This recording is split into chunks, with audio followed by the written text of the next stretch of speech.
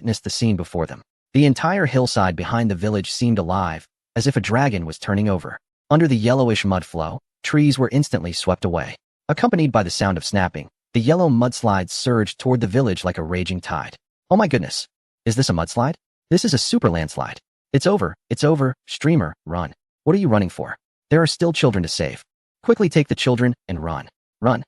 In an instant, the entire live stream chat was filled with chaos. As someone caught in the middle of it, Teacher Ma watched the mudslide rushing toward the village, completely losing his ability to think. It was only then that he remembered seeing on the electronic map a few days earlier that there was a small reservoir in the mountains. Because no one has been managing it for a long time, the dam of the reservoir has long been in disrepair. This village is located downstream of the dam. It seems that excessive rainfall has caused the dam to breach. Boom. Accompanied by terrifying mudslides, the ground beneath Teacher Ma's feet began to tremble. At that moment, he suddenly woke up. Quick, take the children and run. Realizing the situation, Teacher Ma shouted frantically. Without hesitation, he ran next door. He clearly remembered that the neighbor was an elderly woman with mobility issues, living with her granddaughter. Given the urgent situation, there was no time to waste. Every life counted. The large raindrops hit his face painfully. However, at that moment, Teacher Ma felt no pain. All he could think about was saving people. Chapter 234, Auntie, run. Boom. The dam has burst. The flood erupted violently, and the entire mountain seemed to come alive. The beautiful mountain village that Teacher Ma remembered was shattered in an instant as he desperately raced into the neighboring yard. Auntie, don't worry about the chickens and ducks. Hurry up and go. Upon entering the yard, Teacher Ma saw the elderly woman still trying to herd the chickens and ducks inside, and he became anxious. He rushed into the house and saw a little girl helping her grandmother. Without a word, he picked up the girl and turned to pull the elderly woman through the storm. Auntie, hurry and run. A mudslide is coming. Teacher Ma shouted. And just as his words fell, a terrifying crashing sound was heard. Boom. The muddy waves roared in, producing a tremendous rumble. The massive water waves surged like a dragon-esque breath, suspended in midair. The rolling roar, reminiscent of dragons and tigers, changed everyone's expression dramatically. Boom. The towering yellow waves flooded into the village in an instant. Feeling the violent tremors beneath their feet, everyone was frozen in shock in the face of this overwhelming natural disaster. At this moment, everyone felt insignificantly small. Teacher Ma's expression was extremely grim. He disregarded everything and desperately pulled the elderly woman while holding the child, running toward the highest point in the village. Suddenly, he remembered a phrase he had seen online before. A story is something that happens to others. When it happens to you, it's an accident. Uncle Lou, hurry up and run. What are you still doing with that cow? As Teacher Ma dashed out of the yard, he immediately saw old Lou, who was trying to escape while holding on to an old cow, and he jumped in anxiety. This is a member of our family. I can't leave it behind. Even when disaster struck, old Lou was reluctant to abandon his old yellow cow, pulling on it desperately. However, in the face of disaster, the animal's instinctive fear caused it to run wildly. How could a frightened cow be controlled by an old man? Helpless, old Lou had to jog along with the cow in another direction. Seeing this, Teacher Ma grew even more anxious. But he still had people in his arms and hands. With no other choice, he could only take the elderly woman and the little girl toward the high ground first. Boom.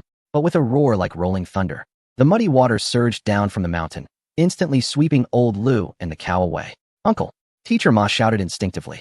But the next second, he felt a terrifying force crashing down on him. In that moment, he realized it was a mudslide. The overwhelming yellow waves swallowed him whole. He tried to hold the child tightly or grasp the elderly woman's hand. But under this apocalyptic mudslide, he could only struggle instinctively. In that struggle, the child in his arms disappeared, and the old hand he was holding also vanished. The terrifying mudslide engulfed the entire village. The only thing the teacher could do was to hold his breath tightly, gritting his teeth to endure the excruciating pain coursing through his body. Unable to open his eyes, he could only go with the flow and leave his fate to chance. It was only then that he realized how small humanity was in the face of natural disasters. Teacher, oh no, this is too sudden. It's over. This is truly the end. People have been swept away into the muddy waters. In the face of natural disasters, everyone is equal. Friends, let us take a moment of silence for the teacher. As they saw the teacher being engulfed by the mudslide, the viewers in the live stream clenched their fists. The village has been destroyed. Will the teacher escape this calamity? And what about the villagers? Will they survive? Help! Help! Woo-woo! Grandpa! Save me! Amidst the torrent of yellow mud, various cries for help could be faintly heard. Yet those calls received no response. The viewers in the live stream gradually fell silent, all pondering. If it weren't for this live stream, how many people would even know that this remote mountain village was currently facing disaster? The mudslide roared, shaking the ground. The murky mud and water, mixed with soil and debris, would instantly smash anyone caught in it. The entire mountain village turned into a hell on earth. The terrifying mudslide was like a beast with a gaping maw, instantly swallowing everything whole. In the face of such a vast disaster, humanity truly feels small. The roaring mudslide destroyed everything in sight. The traces of the entire village were wiped away in an instant. The elderly, children, and women in the village were all swept away by the mudslide in an instant. They had no strength to resist, only able to be consumed by the mudslide, washed away to their deaths by this horrific flood. What is even more tragic is that what happened here may never be known, because this place is just too remote. By the time someone discovers it at the market, everyone will probably have turned into decaying corpses. As the mud flowed through, everything was destroyed. The already fragile rural houses collapsed under this terrifying force, merging with the mudslide. What met the eyes was a scene of devastation. The sounds that filled the ears were desperate cries of anguish. Yet, all of it was drowned in this horrifying disaster. In the murky, rushing mud, a hint of crimson could be seen. Even the air was filled with a mixed scent of earth and blood. The turbulent waves continued to surge, roaring as they washed away everything in sight. At this moment, the village and hillside seemed to be experiencing the apocalypse. Watching this scene unfold, the viewers in the live stream found their eyes moistening unconsciously. The sight of the destruction caused by the mudslide was truly heartbreaking and shocking. They can responsibly say that this is the most terrifying and heartbreaking scene they have ever witnessed in their peaceful lives. There is no exception. The root cause of all this disaster is merely a heavy rain. No one expected that such a storm could trigger such a horrifying catastrophe. Some female friends couldn't help but pull out tissues and quietly sob. Even those male friends who considered themselves strong found their hearts filled with mixed emotions at this moment.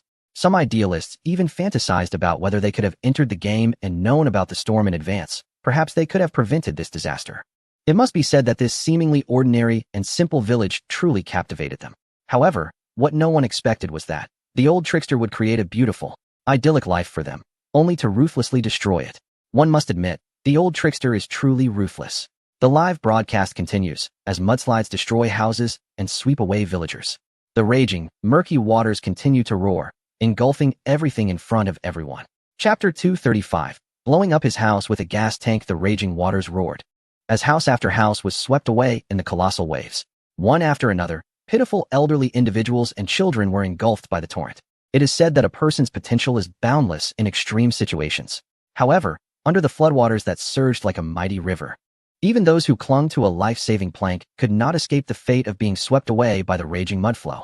Even if they held onto trees for dear life, they still could not resist the power of the flood. One by one, figures made of mud floated like debris in the water, rising and falling. No matter how they struggled and cried out, they ultimately could not escape the fate of being swallowed. At that moment, a heart-wrenching scene unfolded before the viewers. An elderly man was desperately holding onto a little boy, seemingly using all his strength to push the boy away from the mudflow. Despite the murky water entering his eyes, the old man was making every effort to save the boy. Even though his whole body trembled and he had lost all strength and even sensation, he still clung to the last hope. But natural disasters are ruthless, and floods are merciless. In the end, the scene everyone hoped for, a rescue of the grandfather and grandson, did not materialize, and they were swallowed up by the muddy waters, disappearing without a trace. Woo! I want to kill that old man, Len. It's so frustrating to be stabbed for no reason. How heart-wrenching. Who says it shouldn't be like this in the movie plot? As the grandfather and grandson completely vanished from sight, the viewers in the live stream began to complain. The instigator of all this, Lin Fei, certainly wouldn't escape the fate of being cursed. At this moment, the entire internet was berating him. However, this had no effect at all. The disaster in the game continued unabated. The female viewers in the live stream were already in tears, their tears falling like pearls that had broken free from a string. Woo-woo. Help. Grandpa. I'm so scared. Woo-woo. Just when everyone assumed that the grandfather and grandson were in grave danger, a heart-wrenching cry echoed from the muddy waters. As the cries sounded, the perspective on the screen shifted to a forested area. There, a little boy, covered in mud, was trapped in the branches of a tree, with the cold, murky water washing over him. Where was his grandfather? Upon seeing the little boy, the audience instantly recognized him and widened their eyes, searching for the old man's figure. However, after searching for a while, they were disappointed. In the raging mudflow, aside from the little boy, they saw no other figures. The boy was stuck in the tree. His face, covered in mud, had red eyes filled with despair and fear. He kept calling out, but around him, there was no sound besides the roar of the flood. Boom. The waves were wild, the water flow rapid, mixed with mud and stones. The helpless cries of the little boy pierced the air, capturing the hearts of all the viewers, who were all focused on him at that moment. They clenched their fists, imagining the figure of a rescuer appearing at any moment. Suddenly, a more terrifying sound erupted. All the viewers in the live stream were startled. Hurry, get to higher ground. Move, kid. Oh my gosh, this is infuriating. Climb up quickly. Watching the wave of water rushing down the hillside, everyone in the live stream panicked. But no matter how much they flooded the screen with messages, no matter how loudly they shouted, the little boy seemed frozen in fear, staring helplessly at the approaching torrent. With a thunderous roar, a tree as thick as an adult's thigh snapped in the face of the monstrous wave and debris. The tree broke, taking the child on it with it, disappearing from sight. Inside the live stream, apart from the surging water, there was nothing left. The tree, the little boy, all vanished from their view. Everyone seemed to lose their souls. Some even appeared as if all their strength had been drained, slumping against the sofa in shock. The rampaging debris flow engulfed half of the forest. The terrifying landslide completely altered the previous landscape. From a distance, it seemed as if that half of the mountain had come to life.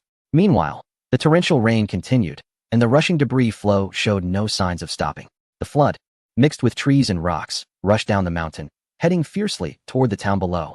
Days of relentless rain had caused the water levels in the already low-lying Sifong town to rise significantly. In some areas, flooding had already occurred. All the government officials in Sifong town were busy with disaster relief efforts. Just then, a monitoring staff member, who had been tracking the water levels, suddenly heard a strange noise. Instinctively, he looked toward the source of the sound, and in the next moment, he was frozen in place. He saw the mountain in the storm, as if a dragon was turning over, with waves of yellow water rushing towards them. Startled, the monitor quickly grabbed his phone to contact the leaders who were coordinating the rescue. By the time the higher-ups received the notification and confirmed the situation, the debris flow rushing down from the mountain had already reached the edge of the town. Sifong town had a population of around 10,000. Upon seeing the oncoming debris flow, the entire town instantly fell into chaos. In the blink of an eye, the debris flow surged into the small town. Although the situation caught everyone off guard, the viewers in the live stream felt that these people were much luckier than the villagers. At least they had the chance to prepare in sturdy concrete houses. In an instant, the debris flow swept through half the town. Boom! A residential high-rise suddenly collapsed. Those who had taken refuge on the rooftop instantly fell into the muddy water along with the collapsing building. The unfortunate ones didn't even have time to surface before being struck by debris in the water, losing consciousness immediately. Mom! Mom! The audience had just managed to calm down a bit when they were suddenly met with a heart-wrenching cry. The sound of a little girl crying echoed throughout the live stream. What on earth? This situation is unbearable. Who said otherwise? Why does it have to be so tragic? This is outrageous. Is there anyone willing to help me take action against that villain tonight? In times of disaster, what tugs at the heartstrings the most are those helpless children, and Lin Fei's actions were truly impressive. Under everyone's gaze, a little girl struggling in the water was desperately clinging to a concrete pole. It soon became clear that it was an electricity pole. The little girl, feeling utterly alone and hopeless, held on tightly, crying for help. Nan Nan. Just over 10 meters away, a woman crouching on a rooftop was screaming desperately at the girl. Ignoring everything, she got up from the roof and ran forward, trying to save the little girl. Chapter 236. One blade after another. Knives cry for everyone suddenly. The roaring waves surged, causing the entire house to shake. The woman who had just gotten up nearly fell into the water. In a critical moment, a man grabbed her clothing and pulled her back onto the roof. She was saved, but the little girl had vanished. Mom!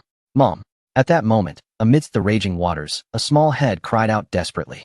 The girl's voice cut through the hearts of everyone like a sharp blade. Nan Nan! The woman screamed in anguish. She disregarded everything and tried to get up to save the girl, but the man's hand held her firmly in place. Feeling the strong grip, the woman went wild, desperately trying to break free from the man's grasp. Let me go! Let me go! I need to save Nan Nan. No matter how frantically the woman struggled, the man never loosened his hold. You can't save her. If you go, it's a death sentence. This mudslide is full of debris. Anyone who goes in is doomed. I can't let you go to your death. It was as if the woman didn't hear the man's pleas. Looking at the water where her daughter had disappeared, her eyes turned bloodshot. The next moment, she made a shocking move. With red eyes, she turned back and bit down hard on the man's wrist. Her teeth sank deep into his skin. Let me go? Even if I die, I want to die with Nan Nan. If there's no Nan Nan, I don't want to live either. Let go of me. Despite the woman's frantic biting, the man gritted his teeth and held on. He understood that if he let go of her, that life would vanish before his eyes. He couldn't bear to watch a life disappear, even if it meant being hated by her. The surroundings were filled with the rumbling sounds of the mudslide and crashing waves. The little girl's figure had completely vanished. At that moment, the woman seemed to be drained of all her strength, collapsing onto the roof like a soulless being. Her pale, once beautiful face now looked lifeless, as if all vitality had been stripped away. She felt numb, like a living corpse. The man tried to pull her to a safer spot, but unexpectedly, when the woman looked up and saw his face, it was as if she had encountered her sworn enemy. She suddenly jumped up, raised her arm, and slapped the man across the face. Bastard, why? Why did you save me? Why wouldn't you let me die with her? I hate you. As the woman clutched his clothes and questioned him, the man remained silent, his eyes filled with sympathy for her. Ugh, I feel like killing him right now. Seriously, why did I even watch this live stream? It's just asking for trouble. Who says it's not? A game that can be so heart-wrenching. I can't watch anymore. I need to take a break. I have to say, such scenes are truly unbearable for the viewers in the live stream. Many people are shouting to log off and take a breather. However, the popularity and viewer count of the live stream continue to rise. Boom. This touching moment cannot stop the advance of the disaster. In the town, fearful screams rise and fall. Everywhere you look, there are shocking scenes of devastation. Wails, cries, and the sounds of torrential rain and mudslides create an extremely chaotic noise. The entire town is enduring the most terrifying disaster in history. At this moment, it feels like the sky is about to collapse. The sky is dark and ominous, and the heavy rain seems like it could drown the world. In the air, mixed with the scent of dirt, there is a faintly detectable smell of blood. This odor is repulsive, almost making one feel nauseous.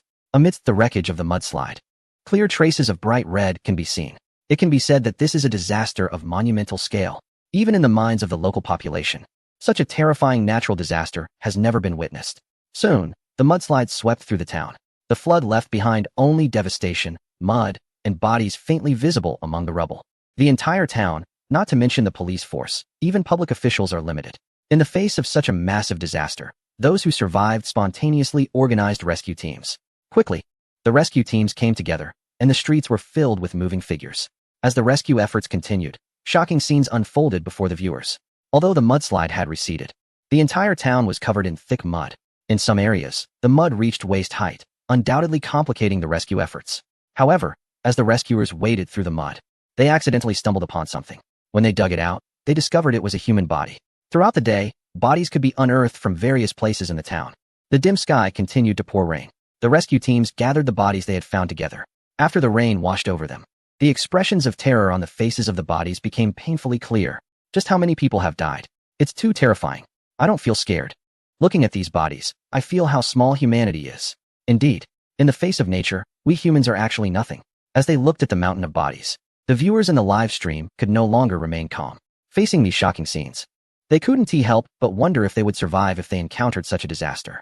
The images on the phone screens left everyone utterly shocked. No one expected that just a heavy rain could trigger such a terrifying disaster. Until this moment, some people began to think subconsciously. The root cause of this disaster was actually the abandoned reservoir in the mountain stream. There are quite a few such abandoned reservoirs in reality.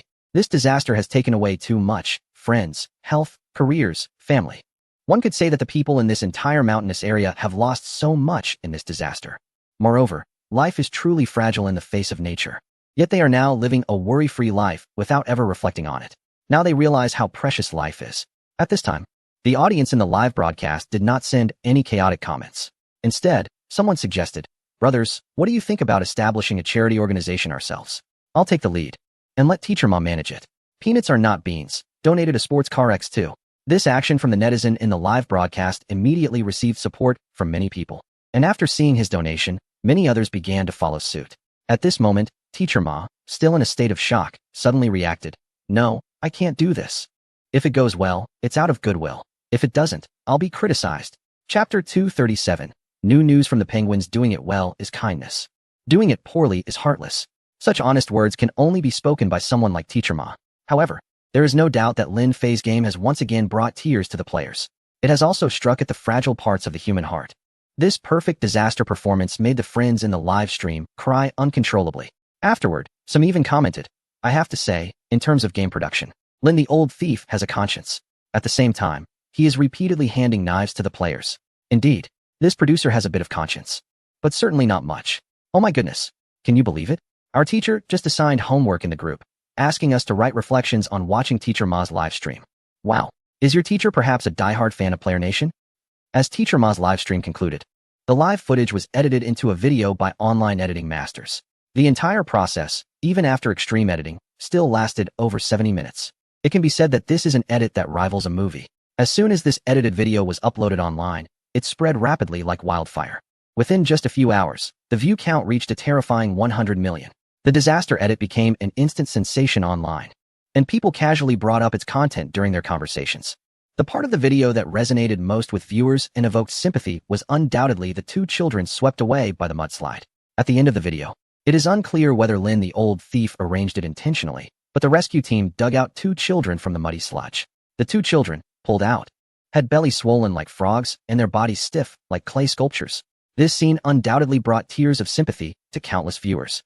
I have to say, the games from Player Nation have succeeded once again. At the same time, the name Lin Fei has once again entered the hearts of the public. Therefore, during this time, regardless of age or gender, everyone has Lin Fei's name on their lips. Of course, what they are saying is not exactly flattering, because Lin Fei is truly heartless. Inside the official television station's office building, this short film must be promoted. We must find a way to broadcast it. The station manager pointed to the edited piece titled Natural Disasters, related to the mudslide incident, on the notebook. Manager, this is just a small part of the game.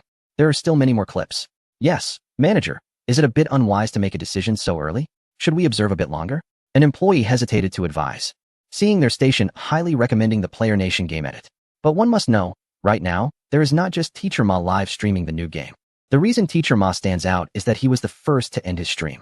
Meanwhile, other streamers have barely entered the main storyline, with some not even having seen the disaster yet. Although the teacher has gained popularity, his early departure from the broadcast has also created momentum for other streamers. Thanks to this initial success, the other streamers' channels are now bustling with viewers.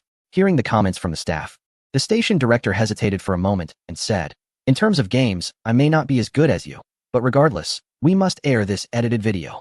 We're not doing this for the ratings, but to raise awareness. Within our country's borders, there are numerous reservoirs like this one. These seemingly harmless reservoirs actually pose safety risks. So I want to use this editing to alert the public." As shown in the footage, waiting until disaster strikes to react is too late. Upon hearing the director's words, the two employees fell silent. After a while, they said, "All right, we'll take on this task. Don't worry, we guarantee the video will be expertly polished. Boss, I assure you, I will personally oversee all the editing, and the entire process will be handled by a professional team." Kermac looked expectantly at Lin Fei in front of him. "Is the promotional video you were working on finished?" Lin Fei looked up at the foreigner before him. When this person first approached him, Lin Fei never imagined that he would collaborate with a renowned director in his lifetime. No, it was more like being recruited. Yes, recruited. When Kermac came to the country and met Lin Fei through connections, he happened to catch Lin Fei testing the game in the studio. At that time, Lin Fei was just being polite, inviting Kermac to play a couple of rounds. However, unexpectedly, this foreigner was quite committed and actually suited up to play. But who could have thought that once he started playing, Kermac immediately became immersed in the game world. As an international director, he had seen countless special effects. Yet, in this game world, Kermac realized that the special effects techniques he had once been proud of were child's play compared to what Lin Fei's game offered. He also discovered that the details of the entire game world could rival those of another realm. Deeply engrossed, Kermac felt as if he had discovered a new continent, and a new idea began to form in his mind to fulfill his cinematic dreams within the game world. He also recognized the numerous advantages of making movies in the game world. Most importantly, he could save all the actor fees while still creating characters he was satisfied with. Therefore, Kermac immediately decided to join the realm of players. When Lin Fei heard this request, his expression was quite remarkable. Although he rarely paid attention to the film industry, he was still well aware of Kermac's reputation. To have such an international director unconditionally join his realm of players sounded almost like a fairy tale. After trying various ways to persuade him and ultimately failing, Lin Fei decided to establish a subsidiary under the realm of players. The company known as DreamWorks has a surface-level leader, the renowned international director. In order to establish DreamWorks' reputation, a suggestion was made to tackle the project inspired by a certain crisis. Thus, a film that required no makeup artists or special effects, featuring only real appearances, began production.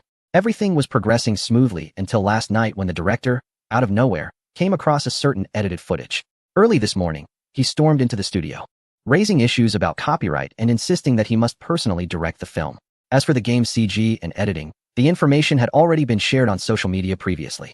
Online, both editors and players can reference all game CG and cutscenes without facing any copyright issues. This led to a surge of modified videos featuring the game's CG on the internet. Of course, it wasn't just videos. Even the game itself saw imitations. Among these, the most representative was a particular company.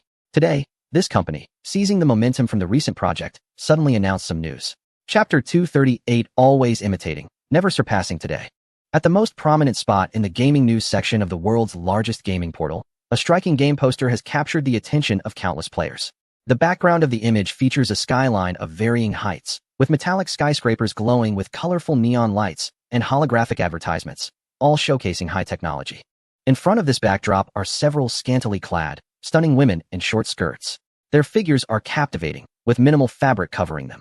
However, what draws the most attention is not their alluring bodies, but the mechanical prosthetics they are wearing. The sleek mechanical arms, adorned with numerous intricate circuits and colorful tubes, are utterly mesmerizing, especially the woman at the forefront, whose athletic mechanical legs shine with a dazzling metallic luster. Opposite these beauties stands a group of grotesque mechanical monsters, embodying a brutal aesthetic and enormous size.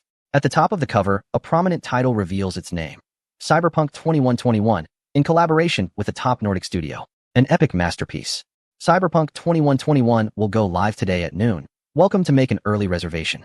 Let us join hands to create a brand new technological world. Cyberpunk. Upon seeing this name, netizens instinctively think of the mechanical city in the VR community. It goes without saying, this is likely another imitation. However, when the online community saw the production team, their eyes widened in disbelief. No way. Am I seeing this wrong? No, you're not mistaken. This is the team behind the renowned project. How could they possibly be hired by this company? Netizens confirmed repeatedly, even searching online for verification. They then discovered that the core members of the original team had all moved to develop projects in a different region. Moreover, there were even photos online capturing their team entering and exiting the company. This is huge. It seems like they are planning something big. After thorough comparisons, netizens returned to scrutinize the poster again. It must be said that the quality of the artwork on this poster is significantly more detailed than previous promotional materials. This promotional poster immediately attracted many players, sparking a small sense of anticipation.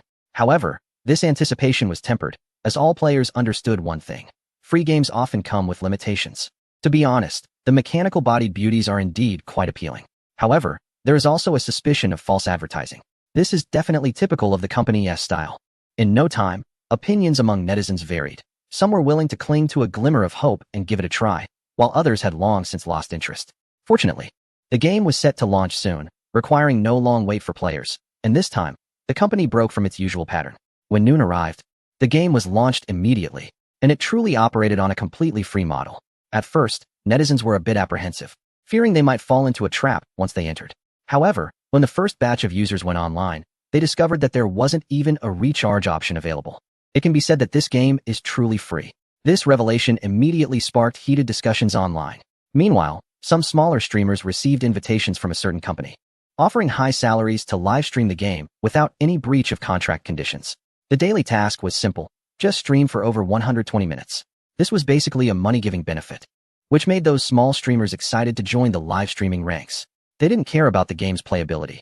All they cared about was the money. Wow, this is from that company? Really? I can't believe it. They must have changed their CEO. I'm really impressed. They are indeed quite wealthy. With this kind of graphics, forget about it being free. It could potentially make money. They can't be serious, can they? When a small streamer named Purple Eggplant entered the game, the few viewers in the live stream were stunned by the visuals. When they learned the streamer was playing a game from that company, they had already lost all hope. However, they didn't expect the style of the live stream to be so different from the norm. Although the overall quality couldn't be compared to top-tier productions, the graphics of this game still surpassed 90 of games on the market. This change instantly lifted the spirits of all viewers. As Purple Eggplant continued streaming, the game officially began. Suddenly, the screen flickered, and the character named Purple Eggplant entered a teleportation device, arriving in a brand new realm. This was a vast, high-tech steel city. Standing on the street, the neon lights of shops on both sides illuminated the entire block. Pedestrians were bustling about, and occasionally characters with mechanical prosthetics would pass by. No one expected the game to dive straight into the action. It must be said that this time, that company really invested heavily. Yeah, but I don't know if it's just my imagination. Something feels off. I feel a bit strange too, but I can't quite put my finger on what's off. Looking at the high-tech visuals, the viewers still felt a bit uneasy. As a streamer who received money from the sponsors, Purple Eggplant didn't dare to comment much. On one side was the sponsor, and on the other were the ones who provided for him. He didn't want to offend either. This is the humility of a small streamer. With no other option, he controlled his character to walk deeper into the city. As the streamer progressed, the camera followed suit. Suddenly, a heavy footstep, like a pressure wave, echoed, and the next moment, a deep voice came from behind the streamer. "Hey, you there. Get out of the way." Wow, why is he cursing? Hearing the voice behind him, Purple Eggplant's expression turned displeased. He instinctively turned around to look back, and the next moment, he saw a giant man over 3 meters tall, walking towards him with heavy steps. Faced with the overwhelming presence, he instinctively stepped aside. He thought that avoiding him would be enough, but unexpectedly, the giant stopped right beside him. Looking down at him, the giant opened his mouth and said, "Little guy, this place isn't suitable for newcomers like you. If you want to survive in this fortress, it's best to go to the city guard to handle your residency procedures. Otherwise, you will be considered an illegal resident." As soon as the giant finished speaking, the viewers in the live broadcast suddenly realized, wow, this is simply a replica of the VR community. Yeah, just look at that big guy's appearance. He completely resembles the enforcers from the Mechanical City. Damn, I should have known. The penguin is still the same penguin. Always imitating, never surpassed. Chapter 239, Endless Yellow Sands, No Sign of Life. As the character Purple Eggplant moved, more and more familiar scenes appeared before the audience. Setting aside personal feelings, just based on the scene in front of them, if it weren't for the prior VR community, this way from the company in question would have undoubtedly attracted countless players. However, such coincidences are rare. Looking at the scene that was strikingly similar to the VR community, the audience couldn't help but marvel. The company in question is definitely a master in imitation. It was fine on the outskirts of the city, but upon reaching the city center, the overwhelming sense of technology made everyone feel as though they had returned to the VR community. However, compared to the smoothness of the VR community, the cyberpunk vibe here felt a bit rougher. Although it still conveyed a strong futuristic mechanical feel, the realism was significantly lacking compared to the VR community. Especially the NPCs passing by, they seemed to lack a certain liveliness. What on earth is this? I thought something fell off. Is the character model just not well done? So disappointing. At that moment, when the audience in the live stream saw Purple Eggplant's character pass by an NPC and they went right through each other, the sense of dissonance made the viewers start to complain. It was then that they realized that while the NPCs looked good on the outside, they were actually quite dim-witted. It was as if everything had been prearranged. Unlike the VR community, where all NPCs had advanced AI awareness, this scene felt so out of place that the audience's anticipation dropped sharply. At first, seeing the graphics, I thought the company in question had finally shown some conscience. But now, I take back my earlier thoughts. This model glitch is just too distracting. You should be grateful. This is from the company in question. How can you not be satisfied with a game like this? Exactly. And look, there's not even a recharge entrance. This time, they really have shown some conscience. Haha. This is just a sci-fi game filled with mechanical elements. Don't take it too seriously. If you take it seriously, you'll lose. Who says otherwise? You can play without spending money. Yes, indeed.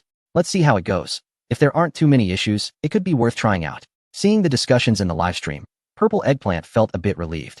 Before the live stream of the game from the company in question, he was worried that it would be all about recharges and would flop right away. However, to his surprise, once in the game, he found that they had genuinely put in effort this time and actually released a free game. After playing for a while, while the graphics might not match those of the VR community, overall, it was better than many other games out there. And most importantly, it's free. Haha. This time the company in question really went all out. Friends, this game is indeed a great way to pass the time. The most important point, it really is free. Seeing that this game has no pitfalls, the streamer began to enthusiastically promote it. While introducing it to the viewers in the live chat, he made his way towards the city guard office. Guided by the signposts, he quickly arrived at the office. By this time, there were already quite a few players present. All the players lined up voluntarily, and during their leisure time, the most talked about topic among them was the recent significant changes from a certain company. Haha. I really didn't expect them to be serious this time. Yes, I really didn't believe it when I first saw the advertisement saying it was free. But who would have thought that the entire game doesn't even have a recharge option? It seems that this time they are really determined to make a good game. Make a good game? Don't get your hopes up too high. Haven't you noticed that the whole game city is just a copy of the player community VR? A copy is still better. It's much better than waiting in line every day to get into the VR community. Yes, ever since the player community VR opened up to a global audience, it has been packed. There's no helping it. After all, the games there are just so fun. Standing in line, the streamer listened to the surrounding players chatting, but found that the most discussed topic was still about the player community. I have to say, in today's gaming market, it seems there's no game that can surpass the player community at this moment. Next, at this moment, a strong voice rang out. Still lost in thought, the streamer was nudged from behind by another player. It's your turn. Hearing someone call his name, he finally reacted and hurriedly approached the NPC. Fill out the form. Walking to the window, a paper was handed out from inside. The streamer instinctively looked down and was immediately stunned when he saw the content. At this moment, he felt a bit bewildered. Why does this suddenly produced paper look so similar to the forms from the player community? Wow, isn't that a bit shameless? Yes, they even have to copy the form? Who would say otherwise? The player community has a huge traffic, implementing one account per person, and needs to keep statistics. What were they doing before? Now they want to act high and mighty? Do you think this could be a trap? Looking at the familiar form, the viewers in the live chat started discussing. Hurry up, can you be any faster? Just as the streamer hesitated, an impatient voice came from behind. With no choice, he had to fill in all his real information on the form. During this time, something absurd happened. That is, this form mimicked by them actually required personal bank information. This is ridiculous. The reason the player community asks for bank information is that its auction house is linked to the player's banks. All income in the game can be exchanged for points or cash. But what do they have? Is there no need to recharge, just use a bank card directly? This is truly absurd. If it weren't for the urgent prompting from behind, Zakizi would have insisted on asking the staff about everything. Beep beep beep. Player Zakizi's information has been completed and will be teleported to area F1 in 5 seconds. 5, 4, 3. Just as Zakizi handed in the form, the system's prompt suddenly sounded. It was only then that he realized why those players who had completed their forms disappeared with a flash of white light. They were being teleported to other areas. 5 seconds passed quickly, and Zakizi felt a flash of white light before instinctively squinting his eyes. When he opened them again, the scene before him had changed dramatically.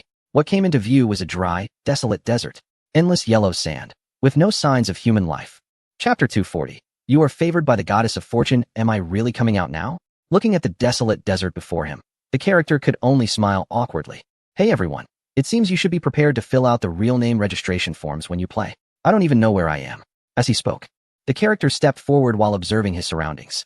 After looking around, he sadly discovered that he was the only one in the entire desert. I have to say, this feeling of being alone in the desert is genuinely a bit spine-chilling. Even in the next moment, he had no idea what might happen to him. That penguin really played this well. With an uneasy feeling lingering in his heart, he gradually changed from a slow walk to a light jog. Although he felt a bit creeped out inside, he had to maintain an expression that suggested he was unfazed. After all, he had received funding for this, so the livestream had to be professional. Along the way, he didn't say a word and continued moving in one direction. Suddenly, a strange sound echoed on the path. The next moment, a long snake sprang out from a nearby sand dune. No, it was a mechanical snake with a yellowish body and a steel-like texture all over its scales. Just as the mechanical snake lunged in front of him, a virtual panel suddenly appeared. Steel snake. Level, LV3. Attack, 6. Health, 20. Remarks. Mechanical beast near the yellow sand desert, likes to hunt passing travelers. A monster? The character froze in place.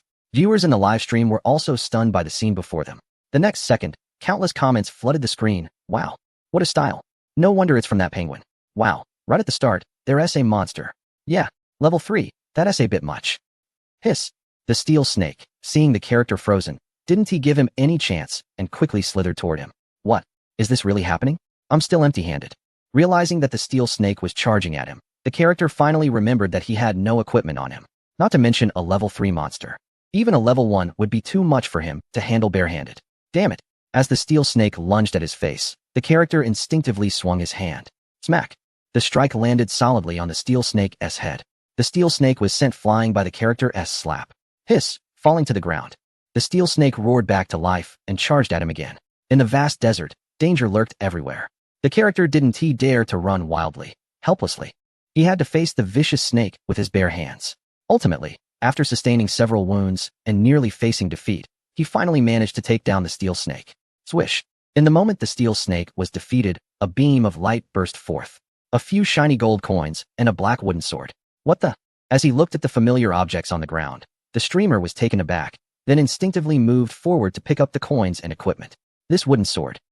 The craftsmanship, the design, and the feeling of holding it all gave him a strong sense of DJVU. Moreover, even the attributes of this equipment. Ebony sword, attack 0 to 5, enhancement level 0, forging level 0, socketable 2. Enchanting, none, special effect, none. What the heck is this? Seeing this, I feel like I've fallen into a trap. Not to mention the viewers in the live stream. Even the streamer was completely bewildered. The attributes of this ebony sword felt familiar. But why did those other things look so much like pay-to-win equipment? At that moment, the streamer was stunned, and so were the viewers. Anyone who dares to say this ebony sword isn't pay-to-win would probably be silenced by the viewers. I feel like I've returned to the pay-to-win era. I'm reminded of my dad's 7 wolves again. For some reason, just seeing these attributes makes me want to smash something. Looking at the barrage of comments in the live stream, the streamer's face was filled with embarrassment. There's nothing to be done. Others' wealth can bring disaster. Dear friends. Maybe it's just the equipment that looks similar. There's no recharge option right now. He said this with little confidence himself. However, now that he had a weapon in hand, he didn't feel as anxious. Holding the weapon, he continued to move forward. It must be said, having a weapon makes a huge difference. Along the way, he encountered several steel snakes, and thanks to the ebony sword, he easily dealt with those steel snakes. Notably, one of these steel snakes dropped a piece of clothing for him. With that, he had managed to gather a 2-piece set as a newcomer. But after defeating several monsters, the desert seemed endless. After walking for a long time, he still hadn't seen any signs of civilization. What the heck? Is the system malfunctioning and throwing me in the wrong place? Huh, what's that? Someone. Just as he was wondering if the system had made an error, several black figures appeared in the distance in the desert. From afar, seeing those figures that looked somewhat human, he ran towards them with open arms as if he had spotted family. At the same time, as he ran toward those figures, they also noticed him. Several figures rushed toward him at an astonishing speed, dark and green. As they drew closer, strange sounds echoed. And the streamer realized that those rushing figures were not human at all. They were small, humanoid creatures with sandy yellow skin. Oh my gosh. Upon seeing these non-human beings, the streamer immediately hit the brakes, and before he could turn to flee, those small creatures swiftly threw wooden spears at him. Goodness, they're ranged monsters.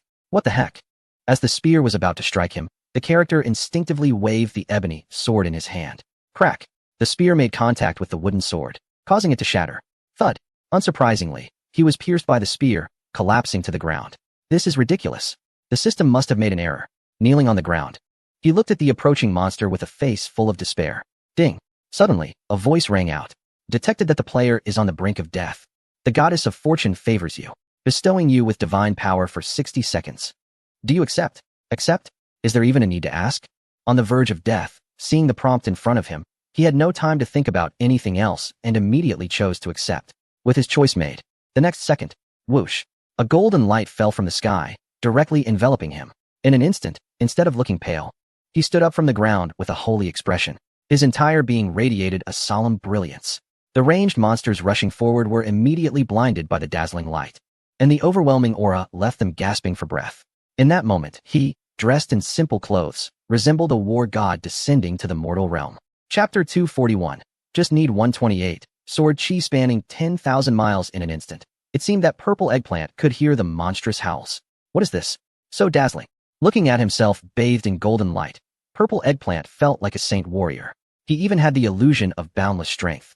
The previously tattered ebony sword now radiated brilliance. Dazzling to behold. Holding the magnificent sword that exuded a menacing aura and sparkled with vibrant light, Purple Eggplant could only silently say, "So freaking cool. Grant me strength. Almighty being." The streamer Purple Eggplant raised the splendid sword and shouted in a flamboyant manner, then swung it down at the monster in front of him that was already stunned in fear. Swish. Buzz. Sword chi spanned 10,000 miles. It could hardly be anything less. As he swung the large sword down, a golden sword chi burst forth. The terrifying sword chi swept like a storm toward those monsters.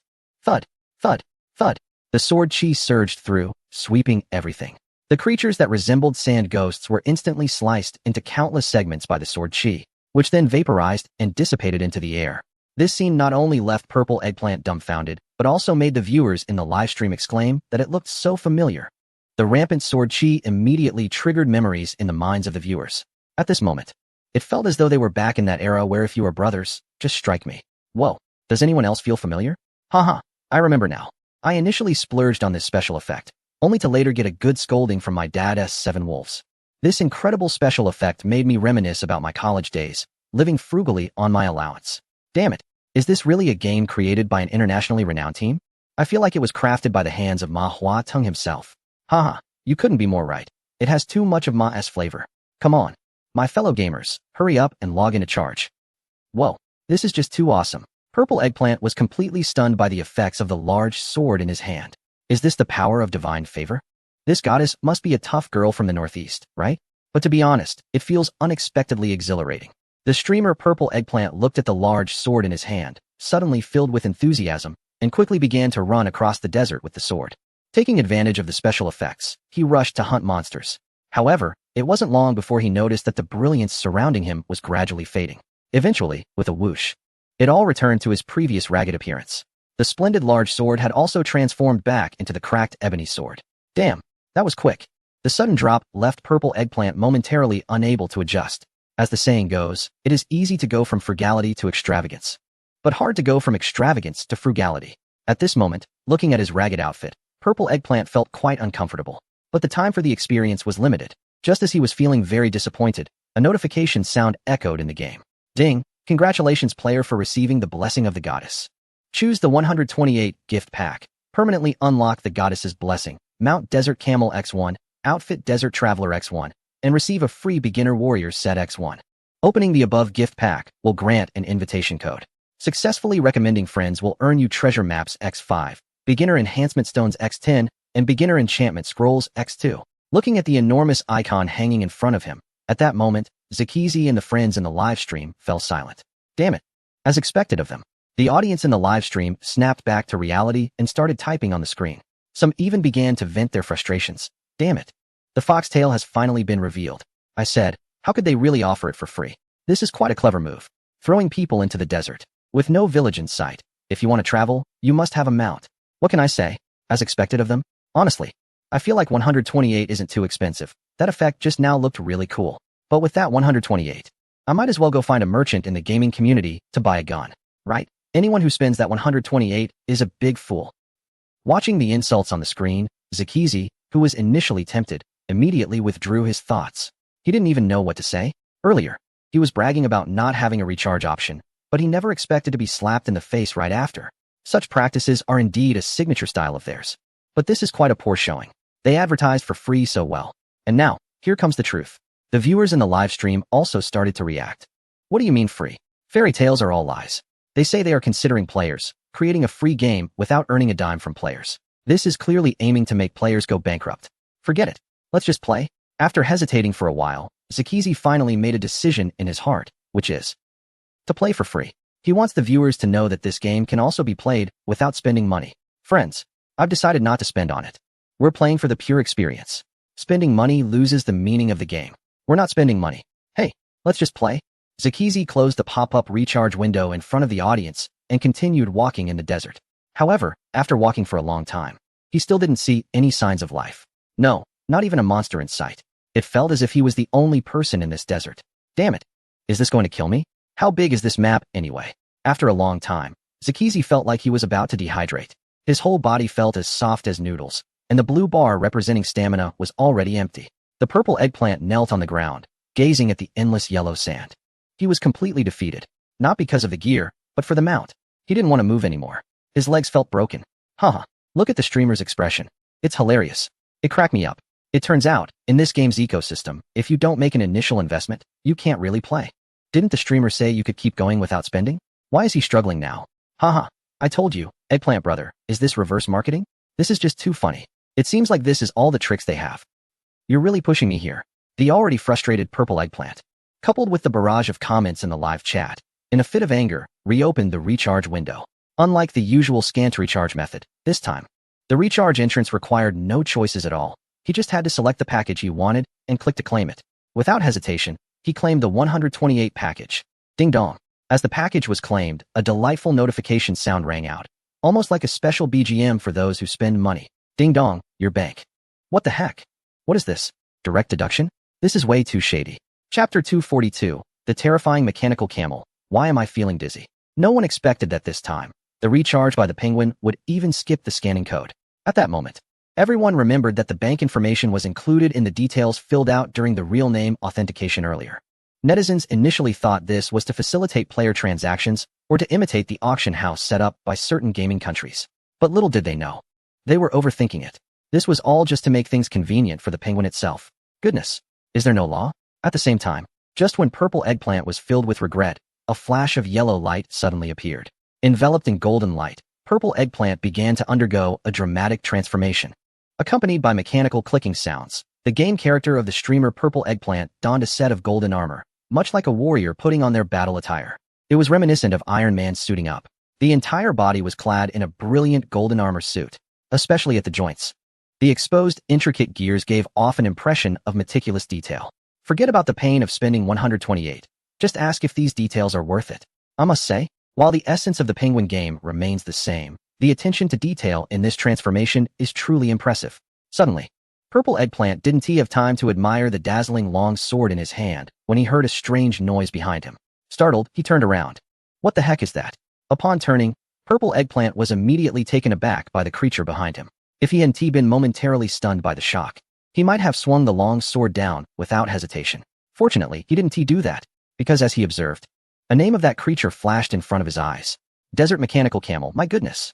Looking at this mechanical creature, which was at least 5 meters tall and completely black, if it weren't for the distinctive 2 humps on its back, he would have had a hard time associating this creature with the camels he had in mind. This is my mount. Purple Eggplant stared wide-eyed at the towering mechanical creature, then glanced at himself looking like a warrior. Wow, it's packed with details. This money seems to have been well spent. Just then, he noticed a earthy yellow garment hanging on the side of the mechanical camel. It looked a bit like a cloak. Could it be a costume? He instinctively walked over, took down the cloak, and immediately a prompt popped up. Desert set, desert cloak, desert veil. Essential for desert travelers. All attributes increased by 10, fire resistance 20. Wow, it really is a costume. Seeing the description, Purple Eggplant wore a look of realization, and without hesitation, he equipped the outfit. As he donned the desert cloak, the brilliant shine of his armor was instantly covered. The whole person was enveloped in the cloak, presenting a grand yet luxurious appearance. Now it's starting to feel right. After completing his outfit, Purple Eggplant climbed onto his mount without hesitation. Sitting at a height of about 5 meters, he immediately felt a sense of superiority. This is amazing. Riding on the mechanical camel, the Purple Eggplant confidently pulled the reins, only to regret it the next second. What the heck? This is too fast. Oh my goodness. Help. He had never understood the feeling of speeding like the wind before, but now he finally got it. At that moment, he took a closer look at his mount. Desert Mechanical Camel, a must-have transportation tool for home travel, moving speed 1,000. Wow, just as fast as a high-speed train. This camel is incredibly quick. It wouldn't be an exaggeration to call it a convertible high-speed train, speeding through the yellow sands. This is the charm of spending money. Oh man, I might want to report this. Is this even fair for players? The gap between spending and not spending is just too huge. Streamer, if you have the ability, delete this mount. Who wouldn't agree? With such a speed, it's practically flying. Haha, can't you all see it yet? The company hasn't changed its nature. They just want you to feel that the money spent is worth it this time. In the live stream, as viewers saw the Purple Eggplant's mechanical camel racing through the desert like the wind, they immediately shared their thoughts. At first, when they saw the initial gear on the Purple Eggplant, they didn't think much of it. But now, seeing this camel that resembled a plane on the horizon, they all became uneasy. This thing is really disrupting the game balance. Of course, many viewers had already seen through the essence of the company. To put it simply, in their games, you can only become stronger and faster by spending money. On the surface, everyone is playing a game, but in reality, they are all competing with money. The more you spend, the stronger you are. And it's the kind of daily events that keep changing. In summary, it's all about finding ways to get players to pull money out of their pockets. As for the fun of the game, that's never considered. Of course, that was in the past. This time, they have come back with no flaws in the details. As the saying goes, a rogue is not scary, but a rogue with culture is. And at this moment, the company is like a cultured rogue. The price of 128 is honestly not expensive. Some viewers are already slightly tempted. Naturally, where there is someone tempted, there are those who stir the pot. Guys, let us disperse. This is just about spending money. Nothing to see here. Instead of wasting time here, why not go to the other game and grind for a special card? You might just strike it rich. Exactly. This thing is all about spending. It's better to grind for a card in the other game. Come back and spend after that. Many viewers started shouting in the live stream. Compared to the company's cyberpunk theme, the games in the other realm are far more appealing. Setting aside the gameplay quality, the recently increased prices for special cards have already become the main currency in the entire community. Moreover, in recent days, this price continues to rise and has gradually created a situation of supply not meeting demand. As a result, more and more players are immersing themselves in the community games day and night. Among them, most are individual players. After all, in the community, the real name system is notoriously strict, leading many studios to fail prematurely. Those that have survived are usually small studios formed by a few like-minded friends. It's more accurate to call them comrades rather than a formal studio. These individuals have now turned gaming into their profession. Their income from the community is comparable to that of white-collar workers in first-tier cities. In fact, with the right opportunities, their earnings from a single event can rival the annual salary of white-collar workers. Because of this, the popularity of the community has become unstoppable, making it the top money-making game in the country. Ironically, the one who started it all, Lin Fei, is now lying in a hospital bed, staring blankly at the white ceiling. How did I end up feeling faint? Chapter 243, Don't Exhaust Yourself. Why did I pass out? Lying on the pristine hospital bed, Lin Fei was filled with confusion. Last night, just like usual, he didn't meet any female players, nor did he do yoga. He simply lay on the sofa, contemplating the next steps for the VR community. Yet, he didn't know why, but as he thought, he just lost consciousness. When he opened his eyes, he found himself in a hospital bed, and after asking the nurse who was checking on him, he learned that he had been brought to the hospital last night. The nurse also informed him that he had merely fainted and was in shock, with no other issues. How could someone just faint for no reason? Clearly, it didn't make sense. However, no matter how illogical it was, Lin Fei truly felt nothing was off. Lying in bed, he pondered for a long time but couldn't figure out what had happened to him. However, it was worth mentioning that there was not even a single person by his bedside, which genuinely made him feel a bit heartbroken. He was well aware that others were busy, but his sister was just idling around. She had simply dumped him at the hospital and then disappeared. What a true sister. Not long after the nurse left, a doctor entered the ward with several interns, beginning to ask Lin Fei about how he felt after waking up. After the doctor's repeated inquiries, it was finally confirmed that he was indeed fine. Although he was okay, he couldn't be discharged immediately and had to stay for a day of observation. Even though it seemed unnecessary, he thought of it as buying peace of mind. Therefore, he shamelessly treated himself to a day off. However, lying dryly in the hospital bed wasn't Lin Fei's style, wearing a hospital gown. He got up and walked out of the ward. As soon as he stepped out, he saw a few young men chatting at the entrance of another room. What the heck? Last night, while playing a certain game, he unknowingly spent nearly 10,000. Ugh, don't get me started on that ridiculous game. Let me tell you, finding your bank card is just a trap. In the past, there were prompts when recharging that made you hesitate. But now, it's straightforward. You click and the money is deducted without even asking. Seriously, it feels like I didn't spend any money when I clicked without scanning for payment. Last night, I got carried away and charged nearly 10,000. My wife doesn't even know about it yet. If she checks the bank one day, I'll be in big trouble. What do you mean by that? I spent money yesterday, and as soon as it hit my card, it was gone. I haven't even dared to go home since. Damn it, that company is a trap, but at least the VR community understands us. Exactly. The games from the VR community not only don't cost money, but also can make you money. I must have been out of my mind to go play that game and act like a big shot. Hearing the conversation of the young men, Lin Fei instinctively turned his face away. Wow. Even in the hospital, he ran into gamers. From what they were saying, the game from that company seemed pretty good. Otherwise, these people wouldn't be so impulsive. You're awake? At that moment, a slightly coarse voice rang out behind Lin Fei. Without turning around, he knew it was his heartless older sister. There was no helping it. How could he ignore such a distinctive voice? He thought no one was paying attention to him. With a hint of complaint in his heart, Lin Fei turned to head back to the hospital room, only to raise his head and see Lin Luo. Staring at Lin Luo, who was covering herself like a celebrity afraid of paparazzi, Lin Fei couldn't help but freeze in place. After a moment, he scoffed. What is with that look? You're dressed like a woman in confinement. What is it? Afraid of the light or the wind? As he spoke, Lin Fei had already walked back to his hospital room, while Lin Luo, following him, exclaimed angrily, You jerk, it's all because of you. Saying this, Lin Luo entered the room and immediately opened her phone to display the headline news, proving that gold can shine anywhere. Once Sister Luo, now Luo wa so kawaii. What the heck? Lin Fei looked at the article title with confusion, then instinctively scrolled down the screen. Holy cow, who is that? As he scrolled up through the article, a screenshot appeared before Lin Fei, causing him to gasp in shock. No wonder he reacted this way. The screenshot was indeed quite explosive. While it didn't reveal anything explicit, the pink latex outfit highlighted every curve of the figure, the prominent and the rounded. Okay, it was somewhat unkind to comment on his sister like that. And Lin Luo, seeing Lin Fei's wide-eyed, disbelieving expression, felt a surge of anger. Jerk, are you blind? So many people shot promotional videos. Why did they have to single me out for the internet? Don't tell me you knew nothing about this. The posters are everywhere. Faced with Lin Luo, who looked like an enraged lion, Lin Fei momentarily couldn't find his voice. The situation was indeed arranged by him. However, he hadn't expected that when he told Kamaki to use his sister for the promotional poster. It was partly because she was family and partly because it wouldn't cost anything. Alright, he admitted that what he valued most was still the free aspect. But he never imagined that Kamaki, that old pervert, would shoot his sister like this. Actually, I think the photo is quite good. And the post-production is nice too. Lin Fei kept quiet, but once he spoke up, Lin Luo exploded. Jerk. Are you implying I'm not good and it's all due to the editing? If you think that way, then fine. Call Kamaki right now and have him change the poster.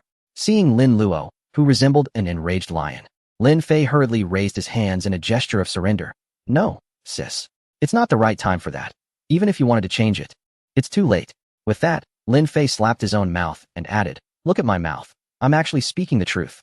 This photo is mainly because you have a good foundation. Otherwise, how do you think our family produces such beauties and handsome guys? I have to tell you, with your look, once the promotional video for the VR community goes live, I guarantee you'll become a sensation. Lin Fei, with his sharp tongue, managed to calm Lin Luo down after much persuasion. You idiot, are you still watching? Lin Luo, sitting angrily on the hospital bed, noticed Lin Fei sneaking glances at his phone and immediately got up to snatch it away. What's going on with you? How did you faint last night? Lin Fei wanted to say he didn't know either.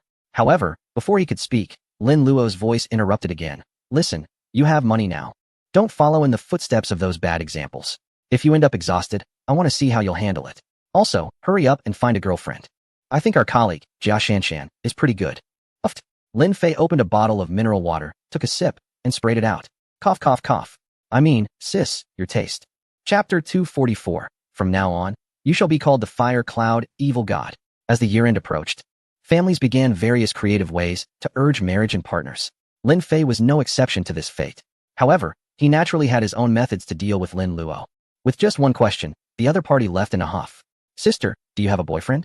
That single line was extremely insulting and hurtful. It left Lin Luo speechless, and she dropped the convenience bag she was holding and turned to leave. Huh, trying to pressure me? Watching her angrily walk away, Lin Fei couldn't help but feel a bit smug. The next moment, he walked over to the hospital bed and opened the convenience bag. Okay, maybe he had gone a bit too far. Looking at his favorite dishes inside the bag, minced eggplant and sweet and sour pork, Lin Fei felt a twinge of guilt. But now that the other person had already left, there was no chance to apologize. He could only secretly decide to send a big gift to her during the upcoming annual meeting. After eating, Lin Fei found himself bored again. So he lay on the bed and subconsciously opened the system, planning to continue constructing his player kingdom world. But what he never expected was that the moment the system interface opened, he was completely stunned. No, calling it stunned doesn't quite fit. It was more like, as he immersed himself in the world before him, he was dumbfounded. System, what is going on? Where's my operation interface? Looking at the misty world before him, Lin Fei urgently called out. The system has completed its upgrade. Please explore the new features on your own. What do you mean I have to discover it myself? Wait, you just give me a hint and then leave me hanging? How am I supposed to play with nothing at all? After the system explained one line, it fell silent. Looking at the barren misty world, Lin Fei started to complain. However, no matter how much he complained, the system remained unresponsive. It seemed like it really wanted him to figure it out on his own. Alright, dealing with such a system is quite the challenge. If it weren't for the fact that he still needed to rely on it, Lin Fei would have wanted to exit this empty misty world immediately. Since the system wasn't giving any hints and wanted him to discover things himself, fine. He would show it what he could find. He was curious to see what this upgrade would produce. With that thought, Lin Fei's consciousness took a step forward. The next second, he realized that with his movement, the mist around him began to flow as well, always maintaining a few meters of distance, making it impossible for him to see everything clearly. Damn! Just as Lin Fei was about to curse, he suddenly seemed to think of something. He looked around at the mist in astonishment, wide-eyed as he muttered to himself, no way. Could this be the misty swamp I imagined last night? Only then did Lin Fei recall what he had been doing before fainting last night. Looking at the swirling misty scene, he increasingly felt it was likely what he had envisioned. However, the final result still needs to be judged by himself. He crouched down and touched the ground beneath his feet. Wow, the texture feels just like the real thing. Amid the cold, there was a strong sense of humidity. Indeed, this was definitely the foggy swamp he had set up last night. Since it was a map he designed himself, did that mean he could continue to edit it? With this thought in mind, Lin Fei began to brainstorm ideas to add something to the map. At that moment, a scene suddenly appeared before his eyes. Oh my goodness! Is it really that magical? Looking at the species list that appeared, Lin Fei was shocked again. However, he didn't expect that his shock was a bit premature. As his thoughts continuously changed, the species before him began to transform as well. There were elves, plants, monsters. In short, whatever he thought of would manifest as a mini holographic image right in front of him. And it even displayed a price. Wow! No matter how the system upgraded, it still used emotional value as currency. Moreover, it seemed to be even more expensive than before. Emotional value, that thing. Oh no, where did all my emotional value go? Lin Fei, who initially thought he had plenty of emotional value, was now confronted with a balance that popped up before him. Seeing that there were only a few million emotional points left, he felt terrible. But he remembered that last night, his emotional value balance had exceeded 10 billion. And now, well, it's not completely gone, but with just a few million emotional points, he couldn't afford anything. Seeing his suddenly diminished emotional value, Lin Fei felt like a billionaire who had fallen to millionaire status. The pain in his heart was unimaginable. Although emotional value couldn't be spent like money, it was far more important to him. After working hard for a whole year, he felt like he was back to square one. This phrase perfectly described Lin Fei's current situation. System, don't you want to explain this? With a sullen face, Lin Fei stood still and asked in a deep voice. However, the system still offered no explanation for his questions. Damn it, I knew it. After waiting for a long time without a response, Lin Fei's expression turned extremely displeased. Yet, no matter how angry he was, he still couldn't do anything about the system. Damn it, with this little emotional value, I can't even buy a dog. Not receiving any response, Lin Fei cursed and vented his dissatisfaction. Woof woof woof. Just then, a sudden barking came from beneath his feet. What the heck? Just as I said. Lin Fei looked down and saw a Pekingese lying at his feet. His expression darkened instantly. At this moment, he felt mocked by the system. And it was a deep mockery. However, in the next second, he noticed something unusual. As the little Pekingese kept barking, smoke began to emerge from its mouth, followed by sparks shooting out. It looked like a malfunctioning lighter. Uffed. Just as Lin Fei was in disbelief, the next second, the little dog with a mouth full of sparks suddenly spat out a ball of fire. Then, it was gone. Wow, this is truly a peculiar dog. Looking at the little dog lying on the ground, panting with its tongue out, Lin Fei was completely at a loss for words. However, to be fair, this dog that can breathe fire is indeed a bit surprising. Fire-breathing puppy can be renamed Young Magical Beast, growth value 99, 1 to 99. Wow, is this really a stats panel? Lin Fei's eyes widened as he stared at the prompt bar appearing above the little dog's head. He never expected that his system would also learn from others. After standing in a daze for a while, he thought that the name Fire-Breathing Puppy was a bit outdated. Isn't there a dog on the internet that can generate electricity called Thunder King? From now on, you shall be called Fire Cloud, Evil God. Chapter 245, The God of the Great Snow Mountain? What the heck? Woof woof. The little guy seems quite satisfied with the name Fire Cloud, Evil God, happily circling around Lin Fei's feet. Wow. Is it really that perceptive? Seeing the Fire Cloud Evil God like this, Lin Fei couldn't help but exclaim. After playing with the Fire Cloud Evil God for a while, he finally noticed that the mist that had been surrounding him had retreated a bit. If he could only see within a 5-meter radius before, now he could see about 10 meters around him. It seems that this mist isn't static after all. Lin Fei stroked his chin, which had no beard, and murmured to himself. Then, as if he thought of something, he looked at the Fire Cloud Evil God at his feet, harboring a vague guess in his mind. To confirm his suspicion, he immediately used his thoughts to conjure a cat out of thin air. As the saying goes, with cats and dogs, life gets better. Now that his emotional value had been drained by the system, he had to start over. Of course, he wasn't completely without points. Players generate some emotions in the game every day. However, this little bit of emotion was hardly worth mentioning for someone who had once been wealthy. But after all, many a little makes a mickle. When the orange kitten appeared, it immediately sensed a hostile intent. Fire Cloud, Evil God. This is a companion. Lin Fei quickly reminded the Fire Cloud Evil God, who was showing its teeth with hostility. Upon hearing his reminder, the Fire Cloud Evil God slowly retracted its emotions. Once it calmed down, the Fire Cloud Evil God immediately ran to Lin Fei's feet and rested its chin on his foot, as if to assert its dominance over the little cat. You little rascal. Watching the Fire Cloud Evil God being so perceptive, Lin Fei chuckled and then looked around again. Just as he thought, with the appearance of the kitten, the mist retreated a bit more, creating an open space of about 15 meters around him. What the heck is this? A radar? A map detector? Looking at the situation in front of him, Lin Fei was completely bewildered. The system didn't provide any explanation. Everything was up to him to discover. He felt helpless about the system's irresponsibility. With no other choice, he had to continue trying. Animals like cats and dogs, even with skills, don't require much emotional value. After all, their thoughts are quite simple. Among all species, the cheapest would be those plants. Of course, the plants Lin Fei chose weren't ordinary. They were those with self-awareness. Just like a big willow tree he valued.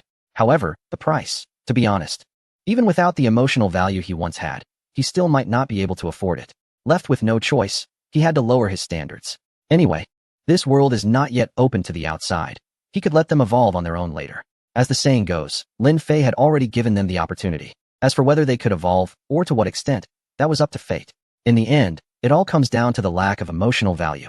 With the emergence of various small animals, mountains, and rivers, The area around Lin Fei is expanding until a dense forest rises from the ground. The surrounding mist disappears completely. However, when looking towards the horizon, it still appears white and hazy. Now the basic conditions for survival are there. Just one crucial step remains. Watching the vibrant world emerge from nothing, Lin Fei feels an indescribable sense of accomplishment. However, he thinks that this world is still missing something. That is, people. No, after realizing the value of humans among the fabricated beings, Lin Fei was completely stunned. Since the beginning of creation, he had never seen such a multitude of species. At the same time, he didn't expect that among primates, there would be so many different kinds. Moreover, those that meet his criteria, humans with spiritual roots, are terrifyingly valuable. Human race, spiritual root, growth value, 50 to 1,000. Emotional value, 10 million. Alright, I admit I'm poor. Seeing such a high price, even when he was affluent, he would have to think twice. Now, his gaming world can be said to be another realm altogether. The price for fabricating intelligent life out of thin air certainly won't be cheap. However, what he never expected was that a human with spiritual roots would require so much emotional value. With the emotional value he has left, he might only be able to create one man and one woman. Wow, is this the story of Adam and Eve? Talking to himself, Lin Fei looked around the environment and muttered, but this looks more like a wilderness than the Garden of Eden. After some complaints, Lin Fei could only start selecting from the options.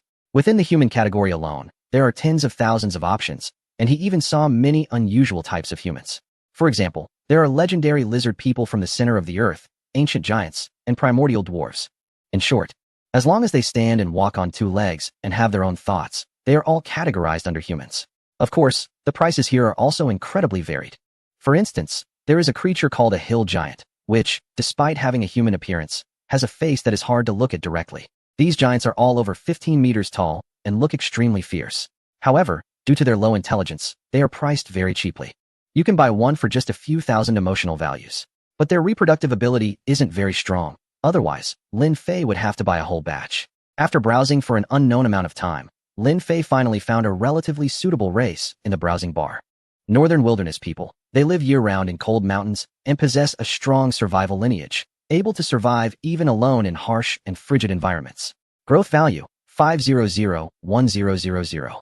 Emotional value, 50,000. A price of 50,000 is already at the edge of what Lin Fei can accept. The price is indeed a bit hard to accept. However, his interest in the northern wild people is not solely due to their low cost. He values their ability to adapt to any living environment even more. It can be said that this race is perfectly suited to the early demands of his game world. With 200 northern wild people, his remaining emotional points instantly halved. Although it stings a bit, looking at the crowd of strong, able-bodied men and women nearby, Lin Fei's face showed a satisfied expression. But the next moment, he felt a bit uncomfortable. Not for any other reason, but because the leader of this group was a robust woman who was only covering herself with a modesty cloth.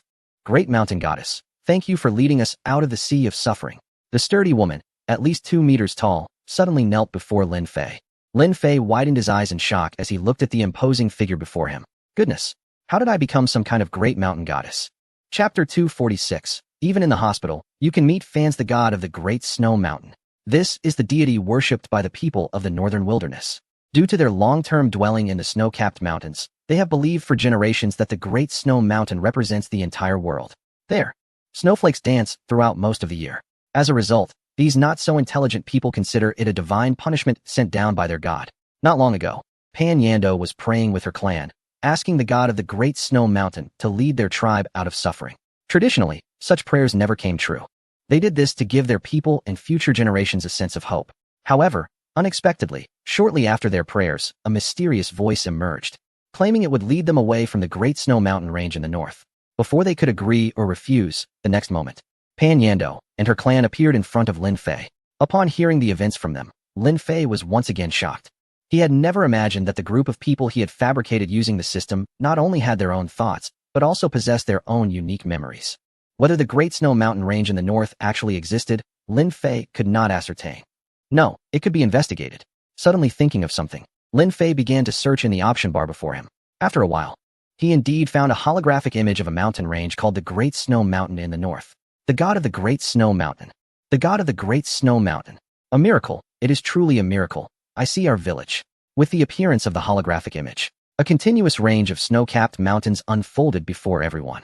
As the wild people saw the mountains, they all knelt down, exclaiming and bowing towards Lin Fei. Being worshipped like a deity or ancestor made Lin Fei feel quite awkward. All right, everyone, please get up. Watching the rugged individuals stand up, Lin Fei found himself deep in thought. What happened after this system upgrade? He had a strange feeling that with the completion of this system upgrade, the entire game production system was not just a simple disappearance of the interface. He also sensed that these characters he had created seemed not to be mere illusions. There was an inexplicable feeling that these wild people standing in front of him were as if they truly existed. Could it be that the system upgrade brought over stowaways from another world? Lin Fei couldn't help but be startled by his own train of thought. If what he suspected was true, then could this game system still be considered a game system? In an instant, Lin Fei felt his mind was in turmoil, and even the plans he had previously outlined became chaotic. He didn't know how to proceed. If these people were real, then his game world would be quite a big deal. Overwhelmed with thoughts, Lin Fei lost the desire to continue. Looking at the 200 wild people in front of him, Lin Fei said to Pan Yinduo, "Now that you and your tribe have left the wilderness, you can live around here. As for houses and such, you'll have to rely on yourselves." After saying this, Lin Fei didn't wait for a response and directly withdrew his consciousness from the game world. Phew. He suddenly opened his eyes, staring at the pristine ceiling of the hospital room. For a moment, Lin Fei felt a sense of disconnection, as if he had traveled through time. Just moments ago, his consciousness was immersed in the game world, and after creating the Northern Wilderness tribe, he had come to believe it was a real world. Even those wild people seemed like living, breathing humans. Especially that strong woman, Pan Yinduo. If she were to come to this world, even a world champion in fitness would appear weak in comparison. But it was no surprise. If she didn't have such a strong physique, how could she run around in the vast snowy mountains wearing nothing but a modest covering? After lying in bed for a long time, Lin Fei's thoughts gradually returned to normal.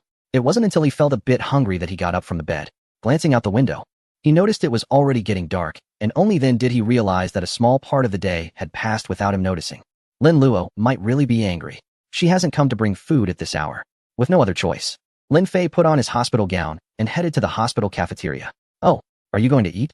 Just as he stepped into the elevator, a pleasant woman's voice came from behind him before the door closed. Lin Fei was surprised and found no one else in the elevator, so he turned to look at the entrance. "You are the nurse from this morning?" Seeing the beautiful woman enter the elevator, Lin Fei found her face somewhat familiar and tentatively asked, What did you think?" Seeing Lin Fei's puzzled expression, the beauty chuckled. "You know me?" Lin Fei instinctively asked. But the next moment he realized it was a silly question. As a hospitalized patient, how could the nurse not recognize him? However, he didn't expect the beauty to pout and say, "Tsich, I wish I didn't know you, but you're just too famous." Saying this, she pronounced each word clearly. Lin. Old. Thief. What a familiar title. Slap. Upon hearing her call him that, Lin Fei instinctively covered his face with his hand. Great. He never thought someone would recognize him while he was in the hospital. Thankfully, he only fainted. If it were for a surgical procedure on a certain part of his body, and he encountered a nurse who recognized him, that would be so embarrassing. No wonder those celebrities choose private hospitals. It seems there's a reason for that. Seeing Lin Fei's reaction, the nurse covered her mouth and laughed a few times, saying, "Don't worry, I'm a laid-back player. I won't hurt you." "Then why are you taking out your phone? Hey, why are you taking pictures?" Watching her clearly say she wouldn't do anything, but then confidently pull out her phone to take selfies with him, he thought, well, it's not every day we meet like this. What's wrong with taking a picture together? It's unclear whether it's a case of like attracting like. But Lin Fei's fans always have a unique flair, and even their way of speaking tends to be somewhat similar. Lin Fei, clearly, has become immune to this. Watching the beautiful nurse continuously take selfies, even including him in the shots, Lin Fei could only silently show a helpless expression. However, seeing his reaction, the nurse immediately protested. "Hey, I say, come on. Can't you be a bit more cheerful? I'm going to post this on social media." "Seriously? Do you think this is appropriate?" Upon hearing that she was going to post it online, Lin Fei immediately objected. He didn't mind her taking pictures for herself, but posting it online, what would happen to his image? In that hospital gown, who knows what people might think? Although Lin Fei isn't afraid of gossip, it's still best to avoid such situations whenever possible. Let's skip the social media post. How about I treat you to a meal instead? Chapter 247. Entering the game to film? Aren't you afraid of the penguin? I didn't expect that. Entering a hospital, even the nurses are fans. Looking at the concerned expression on the other person's face, Lin Fei answered without hesitation. What is there to be afraid of?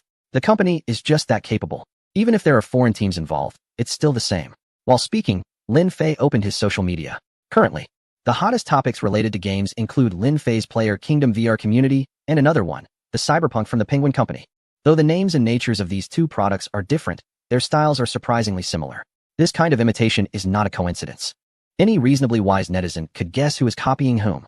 Of course, copyright issues regarding game scenes can't be laid out in the open for discussion, especially when dealing with a company like this. If you accuse them of plagiarism, well, they might just bite back. Even if they can't take a chunk out of you, they can still annoy you for days.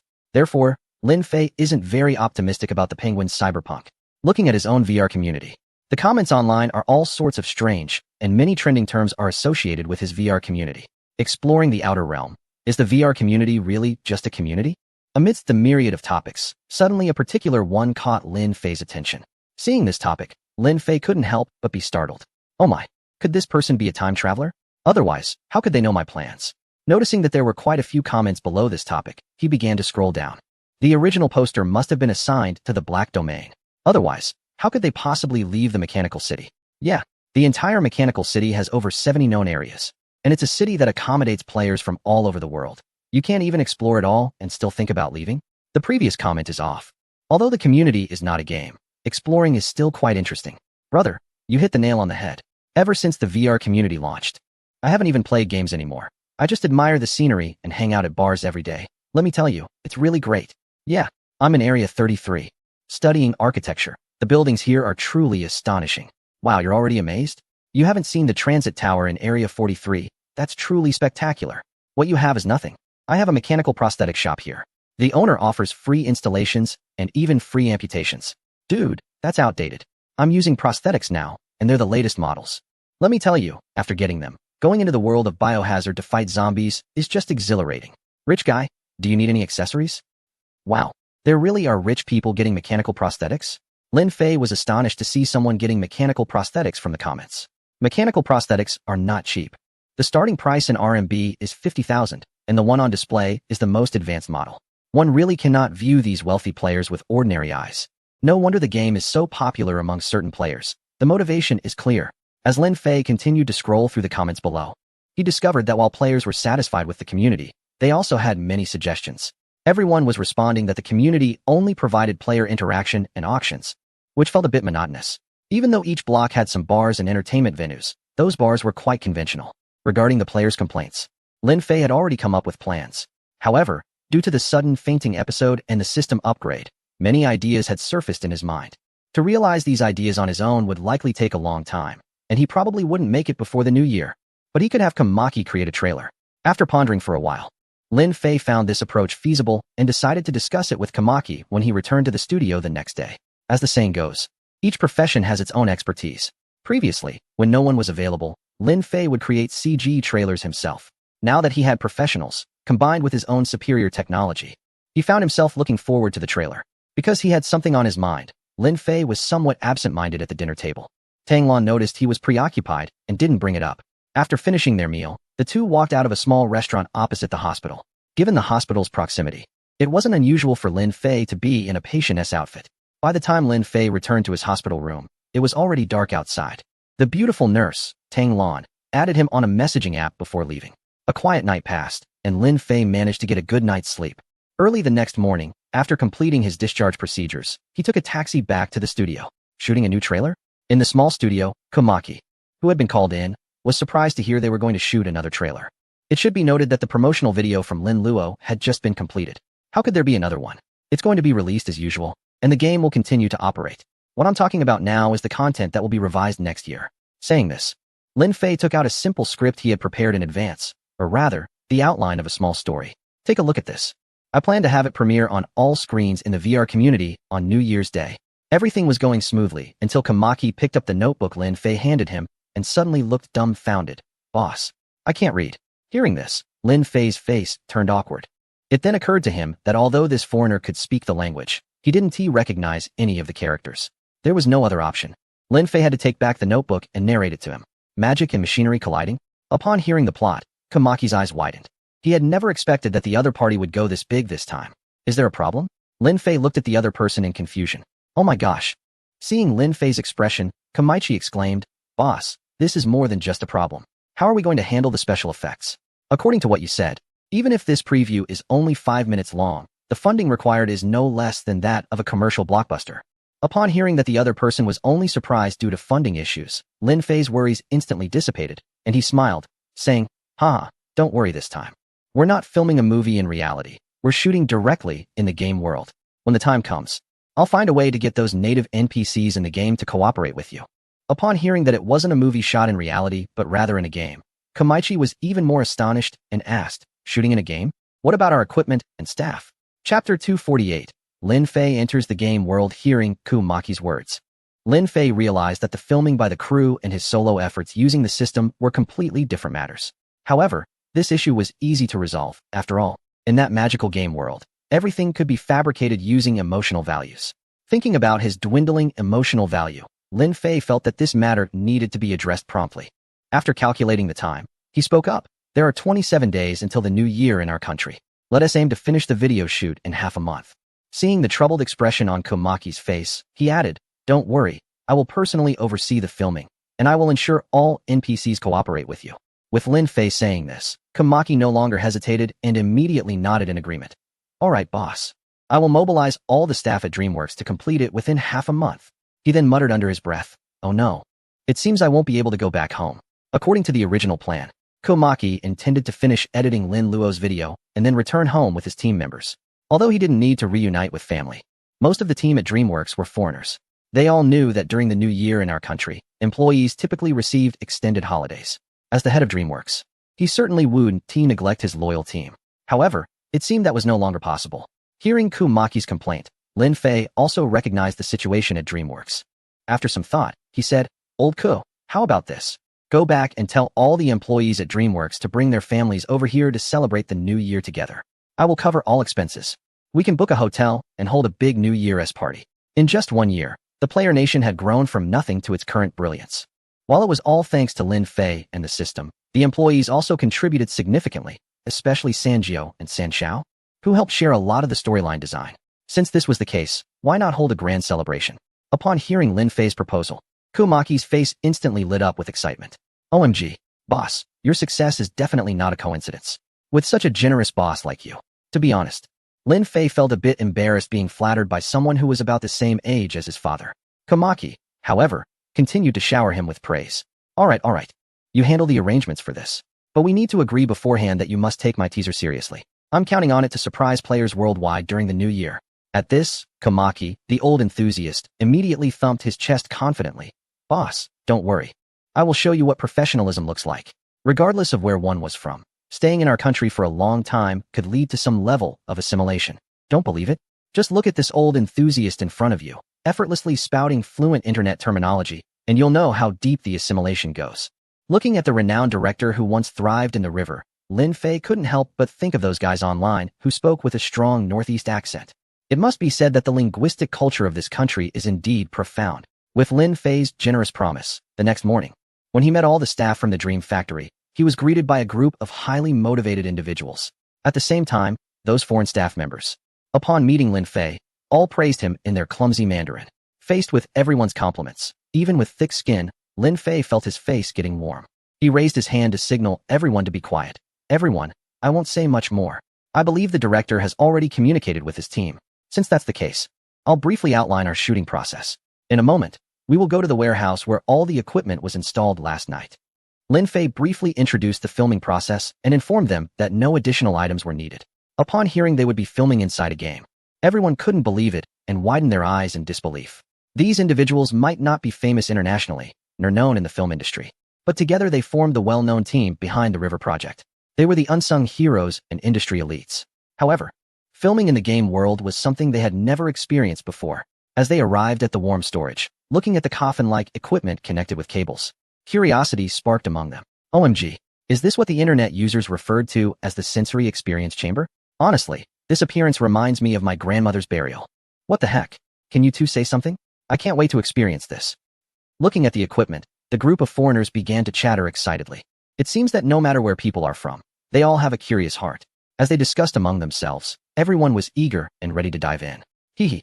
Seeing their naive expressions, Lin Fei smiled slightly and said, "This batch of equipment will belong to your Dream Factory from now on." Filming promotional videos in the game world is not just a one-time thing. Moreover, this equipment has been specially processed, and you can scan your work ID to enter, which will exempt you from real name verification, along with some employee benefits. "OMG, Lin, you are the best boss I've ever met. Trust me, I'm speaking the truth." No need to mention it. It's our honor to work with the boss.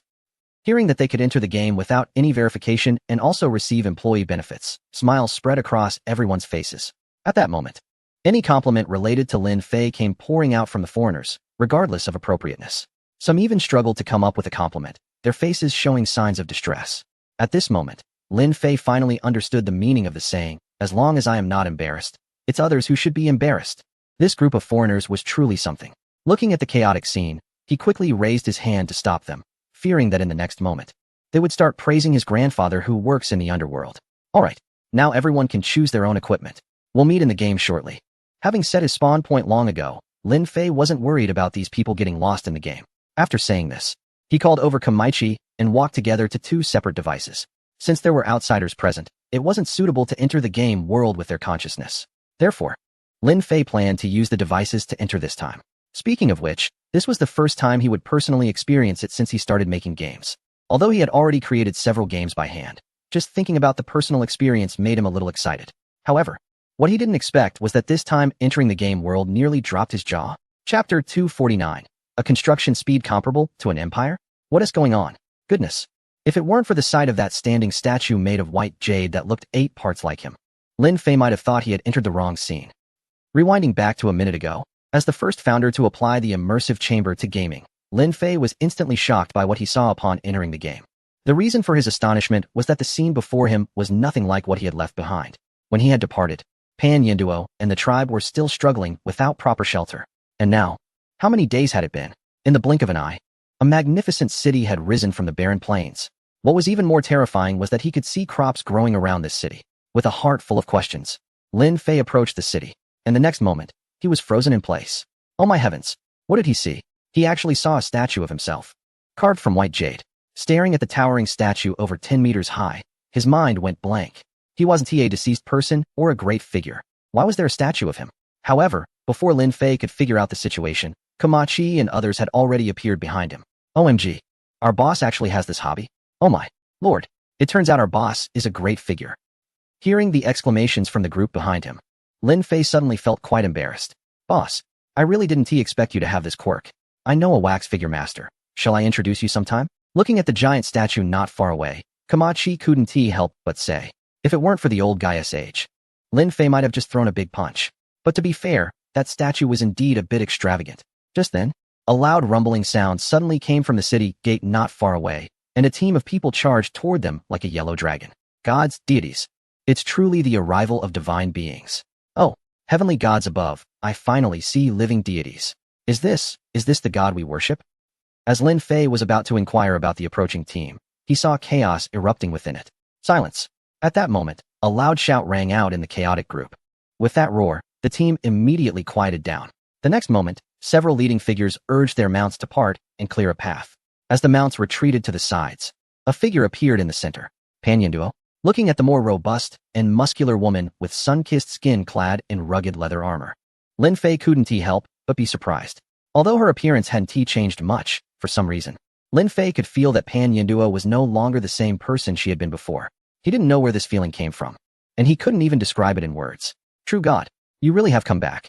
Pan Yinduo rode a strange beast that looked neither like a cow nor a deer. Before reaching Lin Fei, she dismounted in one swift motion, threw the beast aside, and walked excitedly towards Lin Fei. With excitement, Pan Yinduo looked at Lin Fei eagerly, and in the next moment, she raised her arm and knelt on one knee, exclaiming, "The Pan tribe welcomes the true god's arrival." The attendants, seeing Pan Yinduo like this, immediately jumped off their mounts and knelt on one knee, shouting, "The Pan tribe welcomes the true god's arrival. The Pan tribe welcomes the true god's arrival." The sudden scene left Lin Fei at a loss, and he felt even more speechless. He could still find a way to explain the statue incident to Kamaichi and others earlier, but after experiencing this, would they still believe his explanation? Just as Lin Fei thought this, while Pan Yinduo and the others were bowing to him, he felt a strange gaze behind him. To be honest, he really wanted to explain, but this was something he couldn't explain. He didn't even know how to explain it, because from others' perspective, all the characters in the game world he designed had high AI capabilities, and everyone unanimously believed that those characters were just a piece of programming. But Lin Fei knew very well in his heart that everything in the game world he created, not to mention people, even a dog, had its own ideals. And these characters were definitely not just programs. They were all living, breathing humans. Therefore, some things truly couldn't be explained. Facing various strange gazes, Lin Fei could only brace himself and say to Pan Yinduo and the others, "Get up. I'm not into this sort of thing." Fortunately, Pan Yinduo and others were not sticklers for details, and upon hearing Lin Fei's words, she was the first to stand up. OMG, just now I didn't even react. How are these people so strong? Could they be bosses from the game? It's possible. Why do I feel like these people resemble the Titans from mythology? I'm not sure about the Titan part, but I know this race definitely cannot mate with humans. Not necessarily. The females can't, but the males might be possible. After all, there are many who like larger ones in our country. Larger? Look at that guy in leather armor behind. Can that still be called large? Damn, that is more like a giant. Hearing the discussion among the foreign staff behind him, Lin Fei's forehead was filled with black lines. I have to say, these foreign guys are so open-minded. They're even considering establishing a romantic relationship with these huge beings in front of them. No way. I can't even imagine it. Cough, cough, cough. What the heck? I can't believe these guys got me sidetracked. Realizing it instantly, Lin Fei hurriedly put away his wild thoughts. Looking at Pan Yinduo in front of him, he asked, "When I left a couple of days ago, things weren't like this here. Your construction speed is incredibly fast, isn't it?" Yes. Pan Yinduo and the others had just moved out from the Great Snow Mountain while he was hospitalized, and in the blink of an eye, a city had been built. At this rate, they might even be comparable to the farmers in a certain strategy game. A few days? Upon hearing this, a look of confusion appeared on Pan Yinduo's face, which was not rough despite her strong physique. Heavenly being, it took us 5 years to establish Pan City. Moreover, it has already been 10 years since you left last time. What? 10 years? Before Pan Yinduo could finish, Lin Fei's eyes widened in disbelief, unable to accept what he had just heard.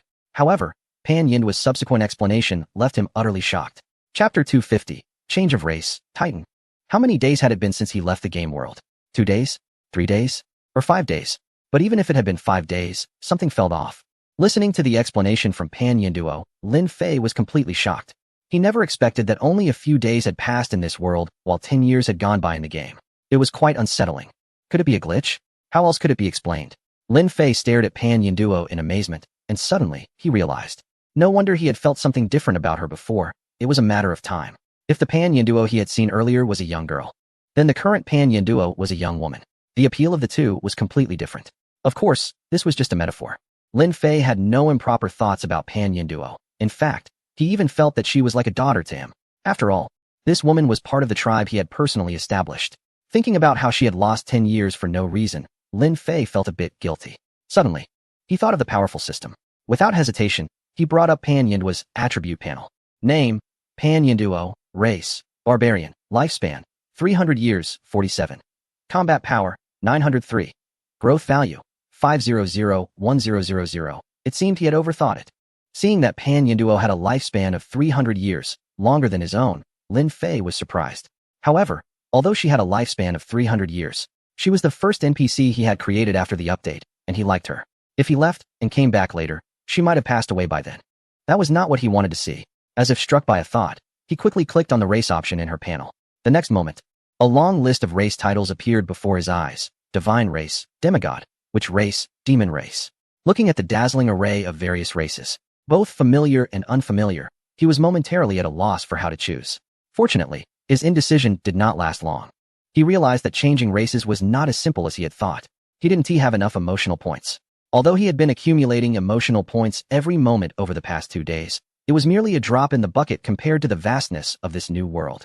This was exactly why he urgently needed the trailer to harvest emotions. Nonetheless, he had to do what needed to be done.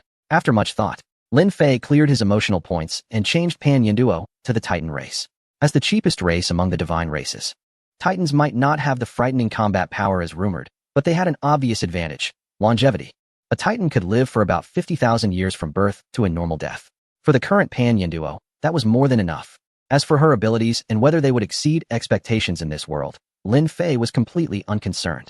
With the change of races, countless tiny golden stars flew from Lin Fei's hands, and in the next moment, to everyone's astonishment and shock, they flew towards Pan Yinduo and merged into her body. The entire scene was fleeting, as if nothing had happened at all. However, the group of barbarians knew that just moments ago, they had witnessed a miracle. True God! True God!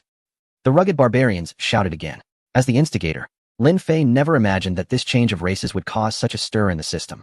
Thinking about how often Kameki and others had misunderstood, Lin Fei simply decided not to explain. As the beneficiary, Pan Yinduo didn't understand what those golden lights were, but she could clearly feel that something within her body seemed to awaken after they merged. At the same time, there was an inexhaustible strength coursing through her limbs. At that moment, she felt that even if there were a great mountain in front of her, she could easily lift it. Of course, even if there were a real mountain, she wouldn't put it to the test. She didn't want to leave a bad impression on the divine being. Pan Yinduo knelt down again. Pan Yinduo, thank you for the divine blessing. I've told you before, we don't do this here. Seeing her kneel again, Lin Fei put on a stern face.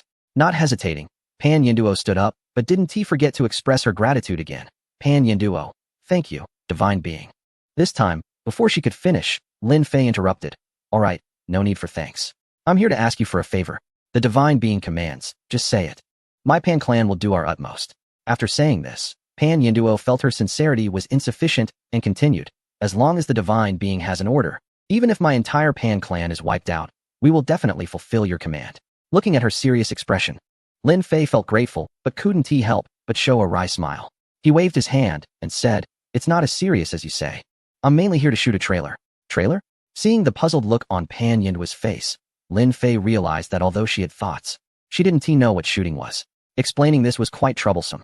After a moment of thought, he said, a trailer means, you help me act in a scene. You all just need to perform, and I will leave the rest to my subordinates. After speaking, Lin Fei turned to Kameki and asked, so, how does this scene look? Hearing Lin Fei's words, Kameki recalled the purpose of their visit. Pulling his gaze away from the towering barbarians in front of him, he carefully examined the surrounding environment and suddenly let out a long sigh. Sigh. Seeing the downcast Kameki, Lin Fei felt puzzled. What's wrong with you? I think the surroundings are quite suitable. Did I ever say it wasn't? Upon hearing this, Kameki glanced at Lin Fei and sighed deeply. I'm just lamenting that if we had this technology back in the day, my achievements would probably be even greater. Damn. So this old guy is sighing here for that reason. Feeling quite speechless, Lin Fei patted Kameki on the shoulder. It's okay. It's not too late to make up for it now. Since it's suitable, then the next steps are up to you. You see what roles you need, and whether these people fit. As soon as he heard about casting, Kamaki's eyes immediately lit up as he looked at Pan Yinduo. Don't get me wrong. Kameki is no longer the director who used to cast people in bed. But then again, even if Pan Yinduo was willing to go to bed, he might still feel too insecure to do so. After all, a toothpick is not just a saying. Chapter 251. Heading to the sacred beast forest upon hearing Kamaki's request, Pan Duo and her tall, strong tribesmen all looked at Kameki with puzzled expressions. They even wondered how this servant of the divine could have such a bizarre request. However, despite its oddity, they did not voice any objections. The requirements mentioned by Kameki were not an issue for them at all. Seeing that no one had raised any objections, not even a single comment, Kameki felt somewhat uncomfortable. In previous film shoots, even for minor roles, there would always be some small tantrums or issues. Yet this time, not only did no one voice any opinions, but they also seemed indifferent to his requests. This left Kameki at a loss for words for a moment. After a long pause, he finally asked, if you have any issues, you can bring them up now. After all, we are shooting on location and we can't use special effects. Special effects? Pan Duo looked at Lin Fei with confusion. At that moment, Lin Fei realized that these people had no clue about filming videos.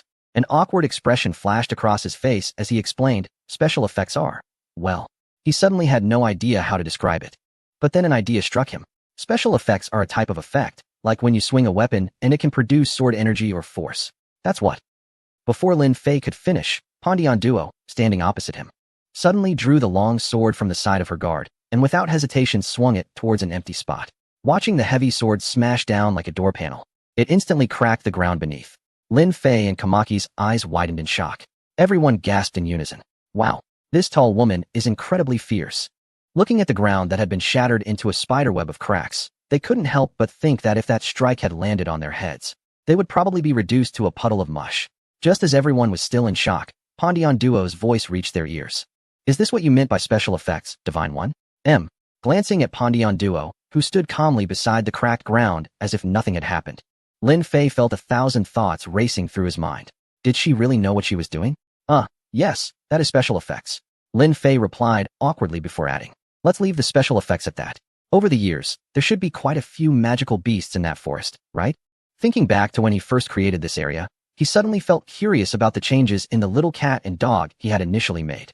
He wondered if the two little creatures had grown after all this time. The sacred beast forest, huh? Upon hearing his words, a hint of fear appeared on Pan Duo's calm face.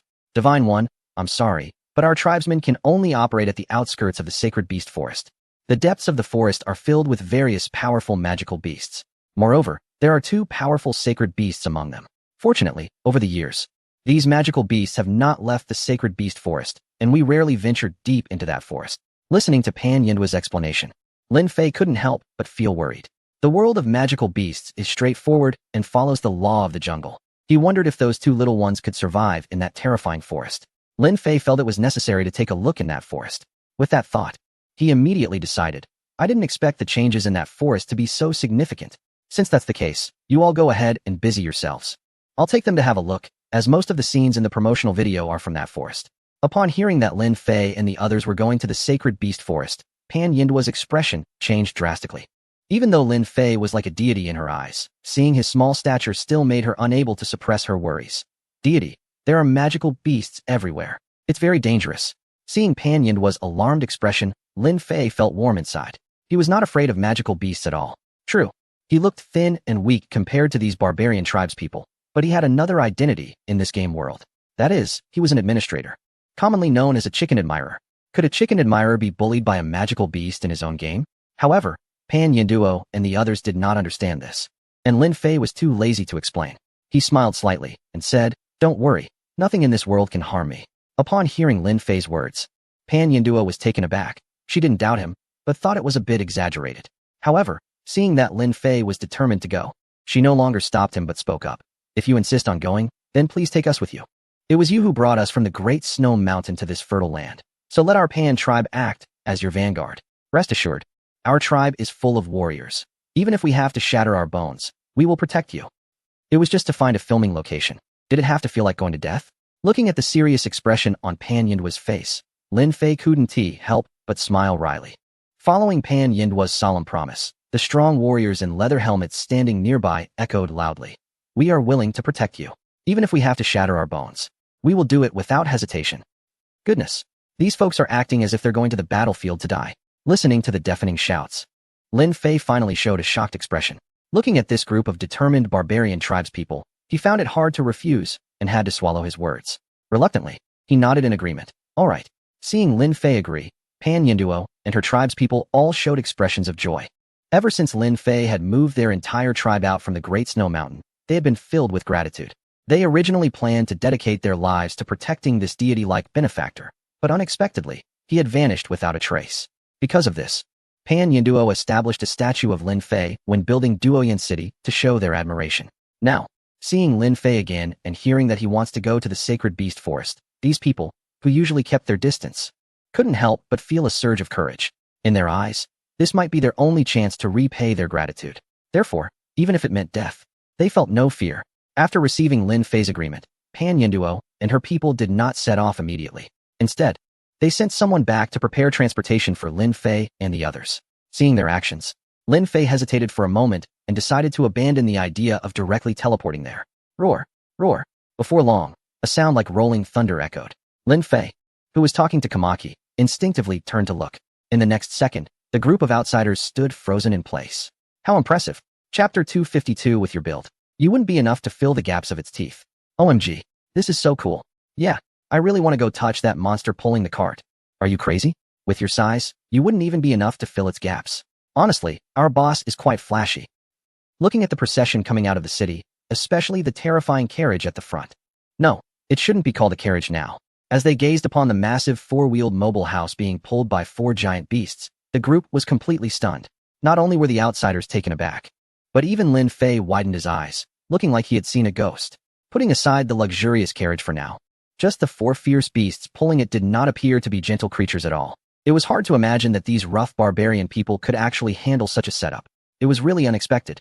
Perhaps noticing the shock and recognition of the unknown magical beasts in Lin Fei's eyes, Pan Yinduo immediately explained.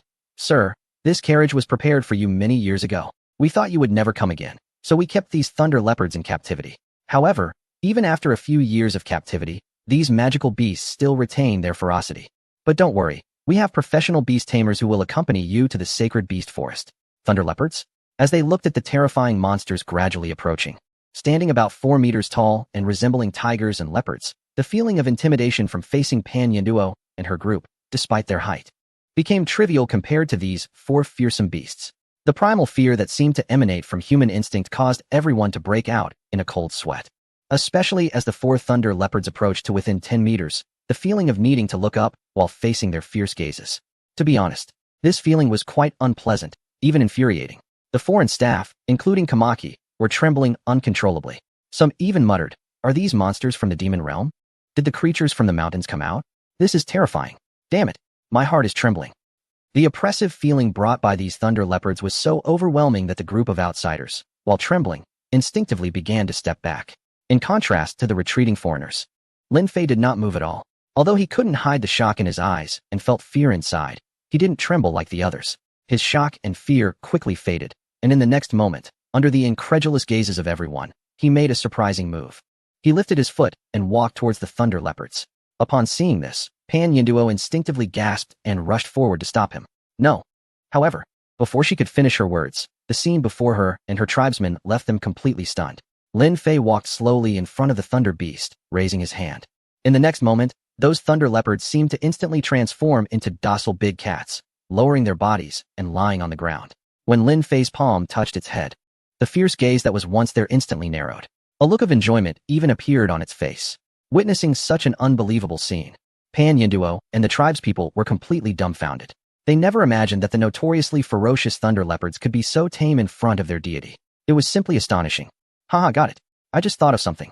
At that moment, the dazed Komachi suddenly burst into laughter and happily approached, wanting to say something to Lin Fei.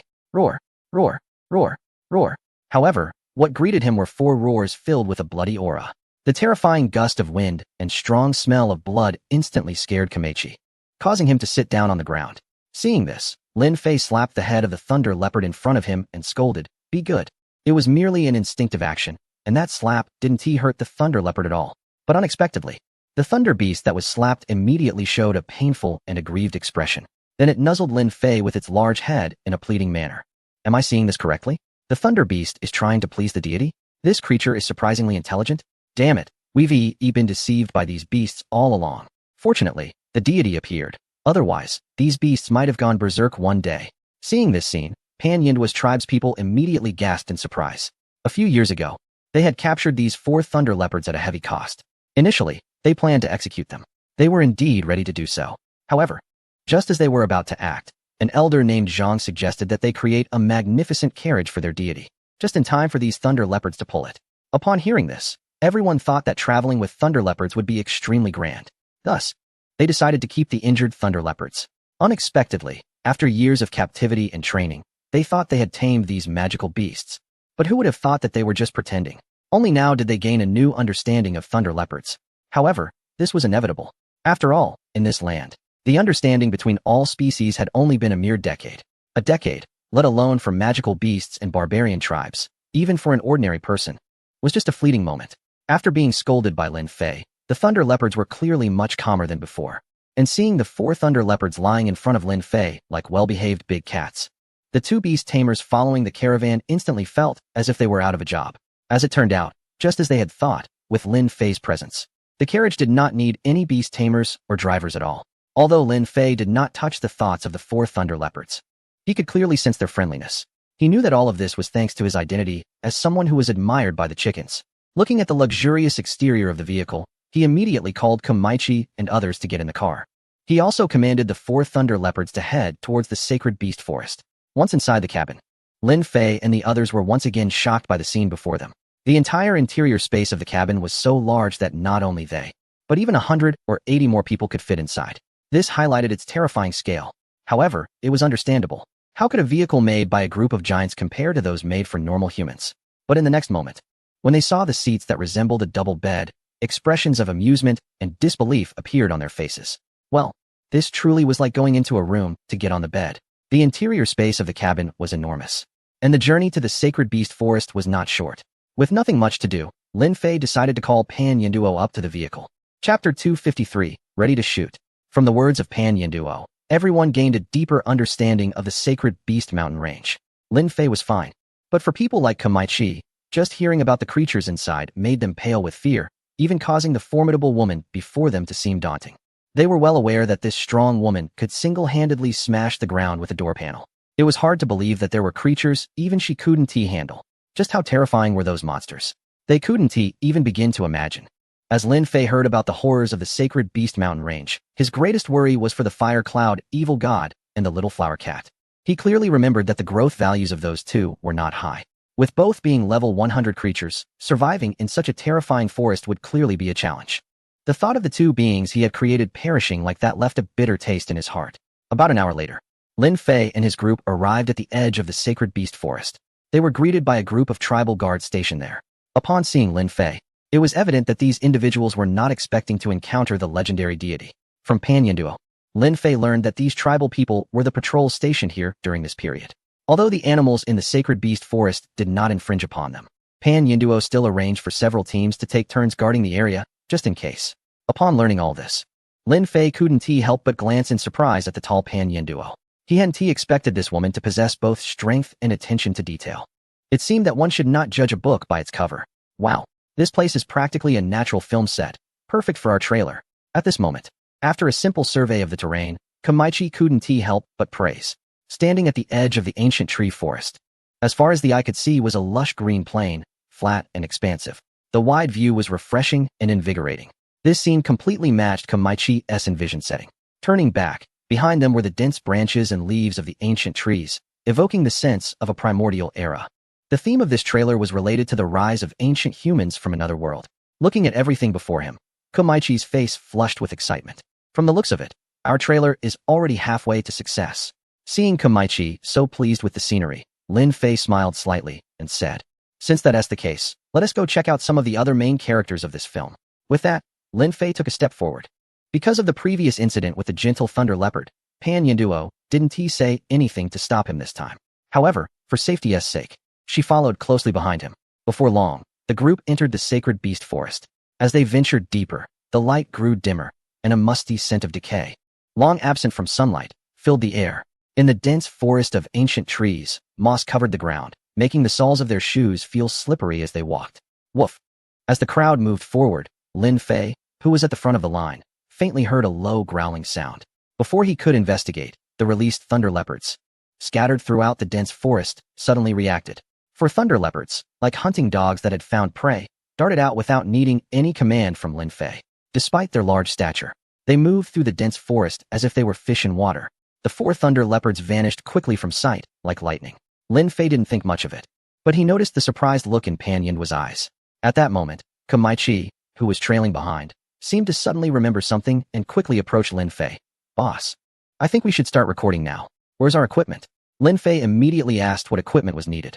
Kamaichi was momentarily taken aback, but quickly reported the names of the equipment without hesitation. However, before he could finish, his eyes widened in astonishment. As he mentioned each piece of equipment, Lin Fei produced them one by one. Seeing the equipment perfectly matching what he had described, Kamaichi couldn't help but think of a saying from his homeland, creating something from nothing. At that moment, no other phrase could better describe what he was witnessing. Kamaichi had played games before, but he had never seen anyone play like Lin Fei. After some thought, he came to terms with it. After all, Lin Fei was a game developer. If he could conjure up equipment, it wouldn't be surprising if he could even summon a girl. With that in mind, Kamaichi didn't hesitate to report a set of top-of-the-line filming equipment. Lin Fei knew nothing about photography, so he didn't know what equipment would be suitable. Therefore, he simply selected whatever Kamaichi mentioned. Before long, a complete set of top-notch filming equipment was assembled for Kamaichi's team. Once the entire team was equipped, Kamaichi called everyone to start filming. He wanted to record everything he saw, even if the footage wasn't used for a trailer. He believed he would find a use for it one day. Facing the black, strange equipment, Pan Yinduo and her tribespeople showed visible curiosity and fear. Seeing that the group's movements were not as smooth as before, Kamaichi quickly reassured them and patiently explained the function of the tools in hand. Upon hearing that the black devices could record everything, the group of tribespeople, while still somewhat hesitant, became noticeably less stiff than before. Kamaichi understood that these people hadn't received professional training, and this stiffness could only be eased over time as they adapted to the filming process. While the group was setting up their shots, sounds of rustling came from the dense forest. Before they could prepare themselves, massive figures appeared in the dimly lit jungle. When the figures came into view, everyone realized that it was the 4 lightning leopards that had left earlier. What were they holding in their mouths? Was that a level 3 magical beast, a moon wolf? How on earth did they catch this moon wolf? As the lightning leopards approached, everyone could finally see that the leading leopard was carrying a beast with silver fur in its mouth. When they saw the appearance of the beast, everyone was astonished. It wasn't because the moon wolf was particularly powerful. Rather, it was that these creatures were social animals. Each wolf pack typically consisted of at least 10 to 20 members. And how long had it been since these four lightning leopards left? Surely not even 10 minutes. Had they really taken down an entire wolf pack? Chapter 254. The barbarian warriors prepare for a battle to the death. Thank you for your kindness. Lin Fei said with a bittersweet expression as he looked at the prey thrown before him by the lightning leopards. While others might not understand the meaning of the lightning leopard's actions, as a game creator, he had a special sensitivity to this world and its creatures. Instantly realizing the intentions of the leopards, he couldn't help but show a helpless expression. After all, he was human. How could he possibly feast on raw flesh like the wild ones? Upon hearing Lin Fei's words, the lightning leopards displayed clear signs of displeasure. Seeing this, Lin Fei felt a bit guilty. How about this? You all catch a few more prey, and we can have a barbecue right here. The term barbecue was clearly lost on the lightning leopards, but they understood Lin Fei's request to bring back more prey. When they saw Lin Fei agree, they grinned, revealing a somewhat unsettling smile with their sharp, blood-stained teeth. The four lightning leopards swiftly turned and disappeared from sight, like large cats responding to their master's command. This time, they were clearly faster than before. In no time, they returned with several moon wolves in their mouths. Once these moon wolves were tossed in front of him, Lin Fei could easily see the deep gashes on their necks, as if they had been torn open by sharp blades. At this sight, Lin Fei instinctively glanced at the leopard's claws. As he suspected, there were visible traces of blood and fur on the front paws of the four leopards. This demonstrated just how terrifying these creatures were. However, Lin Fei wasn't worried at all. In fact, he felt that having these four around would save him a lot of trouble. Now, the problem of food had been resolved. Despite their tall and robust appearance, the barbarian warriors were surprisingly meticulous. Without needing Lin Fei's instructions, several of them stepped forward to drag the moon wolf carcasses to the nearby bushes for processing. As the barbarian warriors handled the bodies, the others were not idle either. They were busy gathering firewood and starting a fire. There was a clear division of labor among them, and they worked together seamlessly. Before long, an outdoor barbecue was underway. As the processed moon wolf carcasses sizzled and released a mouth-watering aroma, a slightly charred meat scent wafted through the air. Faced with the delicious roasted meat, the strong barbarian warriors showed signs of drooling. Yet, out of respect for Lin Fei's presence, they refrained from starting to eat first. Sitting beside the fire and inhaling the tempting meat aroma, Lin Fei felt that something was missing. Looking at the shiny, sizzling roasted meat, a sudden flash of inspiration struck him. What is the soul of barbecue? Some might say, of course, it's the meat. This, Lin Fei couldn't argue against. However, what he actually wanted to say was, the soul of barbecue, of course, is the seasoning. Upon thinking of this, he did not hesitate and found the barbecue seasoning in the game system interface. What is this smell? It's so fragrant. Indeed, this aroma is 1,000 times better than the grilled meat from the local place. What is that grilled meat? It's either spicy or salty, not tasty at all. After Lin Fei sprinkled the exchanged barbecue seasoning on the roasted meat, a unique scent that everyone had never encountered before wafted through the air after being roasted over the charcoal fire. Upon smelling this aroma, the entire clearing in the forest was filled with the sound of drooling. This group of tribesmen immediately resembled starving wolves. Their eyes gleamed with hunger as they fixated on the whole roasted wolf that Lin Fei had seasoned. At that moment, they felt that the roasted wolf in front of them was no longer appealing. Clearly sensing something unusual around him, Lin Fei instinctively turned his head to look. He was immediately startled by the scene before him. Seeing a group of strong men staring eagerly at his roasted meat, Lin Fei had no choice but to retrieve some more barbecue seasoning from the system. You guys sprinkle this on top and roast it a bit longer. He called over a tribal warrior, handed the seasoning to him, and instructed him on how to roast the meat. The warrior who received the seasoning, after hearing his words, eagerly returned to his fire to try it out. Before long, as the damp breeze blew through the forest, an even stronger blend of the seasoning and meat aroma spread throughout the woods. By the time the exterior was roasted to a reddish brown, Lin Fei could hardly wait to take a bite. Roar, roar, howl. However, before he could dig in, a thunderous roar suddenly echoed from deep within the forest. Boom, boom, crackle. Before everyone could react in surprise, various sounds continued to resonate throughout the forest, while the ground began to shake violently. What is going on? Feeling the ground tremble beneath him, Lin Fei turned his head in confusion towards the depths of the forest. Woof woof. At that moment, not far from him, four thunder leopards stood with their fur bristling, crouched low and growling towards the depths of the forest. Noticing that the leopards were behaving quite differently than before, Lin Fei could clearly sense their fear. What could these four creatures be afraid of? No, this is bad. It's a sacred beast. At this moment, Pan Yinduo, sitting nearby, suddenly seemed to recall something and stood up in shock, shouting, "All warriors of the Pan tribe, prepare for battle." Even if facing a sacred beast with no chance of winning, they would not choose to retreat. Even if they had to die in battle, they would not allow Lin Fei to be harmed in the slightest.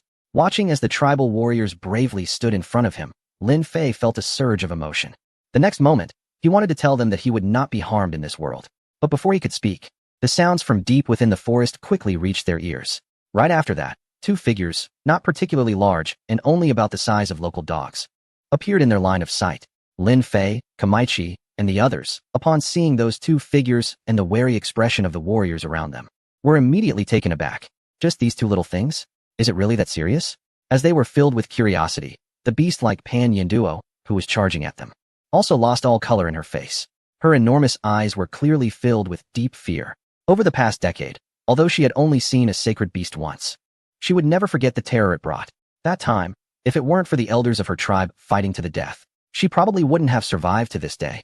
After that incident, she realized that those two sacred beasts were merely bored.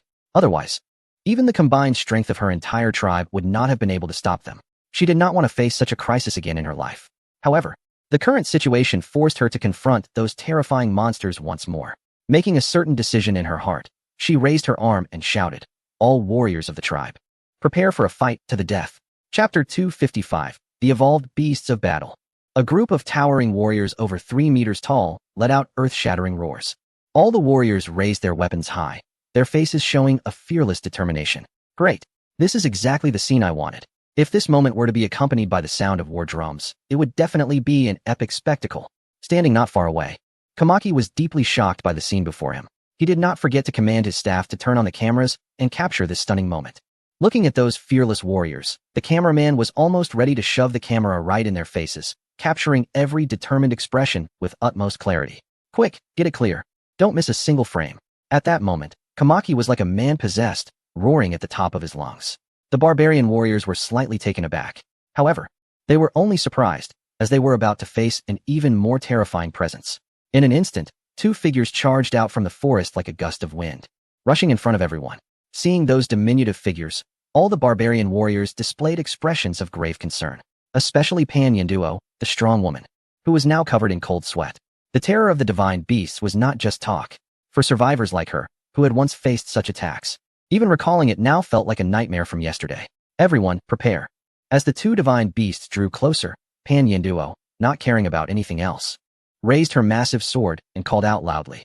However, before she could finish her shout, the bodies of the two attacking divine beasts noticeably paused in their charge. Then, as if they had discovered something, their running speed increased once again. In the blink of an eye, everyone saw a shadow flash by. Roar! Roar! The thunderous roars of the beasts echoed. How could this be? The barbarian warriors looked back in astonishment at their rear. They could hardly believe their eyes. What had just happened? How had the two divine beasts reached right behind them in the blink of an eye? They were already standing next to Lin Fei. Seeing the divine beasts standing before Lin Fei, all the barbarian warriors felt their hearts leap into their throats. Pan Yinduo, witnessing this, leaped into action without hesitation. Stop!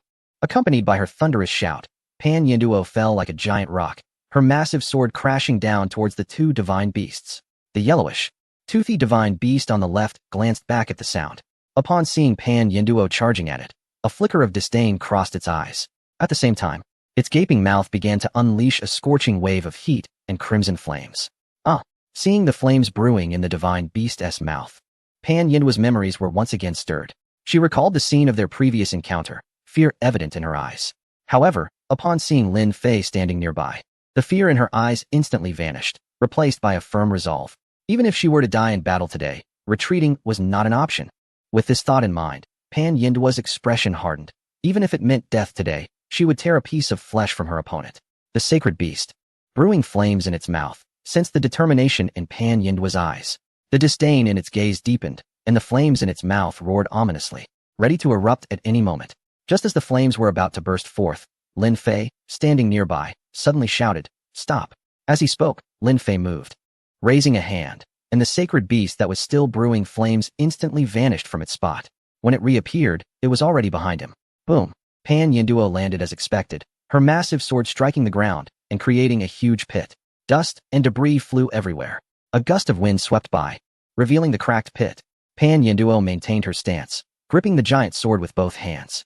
However, she was now drenched in sweat. It was clear that the previous strike had taken all her strength. Watching the sacred beast disappear and then reappear behind Lin Fei, while the flames had vanished, left Pan Yanduo momentarily stunned. Guardian deity.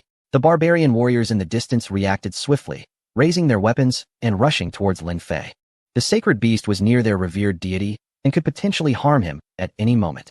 However, just as everyone was worried about Lin Fei's safety, the next scene left all the barbarian warriors in shock. Are you the fire cloud, evil god?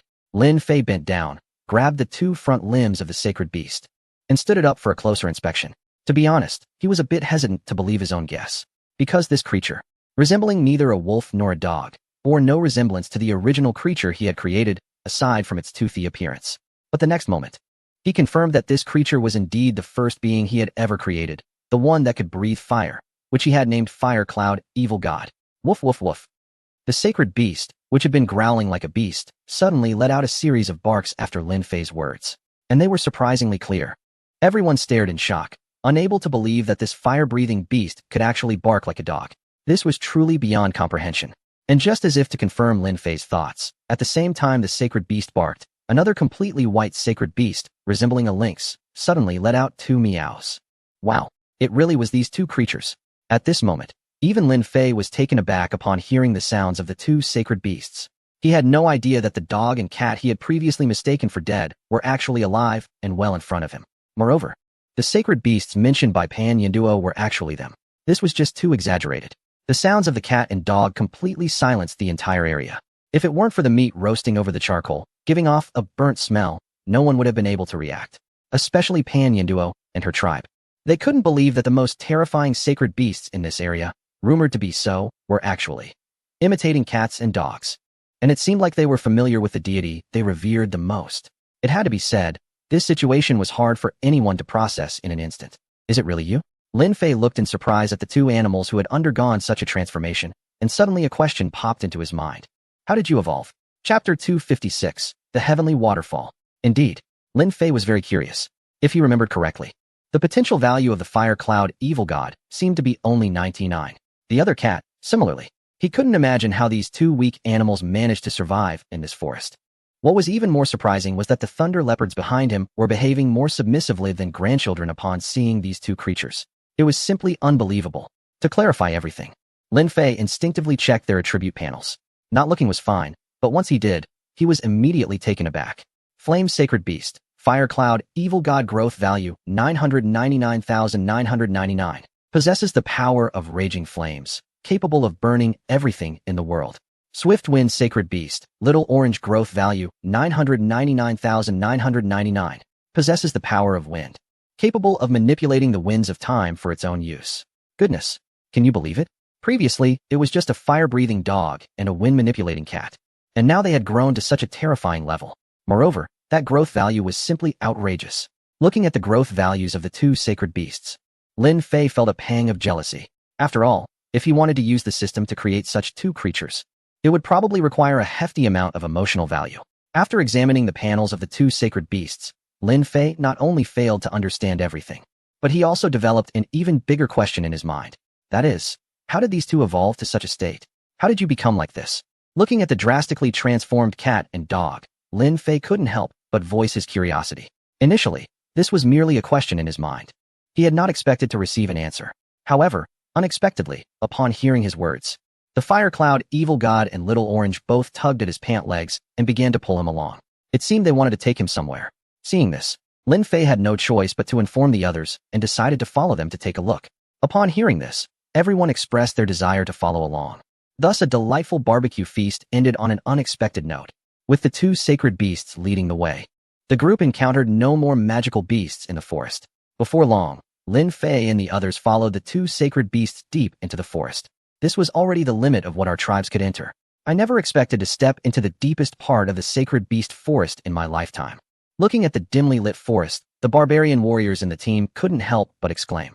In the eyes of these strong barbarian warriors, the sacred beast forest was a forbidden area they were not allowed to tread. Even when hunting, they would only venture to the outer edges of the depths, and not dare to take another step further. They understood very well that in this forest, every type of magical beast had its own territorial awareness. Those lower-tier magical beasts were manageable due to their strong physique and immense power. But if they encountered a magical beast of the Thunder Leopard's caliber, just a few people would only serve as a light snack.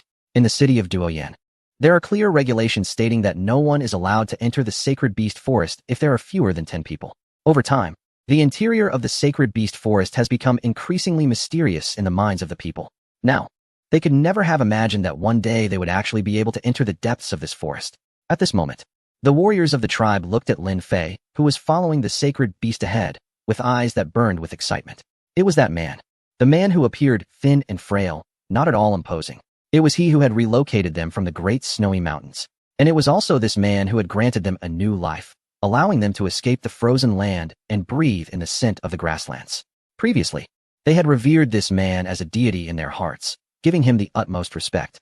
And now, in their hearts, this man was a true god. A man who could do anything. Even the sacred beast had to bow to him. At this moment, Lin Fei's image in their minds was magnified infinitely. If it weren't for Lin Fei's prior instructions not to be filmed, the documentarian would have certainly captured this moment. As everyone curiously gazed at the deep forest that had never been trodden by humans, the sacred beast ahead barked again. The documentarian and others were fine. But Pan Yinduo and her tribesmen showed clear signs of discomfort upon hearing that bark. After all, who could feel good hearing the bark of a sacred beast they had feared for 10 years? However, the sacred beast seemed to have no dignity in front of Lin Fei, circling around his feet and wagging its tail. It was only then that Lin Fei realized they were nearing their destination. With the barking of the excited sacred beast, they could clearly see several silver glimmers in the dark light ahead of the forest. As they got closer, the trees in front became sparser. Soon, a dazzling light shone on their faces, causing them to instinctively squint. Once they adapted to the light, everyone was immediately captivated by the scene before them. The sound of water cascading down like a galaxy poured from above into a deep pool ahead. The splashes created white bubbles, and the mist from the crashing water formed a splendid rainbow under the sunlight. However, this was not the most captivating part.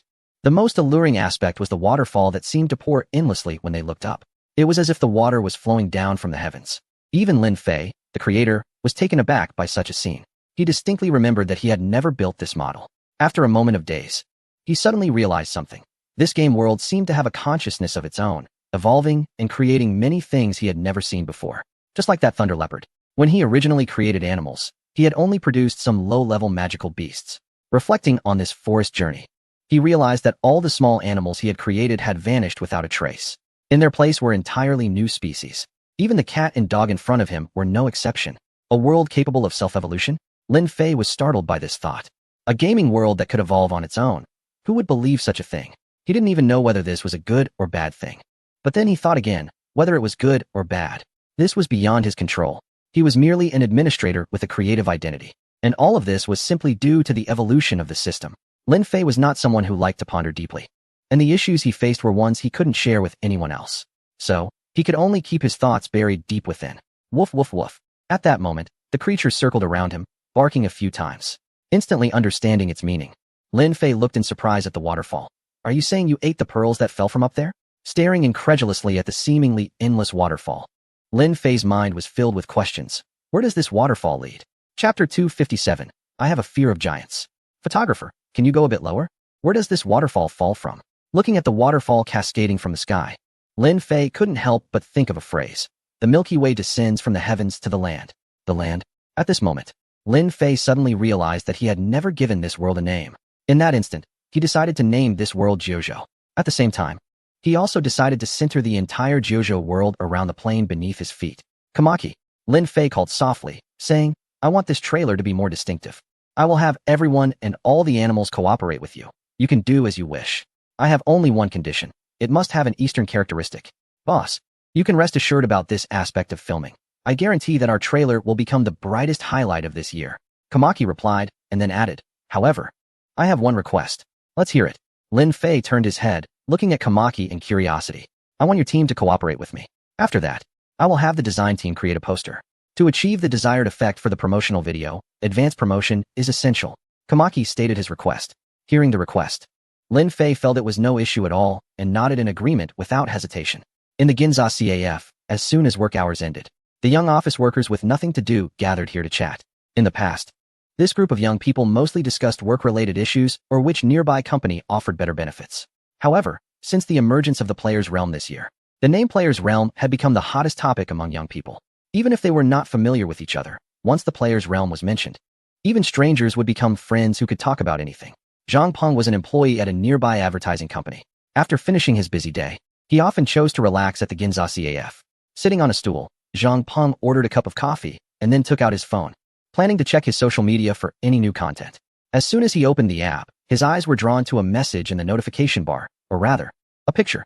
The entire image had no flashy decorations, just a lush green prairie, blue skies, white clouds, and grassy fields. This simple and ordinary combination unexpectedly brought a refreshing feeling. Was that a city? In the background of the image, there was a noticeable area of Gobi Desert far in the distance. Yet within that Gobi area, there was the ruin of a city. However, due to the distance, it was impossible to see the appearance of that city clearly. From the surrounding scenery, it was evident that the city was not small. Intrigued by the image, Zhang Peng instinctively clicked on the title Jiuzhou Heavenly Waterfall. Jiuzhou? What kind of place is this? Why have I never heard of it? With a sense of curiosity, he delved into the article, only to be surprised that there was no relevant introduction at all, just a few brief words. World of the 9 provinces, Sky Waterfall Plain. Is that it? Looking at the scant text, Zhang Peng was filled with questions. Noticing that he could still scroll down on his phone, he instinctively continued. What the? When the second image appeared on his phone screen, Zhang Peng couldn't help but exclaim. The young man sitting next to him turned his head instinctively upon hearing the exclamation. The young man's eyes widened as he caught sight of the image on Zhang Peng's phone. Wow. Dude, what website is this? That girl is something else. What the heck? What kind of taste do you have? Hearing the young man's reaction, Zhang Peng looked at him again, thinking to himself, wow, he looks like a bean sprout. And he likes tough women who lift weights. How reckless can you be? Zhang Peng couldn't understand the young man's preferences. However, out of politeness, he replied, it's an article on a social media platform, talking about the Sky Waterfall Plain in the 9 provinces. The author is. He glanced down at his phone screen to see the poster's name, and exclaimed, what the? Sister Luo? At that moment, seeing the author's name, Zhang Peng's eyes widened in disbelief. In less than half a second, he shouted out like Columbus discovering a new land. There's new news on the social media platform from the Player's Realm. It seems to be a new game. Haha, I'm the first to discover it. At that moment, Zhang Peng could no longer contain himself and shouted loudly, eager to share his discovery of the Player's Realm update with everyone. And indeed, he had done just that. With his shout, the once quiet and elegant CF instantly turned chaotic, like a bustling market. Everyone began to open their social media accounts to check the news. What the? It's really Sister Lin's account. If Lin Luo posted something, it means this is almost certainly true. Of course, who doesn't know that Lin Luo is the spokesperson for the Player's Realm? I can understand the release of a New Year's film. But Lin the Thief wouldn't want to make a New Year's game, would he? As soon as they opened the news, everyone was captivated by the first image of the grassland. Even though it was just a few words, it didn't escape the keen senses of the crowd. They caught a whiff of a new game from those few words. At the same time, the name Sky Waterfall Plain was etched in their minds. Seeing there was more content, everyone couldn't help but scroll down. What the? This woman is too captivating. Security, I want to report this indecent image. Dude, if you don't like it, just turn off your phone and don't cause a scene here. This woman is just too stunning. As everyone saw the second image, the CAF became as noisy as a market. If it were a usual situation, the waiter might have already spoken up to stop it. But now, even the waiter is checking the latest updates on social media. It must be said that the woman in the second image, holding a massive black sword that resembles a door plank, deeply attracts everyone's attention. She is dressed very simply, in a short leather armor and a leather skirt, complemented by her slightly tanned skin. However, what is frustrating is that the cameraman seems to be incompetent. If you're taking a kneeling shot, just stick to it. Why make it so unclear? Just a little lower would have been perfect. Would it have killed you? It's often said that strong women who lift weights are the most beautiful. Yet, no one could have imagined that when they saw the next image. Everyone would be utterly stunned in place. Chapter 258 Threatening me? I won't let you have a peaceful new year. Someone once said that sometimes what the eyes see may not be the truth. At this moment, in the now silent CAF, everyone was thinking this way. They never expected that just a moment ago, the fitness beauty in their minds would transform into a woman towering over them like a giant. Looking at the image in front of them, everyone was completely stunned. How is this possible? How can there be such a tall human in the world? My goodness, even if such a giant were standing in front of you, it wouldn't help. Yes, given the opportunity, you wouldn't be useful either. What the heck? Isn't this a bit too terrifying? I have a fear of giants, which is why I dare not let it grow that big. Clearly, it was an elegant CAF, filled with neatly dressed professionals. Yet, they were speaking some rather crude remarks. The entire scene was utterly incongruous with the sophistication of the CAF. However, at this moment, No one felt that there was anything wrong with it. Looking at the third image, a comparison of the gigantic woman standing next to the crew, these seemingly professional individuals were left completely dumbfounded. What on earth did this woman eat to grow so big? Why is she so enormous? When something exceeds people's understanding, they find it unreasonable. At the same time, they are even more curious about the reason behind it. Thus, with immense questions, everyone uniformly slid their fingers across their phone screens. No way. Are there really more than one of this kind? What the heck? Who are these people, and why are they dressed so lightly? Oh my. You can be interested in women, but why are you also interested in men? But to be fair, these guys dressed like Vikings have some really big weapons. Dude, which weapon are you referring to? My goodness. I feel inferior. The CAF wasn't only filled with male customers. There were quite a few female customers as well. Earlier, when they saw the giant woman and her globe-like chest, envy was evident in their eyes. However, now seeing that there were many men alongside the giant woman, and even more terrifying, these guys were dressed very lightly. They wore nothing but rough leather shorts, with their upper bodies almost completely bare. Looking at those strong muscles, their minds couldn't help but wander to other images, and in the next second, their bodies involuntarily shivered, quickly extinguishing those unrealistic thoughts. So scary. This is deadly. Oh my, is that a leopard? What breed? So incredibly handsome. Handsome as it may be, this thing looks like a fierce beast. As everyone's fingers continued to slide, another image appeared before their eyes. Looking at the picture of a terrifying creature with exposed fangs and fierce eyes, comparable in height to the giant, everyone couldn't help but gasp in shock.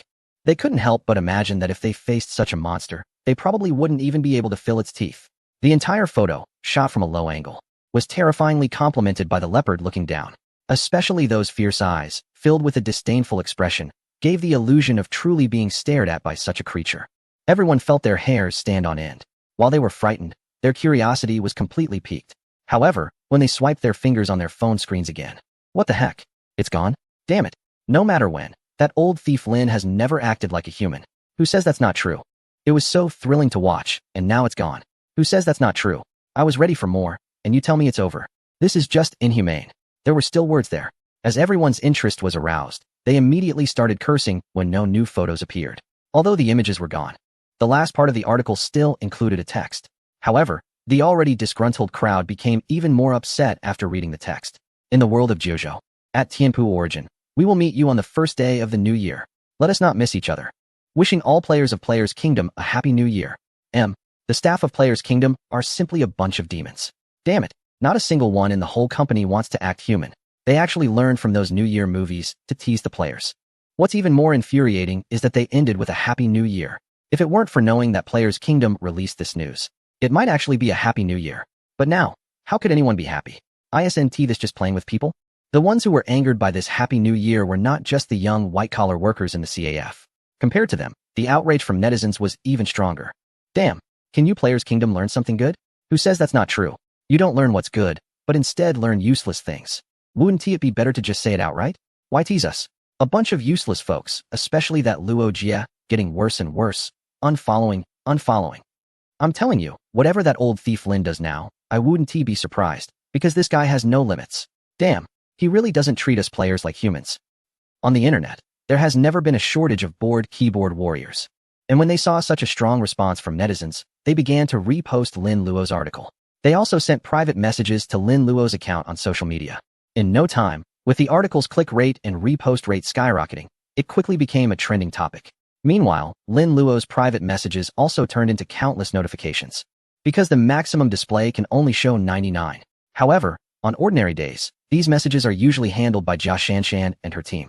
Today, after posting a message on social media, Lin Luo only browsed a bit before being bombarded with private messages from netizens.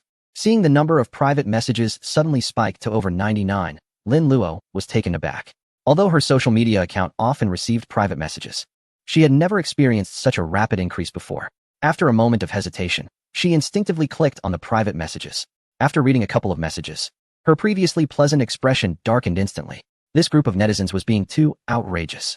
They actually dared to openly attack her with harsh words and even threatened her to update quickly. Despite the anger boiling inside her, Lin Luo didn't dare to express it. Her social media account had become a public face for the gaming community, and she had to carefully consider every word and action. Therefore, she could only swallow her grievances in silence. Of course, she couldn't use her account to attack someone. However, she could post other messages on her social media. Suddenly inspired, she edited a new post and published it without hesitation. Dare to threaten me? I'll make sure you all have a tumultuous year.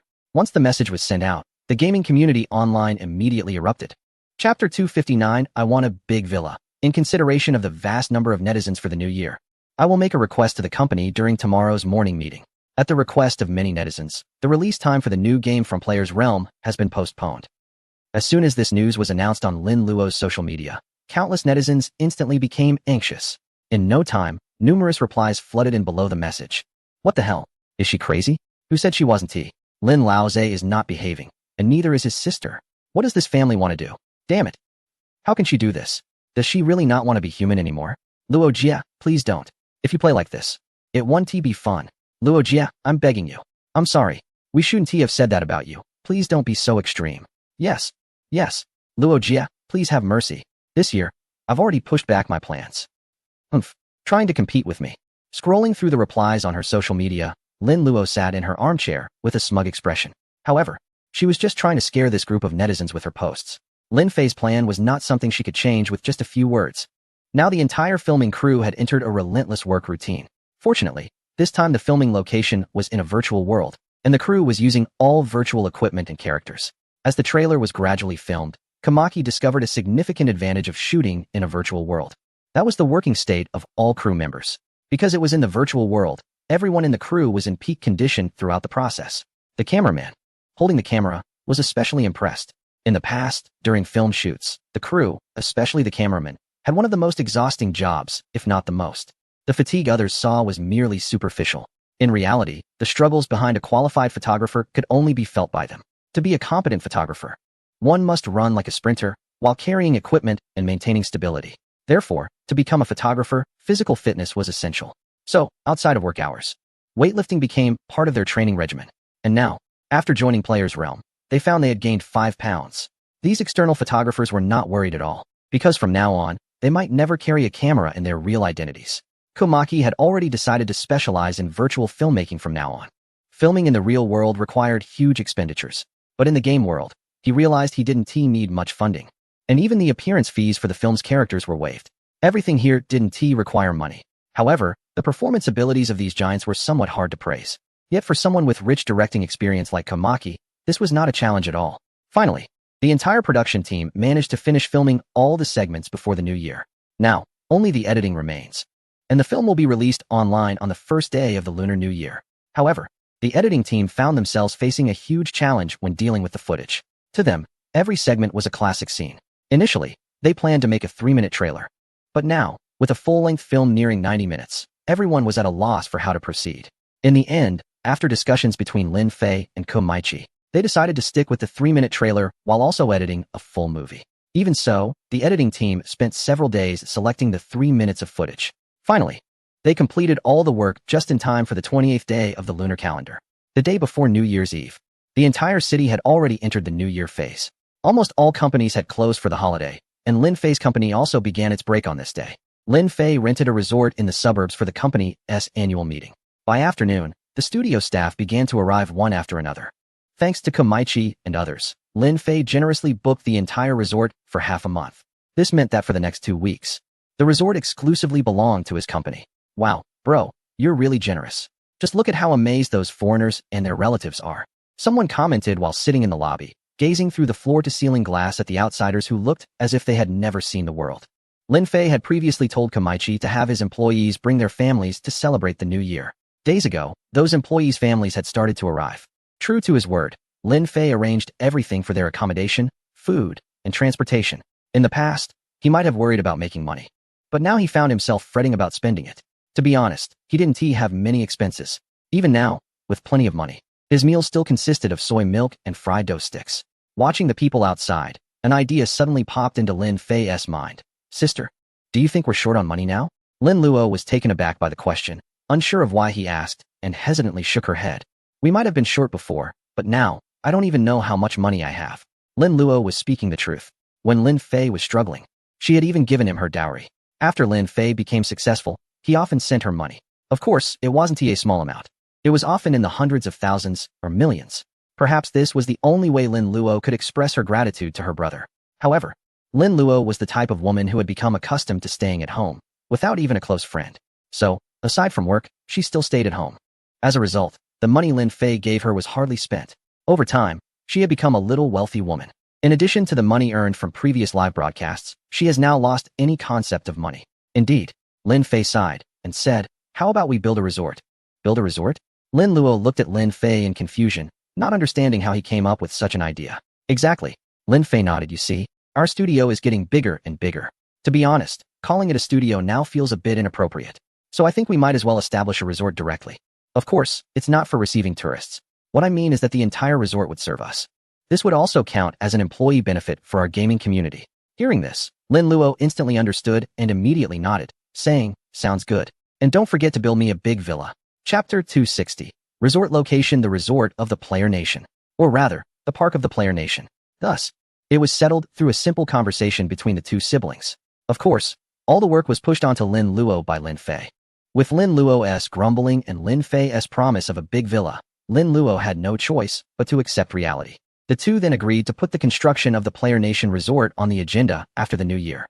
Zhang Chao, who had always acted as a bodyguard, then spoke up. "Brother Lin, where do you want to build our resort?" Lin Fei, who had already settled on the project, looked at him in confusion. "I haven't thought about that, but given the land prices in the city, with my wealth, I can only choose the outskirts." Though he was rich, Lin Fei was quite self-aware. Hearing this, Zhang Chao's eyes lit up, and he said, "I have a suitable location. And at 1 tea cost a penny. Such a place exists?" Lin Fei asked, puzzled, then suspiciously added, "You're not talking about some abandoned building or a mental hospital that those online explorers go to, are you?" Lin Fei wasn't afraid of those places explored by streamers late at night. He just found them a bit unsettling. Therefore, he didn't want to choose such a location.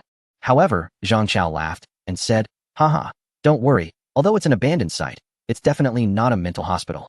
And I can guarantee you 1 tea spend a dime." As he spoke, he took out his phone and made a call. Once the call connected, Zhang Chao's expression instantly turned serious, and he succinctly conveyed Lin Fei's idea of building a resort. "Understood, Chief. Rest assured, I will inform Consultant Lin." With Zhang Chao's solemn assurance, the call ended. Sitting nearby, Lin Fei could guess who was on the other end of the line without needing to be told. However, what puzzled him was what Zhang Chao was up to. He just wanted to find a piece of land in the outskirts.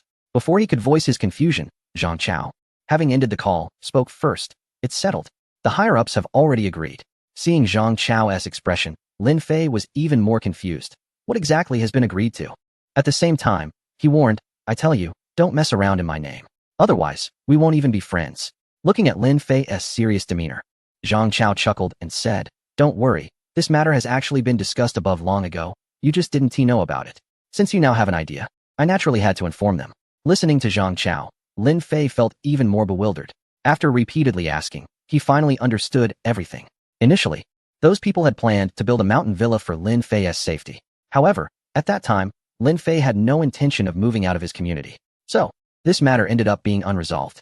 At that time, Zhang Chao, who was beside Lin Fei, was aware of this issue and also knew the location. Just now, while discussing with his sister, he suddenly recalled this place. Therefore, he planned to report this matter to the higher-ups. As it turned out, just as he had guessed, the higher-ups, upon hearing that Lin Fei was troubled about establishing a resort, immediately and decisively gifted him the abandoned military district. Although it was referred to as a military district, it was not as large as one might imagine. Aside from 2 nearly collapsed old buildings, there was only a dilapidated, desolate courtyard left. Listening to what Zhang Chao said, Lin Fei felt happy. He didn't expect that while he was worried about the land, those big shots had already considered him. Grateful, he said to Zhang Chao, "You're a good brother. You don't forget your friends when there are benefits." Seeing Lin Fei say this, Zhang Chao scratched his head in embarrassment, saying, Actually, I have my own selfish reasons." "Oh," Lin Fei became curious. "Actually, I'll be transitioning out next year." Without Lin Fei asking, Zhang Chao continued, "Originally, I was supposed to go back to local law enforcement. Although that's a stable job, I don't want to return to the locality now. So," at this point, he looked up at Lin Fei. Seeing the look in his eyes, Lin Fei understood without needing to hear more. Lin Fei actually had a good impression of Zhang Chao. Looking at him, he said without hesitation, "If you don't want to go back, then stay. How could I treat you poorly?" Unexpectedly, upon hearing this, Zhang Chao did not show joy but instead looked hesitant. Lin Fei noticed and became puzzled. "Come on, can you be more straightforward? I'm not worried about myself. What I want to say is..." After hesitating, Zhang Chao finally spoke. "Many of the soldiers under me are also transitioning out this year." Before Zhang Chao could finish, Lin Fei instantly understood and decisively said, "Great. I thought it was something serious." Keep all of them. I'll take as many as you have. Anyway, once the resort is built, we will need some security personnel. This is also a way for me to relieve the worries of the higher-ups. Seeing Lin Fei so straightforward, Zhang Chao was momentarily taken aback. Then his face lit up with joy. Thank you so much. Don't mention it. Your thanks makes me feel uncomfortable. Although in name Lin Fei was Zhang Chao's boss, in reality, he never regarded himself as such. When speaking with Zhang Chao and the others, he usually spoke in a friendly tone. Now, feeling the earnest gratitude from the other party, he couldn't help but feel a chill run down his spine. Zhang Chao was not the type to be shy.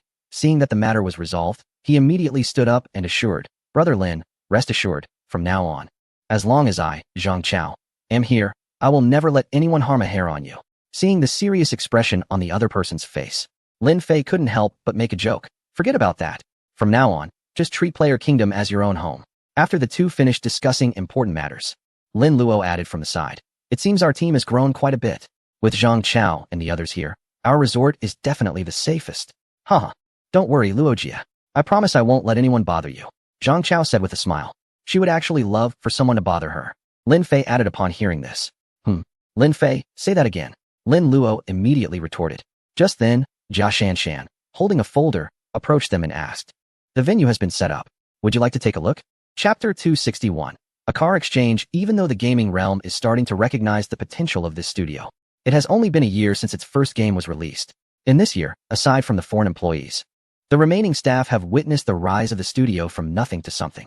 While it is still referred to as a studio, it has already achieved an undeniable presence in the gaming industry. The studio's success can largely be attributed to one individual. However, Lin Fei has not been stingy towards those who were with him from the start. Although the studio may not be as large as some other companies, Lin Fei spares no effort when it comes to employee benefits. He prefers to demonstrate his appreciation through tangible actions. As the annual meeting commenced, he briefly mentioned plans for the coming year before diving straight into the main topic. I know you all have been busy this year, Lin Fei emphasized, looking particularly at the two employees who have contributed significantly to the studio's games. The two quickly stood up, humbly insisting that it was their duty. Indeed, their salaries might not even match that of a customer service representative. However, the promised earnings from their novels have already brought them millions annually. Lin Fei raised his hand to quiet them and continued, everyone here is a veteran of our studio, so let's skip the formalities. I'm someone who likes to prove things through actions. Since you've chosen to be part of this studio, we are family. With that, Lin Fei waved to a staff member named Jia Shanshan. She quickly picked up a cardboard box beside her and brought it to the stage. Lin Fei took the box from her, positioned it so that the side with the prizes faced the audience, and said, I think giving year-end bonuses is a bit glitch. So this time, let us do something interesting. This box contains 20 car keys of varying values. Each of you will have one chance to draw a key, and whatever you pick is yours. With a slight smile, he added, all right, let us get started. Let us see how lucky you all are. The employees were taken aback by Lin Fei's extravagant approach to year-end bonuses. As Sanjiu and Tang Xin were discussing it, a young customer service representative raised her hand and asked, Lin, do we get a chance to? Lin Fei nodded without hesitation. Yes, of course. As he spoke, he looked at Kamaki, who was a staff member of the Dream Factory, noting that for now, only Kamaki was qualified. Hearing Lin Fei's words, Kamaki was momentarily taken aback. Previously, he didn't expect any year-end bonus from Lin Fei. Moreover, he wasn't someone who was short on money. After all, he used to be an internationally renowned director. How could he be lacking funds? The reason he joined Lin Fei to establish the Dream Factory was simply to break through his own limitations. And it turned out that his choice was the right one. The project they filmed, World of 9 Provinces, opened up a new path for him. At that moment, he was fully confident that the official release of World of 9 Provinces next year would absolutely shock the world. However, he didn't expect that this year-end bonus would also include him. Thank you, boss. The prize itself wasn't important. What mattered was the sentiment behind it. Kamaki said as he stood up to express his gratitude. The staff of the Dream Factory sitting behind him looked on with envy. Yet, despite their envy, no one showed any signs of dissatisfaction. This group of foreigners was quite self-aware, and they understood that their time with the company had been short. Not receiving a year-end bonus was reasonable. Lin Fei observed everyone's reactions with satisfaction and said, although the staff of the Dream Factory won't receive car benefits this year, once the park's construction is completed next year, I will give each of you a house. OMG. Boss, that's amazing. Thank you so much. This way, I won't have to endure Jeff's stinky feet anymore. Upon hearing about the housing allocation, this group of foreigners, who had recently been living in shared dormitories, instantly burst into joy. The atmosphere at the annual meeting suddenly became lively. Haha, is this a BMW? Haha, I drew a BMW. Seeing that no one had gone up to draw prizes, Jia Zhanshan took the lead. When she opened the small box she had drawn, she found a BMW key, and her face lit up with joy. Watching Jia Zhanshan celebrating with the BMW key, the crowd below immediately became excited. With one person going first, others followed suit without holding back. The veteran employees lined up in an orderly manner to draw prizes. Initially, some intended to feel for the keys, but when they reached into the cardboard box, they discovered that all the keys were packed in small gift boxes. Realizing this method wouldn't work, they decided to leave it to fate. As each employee opened their gift box, everyone discovered that the keys inside were all of considerable value. Even the cheapest car had a price tag of around 300,000. A year-end bonus in the form of cars, with the minimum value being over 300,000. With such benefits, it was worth even more than a monthly salary of 10,000, let alone 2,000. Wow, what kind of luck is this? As more employees finished drawing their keys, Sanjiao and Tang San also came up on stage. Sanjiao had decent luck, drawing a Wrangler. However, when he turned to look at the car in Tang San's hands, he suddenly felt that his Wrangler was no longer appealing. What kind of car is that? Looking at the car key in his hand, which was larger than others, Tang San felt a bit confused. However, when he noticed the wide-eyed expression of Sanjiao beside him, he realized that this key might be special. He really didn't know much about cars. In his view, as long as it was a car, that was enough. Of course, if there was a good car, he wouldn't mind. Lincoln Navigator. Due to the storyline, the current Sanjiao was no longer the same as before. Therefore, he had long considered buying a car. Thus, whenever he had time, he would check out some car-related apps. He was quite familiar with the Navigator. If it weren't for being somewhat impractical for him and a bit pricey, he might have already made a purchase. However, unexpectedly, this guy next to him ended up winning it. Holding his own Wrangler key, he looked at Tang San and said, "Hey, why don't we swap? That car isn't suitable for you." Chapter 262, The World of Jiuzhou. Tianpu playing the exchange of a Wrangler for a Navigator is something only a certain someone could say. This remark quickly became a hot topic at the annual meeting. As the lottery event concluded, a few female customer service representatives, led by Jia Zhanshan, showcased a dance for everyone. The dance wasn't particularly stunning, but Jia Zhanshan's enchanting movements brought laughter to the whole audience.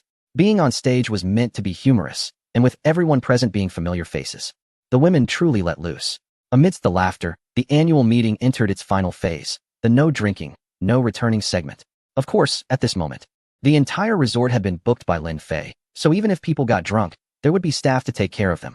By the time they woke up again, it was already noon the next day. The local employees had long since driven away in their luxury cars. At this point, aside from the staff, the remaining people at the resort were Lin Fei and his siblings, along with Zhang Chao and a few others. Also present were Kamaki and his group of foreigners and their families.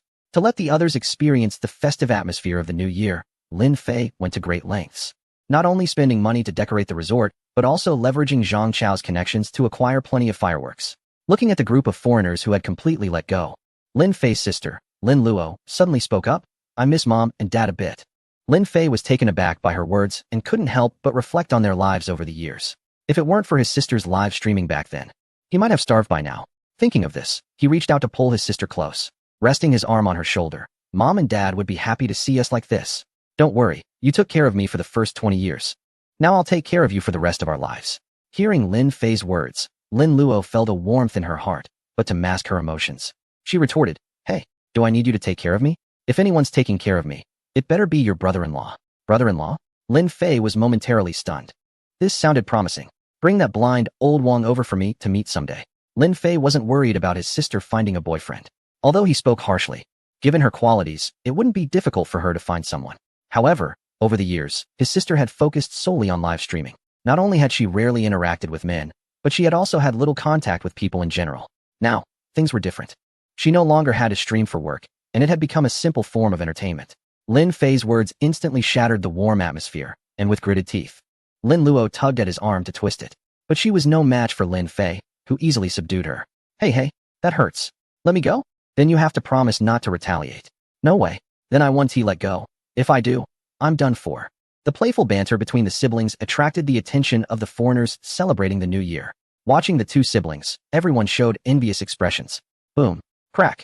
With a muffled bang, a firework exploded in the sky, and everyone immediately stopped what they were doing to look up and enjoy the spectacle.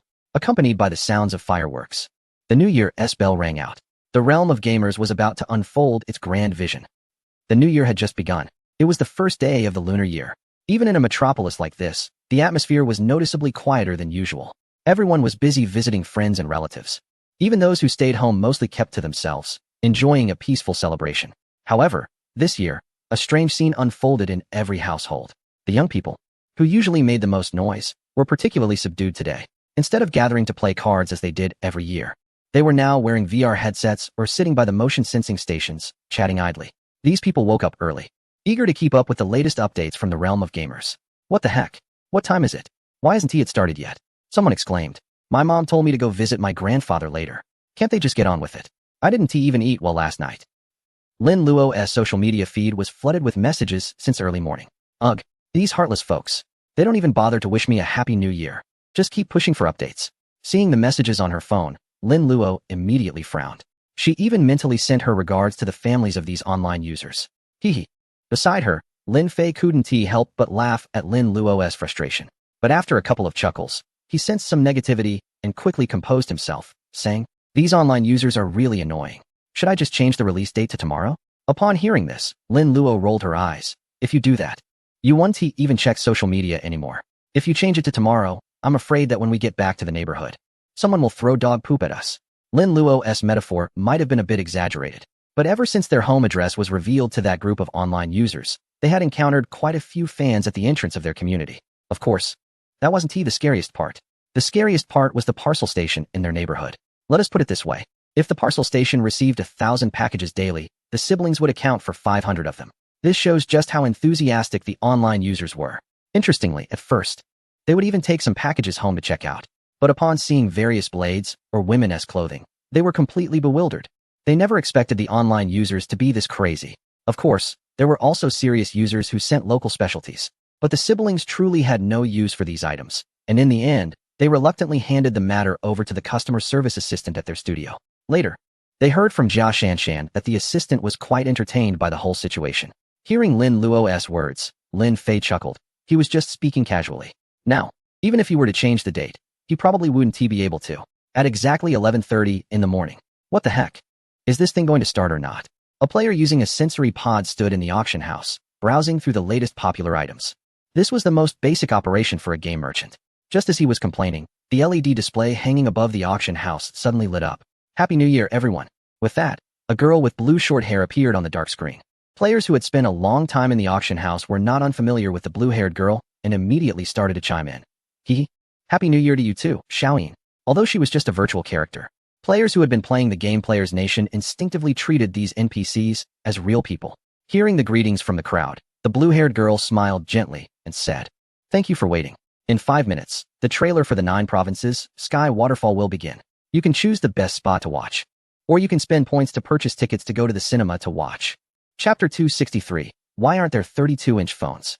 The best viewing position? Of course, it must be in the VR community's Mechanical City. As the system announced the start of the broadcast, all the LED advertisements and holographic projections in Mechanical City instantly switched on. Meanwhile, those outside without devices could only hold back their dissatisfaction and pull out their phones to watch. Looking at that tiny screen, the netizens began to complain. Seriously, this year's offerings are really not worth it. Now I have to watch the trailer on my phone. Who says otherwise? That company's lousy phone doesn't even have a 32-inch version. Some should just be grateful for what they have. I'm still using an old phone. Wow. Is it really that amazing? Excuse me, how did you leave a message up there? Come on, don't you guys know there's a feature called screen mirroring? Speaking of which, that reminds me. Compared to those struggling netizens, those with VR devices or lying in sensory pods were not having it any easier. At this moment, the online user count in the VR community had surpassed 700 million. This was thanks to Lin Fei's advanced technology server. If it were on an older server, it would have long been overwhelmed by data traffic. However, even if the server wasn't down, it was still overcrowded. The entire Mechanical City was filled with players. The atmosphere rivaling a bustling rural market during the new year. Due to the realistic technology used in the initial design, characters didn't overlap like in other games. However, the drawbacks of this technology became evident now. The entire Mechanical City was congested. Several intersections equipped with holographic projections were surrounded by players, forming layers of crowds. Among the players in the VR community, there were certainly some clever individuals. Don't miss out on this. Freshly released AKs, only 6 left. First come, first served. Even if you can't use it, buy it for your son-in-law, and you'll bring happiness to your daughter. Classic sports cars, made of pure steel, displayed at home, really makes a statement. Limited offer. 3 carry rolls available, act fast. Only 3 virus enhancement liquids from Resident Evil. Hurry and take them. 2,000 points. No deception. Modified doomsday vehicles from Resident Evil. Grab them quickly. A delivery from the east is priced at 100,000 points. Guaranteed fresh. No charge if it explodes. At a crowded intersection, some savvy players had already occupied advantageous positions and set up a huge cardboard sign. On that sign, various items for sale were listed. The lively atmosphere and distinctive shouts almost made other players mistake it for a New Year festival. Compared to players from other regions, those from abroad were witnessing such a scene for the first time. Especially the vendors selling goods, it was quite an eye-opener for these newcomers. Compared to their vast and sparsely populated country, the lively atmosphere in the VR community of the gaming realm instantly captivated them. However, this scene was merely the tip of the iceberg in the entire mechanical city. The total capacity of the mechanical city can accommodate up to 1 billion people, yet currently, it has just surpassed 700 million. In this world, opportunities are always reserved for the diligent. Even before the trailer starts, the vendors at the intersection are already raking in profits. Suddenly, amidst the bustling intersection, a distant horn sounded. It has begun. Upon hearing the horn, the players immediately fell silent. In an instant, the entire intersection became so quiet that one could hear a pin drop. All the players instinctively looked up at the holographic projection, where images began to appear, accompanied by the melodious sound of the ancient horn. A primeval forest filled with towering ancient trees came into view. Wow, what species of trees are those? They must be 30 meters tall. They should be a species not found on our planet. Otherwise, I would definitely recognize them. Even though I don't know what species they are, I feel like those trees must be worth quite a bit. Whoa, dude, are you planning to become a lumberjack once the game starts? Look over there. What is that? As netizens discussed, the camera angle shifted from an upward view to a horizontal one, quickly retreating. As the camera pulled back, a huge, primitive forest came fully into view. Just as people were about to be amazed, suddenly, with a loud bang, a massive foot landed in front of the camera. In an instant, dirt and mud splattered everywhere, with droplets of water hitting the camera lens. The unexpected scene made everyone's heart skip a beat. However, the range displayed by the holographic projection was limited, and the crowd instinctively looked up, only able to see the edges of the lost image. What kind of monster is that? Based on those big trees, it's estimated that the owner of that leg must be over 3 meters tall. Over 3 meters? Is that even human? As if to confirm the netizens' guesses, the camera's perspective slowly rose. Watching the rising angle, everyone felt a sense of anticipation. However, at this moment of collective excitement, the staff holding the camera seemed to be startled. Suddenly, a scream echoed in the video. Then, the perspective jolted, and the camera fell to the ground. Coincidentally, the direction the camera faced captured a young man wearing a military green multi-pocket vest. Upon seeing this scene, the netizens couldn't help but comment, "Damn, you got me all excited, and then you show me this? Which director without hands filmed this? This is a blooper. Don't you think that cameraman's expression is quite realistic? Don't mention it. The expression of that cameraman is just perfect, at first glance. You can tell he's not the type to meet an unfortunate end right away." Bang!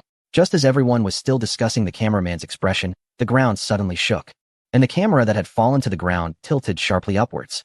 In the next second, all the viewers watching the video were frozen in place. Goodness, is that a giant from ancient myths? Are you out of your mind? Giants are foreign. This is our own creation. Could it be that old Lin is planning to create a world of ancient legends? It's possible. Didn't you see the preview with the word 9 provinces in it? As the footage continued to roll, enormous figures resembling ancient deities walked past the camera. Due to the angle, those rugged men appeared even larger. Meanwhile, the cameraman, sitting on the ground, looked as small as a child next to those giants. Damn it, what are you doing? Get up and keep filming. Just as everyone was still immersed in this shocking scene, a fierce voice came from the video. In the next moment, a magnetic narration began.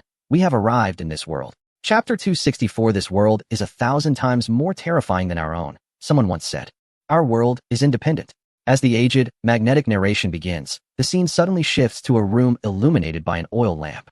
A massive desk, a huge chair. Everything in the room appears enormous, contrasting with the slightly hunched, pallid figure of an old man. It seems as if this room should be inhabited by a giant, rather than this elderly man. However, what everyone sees is only that frail, desolate, curved back. The emaciated, gray-haired elder, with his back to the camera, is bent over the large desk, seemingly writing something. As the camera zooms in, the narration resumes. At first, I thought the same, until an unexpected incident changed my perspective. Likewise, he changed my life.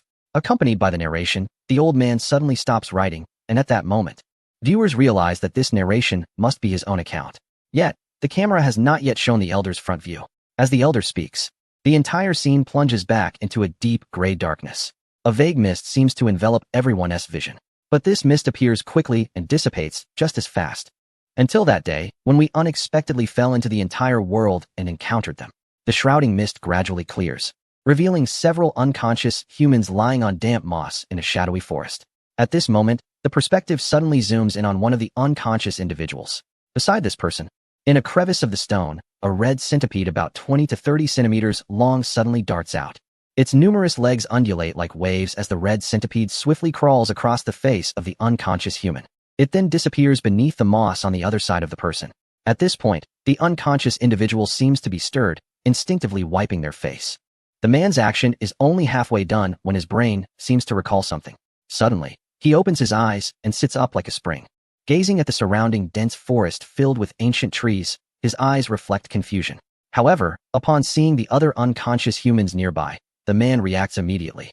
He quickly gets up and rushes to his companions, shaking them desperately in an attempt to wake them. Fortunately, this group of people is merely unconscious. With the man's efforts, everyone wakes up. However, viewers can see shock and bewilderment in their eyes. Their expressions resemble those of a shipwrecked person stranded on a deserted island. No, they appear even more lost. It's as if they have entered an unfamiliar world. The entire scene is devoid of excessive dialogue, even when there is. It is overshadowed by the distant background music. At that moment, the narrator's voice echoed. We have arrived in a strange world, and fortunately, no one is injured. Initially, we thought this was lucky, but little did we know, this world is 100 times more terrifying than ours. Boom, boom, boom. As the narration ended, the background music suddenly turned somber. The sound resembled a drumbeat, echoing in the hearts of everyone present. The eerie and low music instantly set a tense atmosphere, making everyone feel anxious. Roar. Just then, a terrifying roar resonated in the video. It was a sound no one had ever heard before. Yet, this unfamiliar noise sent chills down their spines. Accompanying the roar, the sounds of birds and beasts scattering in the dark forest filled the air. Seeing this scene, viewers couldn't help but comment. What kind of animal is that? It sounds so creepy. Not just creepy. This call is even more terrifying than the roar of a tiger in the mountains. No matter how frightening, can it be scarier than your sister-in-law? Exactly. Let me tell you, in this world, there is nothing more terrifying than women. If there is, it's the mother-in-law. Whoa. Hey buddy upstairs, what have you been through? Roar, roar, roar. Just as the viewers were discussing fervently, one roar after another echoed. Instantly, everyone fell silent, staring nervously at the screen. Honestly, that roar is really frightening. Every time I hear it, my heart trembles. Humans have an innate fear of the unknown. Some timid female viewers instinctively covered their eyes. However, the gaps between their fingers betrayed their curiosity. Everyone was anxiously glued to the screen. The visuals did not disappoint. Accompanied by heavy footsteps and the sound of breaking branches, several enormous shadows gradually emerged. What on earth is that? Whoa, is that a leopard? I remember seeing this monster in the poster a few days ago. When I looked at the poster, it didn't seem that scary, but now it's almost making me wet my pants. As the terrifying 5-meter-tall creature slowly revealed itself, and looking at the unfortunate humans, viewers felt that this group was probably doomed. The humans in the video, upon seeing the 4 terrifying leopards, were immediately frozen in fear. Indeed, facing such giant creatures, not just the people in the video, anyone would be paralyzed on the spot. Roar. The leopard that emerged from the depths of the forest, seeing the humans who were frozen in place, immediately opened its massive mouth and roared. Even through the screen, the moment they heard that roar, viewers instinctively felt a chilling wind rush towards them. Don't mention a 5-meter-tall leopard. Even an ordinary leopard poses a 0 chance of survival when encountered. Thus, the recently awakened humans have become indistinguishable from the dead in everyone's mind. Gazing at the giant leopard's gaping maw, with fangs as thick as an adult's thigh, netizens began to mourn for these unfortunate individuals, hoping that there are no leopards of such size in paradise. As it turned out, just as the netizens had imagined, the eyes of the humans in the scene were filled with despair. In the face of such a giant beast, fleeing was utterly meaningless. Yet, not fleeing and surrendering left them with a deep sense of unwillingness. An individual named Lucin picked up a camera, hoping to capture their final moments. At that moment, the man who had woken up first suddenly spoke to a young person not far away. Upon hearing his request, the young man hesitated but then bent down to pick up the camera on the ground. He immediately turned on the camera and recorded everyone. The young man's actions seemed to provoke the giant leopards, and with continuous roars, the 4 leopards charged towards them. Seeing this, the group instinctively turned to flee. The age-old rule remains: 4-legged animals love to chase their targets. Even in this unfamiliar world, it holds true. As they fled, the 4 giant leopards became even more ferocious. Fortunately, The dense trees of the forest and their small stature allowed them to create some distance. However, the group did not celebrate for long before they exited the forest and entered the plains. Without the cover of trees, they were suddenly exposed to the leopard's sight. Despair filled everyone's faces as they watched the approaching giant leopards. Just at that moment of hopelessness, a sound sliced through the air, followed by a giant spear several meters long, which plunged into the ground right in front of the leopard. Chapter 265, A World That Subverts Cognition. With a wild shout, the jostling view quickly shifted and zoomed in. On the vast, flat grassland, enormous figures emerged, and beneath those primal, wild silhouettes were ferocious beasts galloping freely. Rumbling, accompanied by intense vibrations, a group of giants, riding these fierce beasts and dressed in primitive attire, rapidly approached. The entire scene made the humans tremble in fear. The shocking visuals left everyone watching the video completely exhilarated. So overwhelming, so majestic, especially in front of the giants. There was a female giant riding a creature resembling a rhinoceros. Her powerful physique and dignified expression evoked a single phrase in people's minds: heroic and spirited. The heroic female giant waved her massive sword, letting out a roar that resonated throughout the land. Everyone born in the new era and raised in the new world had never witnessed such wild and primitive imagery. As they watched the charging beasts and the ground shaking violently, the blood within them seemed to ignite. In an instant, everyone became fervently excited. It must be said that the filming of this video, along with its accompanying music, was spot on. With the appearance of these strong giants, the thunderous sound of war drums also erupted. Each beat felt like it struck at the hearts of the viewers, syncing their heartbeats with the rhythm. Wow. The sense of immersion is incredibly realistic. Indeed, it's so shocking. If I didn't know this was a game promotional video, I would have thought it was a documentary about time travel. Just for these visuals, I definitely have to try this game. Are you really just in it for the visuals? Aren't you more interested in the female giant? I almost feel embarrassed for you. Amid the discussions of netizens, more than a dozen giants riding different beasts came before the humans and then swept past them, accompanied by the sound of war drums. The entire scene was truly breathtaking. At that moment, all the viewers felt a sense of insignificance. Initially, they didn't think much of it, but as the giants approached, they realized how small they were in comparison. It was like a toddler facing an adult. However, just as everyone was in shock, the next scene made their eyes widen and their breathing become labored. They had no idea that with the appearance of these giants, another side revealed 4 gigantic leopards, which began to exhibit unusual behavior. Roar. Accompanied by a roar that echoed through the mountains and forests, the 4 massive leopards suddenly crackled with electrical sounds. In the blink of an eye, those leopards became electrifyingly fierce. As they gazed at the terrifying leopards, now wrapped in arcs of electricity and bearing fierce expressions, everyone was stunned. These leopards were already terrifyingly strong, and now they were emitting electricity? How are people supposed to survive this? Is this the kind of terrifying creature that humanity can challenge? Before them stood giants, and behind them were lightning leopards.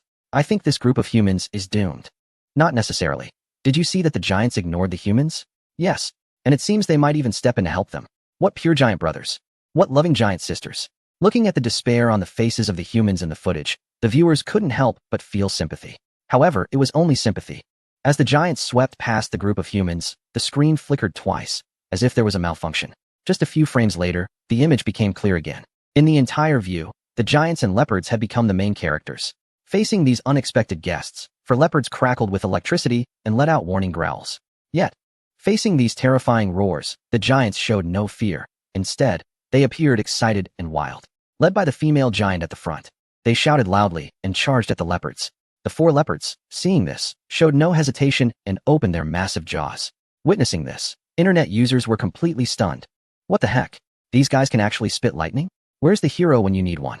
This completely overturns my understanding of physics. How can a creature spit lightning? Do you think it's possible that they're spitting static electricity? Come on, didn't you see the grass burning? Does your static electricity have that effect? In an instant, the debaters began to argue fiercely. However, the film didn't stop because of them. Accompanied by crackling sounds, the electric snakes spewed from the mouths of the 4 leopards shot toward the charging giants at lightning speed.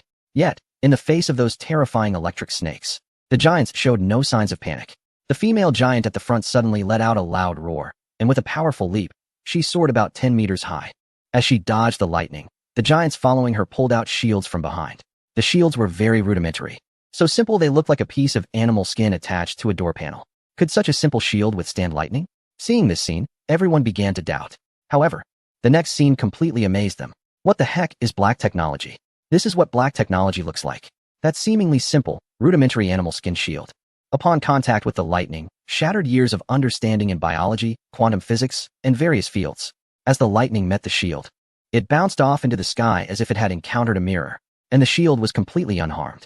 The terrifying shockwave, however, knocked the warriors off their mounts. The giant warriors, aside from looking a bit disheveled, were unharmed. This scene once again left everyone in shock. What the heck? All the knowledge I've learned over the years seems to have gone to waste. Indeed, it feels like even Newton's coffin can't contain this. This is unbelievable. A piece of beast hide has such immense power. As they watched the lightning that was deflected by the shield disappear into the sky, all the spectators felt their brains struggling to comprehend. They couldn't figure out the principle behind it no matter how hard they tried. In that moment, they realized that the group of primitive giants before them was not as simple as it appeared on the surface. Attack! Boom! At that moment, a thunderous roar echoed in the video. The next second, the leaping female giant landed heavily in front of a leopard. The broad, thick giant sword in her hand, resembling a block of iron, smashed the ground into a spiderweb-like crack.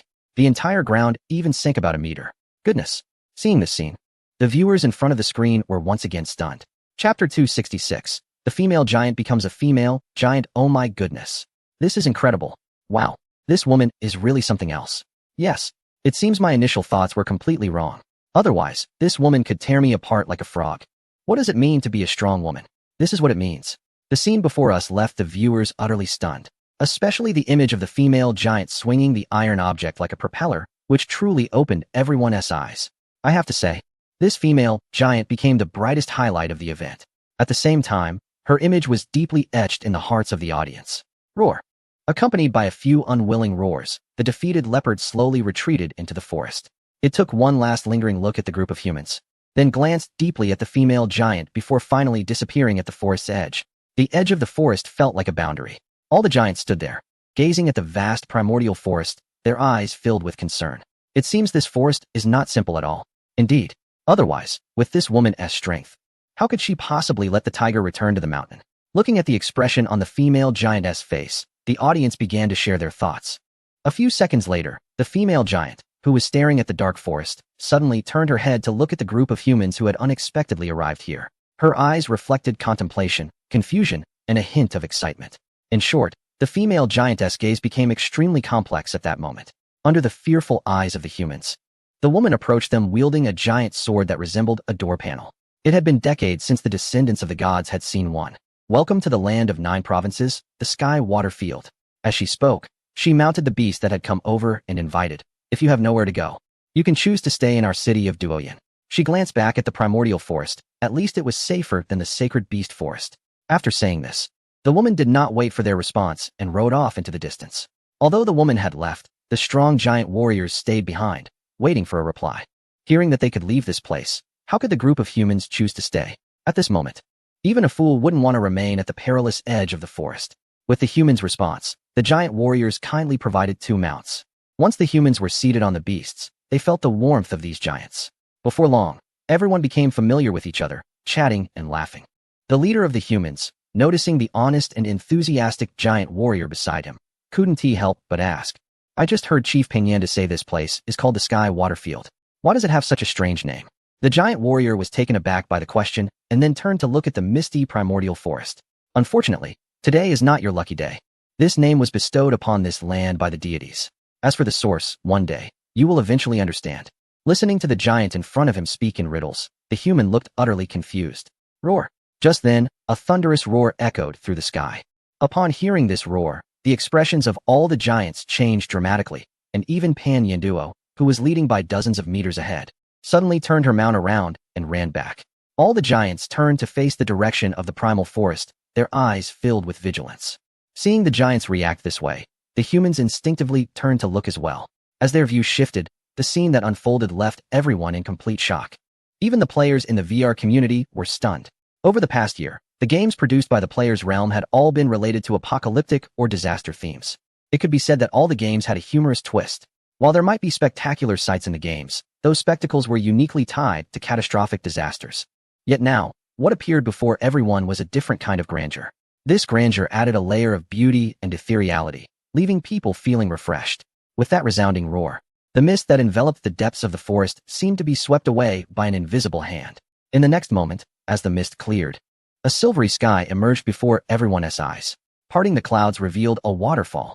At the same time, a majestic background music began to play. Just by listening to the BGM and watching the waterfall cascading down from nowhere, everyone seemed to hear the sound of the waterfall crashing. As the mist fully dissipated, a gigantic rainbow arched over the forest. Roar! The powerful, soul-stirring roar rang out once more. In the next second, a colossal shadow slowly rose and settled above the rainbow. Everyone was awestruck by this scene. The expressions of the giants changed completely. The woman giant named Pan Yanduo shouted with a drastically altered demeanor, "All barbarian warriors, stay away from the sacred beast forest." Upon hearing the female giant's roar, in an instant, all the giant warriors turned to drive away their trembling mounts. Pan Yanduo. Just as the barbarian warriors turned to flee, a terrifying roar echoed from the horizon. In an instant, the faces of the giants changed dramatically. Before they could react, they heard the voice again. "Is it too easy to leave like this after bullying my kind?" Hearing this voice and looking at the distant giant shadow, the online viewers were momentarily puzzled. However, just as the words fell, a buzzing sound erupted. Following that, a terrifying scene unfolded before everyone. A massive fireball, resembling a sun, shot down from above the forest. Even through the screen, everyone felt a wave of heat rushing towards them. As the massive fireball drew closer, the giants and humans faced imminent annihilation if no resistance was made. In a moment of desperation, the female giant standing in the ranks let out a fierce roar. With that roar, the already formidable female giant seemed to inflate like a balloon. In the blink of an eye, she grew from over 3 meters tall to a height of 30 to 40 meters. My goodness, this woman can actually grow bigger? Incredible. Truly astonishing. As they watched the female giant transform in an instant, netizens were left utterly speechless. Although she had fully become a giant, she still appeared somewhat small in the face of the sun-like fireball. However, just as the fireball was about to collide with her, a dazzling light erupted from the giant's body. The fireball was annihilated. A terrifying roar echoed amidst the intense flames. Accompanied by this roar, there was a thunderous explosion as the fireball, resembling a blazing sun, burst apart. Flames engulfed the sky, and a scorching wave swept across the plains, igniting the grass in an instant. Amidst the flames, a gigantic figure, reminiscent of a hellish demon, swung its massive fists. The entire scene was utterly breathtaking. At that moment, all netizens lost the ability to speak, their eyes wide open in sheer astonishment at the spectacle before them. Chapter 267. Why the difference is so huge among women. Oh my, I miscalculated. It turns out this woman is possessed by the fire god. Looking at the flame giant with a fiery body and curvaceous lines, all the online viewers felt they had feasted their eyes. In their lives, they had never seen anything so grand. Unbelievable. In the blink of an eye, that fireball, resembling a red sun, was extinguished by the formidable Pan Yando. However, the splattered fire rain ignited the surrounding area. The scene before everyone transformed into an exquisite spectacle, especially the gigantic figure amidst the flames, which gave the illusion of seeing a Valkyrie. At this moment, the viewers unanimously believed that this woman before them was the legendary Valkyrie. The game hadn't even started, yet the name of Valkyrie Pan Yando began to spread across the internet. Some even took screenshots of the scene and made it into wallpapers. Valkyrie Pan Yando instantly gained countless fans. As time passed, the flames gradually dissipated, and that towering figure standing at the peak of the rainbow seemed bound by some force. Not leaving the center of the forest, with enormous, crimson eyes, it gazed at the giant Pan Yando and said in a deep voice, "I never expected you to awaken the ancient bloodline. Barbarian demigod, today I'll give you face. But if you dare to step into the sacred beast forest again, I will surely crush you here." Accompanied by a thunderous voice, the massive shadow slowly descended into the forest and vanished. As that enormous figure disappeared, the mist began to gather above the forest once more. In a short while, the central area of the forest was once again shrouded in mist. The silver waterfall that had descended from the sky also disappeared before everyone's eyes.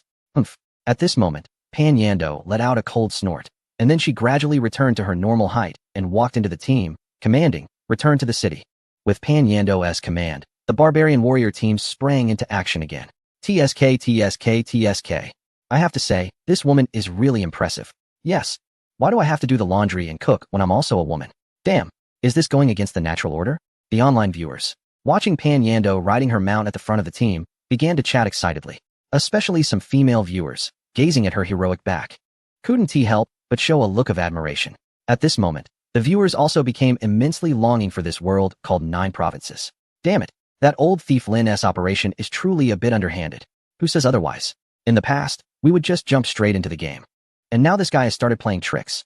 Why bother with all these useless previews? Wouldn't it be better to just get into the game directly? That old thief Lin has really gone bad. Lin Fei, who had been secretly hiding in the crowd with his invisibility mode on, couldn't he help but shake his head and smile bitterly upon hearing the online viewers' comments. He felt so wronged. It wasn't that he didn't want to jump straight into the game, but who could have predicted that the system would upgrade unexpectedly? In a single move, he drained all his emotional value. Even if he wanted to create something, he wouldn't have any emotional value left. However, there's no need to worry about that now. In just a short amount of time, his meager emotional value has increased to over 200 million.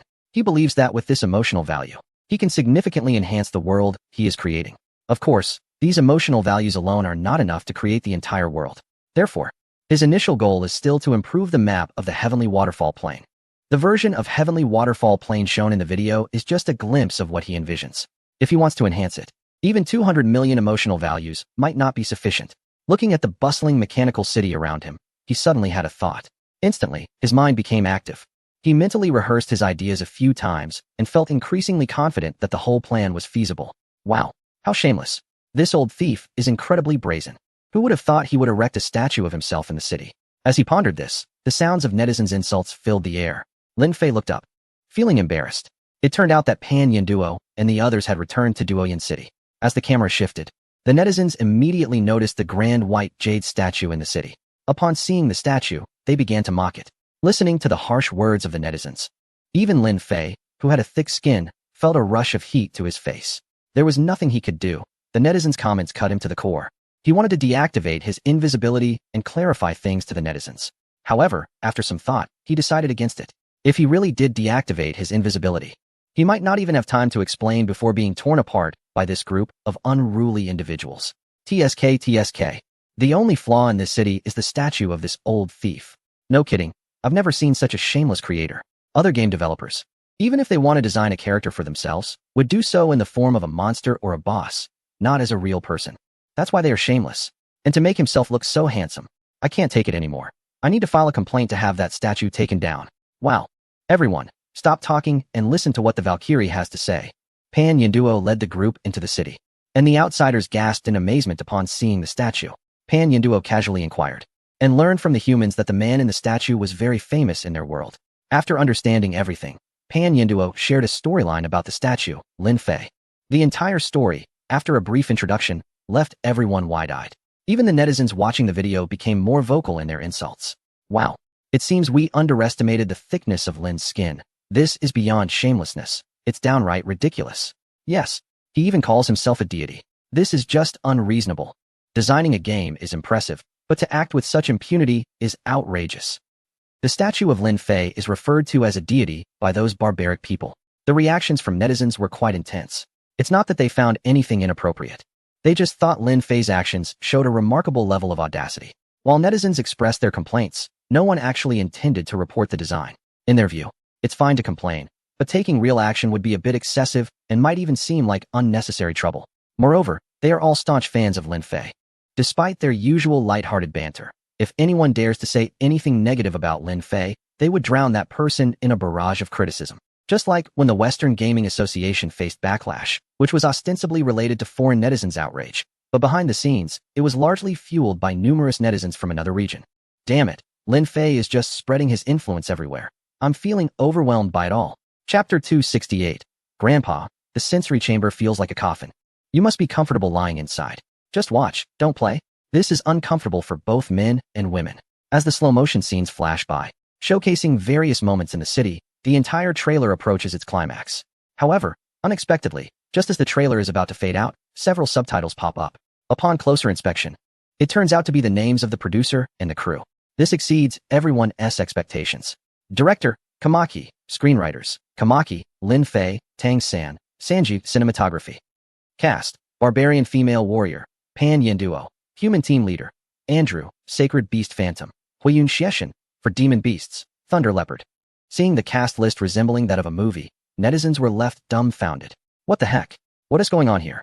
I've never seen this in a trailer or game CGI before. Yes, in the past, you'd just hear some voice acting, but what else with this cast? Who knows what is going on? I just want to know, what on earth is this Huiyun Xieshan?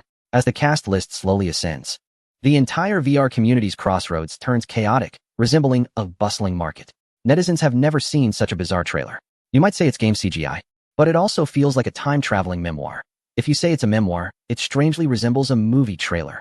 Now, even the cast list pops up. But are the actors on this list even legitimate actors? For a moment, the netizens are confused, unable to distinguish anything. Just then, as the video nears its last few seconds and the screen goes black, a prominent comment appears. JoJo. Tianpu Prologue and JoJo Origins will meet you on the Lantern Festival. Don't miss it, everyone. Thank you for watching. As the thank you for watching fades away, the video ends completely. However, the entire venue falls silent. All the netizens' minds are momentarily at a standstill. After a long time, the crossroads erupt with astonished exclamations from the netizens. What the heck? Are these two games? No way. You still don't get it? Those are not two games. They are clearly a movie and a game launching simultaneously. Incredible, Lin Laojia is aiming to disrupt the film industry. It's only then that the slow-to-react netizens finally realize. They discover that Lin Fei's ambitions are quite substantial. This guy, who has already reached the pinnacle of the gaming industry, is now setting his sights on the film sector. One must admit, this guy's ambitions are not small. Meanwhile, Lin Fei, who has been listening to the discussions, suddenly feels like he has stepped in something unpleasant. To be honest, he doesn't have that many thoughts about the film industry. The film was made simply because the staff at the studio couldn't cut down the trailer. Lin Fei watched the completed film and felt it was a shame to keep it to themselves, so he decided to share it with online users. He never considered making a profit from it. The film would be released for free on the internet and in the VR community.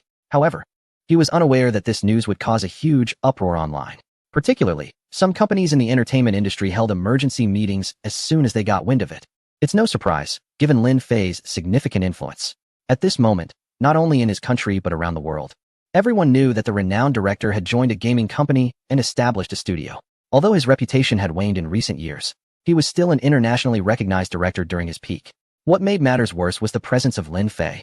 The virtual and real-world technology of the gaming company was well known globally. How could a film made with such groundbreaking technology be anything but exceptional? Within just a few hours, the trailer for the film was edited by users in the VR community and uploaded online. Upon seeing the video, major gaming and entertainment companies immediately downloaded it. In no time, countless companies around the world held emergency meetings, with department heads carefully watching the trailer. OMG, what kind of technology is this? This is clearly not computer-generated effects. The filming techniques and camera angles made it feel like a real-world experience. What kind of technology do they possess? I believe we will never be able to compete with them. Their technology has surpassed this era. Is this film shot in another world? Why are there no traces of computer effects? This kind of film should have been made by us. Lin Fei's father is one of us. I wonder if using this technology to shoot a horror film would be even better. The executives sitting in their offices were left stunned by the visuals presented before them. Some technical directors even searched meticulously for evidence of special effects in the video. However, after a long search, they sadly discovered that there were no traces of effects at all. It felt like everything was real. Especially the expressions and skin textures of the giants in the video made it seem lifelike. A video with no detectable special effects like this one, not only in this era but even decades from now, would likely remain impossible to replicate. In an instant, global entertainment companies sensed a terrifying crisis looming. The executives who overheard their subordinates' discussions all turned pale. If the gaming realm truly decides to venture into the film industry, it might just lead to a storm for them. At this moment, they are absolutely frustrated with Lin Fei. Of course, where there is hate, there is love. Many internet users instantly fell in love when they saw the trailer for the gaming realm's 9 provinces. They don't care about the details, they simply enjoy it. Especially the Valkyrie in the video, regardless of gender, anyone who saw her punch and obliterate a fireball immediately became a fan. And when the film concluded, revealing the cast list along with a message about a gathering for the Lantern Festival, even those who don't play games couldn't help but want to give it a try. Knowing that not only the game but also the movie would be released online made everyone eagerly anticipate the Lantern Festival. They believe that this trailer, even if just 3 minutes long, is more exciting than any gala. I need to check if the mall opens tomorrow. I want to buy a VR device. Dad, at your age, playing with VR devices might be a bit risky. I think I'll just get you a motion-sensing pod instead. Alright, Grandpa, I heard from internet users that it's like a coffin, and you'll be really comfortable lying in it. Chapter 269 University classmates, filial sons, and good grandsons. Nothing more. The old man didn't hold back, even if he doted on his grandson. I have to say, Lin Fei's preview of the 9 provinces, Sky Waterfall, was very successful. The player's realm not only gained a batch of new fans, but also a new set of enemies. Of course, among them, some have developed a keen interest in the player's realm, especially the virtual filming technology that rivals movie special effects, which has made many film companies envious. However, due to the new year, these companies were temporarily unable to contact the player's realm and ultimately had to postpone the matter. Once the new year was over, they would put this on their agenda. Compared to those film companies, the heads of major theater chains in the country also received documents from their subordinates. Upon learning that Lin Fei's Player's Realm planned to produce a movie, these theater executives were immediately confused. If they remembered correctly, this guy was supposed to be in the gaming industry, right? A game developer making a movie? Is this just someone with money not knowing how to flaunt it? Has the threshold for filmmaking dropped, or is film losing its value? In this day and age, how can anyone make a movie? Initially, these theater executives were dismissive and even couldn't resist mocking a bit upon hearing about Lin Fei's movie production. However, after watching the preview of the 9 provinces, Sky Waterfall, they no longer thought so. Those who had spent their lives in the film industry could tell if a movie was good with just one glance, even if the preview was only 3 minutes long. It was packed with details, and it seemed likely that this was not just a standalone film. This could very well be a series of films. This group of sharp-eyed individuals immediately saw business opportunities. However, in the past, it was always the production companies that approached them for collaboration or long-term partners. For them to be the ones to initiate contact with a production company felt somewhat embarrassing. Yet, while these major domestic theater chains hesitated, some had already started to take action. Su Xinyu, the founder of Xinyu Film Industry, found herself in a less prominent position in a time when major theater chains were blooming everywhere. There was nothing she could do. After all, she had no background or social connections. Moreover, she only had 10 cinemas, all located in county towns. However, it could be said that being in the county towns was a blessing. Otherwise, she would have been swallowed by those colossal entities long ago. Struggling to survive in the cracks, Su Xinyu was determined to change her situation. Yet, the domestic film market was what it was. The pie was only so big, and it simply didn't allow too many people to share it. Because of this, Su Xinyu spent the whole year distracted and even had a toothache. Su, did you see the news? On the evening of the first day of the new year, her classmate and friend, who had started a business with her, suddenly called to wish her a happy new year and asked, "See the news?" "What news?" During this time, with half her head in pain, Su Xinyu had no mind to check her phone. Hearing Su Xinyu's words, her friend on the other end of the phone couldn't help but complain. "Oh dear, who are you even spending the new year with at home? You're not even concerned about work anymore. Aren't you being a bit irresponsible as a boss? During the new year, basically all units and companies are on holiday, yet your cinemas are still open. Of course, the salary the company gives to employees during this period is 3 times the usual." Listening to her friend's complaints, Su Xinyu didn't take it to heart and asked, "Just tell me the news directly. I have a toothache right now, and I'm not in the mood to look at my phone." As she spoke, Su Xinyu rubbed the back of her right ear. The toothache was radiating into her ear as well. It seemed that her anger had escalated. After all, managing 10 cinemas, and after all expenses, she barely made less than 100,000 a year. If she told anyone, they probably wouldn't believe it. But that was the reality. Life was that harsh.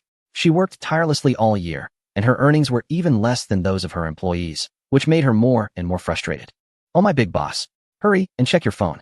I guarantee that once you look at it, you'll be so happy that all your pain will disappear," her friend urged from the other end.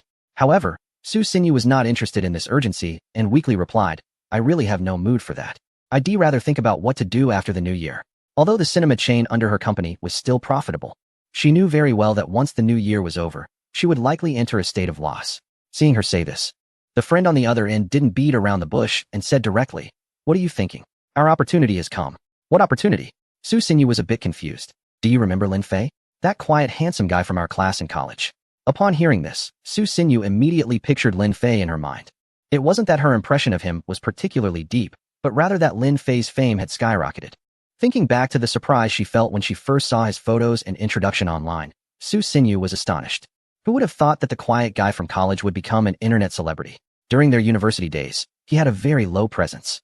But now, he was well known across the internet, and even among their old classmates who were in touch, talking about Lin Fei felt miraculous. No one would have expected that the guy who was so out of place and hadn't even contacted them would become a sensation in the gaming industry. However, Lin Fei's fame had nothing to do with her. Besides, during college, she and Lin Fei didn't have much of a relationship. At most, they just exchanged a few words as classmates. Su Xinyu curiously asked, "Lin Fei? What about him?" "Oh my goodness, what do you mean what about him? Have you really been out of touch during the new year?" Hearing her words, the person on the other end of the line seemed somewhat reluctant and said, "Lin Fei has just filmed a movie, and it hasn't been released yet. Let me tell you." The friend on the other end went on to narrate the trailer of the 9 regions, Sky Waterfall in detail, along with an analysis of the reactions online. After finishing the analysis, she continued, "No cinema chain has actively contacted Lin Fei yet, and this is our opportunity. I remember you have his phone number. So hurry up and call him to ask. We must secure the distribution rights. I tell you, as long as we can get the distribution rights. Not only will it stabilize our current business, but it could also lead to future expansion. I have to admit, the girl on the phone was quite sharp. Moreover, her words successfully piqued Su Sinyu's interest. Although she wasn't very familiar with the gaming industry, she was well aware of Lin Fei's influence in the gaming world. Given Lin Fei's clout, as long as the film is decent, there shouldn't be any concern over box office performance. As for the price, she wasn't worried that Lin Fei would ask for an exorbitant sum. With that thought, she exchanged a few more words with her friend, then hung up the phone and found the contact labeled Young Master Fei in her phone book. After a brief hesitation, Su Sinyu took a deep breath and dialed the number she had never called before. Chapter 270, No money? Then what do you want? Oh my goodness. Brother Lin. Us fans are quite terrifying, aren't we? During the New Year period, the entire gaming realm came to a halt. All employees, including the soldiers around Lin Fei, were given an extended vacation. Now, only Lin Fei's sister Lin Luo and the orphan Zhang Chao remained by his side. Also, there were those foreigners from the vacation resort. With Lin Fei, the big boss, present, those foreigners always felt a bit restrained. Therefore, the three of them, Lin Fei, Lin Luo, and Zhang Chao, returned to their own neighborhood. The entire community was decorated with a strong festive atmosphere by the soldiers managing the property. Zhang Chao, coming out from the VR community, looked at Lin Fei with a shocked expression. It's no wonder he was like this. The netizens in the VR community were too enthusiastic. Of course, this enthusiasm was limited to family greetings. The whole situation stemmed from that teaser trailer. Well, what can you do? The bigger the tree, the more the wind blows. Lin Fei chuckled at the fans' complaints, not taking them to heart. What the fans said didn't matter. Gaining emotional value was what truly counted. As it turns out, this teaser trailer was indeed very successful. At the same time, he gained a deeper understanding of director Kamaki's abilities.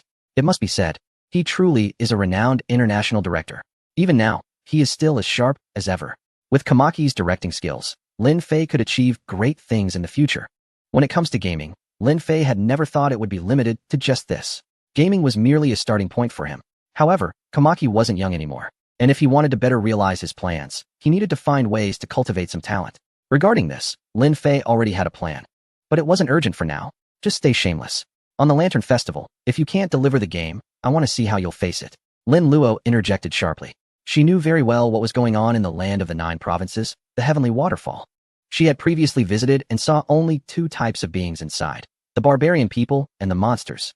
Aside from that, there was nothing else in the Heavenly Waterfall. With such an incomplete product, how could they expect to launch it on the Lantern Festival? That would be pure self-destruction. Haha, who told you there was nothing? Lin Fei had already figured out the timeline issues of the 9 provinces world.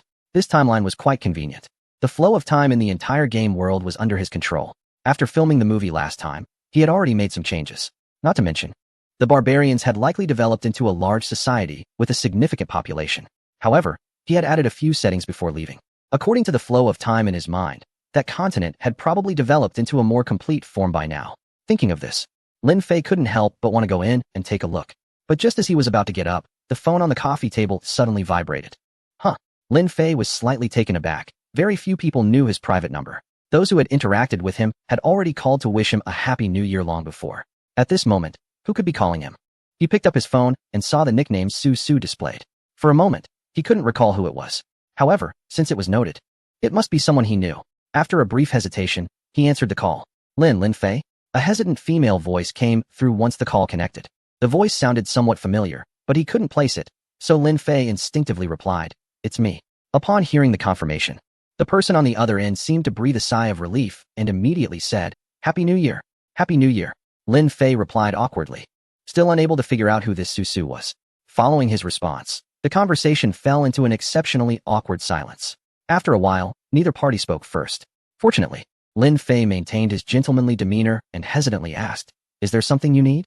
However, on the other end of the line, hearing such a distant greeting, the caller fell silent again. Just as Lin Fei was filled with questions, the voice finally came through again. "Lin Fei, it's me, Su Sinyu."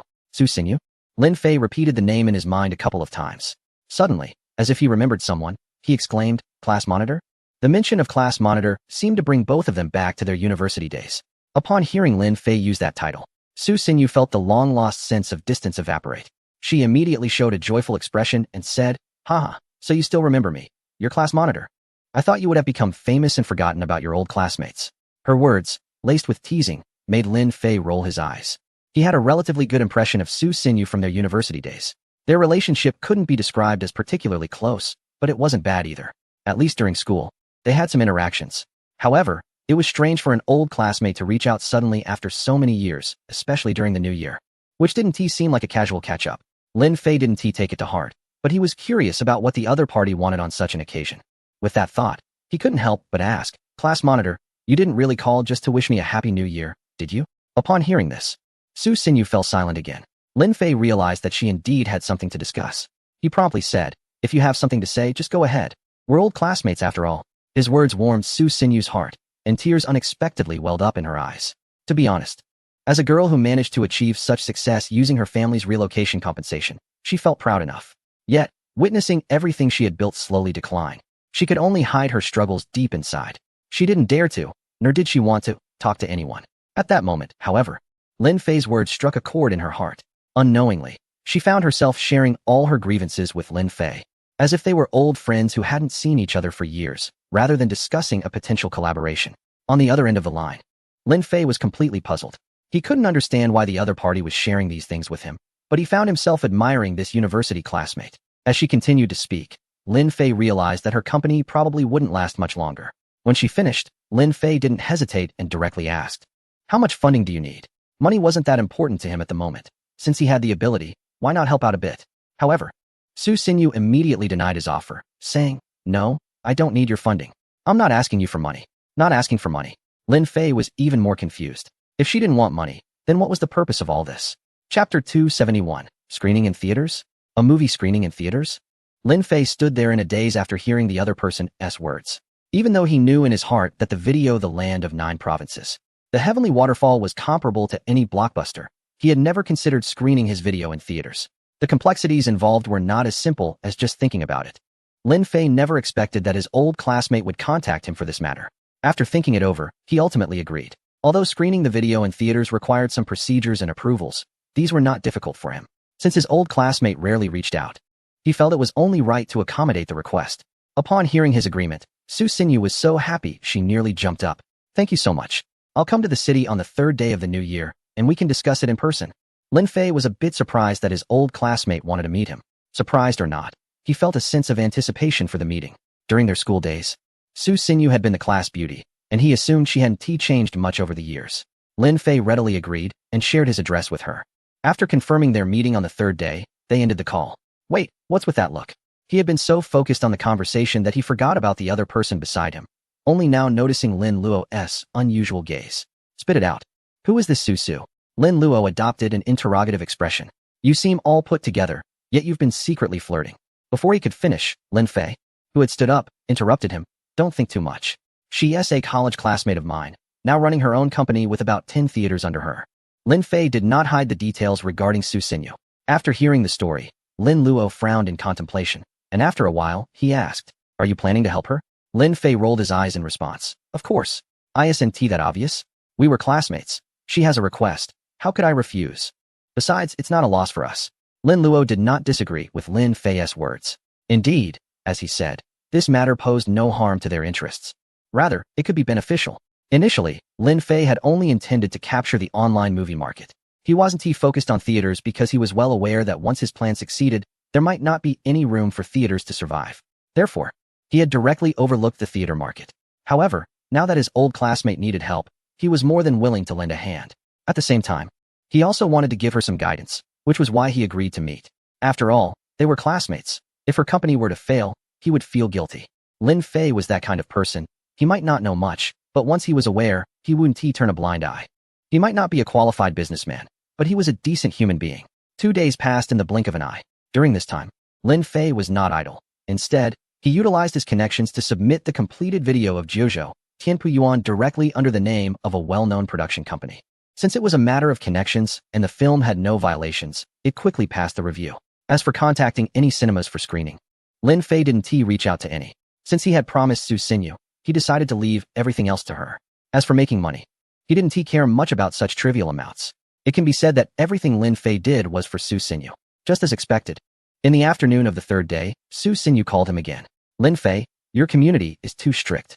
The security won't even let me in. As soon as the call connected, Su Xinyu's complaints came through. Haha, it is quite strict. Just a moment. Lin Fei replied, and gestured to Zhang Chao beside him. Understanding the signal, Zhang Chao immediately took out his phone to contact a colleague at the property management. Soon, the security allowed Su Xinyu to enter. When she arrived downstairs at Lin Fei's place, he was already waiting. Wow, Lin Fei, you've really made it big now, Su Xinyu remarked. Glancing at Zhang Chao next to Lin Fei, half-jokingly, she added, now you even have a bodyguard. You must be quite hated. Looking at his old classmate, who hadn't changed much over the years, Lin Fei smiled. Who knows? Back in school, I didn't think I was that hated. Now it's different. I don't even dare to go out. Su Xinyu was taken aback. She didn't expect Lin Fei, with his current status, to make fun of himself in front of her. Although surprised, it made her feel a natural sense of closeness. Instantly, the awkwardness she had been worried about disappeared. In no time, the two stood at the entrance of the building, chatting away. Just as they were engrossed in conversation, Lin Fei's phone suddenly rang. He glanced at the caller ID, made an apologetic gesture to Su Xinyu, and answered the call. As soon as the call connected, his sister's voice came through. Lin Fei, are you stupid? Standing at the door chatting with a girl? Can't you use your brain and take her out for a meal or something? Lin Fei was left dumbfounded by his sister's outburst. What was so enthusiastic about chatting with a classmate? However, looking at the current setting, it indeed wasn't the best place to chat. All right, I got it. We're just... Lin Fei's somewhat perfunctory response was cut off by Lin Luo on the other end. You don't know anything. I'm coming down in the elevator now. I'll arrange it. Lin Fei couldn't help but feel a few beads of sweat on his forehead upon hearing Lin Luo's words. As the saying goes, no good deed goes unpunished. This woman might have something up her sleeve. Lin Fei wanted to send her back, but the call had already been hung up by Lin Luo. Left with no choice, he had to wait at the door for her arrival. Watching the entire process unfold, Su Xinyu couldn't help but show a hint of curiosity in her eyes. Your girlfriend? No, it's Lin Luo. Lin Fei replied expressionlessly. Older sister? Su Xinyu was not deterred by Lin Fei's expression. Instead, she was surprised. During Lin Fei's university years, Lin Luo was also a prominent figure at their school. Just 2 years ahead of Lin Fei. After learning that Lin Luo was Lin Fei's sister, Lin Fei's classmates began to refer to her as older sister. Back in the day, Lin Luo was the complete opposite of Lin Fei at school. If Lin Fei was like a silent cucumber, then Lin Luo was a lively rabbit. She was fierce and known for her quick temper. It was precisely because of Lin Luo that no one dared to bully Lin Fei during their school years. However, looking back, it seemed that from elementary school to university, Lin Fei had always lived under the protection of his older sister. Chapter 272, The Sibling Duo and the Bar Reception. Haha, Su Xinyu? TSK, you look much more beautiful than back in the day. As soon as Lin Luo stepped out of the unit door, she enthusiastically greeted Su Xinyu. Meanwhile, Lin Fei, who was standing nearby, couldn't help but roll his eyes at the situation. Speaking of which, sis, do you even know her? Although Lin Fei and Lin Luo had always been in the same school, he had rarely encountered any of her classmates, and Su Xinyu was definitely not one of them. But now, with how warm and familiar his sister was acting, it seemed like she knew her better than he did. Watching this, Lin Fei wished he could pretend he didn't know them. Hello sis. Su Xinyu, who also didn't expect things to turn out this way, paused for a moment before hurriedly responding, but in her fluster, she got the title wrong. She thought Lin Luo would be upset, but to her surprise, Lin Luo's face lit up upon hearing Su Xinyu's address. Haha, I really didn't expect you little ones to still remember my name. This remark made Lin Fei roll his eyes even harder. He had seen shamelessness before, but never to the extent of his own sister. Little ones? Did she really still think of herself as that campus queen back in the day? While Lin Fei was mentally criticizing her, his sister had already started asking about Su Xinyu's well-being, looking quite insincere. Lin Fei was confused about what her intentions were. However, he was too embarrassed to keep watching and quickly interrupted. All right, I'm freezing. Let us find a place to sit and chat. After saying that, he looked at Lin Luo. You said you knew a good place, right? Let's go there now. At that moment, Zhang Chao had already driven the business vehicle to the front of the building. Seeing this, Lin Fei stepped forward, instinctively wanting to sit in the front passenger seat. However, just as he opened the door, Lin Luo swiftly took the seat first. I know the way. I'll sit in the front to guide you. You entertain little Su Su. Goodness. In just this short time, she had even started using a nickname. Watching her act so seriously, Lin Fei could only open the middle door and said to the approaching Su Xinyu, Get in. Lin Luo says she knows a great restaurant. I'd like to try it too. Upon hearing this, Su Xinyu smiled gently and stepped onto the footboard to enter the vehicle. Lin Fei followed her in, and, once seated and the car started, he tried to avoid any awkwardness by saying, I really didn't expect you to make a special trip here during the new year. But unexpectedly, Lin Luo in the front interjected, Nonsense, if this matter didn't involve you. You wouldn't care. She is a hard-working female entrepreneur. How many can make money like you just lounging around like a slacker? That comment sounded off. Hearing Lin Luo's remark, Lin Fei felt something was amiss. But he couldn't quite pinpoint what it was. At this moment, after finishing her statement, Lin Luo spoke again. Don't worry, Su Su. Your matters are my matters. Don't worry, with this guy around, your company will definitely not go bankrupt. Such enthusiastic and all-encompassing words made Lin Fei feel a bit uncomfortable. He even thought his sister was a bit off. However, what came next reaffirmed his belief that she was still the same sister, just a little different. Just put your mind at ease.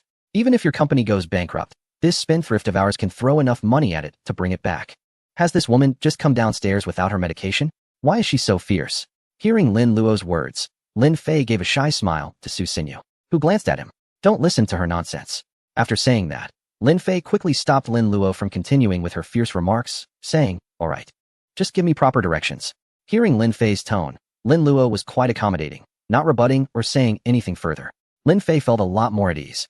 He then turned to Su Xinyu and said, I never expected that after graduation, you would become such a strong woman. These sisters. Upon hearing Lin Fei's words, Su Xinyu immediately showed a speechless expression. Then she smiled faintly and said, yeah, I didn't even expect to achieve what I have today. As she spoke, her previously proud expression suddenly stiffened, and she deflated, saying, but it's just like this. Seeing her demeanor, Lin Fei realized that his words were a bit awkward, and he immediately laughed, saying, don't be discouraged. I have good news for you. My video has passed the review and I've obtained the rights for theatrical release. This sentence was undoubtedly the most pleasant thing Su Xinyu had heard during the entire New Year period. After her surprise, a joyful expression appeared on her face. However, thinking it over, it had only been less than 2 days since they discussed the release. Even if it was submitted for review, it couldn't be that fast. And her joyful expression sank again. Don't comfort me. I know how difficult the review process is. She herself was involved in cinema operations and knew better than anyone how strict the requirements for film reviews were. Even if Lin Fei had really submitted for review, the quickest news would probably come after the new year. But how long has it been? Does he really think the review department is run by his family? Faced with Su Xinyu's skepticism, Lin Fei couldn't prove it for the moment. Although his video had indeed passed the review, he only learned the result through a phone call, and the written documentation had yet to reach him. Haha, don't worry, I guarantee that it will be released on Lantern Festival. For now, think about how to arrange the schedule for me. Upon hearing this, Su Xinyu thought he was just comforting her. Although she was suspicious, she felt a warmth. Looking at his sincere expression at least proved that this old classmate hadn't forgotten their friendship. Suddenly, she remembered the funding issue he mentioned a few days ago during their phone call. Now thinking about it, if she really couldn't make it through after the new year, she could try to get him to invest. At worst, she would just have to give up some shares. Wait, is the place you mentioned really this? Getting out of the van, Lin Fei looked at the sign in front of him, his eyes wide open. Ah, what's wrong? Is there something inappropriate?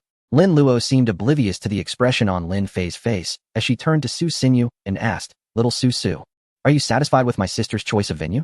Satisfied my foot. Before Su Xinyu could respond, Lin Fei roared. I asked you to find a place to entertain Su Xinyu, not to bring her to a bar. And a slow dance bar, no less. Are you crazy? Lin Fei glared at his sister, puzzled by what had gotten into her today. Who invites guests to a bar during the day? This is something only Lin Luo, this reckless sister, could pull off. What's wrong with a bar? I think the atmosphere here is better than in a restaurant. Besides, it's the new year. Shouldn't we make the atmosphere more lively? As she spoke, Lin Luo dragged Su Xinyu toward the bar. Seeing that Lin Fei was still standing there, she added, Don't worry. I've already talked to the bar owner. We have the whole place reserved for us today. What the heck? This spendthrift sister, what is she trying to do? Hearing Lin Luo's words, Lin Fei was completely speechless. However, what he didn't expect was that when he entered the bar, he was left stunned in place. Chapter 273 Happy New Year. Is this it? Bang, bang, bang. As soon as Lin Fei stepped in, he was showered with confetti and firecrackers, leaving him stunned in place. It took him a while to process what just happened. When he saw that the venue was filled with foreigners, he was even more bewildered. Cheers. Happy New Year. At that moment, an elderly man with white hair, Kamaki, emerged from the crowd and approached Lin Fei. Looking at the bearded old man, Lin Fei realized that all the foreigners in the bar were employees of the Dream Factory and their families. He instinctively turned to Lin Luo, his eyes full of questions. Seeing his expression, Lin Luo chuckled and said, How is it, little brother? Surprised? Unexpected? Indeed, it was both surprising and unexpected. Lin Fei never dreamed that this group of employees would be having fun here behind his back as their boss. Noticing that he was speechless, Lin Luo decided to clarify. It turned out that after learning that the video passed the review, Lin Luo informed Kamaki. Upon hearing that the video was qualified for a theatrical release, Kamaki was overjoyed and suggested holding a celebration. Lin Luo thought of Su Xinyu coming, so he decided to host the celebration at the fans' bar. Leading to the scene before them, Lin Fei, who now understood the whole situation, looked at Lin Luo in surprise. He never expected that the usually careless Lin Luo would have such thoughtful intentions. Accepting everything, Lin Fei felt pleased. However, little did he know that this was just the beginning of his nightmare. Meanwhile, Su Xinyu, upon hearing their conversation and seeing the joyful expressions of the Dream Factory employees, recognized Kamaki as a theater owner. Now that even Kamaki acknowledged the video passing the review, it seemed that everything Lin Fei said earlier was true. Thinking of this, she turned her gaze to Lin Fei, who was being pulled into the crowd, her eyes filled with disbelief. Just as he had said before, after graduating from university, no one would have expected him to achieve such success. Suddenly, her curiosity about Lin Fei grew. She couldn't help but want to understand him better. The video's release meant that her theater would have a turning point after the new year. In an instant, the heavy burden that had been hanging over Su Xinyu's heart was lifted. It felt as if a great weight had been taken off her shoulders, and her face showed a relaxed and joyful expression. Lin Luo, who had been observing, guessed the situation when he saw Su Xinyu's demeanor. Not hesitating, he stepped forward and directly pulled her to a table. At that moment, Lin Fei, who had just sat down for a short while, had already been poured several glasses of drinks. Although they were all low-alcohol cocktails, even a seasoned drinker couldn't handle that much mixed together. I can't take it anymore. You all drink slowly. I need to take a break. Lin Fei slurred, waving his hand to refuse the toasts from several young foreigners. However, such an opportunity to drink is rare, and this group of foreign guests would not let it pass. They completely ignored Lin Fei's attempts to refuse and kept urging him to drink. The drinking culture in this country was clearly understood by these foreigners. Seeing Lin Fei's flushed face and slightly tipsy demeanor, Su Xinyu, who approached the table, felt a bit worried. Lin Luo nearby quickly picked up 2 glasses of beer from the table, handed one to Su Xinyu, and raised the other one herself, saying, "Come on, let us toast to our new partner." Finally, she added in a loud voice, "I tell you, you all better take good care of little Su Su. She might be your future boss. Cheers." Lin Luo was certainly stirring the pot. Hearing her words, Lin Fei initially wanted to argue, but the atmosphere at the table had already heated up. Several foreign guests started to cheer, "Boss lady, boss lady, cheers." Their enthusiasm made Lin Fei and Su Xinyu blush. At this point, explaining was futile. The atmosphere had reached a peak. The two had no choice but to raise their glasses and drink. However, they didn't expect that this group of foreigners was also determined to drink. Toast after toast, they kept drinking. Before long, Lin Fei felt the room spinning. Compared to him, Su Xinyu was not much better. Her face was flushed, and her eyes were dreamy. Unconsciously, she found herself sitting next to Lin Fei, squeezed by the crowd. In fact, the group of foreigners was also struggling, each one leaning awkwardly, some even falling over. After a couple more rounds, Lin Fei felt his arms go weak and shouted for Zhang Chao to take him home. Fortunately, at that moment, nearly everyone at the table had collapsed. Zhang Chao, who was responsible for safety, immediately stepped forward to help Lin Fei home. However, Lin Luo, who had been sitting by the bar, came over to stop him, saying, "Don't take him home, just send him to the hotel." Initially, Zhang Chao didn't understand what was going on, but when he saw Lin Luo signaling to the side, he suddenly realized. "Is this okay?" Zhang Chao asked uncertainly in a low voice. "What is wrong with it? We haven't done anything." While speaking, Lin Luo walked over to Su Xinyu, helped her up from the sofa, and whispered a few words in her ear. It was unclear what she said, but once she finished, Su Xinyu's face turned even redder. Lin Fei was completely confused by it all. He just wanted to sleep. Ugh. In a daze, Lin Fei sat up, holding his head, feeling as if his throat was as dry as a desert, and it burned. Instinctively, he reached out to feel for a glass of water on the bedside, but found nothing. As he looked around in confusion, unable to see clearly in the dark, he instinctively got out of bed. Faced with the unfamiliar situation in front of him, his mind in a haze, he finally found a few bottles of mineral water on the coffee table. Unable to wait, he opened a bottle and gulped it down in one go. But the dryness in his throat didn't ease, so he opened another bottle. It wasn't tea until he had drunk half of it that he started to feel some relief. After quenching his thirst, he looked for the light switch in the room and instinctively turned it on. The next second, he froze in place. What the heck? Looking at the familiar face lying naked on the bed, he struggled to recall something, but he sadly realized he couldn't remember a thing. What a mess. How could he forget everything? Standing there, Lin Fei finally felt the chill on his body and looked down. Good heavens. He was sleeping naked. Could it be that something really happened? Looking at the clothes scattered around the round bed, he wondered if he should run away now, or if it was too late. However, just as this thought crossed his mind, he pushed it aside. Lin Fei believed he wasn't the type of person to be heartless. But with no memories at all, this was too much of a disadvantage, wasn't he it? With this thought, he decided to be bold and walked straight to the bed, lying down on it. Chapter 274. The movie premiere, City Fun during the Lantern Festival. There is a tradition of walking 100 steps after dinner, said to help ward off ailments. In Panyang County, an unremarkable small county in a certain country, the Tianjin walking street is bustling with people at this moment. Wow, what kind of car is that? It's stunning. Is that a Rolls Royce? Cullinan, what on earth are all these cars doing here? With school still out after the new year, young couples staying in their hometown are wide-eyed at the sight of luxury cars driving by the walking street, which they usually only see on TV or in big cities. Everyone, even those unfamiliar with luxury cars, can't help but marvel at their grand appearance. They all stop in their tracks, curious about the sudden influx of such expensive vehicles in their small county. Could they be relatives of someone? But they've lived here their whole lives and never heard of such influential figures. As the evening progresses, the roads on both sides of the walking street gradually fill up with luxury cars. In an instant, the entire street transforms into a hotspot for social media. Those who used to set off firecrackers here in previous years are now so startled by the scene that they've even put away their fireworks. Goodness. If one of these cars gets scratched, it might take a year to recover from that loss. As the most prosperous area of the small county, it has become even livelier than in previous years. With societal development and economic growth, watching movies is no longer a big deal in this small county. The only cinema in the county, XINU Cinema, located on the walking street, is now packed with people. In the center of the lobby stands a giant poster. On the poster, a heroic female giant wields a massive sword, pointing towards a red sun in the sky. Her flowing hair and the raging storm around her all signify the immense pressure she is under. The atmosphere conveyed by the poster is one of palpable tension. In the middle of the poster, between the sword tip and the red sun, the movie title, The Nine Continents, Revelation, is displayed in bold, dark letters, exuding a sense of oppression. Today marks the premiere of this film. Countless viewers gaze at the poster, holding their movie tickets, their faces filled with questions. Wait, didn't they say several movies would be released during the Lantern Festival? Why is there only this one here? Look, it's clear you haven't seen the trailer. Let me tell you, this movie is incredible. Even people from big cities can't get tickets to see it now. Is it really that amazing? Of course. Why do you think I came all this way from the city? Not to mention, tickets were extremely hard to snag. My fingers were practically burning from trying to get one. If you managed to get a ticket, consider yourself lucky. My 3 friends, and I had to pay 5 times the price for ours. In the crowded lobby, the audience excitedly discusses the film. The whole scene was quite lively. Since the 5th day of the Lunar New Year, when Lin Luo updated a message on his social media, netizens have been shocked. They never expected that the gaming world would indeed produce a movie, just as they had imagined. Even more surprisingly, it was released simultaneously online and in theaters. This news was undoubtedly the best New Year gift from many netizens.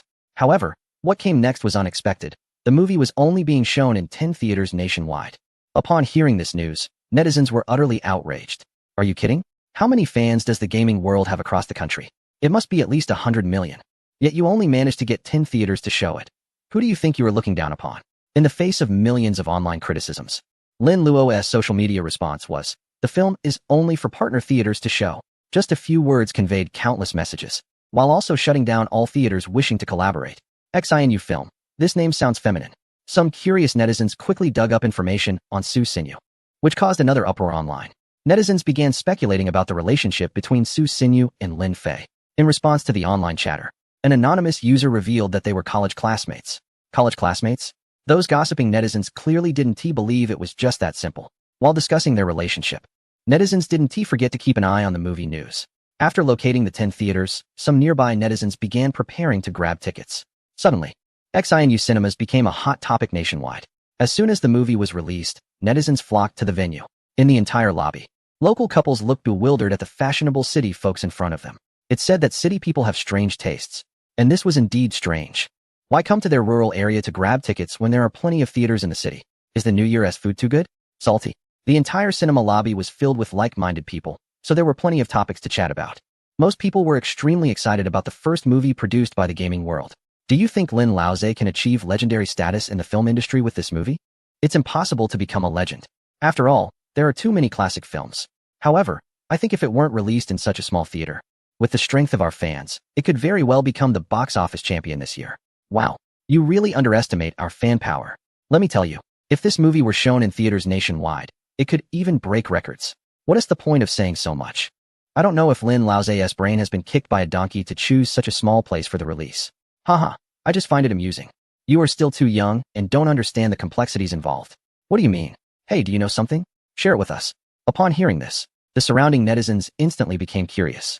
However, facing the eager gazes of the crowd, One netizen pointed to the entrance of the screening room and said, "Enough chatter. Let us go. The movie is about to start." Hearing this, the crowd finally noticed that the indicator lights above several screening rooms had turned green. Seeing that they could enter, the netizens stopped dwelling on trivial matters and rushed toward their respective screening rooms. A group of people hurriedly made their way to the cinema. This scene completely baffled the local young couple, no matter how hard they tried to figure it out. They couldn't understand what was so attractive about this movie that it could draw so many city folks. People really know how to have fun. Chapter 275, Full House. Online and offline opened simultaneously. The seats in the screening room quickly filled up. This shows just how incredible the attendance rate is. Even though the movie hasn't started yet, all the viewers have already settled in. Meanwhile, online, the player community has also reached an unprecedented number of participants. Compared to the movie, the players in the VR community are even more eager for the game to begin. To them, movies can be watched anytime, but games must be experienced first. With a click, as the lights in the cinema dimmed, the entire screening room was enveloped in darkness. The game and movie titled 9 Provinces were both set to launch simultaneously. Is it about to begin? Honestly, there's a bit of excitement in the air. Yes, if the entire film maintains the quality of the trailer, I dare say it will definitely win awards. Need we even think about it? Let us not forget that the creator is known for his exceptional talent, a game he once produced. The movie has started, so stop chatting. Just as the audience was discussing, the screen finally lit up. The first thing that caught everyone's attention was an incredibly detailed and exquisite CGI. The visuals depicted endless primitive mountains, where every flower, grass, and tree was breathtakingly beautiful, especially those towering ancient trees, which immediately suggested that this was a forest rich in history. However, before anyone could express their amazement, the scene rapidly progressed, sweeping across a vast plain until a gigantic city came into view. Everything in this city appeared larger than life. As the camera lens approached the city, 2 tall, muscular soldiers clad in animal skin armor appeared before everyone. The sight caused everyone to gasp in awe, unable to help but exclaim, "It's so realistic. Look at the pores on those faces. They look just like real people." Indeed, there's no hint of special effects. It all looks so natural. The 2 gatekeeping soldiers, wielding massive axes, conveyed a tremendous sense of pressure. If the prologue is this impressive, the content must be extraordinary. As expected, as the camera moved into the city, the viewers held their breath. The bustling city, with people coming and going and vendors calling out their wares, painted a picture of prosperity. Among the various races walking the streets, there were not just giants. They also spotted humans. However, these humans were stunningly beautiful, with the men being handsome and the women enchanting. Their attire belonged to a Baroque style, and even on the wide streets, steam-powered machinery could be seen. The black iron steam machines emitting steam created a striking contrast with the giants clad in animal skins. This seemingly discordant scene suddenly became very harmonious. It was as if this world was meant to be just like this. The opening CG has already captivated countless people, and any doubts that may have existed before have vanished into thin air. Is this really the City of Flames? It's so prosperous. Oh my gosh. This is the otherworldly continent I've always dreamed of. Yes, it's like a mythical world. Sob, this is the gaming life I've longed for. Just for this opening, I'm definitely investing in the game. The stunning visuals instantly won over many fans. The audience is thrilled. Such exquisite graphics. They have never even seen or dared to imagine something like this. Can the visuals of a game really reach this level? Yet, it has been proven that someone has indeed accomplished this. This person is Lin Fei, a legendary figure who has repeatedly created myths in gaming history. At this moment, the name Lin Fei becomes known to everyone. It even becomes a positive example for many. As the visuals progress, time flows on. The opening CG finally enters the main theme. 100 years have passed since the invasion of the beasts. Our planes are facing invasion once more. An impassioned voice rings out as the scene shifts to the central square of the City of Flames. In front of a massive white jade statue, Pan Yin Duo's appearance remains unchanged. She looks sternly at the countless warriors before her, raising her giant sword high. However, this time, it is not those detestable beasts that have disrupted our peaceful lives. Those monsters come from the Western continent, from that unknown world we do not understand. They possess hard steel skin and the power to destroy everything. Brave warriors, are you afraid? Are you afraid? The thunderous roar echoes repeatedly in the square. The entire square falls silent, and after a moment, a resounding response erupts. No, we are not afraid. We, the brave, fear nothing. With the gods above, we fear nothing. Countless strong warriors below raise their weapons in response. Looking at these fearless warriors, Pan Yin Duo feels a sense of relief. Good. Brave warriors, we are not fighting alone. Please welcome the commander of the delegation from the Western continent. As Pan Yin Duo speaks, several humans, notably shorter than the warriors, step out from behind the statue. However, the moment these individuals appear, players in the VR community are left stunned. No way. The one leading them, if I remember correctly, should be the commander from the mechanical city, right? It can't be. Although they look similar, the game and the VR community. At this point, some attentive netizens seem to recall something and immediately exclaim, "No way. This is incredible. Did you hear what Panyan Duo said earlier? Those are the characteristics of the invaders." Characteristics? Some netizens still feel a bit confused. However, upon careful reflection, they immediately thought of something. One by one, their eyes widened and expressions of surprise appeared on their faces. No way. The invaders they mentioned couldn't possibly be those monsters from the Dark Realm, could they? Wow. It seemed there was indeed a possibility. This world has no shortage of clever netizens, and upon hearing someone say this, the others quickly realized that the invaders previously mentioned by Pan Yenduo were very likely those terrifying creatures from the Dark Realm. However, what they couldn't understand was that Jojo and Tianpuiyuan were game worlds, while the VR community they were in was another world altogether. They couldn't connect the two worlds. To them, the two worlds represented two distinct civilizations that could not possibly be confused with one another. Although they struggled to accept this in their hearts, the scene before them forced them to doubt. Yet, they were unaware that at this moment, movies and game CG began to branch off and had already entered their respective storyline modes. Chapter 276, Brothers, Until We Meet Again. As the person with mechanical eyes stepped onto the stage to begin the speech, it became clear that everything was just as those clever minds had envisioned. These individuals truly hailed from the mechanical city of the VR community. In the Dark Realm, not only were there hardened criminals we had exiled, but also countless mechanical beasts that had emerged alongside the mechanical city. These mechanical beasts possess the power to wreak havoc, and no matter where they appear, they will bring disaster. All of this originated from our mechanical city on the Western continent. So we will do everything in our power to assist all parties in resisting this calamity. The bald, muscular man with a mechanical eye looked sternly at the thousands of barbarian warriors below and shouted loudly, without hesitation. This disaster was indeed brought about by their mechanical city. Therefore, they could not turn a blind eye to the monsters, no matter where they fled. Moreover, if those monsters were allowed to roam freely, it was possible that one day their mechanical city would also face invasion. Thus, the best choice was to unite with the beings from other continents to collectively resist those monsters. In response to the bald man's rallying cry, the simple-minded barbarian warriors raised their arms and cheered. In the past, this group of warriors who emerged from the snowy mountains might have thought that a peaceful and prosperous life was good. However, since the invasion of the magical beasts over 100 years ago, they no longer held that belief. Now, they clearly understood that to survive on this continent, they needed to conquer the land. Only by becoming the rulers of this land could they truly claim it as their own. Only in this way would others dare not invade. Now was their moment of life and death, which is why they stood resolutely to fight for their homeland. Watching the thousands of strong warriors responding below, the bald man also showed a hint of joy on his face. With these warriors joining the cause, it seemed that ending this war would not be a difficult task. In the player community of the VR world, the mechanical city had fallen into a pin-drop silence. Countless players stared wide-eyed, unable to believe the CG before them. No matter how hard they tried to think, they never expected the new game would unfold in such a manner. Unbeknownst to them, the previously peaceful, prosperous, and comfortable atmosphere in the mechanical city had vanished in an instant. Everyone felt a surge of pressure, while simultaneously their hearts could not help but stir with excitement. Haha, what a surprise. It turns out there are other continents beyond the mechanical city. Wow, this pit is so deep. Who would have thought? I must say, Lin's clever move is truly impressive. After a while, the entire mechanical city erupted in excitement. Countless players cheered, raising their voices high. Compared to those players who enjoyed merchant professions, the active participants were the most eager to witness such scenes. At this moment, they could not resist the urge to explore the new world. It must be said that Lin Fei's unintentional action garnered the recognition of countless players. Some even mistakenly believed that this was a setup Lin Fei had planned all along. However, they had no idea that this was merely a spontaneous decision made by Lin Fei. Regardless, it must be said that Lin Fei's action received the recognition of countless players. As the intense speech in the CG concluded, the two cities quickly entered a state of readiness. In the CG, the atmosphere in Duoyan City might not be felt by the players yet.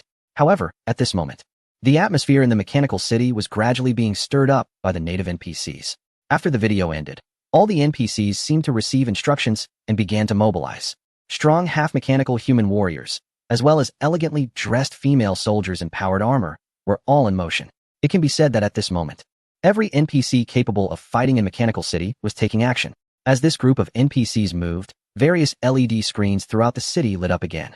An elderly man with graying hair, who only had an upper body and exposed mechanical parts, began to speak. Dear citizens, I am Dr. Tao Yuan, the founder of Mechanical City. Right now, Mechanical City is facing an unprecedented disaster. Those extraterritorial mechanical beasts that were created alongside us in Mechanical City were originally intended to fend off external enemies. However, for some unknown reason, they have evolved self-awareness and are now escaping from the dark domain, which will be a disaster for both us and the outside world.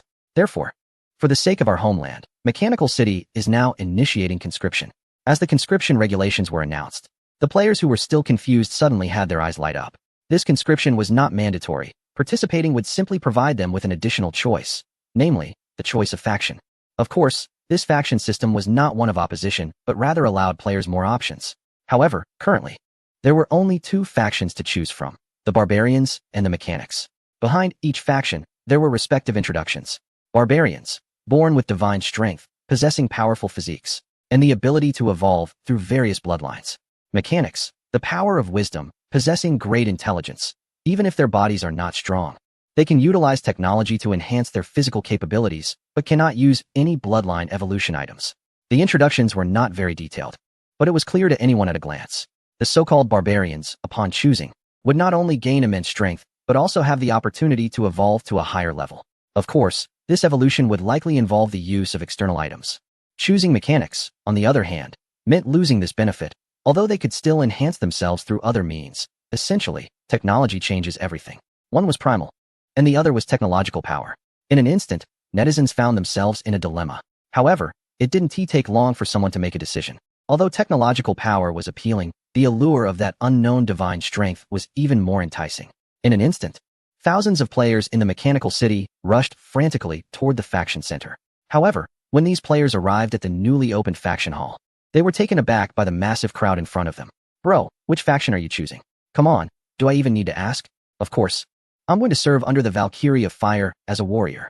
Dude, no offense, but with your build, trust me, you really don't match up with the Valkyrie. What do you mean I don't match? I'd rather not serve under some old geezer. In front of the faction hall, players who hadn't chosen their faction yet had subtly divided into two teams. At this moment, even though the two factions were allies, players felt that they would inevitably become adversaries in the future. So, during this time, players had already unconsciously drawn a line between themselves and the opposing faction. Haha, finally done. Just then, a player excitedly ran out of the faction hall. Looking at the sea of players, he felt no embarrassment and shouted, "Brothers, if fate allows, we shall meet again. I'm heading to Duoyin City to report." Chapter 277. The mechanical black dragon emerges. The dead zone spreads on the Jiuzhou continent.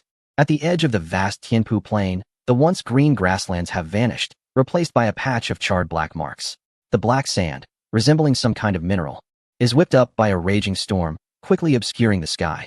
Family members, it's been a while since I played games, so if I do something silly later, please don't laugh at me.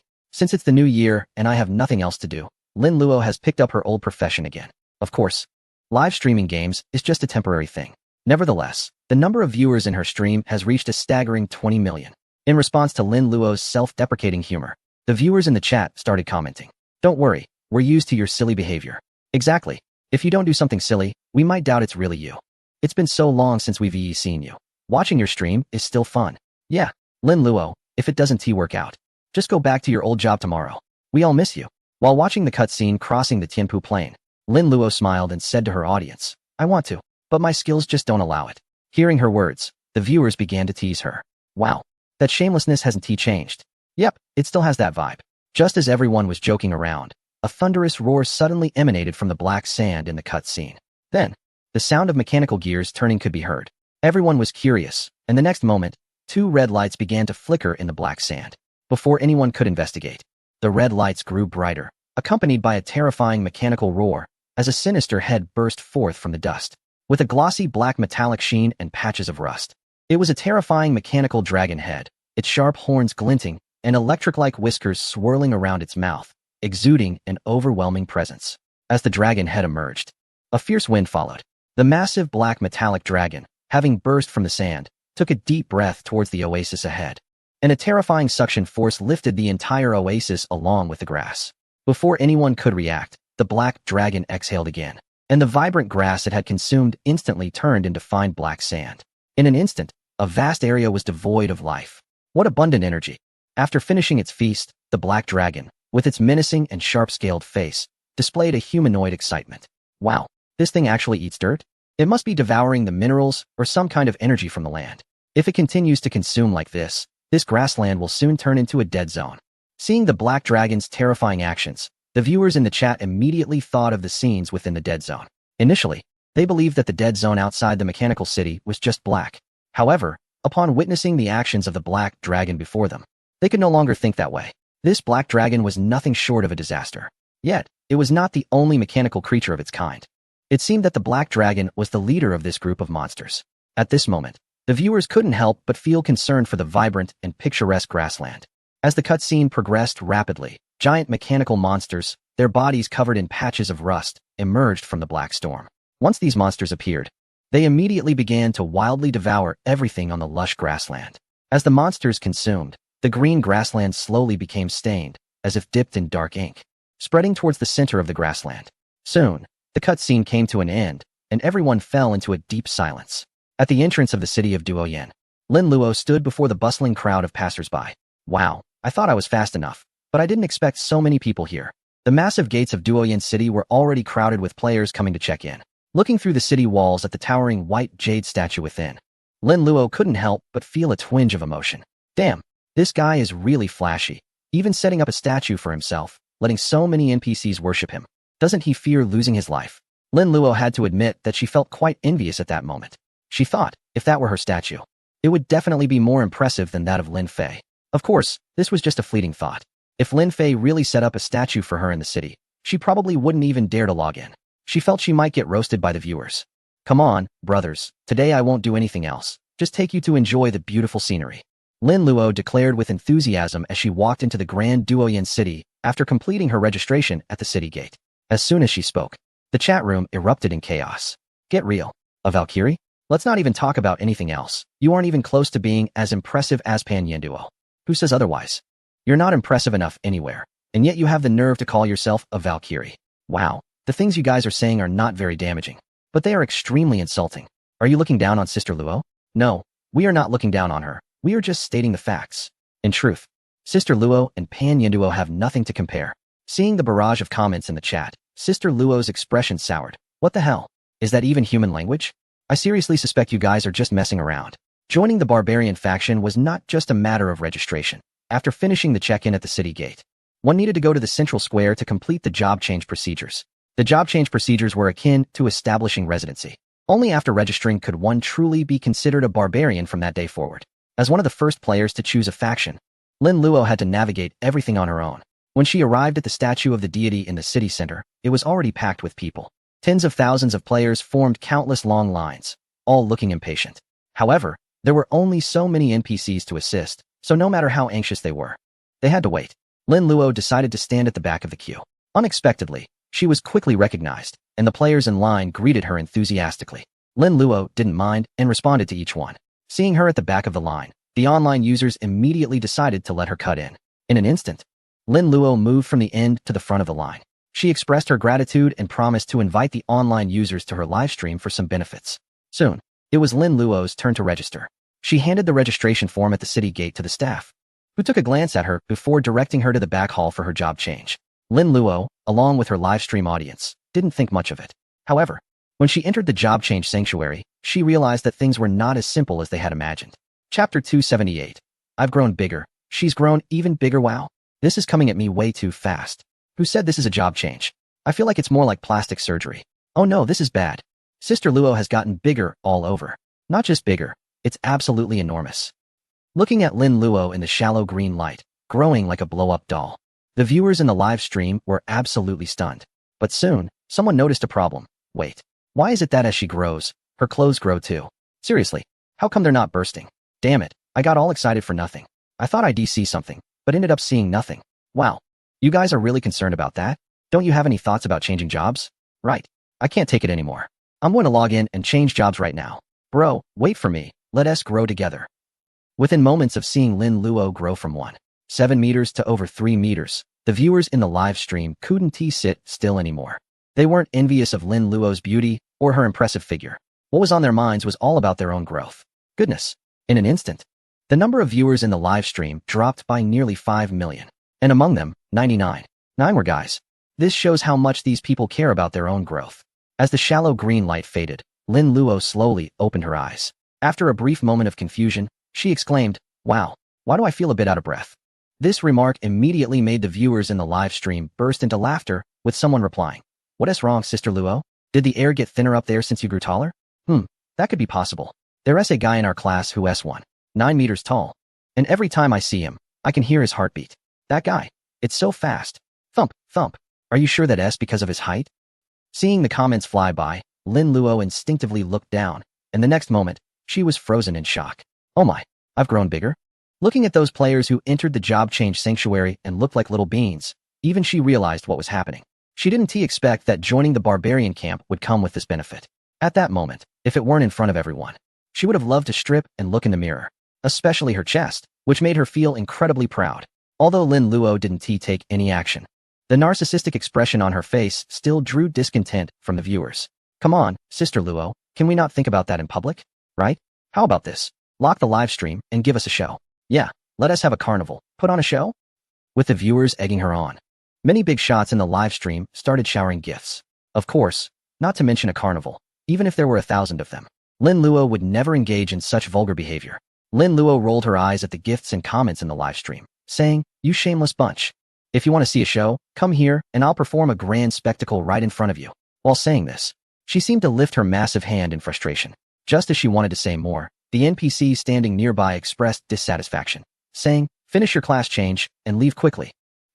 Upon hearing the NPC's words, Lin Luo finally realized that she had completed her class change. Glancing at the players below, who looked quite disappointed, she smiled awkwardly and hurriedly walked off the stage. She walked the wrong way. Just as she was about to leave through the entrance, the NPC reminded her again. Lin Luo then realized that with her current height, she could not exit through that low door at all. Looking back, she noticed a giant archway not far behind her, obscured by a curtain. Seeing this, Lin Luo quickly fled through the archway. Sister Luo?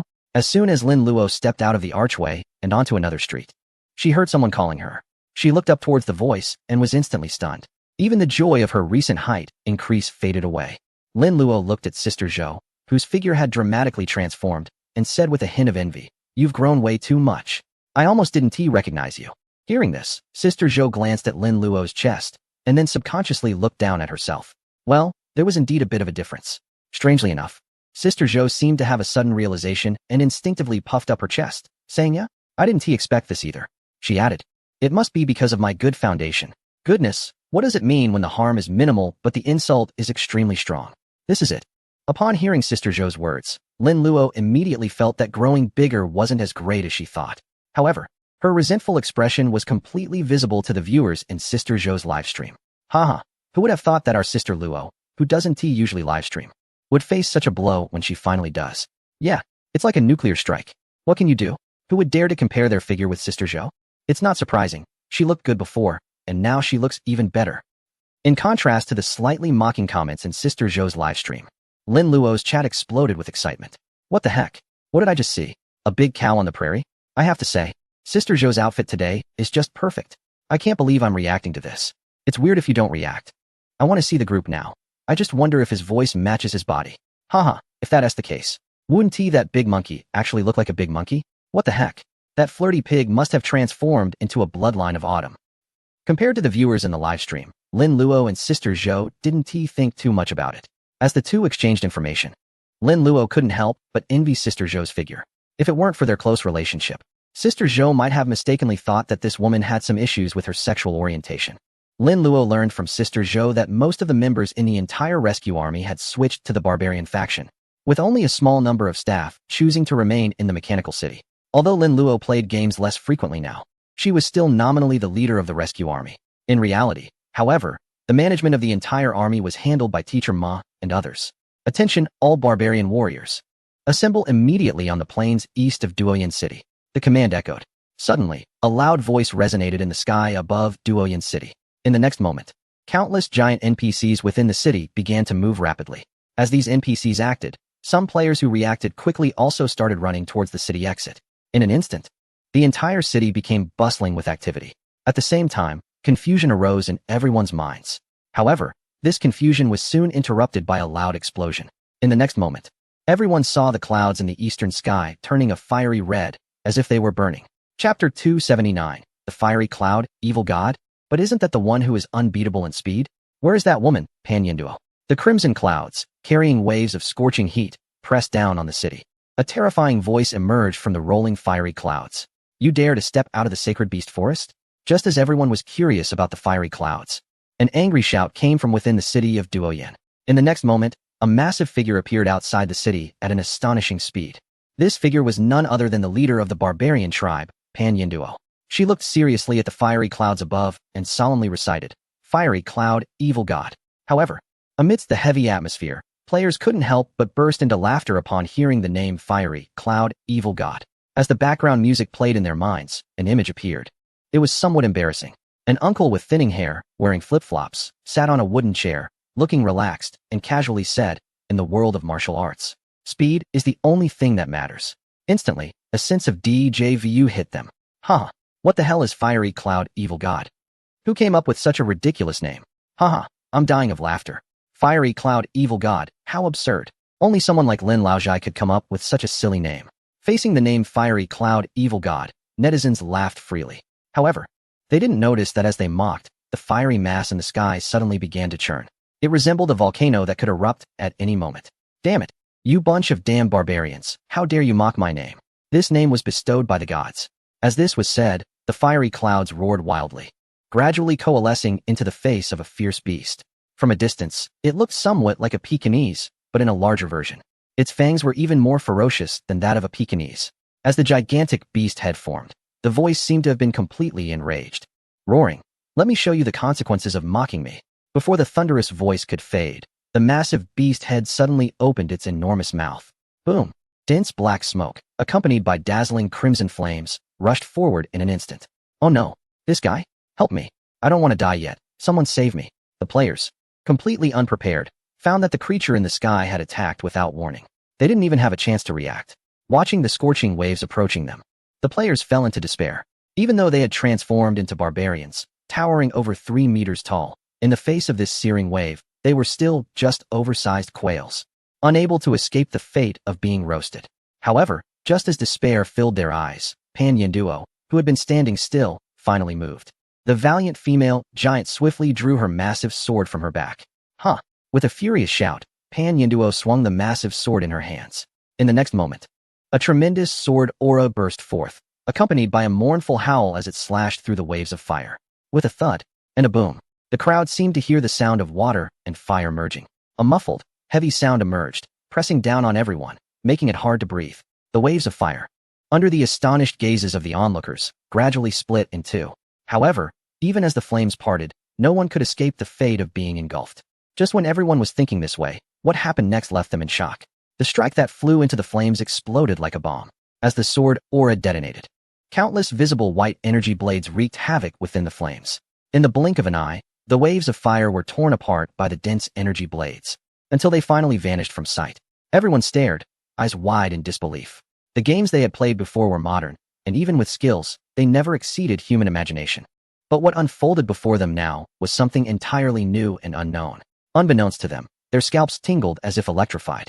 Chills surged from their hearts, shooting straight to the top of their heads. The players' skin prickled with goosebumps, and the blood within them felt as though it had been ignited. At that moment, they were all flushed with excitement. Amazing. So incredible. How cool is that? When can I be that fierce? Forget it. It's impossible in this lifetime. After all, she is the clan leader. So what if she is the clan leader? Isn't she just human too? Looking at her gallant figure, the excited players were filled with longing. Especially Lin Luo and Sister Zhou, who had just successfully changed their class. Their eyes were brimming with admiration. Enough. If you're here to fight, we can change the location.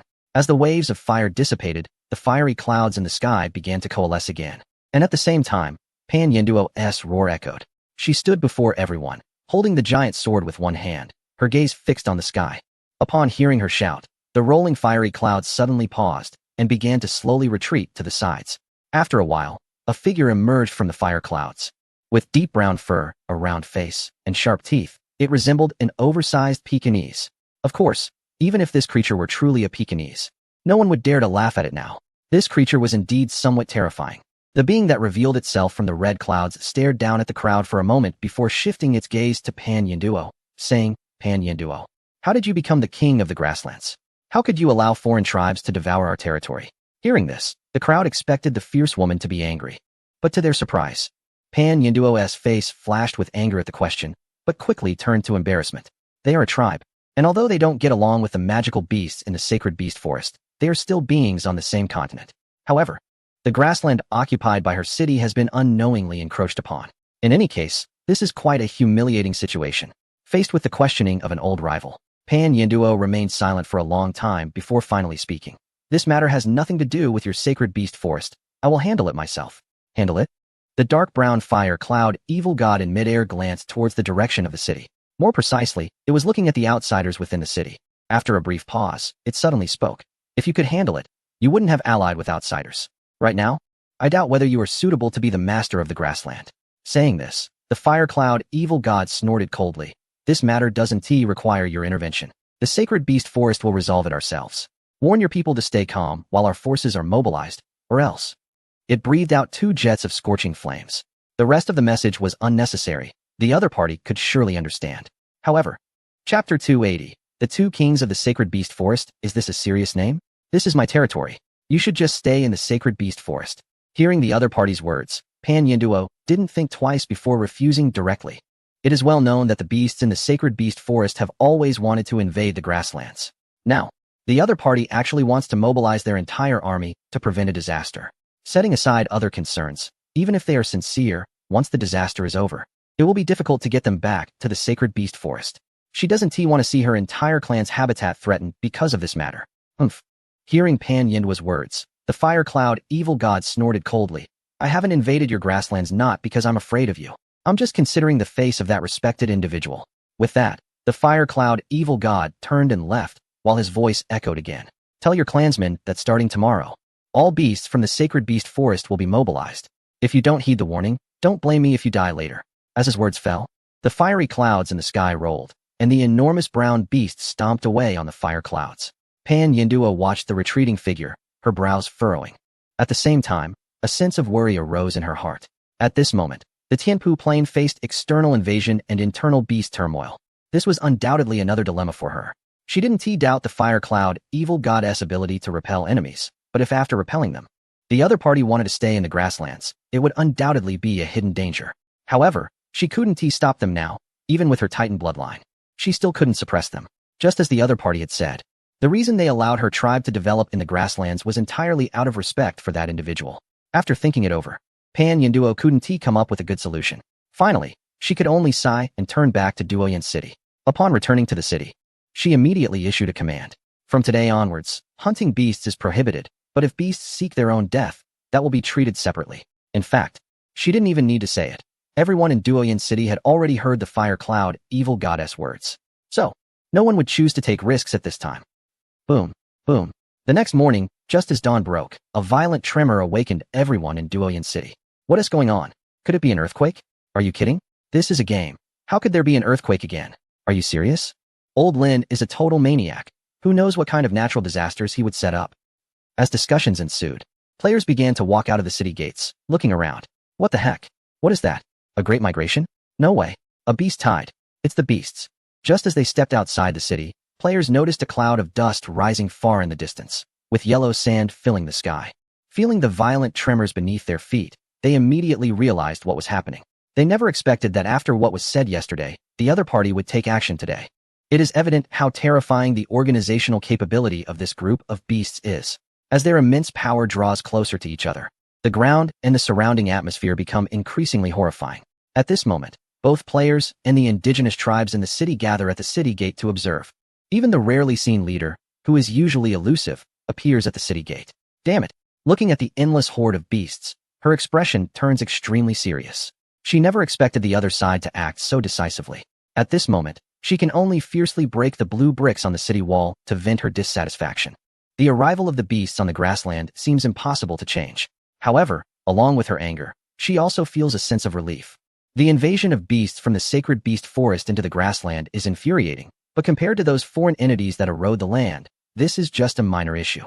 Suddenly, she seems to think of something. Her serious, gloomy face suddenly reveals a smile. Hee, you want the land, right? Fine. I'll give it to you. With a decision made in her heart, she instantly feels relaxed, and her demeanor is no longer as burdened as before. Standing at the city gate, watching the running beasts, she smiles like she is bathed in a spring breeze. In contrast to her, the group of players who have successfully transformed into tribesmen are shocked, their eyes nearly popping out. The grand scene, with thousands of troops, they had only seen such imagery on television before. Yet in reality, apart from witnessing a horde of corpses, they had never seen anything like this.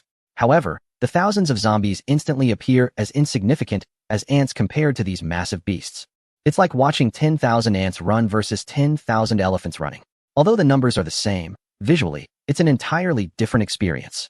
Moreover, the beasts in their line of sight are even larger than elephants. Boom. As the horde of beasts gradually approaches, the ground shakes more violently. Some timid players are already turning pale. Wow, so cute. Look, the leading beast is so adorable. What the heck? Are you a pancake? That is called cute? My goodness. As the beast horde closes in, their appearances come into view. At this moment, the leading golden-haired, white-bellied big cat catches everyone's attention. For cat lovers, this fluffy golden cat with a white belly is incredibly kawaii. However, for average people, the size of that cat is far from cute. Have you ever seen a cute cat that stands as tall as a 4-story building and has a mouth full of fangs? Hiss! Another king from the sacred beast forest. Just then, an indigenous tribesman exclaims in astonishment at the big cat. Another king? Observant netizens, hearing this warrior's exclamation, immediately begin to inquire further. The barbarian warrior glanced at the unfamiliar young barbarian in front of him and quickly realized that this might be the ally who had joined their tribe yesterday. Knowing that the other party was completely unaware of the grasslands, he kindly began to explain. The entire sacred beast forest is controlled by 2 fierce beasts, one of which appeared yesterday. Before long, this barbarian warrior briefly narrated the origins of the sacred beast forest to the surrounding players. However, while the players were initially captivated, they all froze when they heard that the leading large cat was called Little Flower. One of the 2 kings of the sacred beast forest being named Fire Cloud Evil God was one thing, but Little Flower? Is that even a serious name? With a name like that, people would surely laugh. However, today, these players clearly hadn't forgotten the lesson from yesterday. Even though Little Flower sounded anything but imposing or serious, no one dared to laugh out loud. Who knew if that terrifying large cat had keen hearing like that Fire Cloud Evil God? Oh no, something feels off. Why is it coming this way? Chapter 281. The front line is just the newbie village. Wow. The monsters are attacking the city. Watching the leading giant cat charging towards Duoyen City with a group of massive creatures, the players outside the city, who were just watching the spectacle, were instantly scared out of their wits. If this weren't a game world, given the situation, they might have lost a few pairs of shoes in their haste. On the city wall, Pan Yinduo saw this and leaped down with a loud crash to the front of the city. With her movement, the surrounding barbarian warriors reacted, brandishing their weapons and standing solemnly behind Pan Yinduo. The fleeing players also realized at this moment that it was just a game. Thinking of this, they stopped running and curiously came back to stand behind Pan Yinduo and the others. As time passed, the monsters drew closer, causing the ground to shake violently, like a minor aftershock. Although everyone knew it was just a game, they couldn't help but feel anxious in the face of the terrifying beast tide. Some people were already starting to tremble at the sight of the approaching horde. Fortunately, the scene of monsters storming the city that everyone feared did not occur. The surging beast horde stopped about half a mile from Duoyen City, and the leading golden-haired, white-bellied giant cat slowly walked forward. Are you planning to break the agreement? Looking at the approaching giant cat, Pan Yinduo's expression was quite grim. Meow. Are you scared? The giant cat let out a terrifying meow, its face showing a rather human-like mocking expression. Don't worry, as a holy beast, I'm not interested in your shabby city.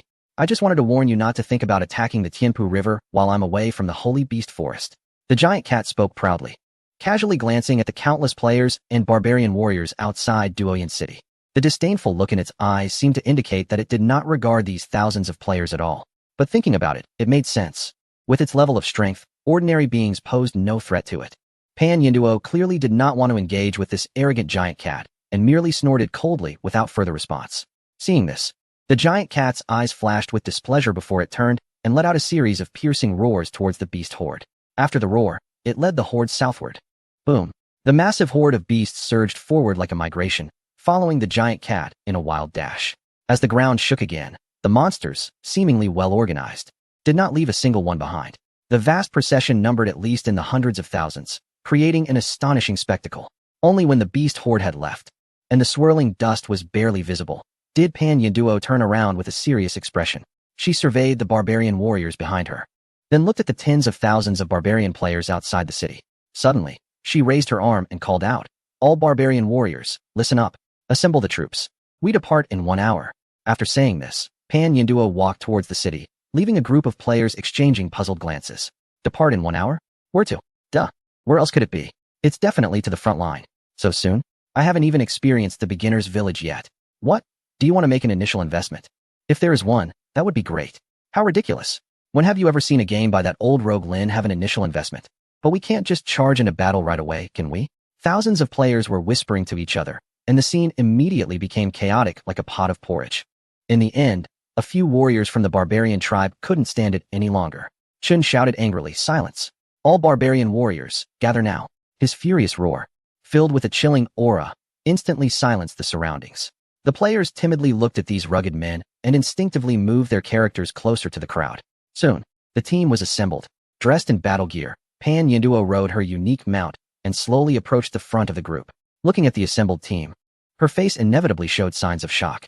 It was no wonder. Just a few days ago, Duoyin City had only a few thousand people, and now it had transformed into a gigantic city with a population of tens of millions.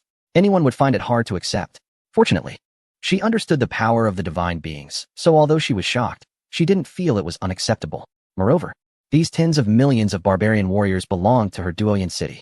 Suddenly, she recalled the last time she and Lin Fei saw the heavenly waterfall. She thought that if she took this group of warriors to attack the sacred beast forest, she could likely bring it under her control. However, this thought quickly faded from her mind. The heavenly waterfall indeed held great opportunities, but she was not someone who would break her word. Even if the other party was a beast, she would never go against the promise she had made. Clearing her mind of all unrealistic thoughts, Pan Yinduo looked at the assembled army with a serious expression. "Fellow barbarian warriors, the divine being has granted you the bloodline of the barbarian tribe. From this day on, you are my barbarian sons. From this day on, the same blood flows through your veins as mine. I, Pan Yinduo, the king of the barbarians, will stand with the entire barbarian tribe through thick and thin. Together we rise, together we fall, together we rise, together we fall." It was unclear who spoke first, but in an instant, the entire prairie erupted with a thunderous response. The momentum was even greater than that of the beast herd that had left earlier. The responding voices seemed to spread like an infection. At first, the players only responded symbolically a couple of times. However, as the momentum grew stronger, the players began to get carried away, each one shouting at the top of their lungs. In a moment, the roar of tens of millions filled the sky. Looking at the powerful assembled team, especially the waves of roars that hit deep within the soul, tears gradually welled up in Pan Yinduo's eyes. Suddenly, she remembered her father telling her in her childhood, if there was ever a chance to lead the barbarians, she must ensure their prosperity. She never expected that this long-standing wish that had troubled the barbarian tribe for generations could actually be fulfilled through her. "Father, can you see this?" In a moment of distraction, she gazed at the figure before her, murmuring to herself. Then she recalled another individual, feeling a surge of excitement. But she didn't forget that everything happening now, including the tribe's ability to emerge from the snowy mountains, was all thanks to him. At this moment, she didn't care whether he was an administrator or an ordinary person. In her heart, he was undoubtedly a divine being. He was the god of their entire tribe, the belief they held throughout their lives. No, he was the ultimate belief of the tribe for all eternity. All warriors of the tribe, heed the command. March towards the southern border. With this order, the entire tribe sprang into action. In an instant, the grassland was filled with beasts of burden and marching giants, all moving southward along the path left by the magical beasts. Chapter 282. I take you as a minor monster. But you're all bosses. The realm of the 9 provinces is not an independent world. It is composed of multiple different worlds, with the Tianpu Yuan continent located at the center of the 9 provinces. The mechanical city is situated in the southwest direction of Tianpu Yuan. Many years ago, those primitive mechanical creatures exiled in the Dark Domain had already been plotting how to escape. It was only recently that these primitive mechanical beasts finally broke through the spatial barrier and escaped. Thus began the disaster in Tianpu Yuan. Accompanied by a magnetic narration and transitional illustrations, millions of netizens began to understand the history of the 9 provinces. Although they received answers, more questions arose in their minds. Wow, this is incredible. If what the narration says is true, can I understand that our game has 9 worlds? Tianpu Yuan and Mechanical City are just 2. So what are the other 7? You ask me, I ask who? If it doesn't work, should we call the old thief Lin and ask? No way. Asking that old guy is pointless. I doubt he knows either. That can't be possible.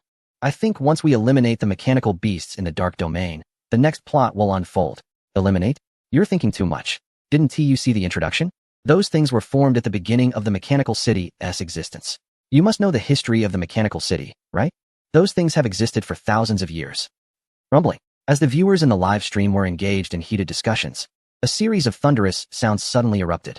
With the transitional illustrations disappearing, a scene of darkness and chaos appeared before everyone's eyes. Gray dust filled the sky, obscuring the sun, while blue electric arcs flickered and danced. Surrounding them were thick smoke, flames, and devastation. It looked like a scene from the apocalypse.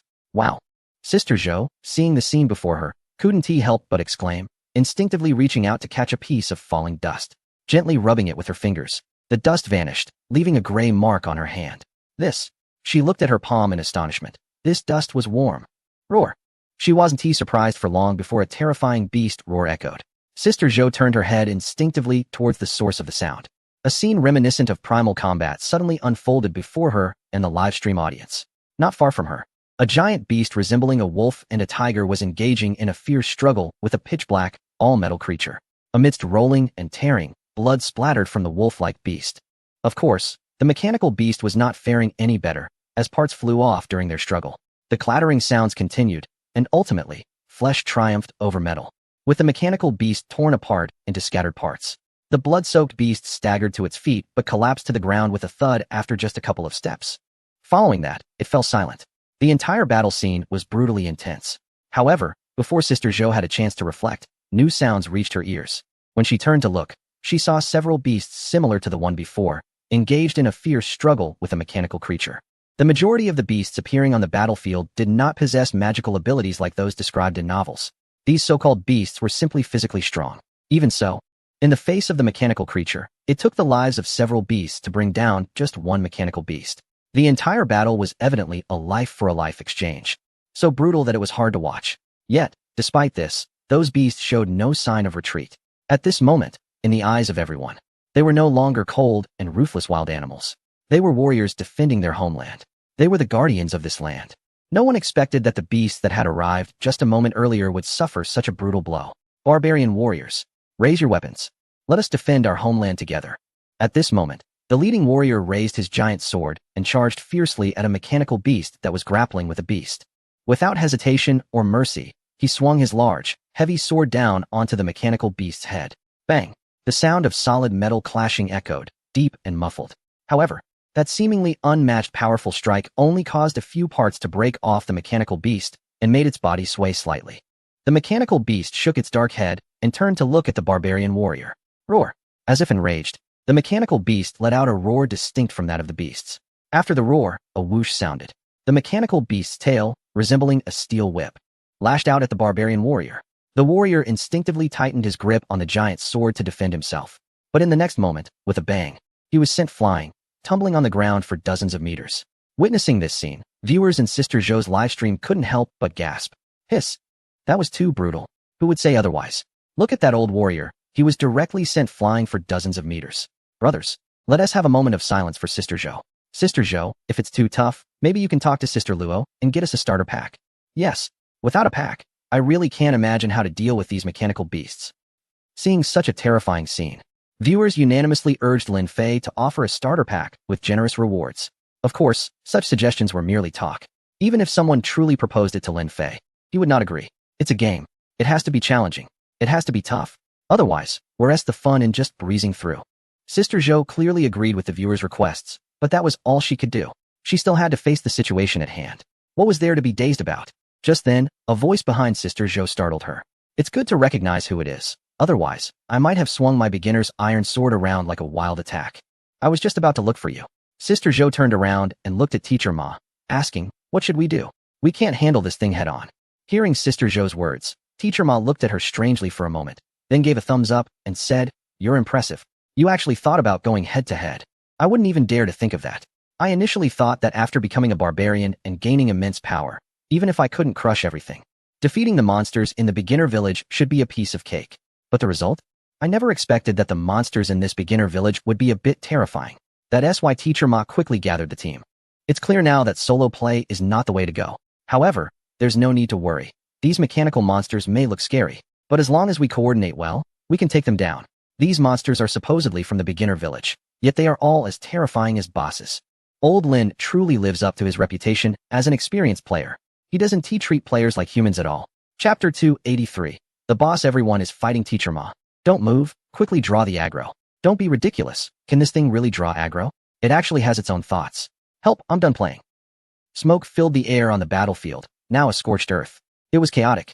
Before Teacher Ma could gather the members of the rescue team, a mechanical beast resembling a black tiger pounced ferociously. Caught off guard, Teacher Ma and the others immediately reacted. According to his thoughts, with dozens of giants. Even if they were newcomers, dealing with this mechanical tiger should be a piece of cake. However, the outcome was completely unexpected. This mechanical tiger was extraordinarily fierce. Or rather, it was exceptionally tough. They had no idea what kind of metal it was made of. Their massive iron swords, when striking it, not only failed to inflict any damage, but also shattered their own hands. The enraged mechanical tiger, like a wolf among sheep, instantly wreaked havoc, leaving them in disarray. To be honest, if this were reality, they would probably have long since scattered in fear. Even so, some players, faced with this invulnerable mechanical tiger, couldn't help but freeze in place. One mechanical tiger left them at a loss. Teacher Ma observed everything, feeling a surge of anger. Watching more and more players fall to the mechanical tiger, a look of urgency appeared in his eyes. Fixating on the mechanical tiger, he suddenly seemed to notice something. His eyes flashing with insight. Half of you attract the mechanical tiger's attention, the other half find a chance to sabotage its abdominal circuitry. After careful observation, Teacher Ma finally discovered the mechanical tiger's weakness. Although this gigantic mechanical tiger was made of solid steel, its abdomen revealed some flowing liquid circuitry as it moved. He wasn't sure if his plan would work, but at this point, he could only gamble on a dead horse being treated as a live one. Upon hearing his words, some players also noticed the anomaly in the mechanical tiger's abdomen. Everyone, do as Teacher Ma says, a player shouted, taking the lead to swing his giant sword and charge at the mechanical tiger. Boom. The heavy sword, like a massive door, smashed down. No, it should be said it slapped down. The player struck the mechanical tiger's back with a single blow. This fierce attack, combined with the strength of the barbarian giantess body, would have turned a living person into a puddle of flesh. However, this seemingly terrifying attack, when it landed on the mechanical tiger, didn't even spark a single spark. Moreover, this strike instead caught the mechanical tiger's attention. Buzz, with the sound of air vibrating. The mechanical tiger's tail, like a steel whip, whipped up a fierce wind. The player, sensing something was off, instinctively tried to evade. However, his body's movements couldn't keep up with his brain's response. Before he could move, the tail, wrapped in a gust of wind, was already heading straight for his face. At this moment, the player could only watch in despair as the tail approached. Bang! Crack! At a critical moment. Just when the player thought he was about to fall, a figure suddenly flashed from his side to the front. A large, heavy iron sword was smashed apart by the mechanical tiger's tail, and the figure was sent flying like a broken kite. It was only then that the player clearly saw the person who had flown out. Looking at the athletic figure soaring back, he couldn't believe his eyes and exclaimed, "Zhou, Sister Zhou." The player's face turned pale as he stared at Sister Zhou, who was being knocked away. Without thinking, he instinctively chased after her. He never expected that in such a crucial moment, a prominent streamer like Sister Zhou would jump in to save him. As the player instinctively went to check on Sister Zhou, several other players rushed in to attack, and the battle on the scene suddenly intensified. Faced with the unharmed mechanical tiger, these players were also driven to desperation. Their expressions were resolute, ready to fight to the death as they attacked with all their might. However, their strikes were like tickling to the mechanical tiger, causing no substantial damage at all. Fortunately, they weren't trying to defeat it outright. With their distraction, all of the mechanical tiger's attention was drawn to them. As the mechanical tiger became increasingly aggressive, targeting only a few of them, the other players seized the opportunity. Taking advantage of the mechanical tiger's inattention, they quickly launched a sneak attack from the other side. Die! As the mechanical tiger leaped again, one player seized the moment, discarded his clumsy giant sword, and rushed toward the mechanical tiger. Without a moment's hesitation, he reached for its abdomen, seeing his hand getting closer to the mechanical tiger's belly. Excitement filled the player's eyes at the thought of success. Just at that moment, the mechanical tiger, which had been facing another player, seemed to sense something and suddenly turned its head to bite at the player's head. Oh no, it's done for. That thing noticed me. Damn it, how do you kill this thing? It's like it has no blind spots at all. Just as I guessed, since it's mechanical. It's reasonable that it has cameras on its body aside from its eyes. Totally reasonable. This is no beginner monster at all. Calling it a boss wouldn't be an exaggeration. Incredible. In other games, the beginner village is super easy, even if it's hard. There's usually a first recharge bonus.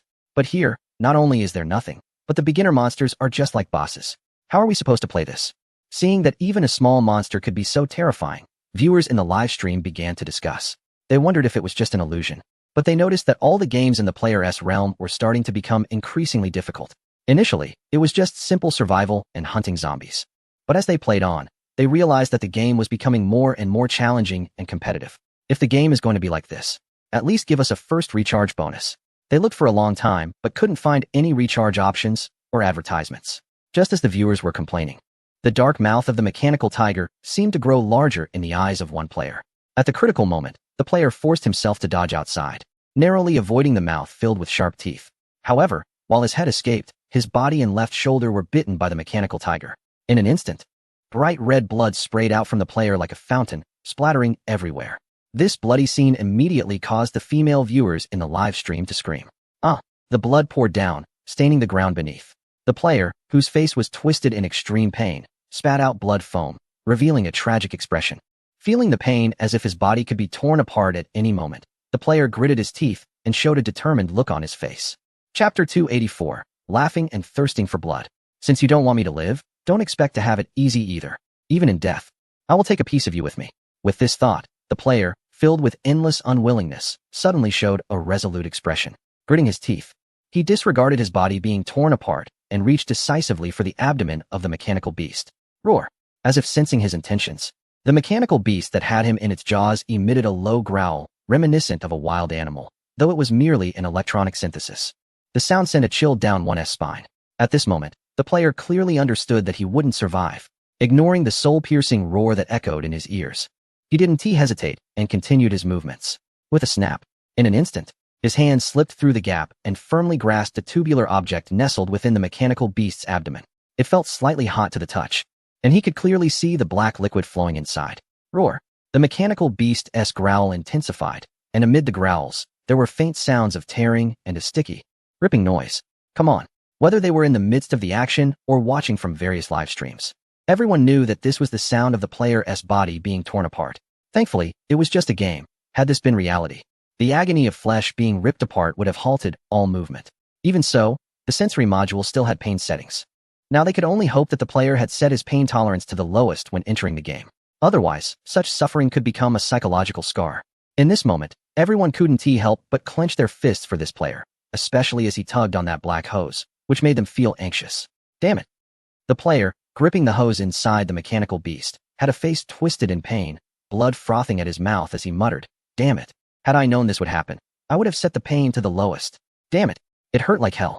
Although he had only set the pain sensitivity to 5%, even that felt excruciating at this moment. He mentally cursed his companion for putting him in this situation.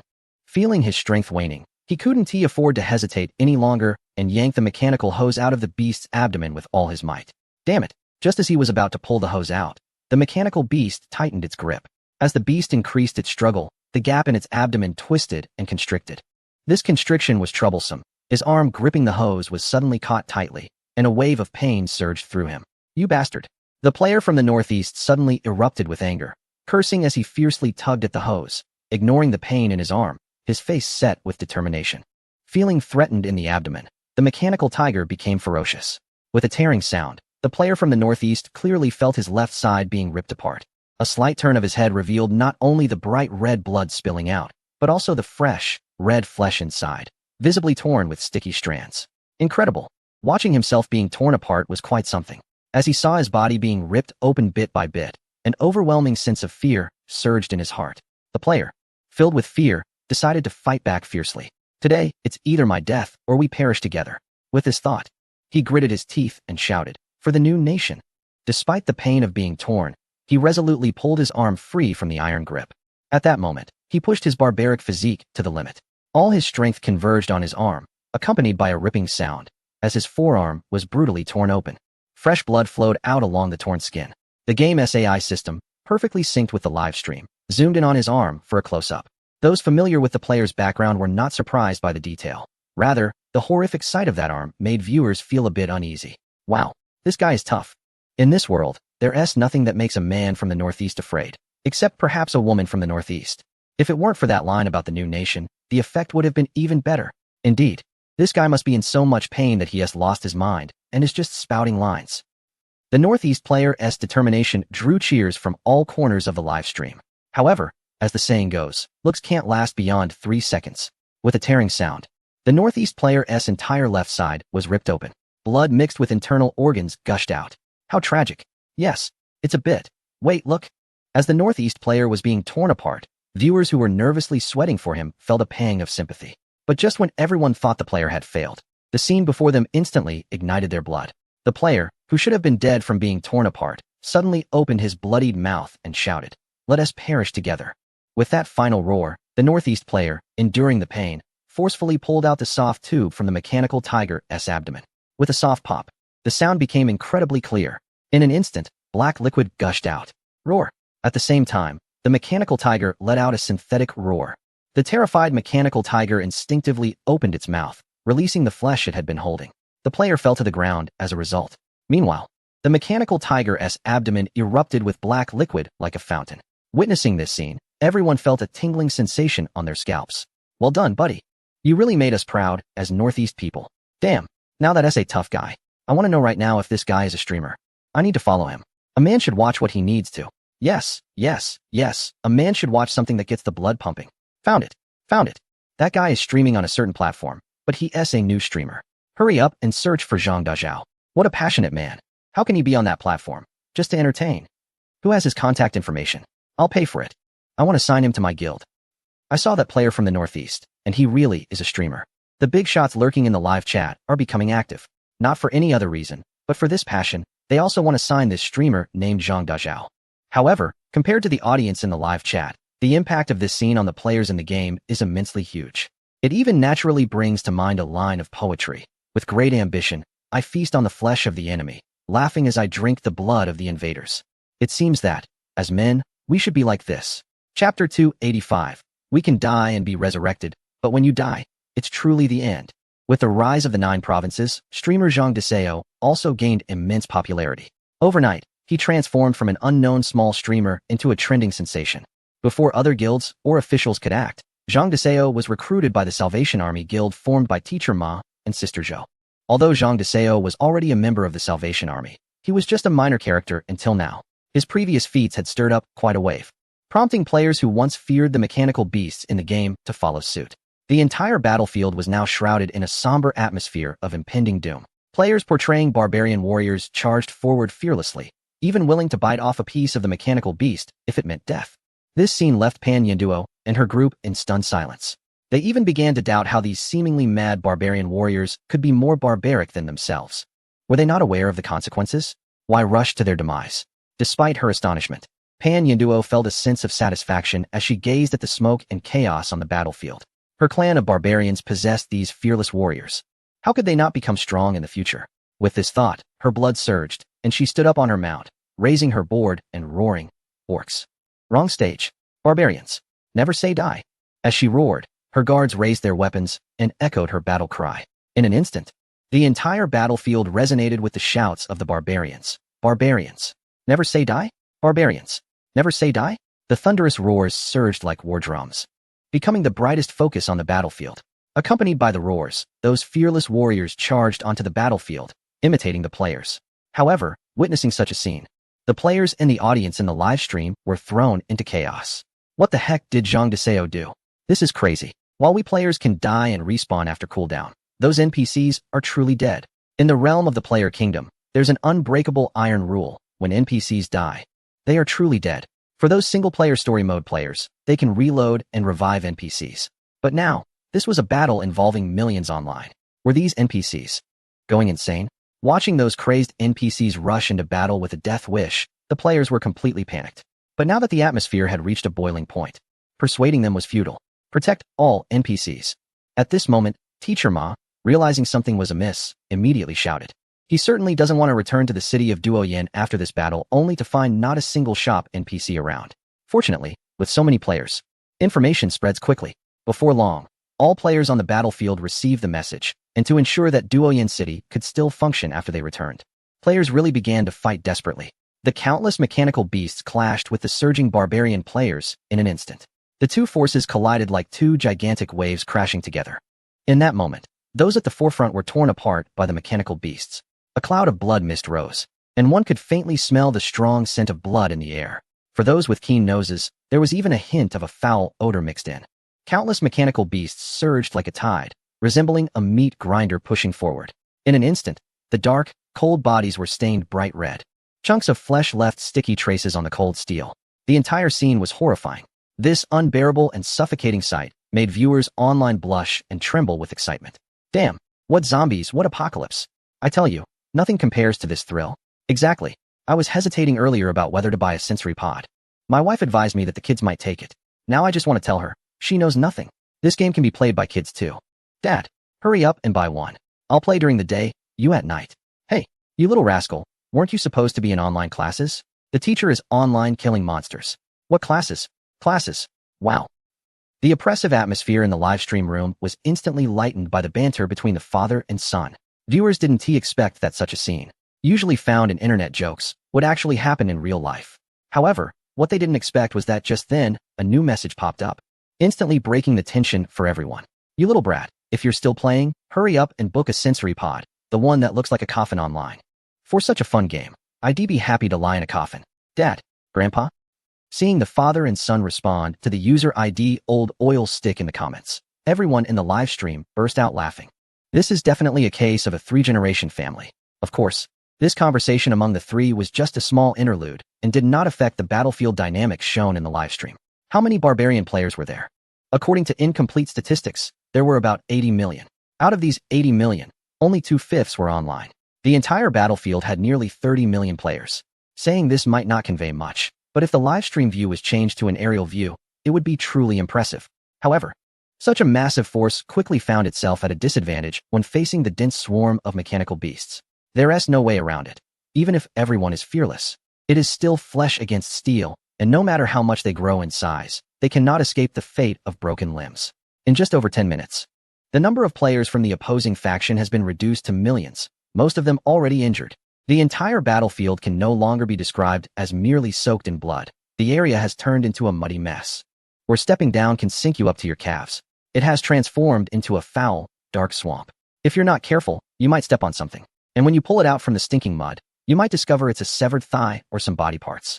Of course, it must come with bones, as the vital organs have long been ground into pulp by the mechanical beasts. The player's grim situation sends chills down the spines of the viewers in the live stream.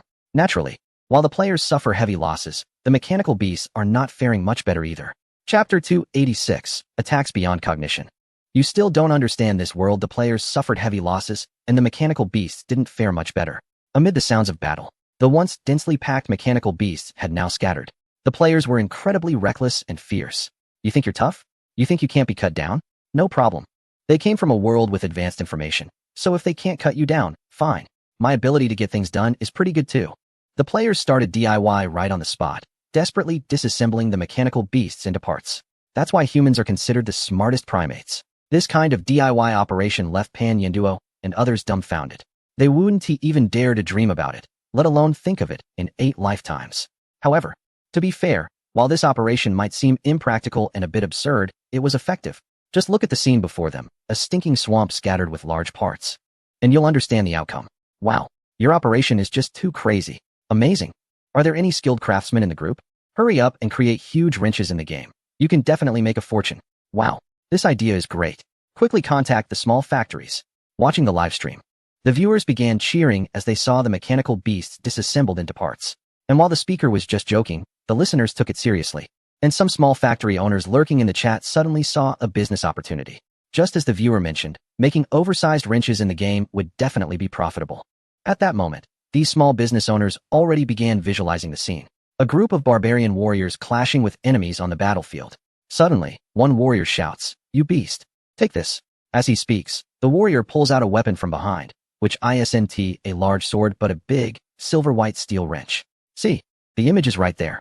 Thinking of this, those small business owners couldn't hold back anymore and immediately left the live stream to explore this idea. This world never lacks opportunities to make money. It all depends on whether you have the brains, and most importantly, whether you have the funds. In the game, gathering materials to craft items isn't cheap either. As the small business owners who discovered the opportunity left, a strange horn suddenly echoed over the battlefield. With the distant sound of the horn, the charging mechanical beasts abruptly stopped and looked up at the sky. Seeing this action from the mechanical beasts, all the players instinctively halted and looked up as well. The entire sky was filled with a thick smoke and ash-like substance, with only a gray base color indicating that the sun still hung above. What is there to see in such a sky? Just as everyone was confused, the winds suddenly picked up in the sky, and the swirling gray dust visibly rolled rapidly. It felt as if something was churning within it. The crowd didn't have to wait long. With a violent swirl of dust, a massive black object burst through the smoke with a loud bang. What the heck? It's that black dragon from the prologue. This is it. I can already see these players facing total annihilation. The mechanical black dragon that only showed its face in the prologue and never appeared again is now etched in everyone's memory. The terrifying abilities of this black dragon have transcended the realm of mechanical beings. Some might even say it has achieved a godlike state. And there would be those who would believe it. After all, in people's minds, mechanical beings are just those powered creatures filled with gears and various pipes. But this black dragon completely defies that theory. On the surface, it appears mechanical. Yet, in reality, it astonishingly wields a power akin to magic. It can actually draw life force from the land. How can a mechanical life form extract energy from the earth? What kind of theory is that? Of course, at this moment, no one was concerned about theories. The appearance of this black dragon undoubtedly signified that they were all about to meet their doom. They could dismantle mechanical beasts. They could DIY. But this creature flying above them, how on earth could they dismantle it? Just as everyone felt a sense of hopelessness regarding their survival, a sudden meow echoed through the air. How absurd, how out of place. In such a grim battlefield, the sudden sound of a cat meowing truly felt like a break from the narrative. However, with that jarring meow, the crowd felt something approaching from behind them. When they turned around, they were all left stunned. What the heck? Is that the big cat? Wow. How do I even describe this? Truly worthy of being a canine's companion? It's just too adorable. As everyone turned to look, they saw a gigantic, plump cat hovering in midair behind them. If it weren't for its golden fur and white belly, it would have been hard for them to connect this massive cat, dozens of meters long, with the earlier one. Though the big cat had grown larger, it brought no sense of intimidation. Instead, it made the cat enthusiasts in the live stream feel even more delighted. They watched with stars in their eyes, wishing they could snuggle up to that kitty. However, after snuggling, whether they would still be alive was uncertain. After all, no one had ever petted such a large cat. Damn it, finally willing to show up? Meow? The big cat, with its upright cat eyes, gazed at the black dragon without an ounce of fear. A cat? The appearance of the big cat also surprised the black dragon, which then emitted a gloomy synthetic voice, scoffing at the ridiculous notion that this land could be dictated by a cat. The black dragon could tell that the big cat's abilities far exceeded those of the giants below. Thus, it considered the big cat as the ruler of this land. The disdain in the black dragon's words was not lost on the big cat, which immediately let out an angry cry. You bastard, take this hit. As soon as the words fell, the large cat opened its mouth, and with a dull sound from its throat, a visible milky white orb of wind shot out. Whoosh! As the orb flew out, a terrifying, sharp, piercing sound immediately rang in everyone's ears. Everyone instinctively covered their ears, staring at the wildly spinning sphere. In the blink of an eye, the sphere arrived right in front of the black dragon. Bang! With a dull crashing sound, it was followed by an overwhelming, ear-piercing shriek. The crowd, with pained expressions and hands over their ears, widened their eyes in shock. What the heck is that? It's terrifying. My goodness. Is this really the sky waterplane I know? Yes. We agreed to play in a meet-to-meet style, but suddenly you unleash some kind of magic. What's going on? These players, who had just arrived at the sky waterplane and transitioned to barbarian warriors, hadn't yet taken the time to thoroughly understand this land. They didn't even know that the sky water river was filled with great opportunities. At this moment, they were all stunned by this attack that exceeded their understanding. It was too frightening. It was just a wind orb, yet it seemed to tear apart the very fabric of space, leaving behind dark threads. Chapter 287. This snake, even if Su Xian comes, it might not work. Who am I? Where am I? What am I doing? Looking at the cracks being torn apart by the wind, revealing streaks of dark marks, the players were all bewildered. Could it be that the game has revealed its true nature? No longer pretending?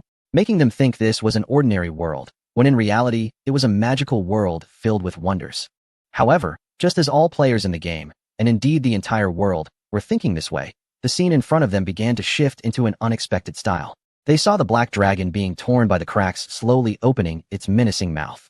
Who would have thought that in this area there would be creatures capable of tearing space? But this is where it ends. Accompanied by a grim synthetic voice, a cannon barrel slowly extended from the dragon's open mouth. Yes, you did not missee, nor did you walk into the wrong scene. What emerged from the dragon's mouth was indeed the barrel of a large cannon, but this barrel was filled with a sense of advanced technology. It felt as if it were a particle cannon straight out of a sci-fi movie. As expected, just as the players thought, the protruding cannon barrel suddenly lit up with a brilliant blue, blinding light. Everyone instinctively closed their eyes.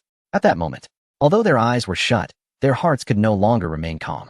Their minds were filled with the collision of magic and technology. Simultaneously, their spirits plummeted to the depths.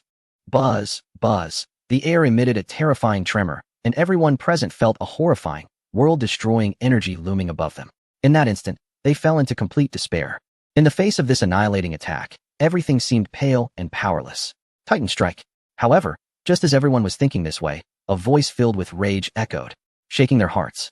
The players instinctively opened their eyes. Boom. Suddenly, the entire ground trembled violently, and the players, along with the viewers in the live stream, widened their eyes in shock. What the heck? Can this woman get any bigger? This is so magnificent. No way. I thought Sister Zhou was already impressive, but I never expected Pan Yanduo to be my true goddess. It's definitely big enough. I think 2 villas could fit in there without a problem. Wow, streamer, your angle is incredibly awesome. Quick, take a screenshot, or we might get checked later. Accompanied by the trembling ground, a massive, rugged leg crossed overhead. In the next moment, everyone saw the now enormous Pan Yanduo begin to run. As she ran, the foul-smelling mud on the ground splattered everywhere.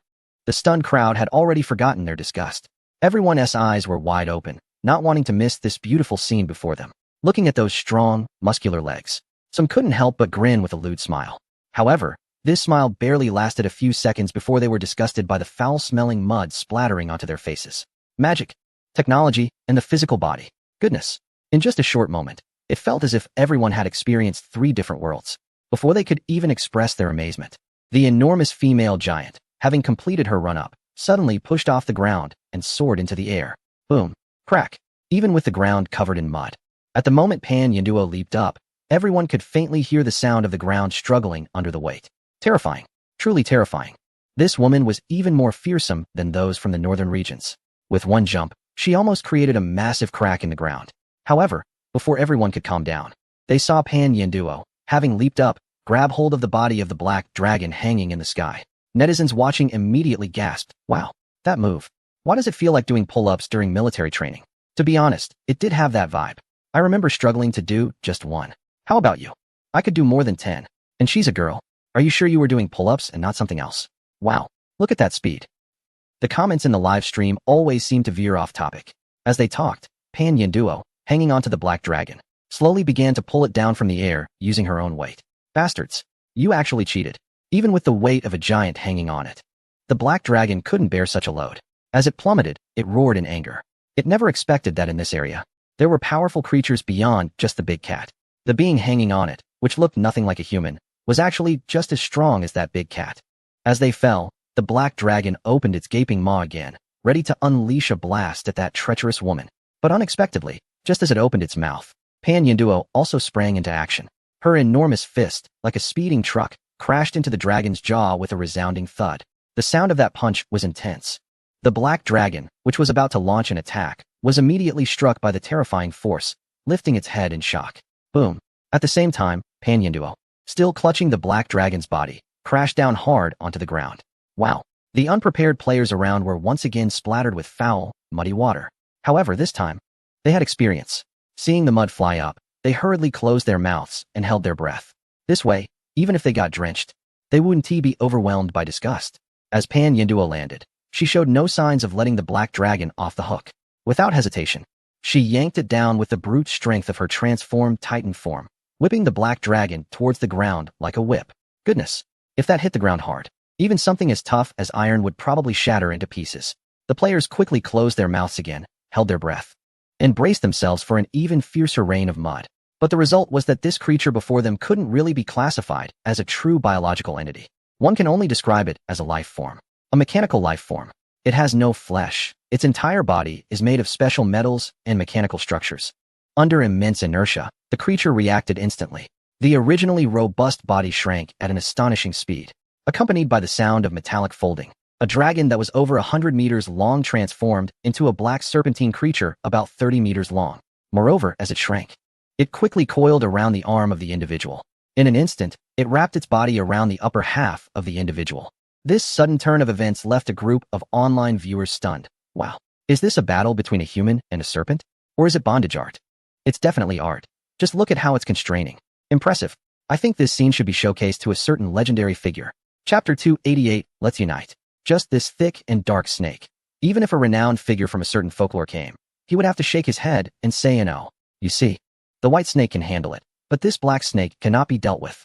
After all, it's just a physical body. When flesh meets flesh, there's no problem. But when flesh meets iron, even that renowned figure would have to raise his hands and, with a mournful face, say, I can't do it. While the audience was discussing the topic triggered by this black dragon, on the battlefield, Pan Yinduo, who had activated her Titan mode, was already turning red from being constricted. She didn't expect that this black dragon could actually change its form. Feeling the pain in her bones, she thought she was about to burst.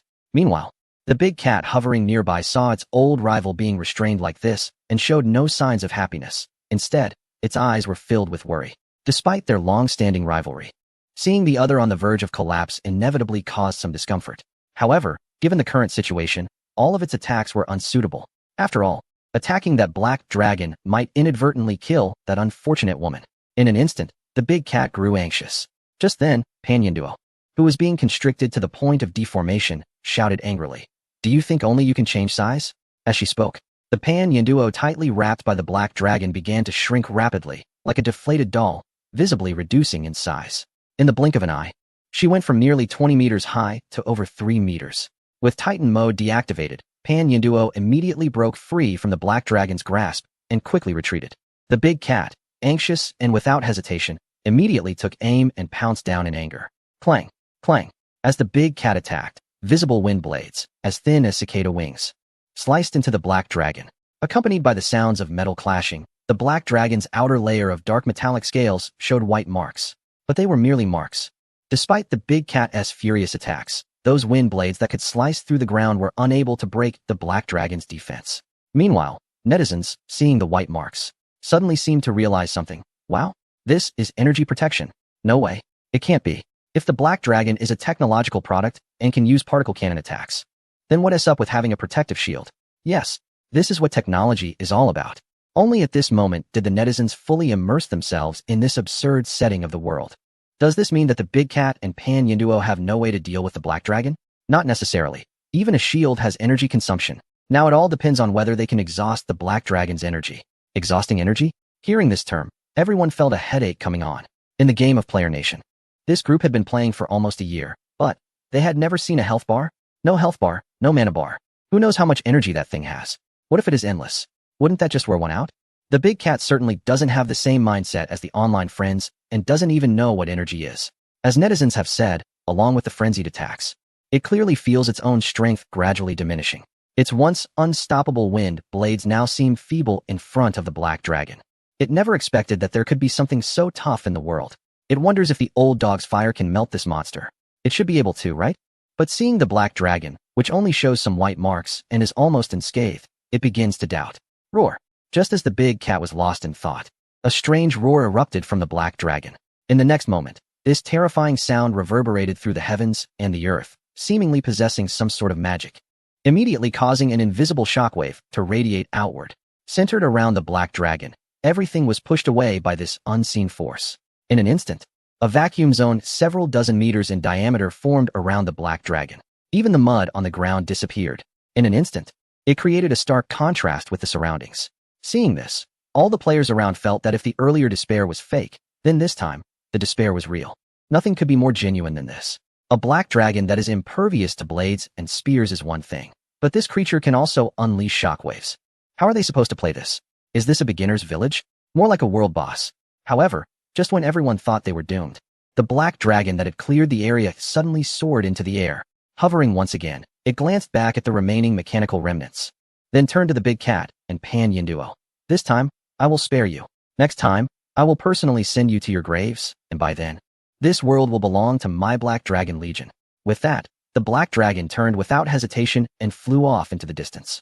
As the black dragon departed, the remaining mechanical beasts also turned and left with heavy steps. At that moment, no one and no beasts attempted to stop the mechanical creatures. Watching the cold mechanical figures fade away, all beings present fell into a unified silence. This battle, with the enemy's retreat, resulted in their victory. However, the cost behind this victory was immensely great. Looking at the bloody, muddy battleground before them, Their hearts grew incredibly heavy.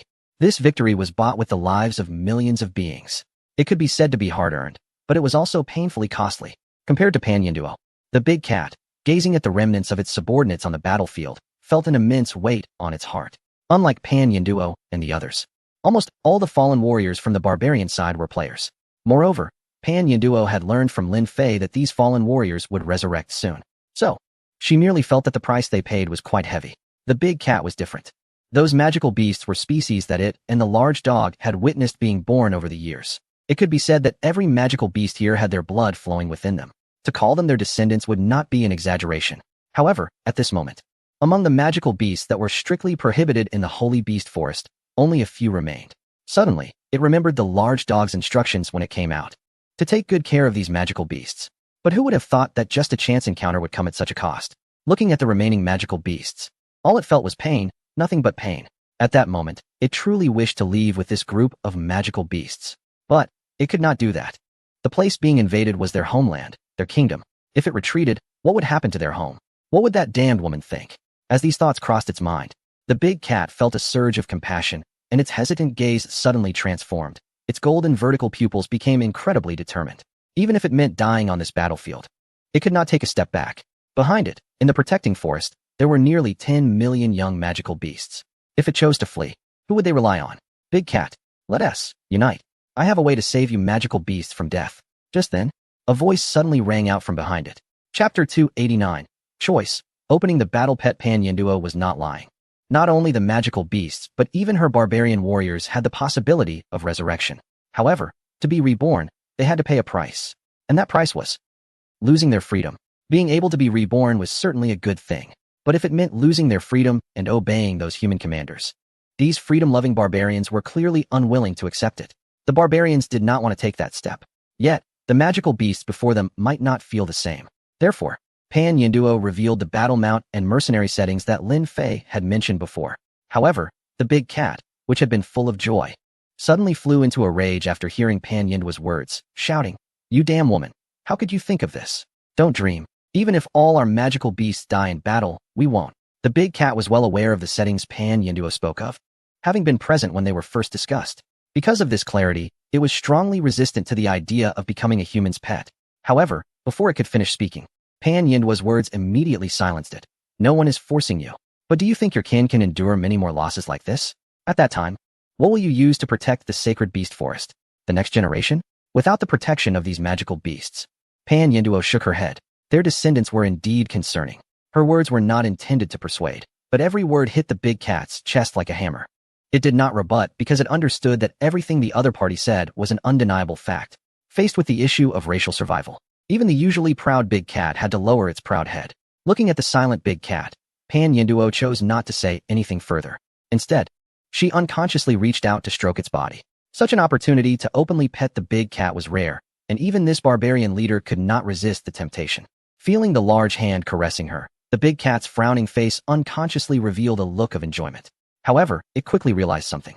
The only person bold enough to do this openly was Lin Fei, and it never expected this bold woman beside it to be so daring. Damn it! This woman is taking advantage of my vulnerability. Before the big cat could unleash its fury, Pan Yinduo's voice rang out again. Duoyin City controls the signing ceremony. A threat, a blatant threat. Hearing Pan Yinduo's words, the big cat felt anger rise within.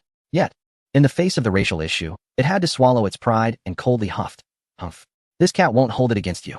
As if finding an excuse for itself, the big cat's face once again showed an expression of enjoyment. One person and one cat stood there, gazing at the tragic battlefield before them, each lost in their own thoughts. For a long time, Pan Yinduo finally turned around to face the barbarian players and the magical beasts behind her. We have won this war. However, the cost of victory was beyond our expectations. The retreat of the Black Dragon Legion is only temporary. I believe that when they return, it will be a calamity.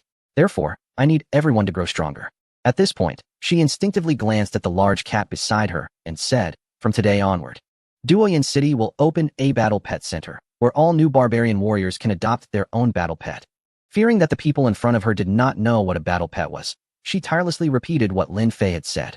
In fact, there was no need for Pan Yinduo to explain in detail. The players already had a rough idea of what a battle pet was. The thought of owning a powerful mount or combat beast made them unable to contain their excitement, and they began to cheer loudly. Hearing the cheers ringing in the air and seeing the excitement of the barbarian warriors in front of her, the large cat felt somewhat uncomfortable. However, despite its feelings, it did not show any displeasure on the surface. It knew that if the magical beasts bonded with these people, they might lose their freedom. But compared to freedom, it was better than extinction. So, comforting itself, the large cat felt much better. With a roar, it led all the magical beasts away from the battlefield. Watching the large cat leave, Pan Yenduo did not stop it, and instead got busy with her own tasks. Although the Black Dragon Legion had retreated, it was only temporary. She believed those monsters would return at any moment. Therefore, it was necessary to establish a temporary observation outpost in this scorched, muddy, and foul-smelling border area. Looking towards the distant dark area shrouded in thick fog, Pan Yenduo announced the construction of watchtowers and fortifications at the edge. Soon, over 1 million players eagerly joined in. Under the guidance of experienced old barbarian architects, everything progressed smoothly. Pan Yenduo directly named the under-construction fortress the Southwest Fortress. As the war in Tianpu Plain temporarily came to an end, the reactions from netizens were incredibly strong. Many who had initially chosen not to change their class logged into their accounts to prepare to become barbarian warriors. Not for anyone else, but for one reason. Big. Really so big. However, when these people arrived at the class change center and heard what the NPC said, they were immediately dumbfounded. What? You say I can't change my class? How is that possible?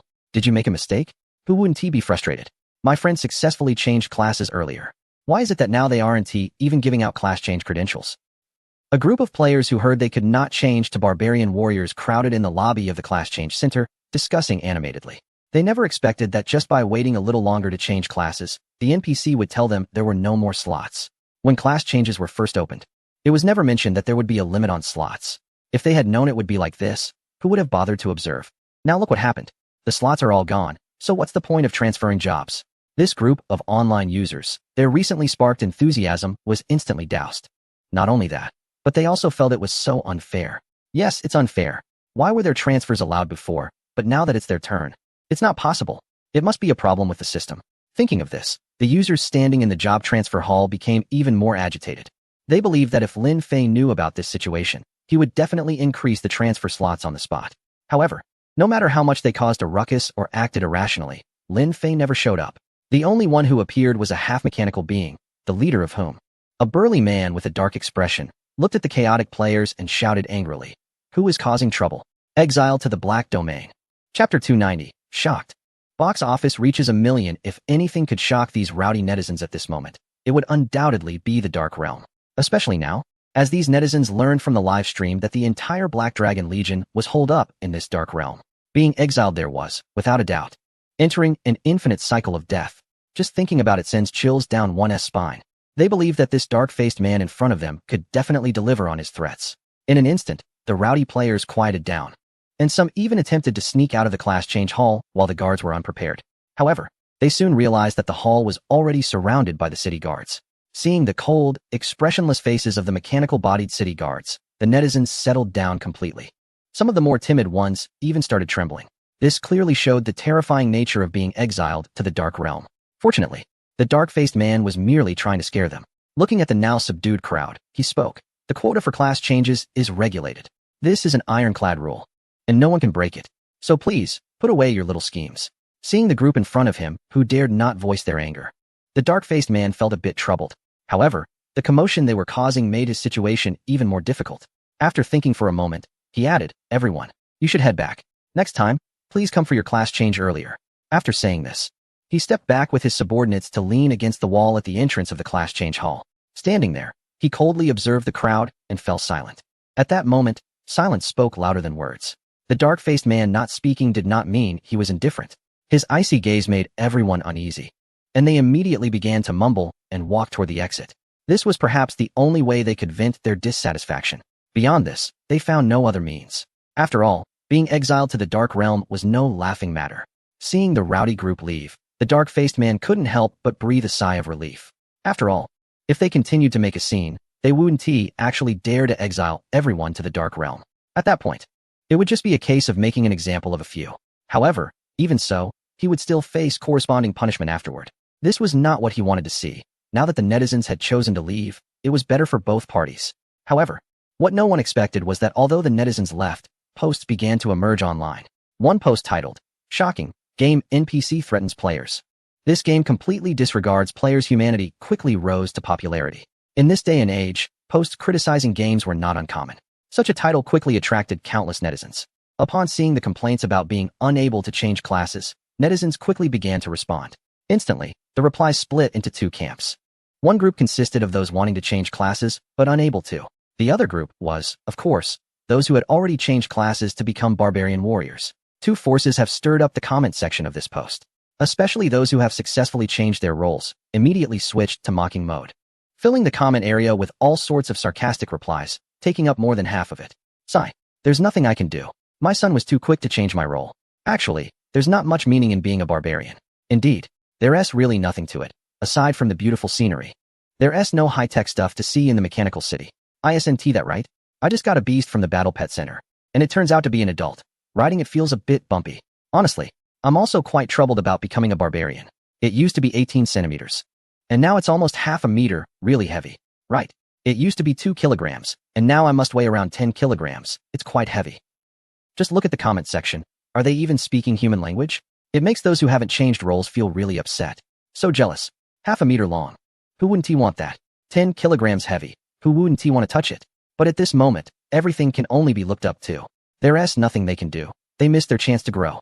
However, just as the entire comment section was enveloped in sarcasm, another article caught the attention of many netizens. Shocking, the first-day box office of 9 provinces exceeded 1 million. In today's society, a movie's first-day box office, not to mention a million, even 10 billion or 20 billion would be considered at the bottom. Some confused individuals immediately raised questions. Are they selling oil cakes? How can a movie with just 1 million even dare to say that? This must be the worst movie of the year. Luckily, I didn't see the poster in the cinema, or I would have dodged a bullet. Haha, this first-day figure is definitely a historical low. I bet the director and investors are losing their shirts. Seeing these confused comments from netizens, some informed individuals quickly responded, with no mercy, slapping them in the face. Ridiculous. You bunch of fools. Do you even understand anything? Do you know what this data means? The guy upstairs is right. Someone downstairs, quickly educate these clueless individuals. Alright, listen up, everyone. This million figure was compiled by netizens in the group. And this million is actually a conservative estimate. Haha, that is hilarious. A conservative estimate. Even if it's 1 million, you're still losing money. Fools, don't interrupt. If you don't understand, just stay quiet. You unknowledgeable people. Do you know how many cinemas this million represents? Do you know how many screenings there were and how much time it had? Knowing nothing, yet you're here blabbering. Open your eyes and take a look. Screenshot. Do you see this? This is the data, you fools. 9 provinces was only released in 10 cinemas nationwide. And they're all in small counties. Moreover, the screening time was at 8 in the evening, and the data cutoff was the next day at noon. Strictly speaking, this data is for less than 24 hours. Ridiculous. Are you trying to fool me?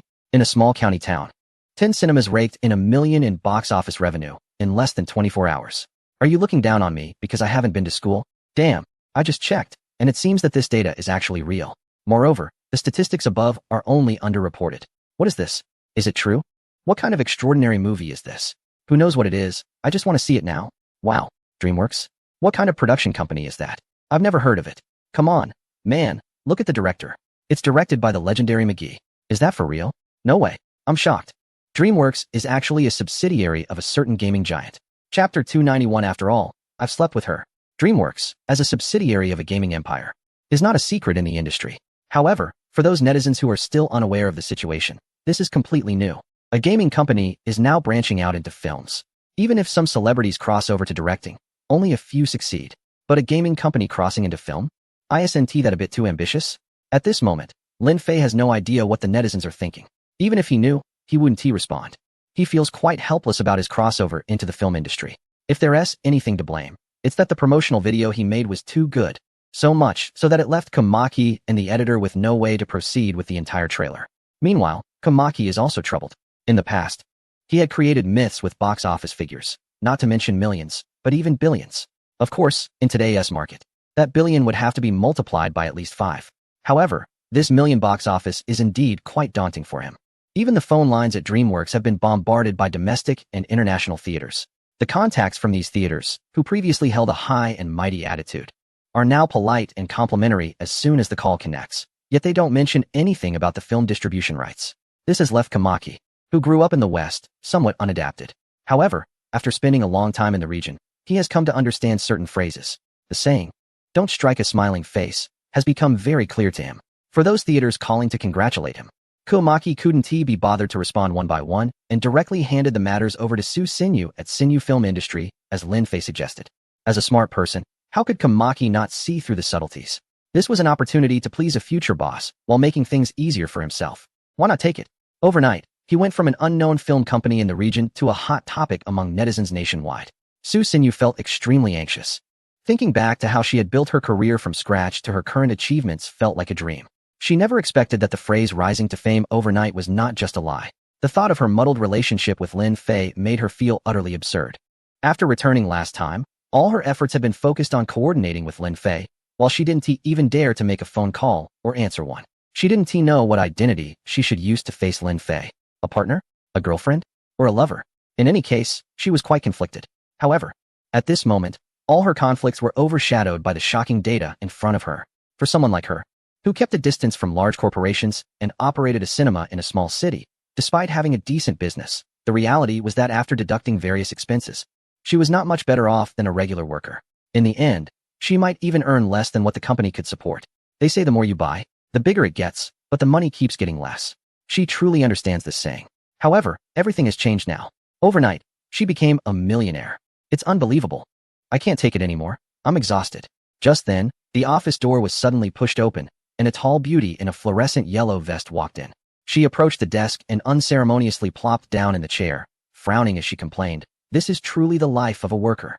The boss has connections now and doesn't he care about the employees below. All the responsibilities fall on me alone. Isn't that infuriating?" Listening to her friend's sarcastic remarks, Su Sinyu felt a twinge of guilt. Ever since returning from Lin Fei's place last time, she had been distracted, as if she had lost something. As a minor shareholder of Sinyu Film Industry, her friend was now in charge and keeping the company running. Business had been average before, but now it exploded overnight, with extra midnight shows added, leaving her overwhelmed. She had just caught up on some sleep, only to find her friend dazed and staring, which made her furious. It was just a first-time experience. Was it really necessary to react this way? They wouldn't go through it again. However, clearly, the two of them were not thinking about the same thing. Su Sinyu instinctively avoided personal issues and glanced at the data on the desk, exclaiming, "That guy is really impressive." As soon as she finished speaking, she noticed her friend's strange expression. Looking up, she saw her friend looking at her with a peculiar, slightly disdainful look.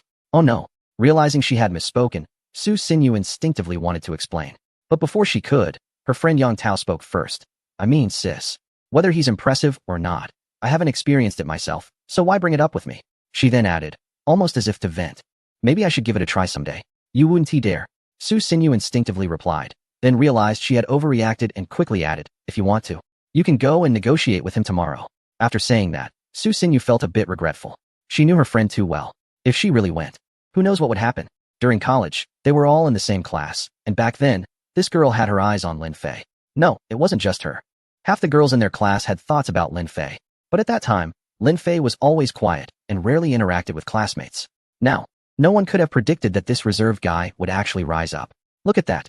Once someone becomes an adult, they always say things that don't match their true feelings. If I had gone myself, some people would probably be too distracted to eat or sleep. Seeing the expression on Su Sinyu's face, Yang Tao knew exactly what she was thinking. After teasing her with a sarcastic remark, she said, "Don't worry. I'm not at that desperate point yet. I'll go with you tomorrow." Hearing Yang Tao's words, Su Sinyu's anxious heart eased a bit. She felt reassured by Yang Tao's promise. But what about Lin Fei? Sigh. What is love? It only makes one's heart feel chaotic. Looking at Su Sinyu's worried expression, Yang Tao said impatiently, "Sister, can you be a bit more ambitious? It's just a man. What is there to be worried about? As the saying goes, if he doesn't cherish you, it's his lack of vision." Originally, this comforting statement seemed somewhat reasonable, but unexpectedly, Yang Tao's next words left everyone speechless. If you've lost him, there's no need to be sad. After all, I've had my turn. Chapter 292. This gift is too expensive. I dare not go out. Yang Tao. In a restaurant in the center of the Magic City, Lin Fei hurriedly arrived. When he saw the beautiful woman sitting at the same table as Su Sinyu, he was momentarily stunned. You both came together? He never expected to encounter another class flower from their class back in the day. However, judging by the way the other party was dressed, it was clear she was much more charming than Su Sinyu. This indicates that this former class flower must have been through a lot in society over the years. However, Su Sinyu's response was something he never anticipated. I forgot to mention last time, Yang Tao is a shareholder of Sinyu Film Industry. Back in the day, we Seeing Su Xinyu reporting like she was to a leader, looking quite restrained, Yang Tao couldn't stand it anymore and stood up to interrupt.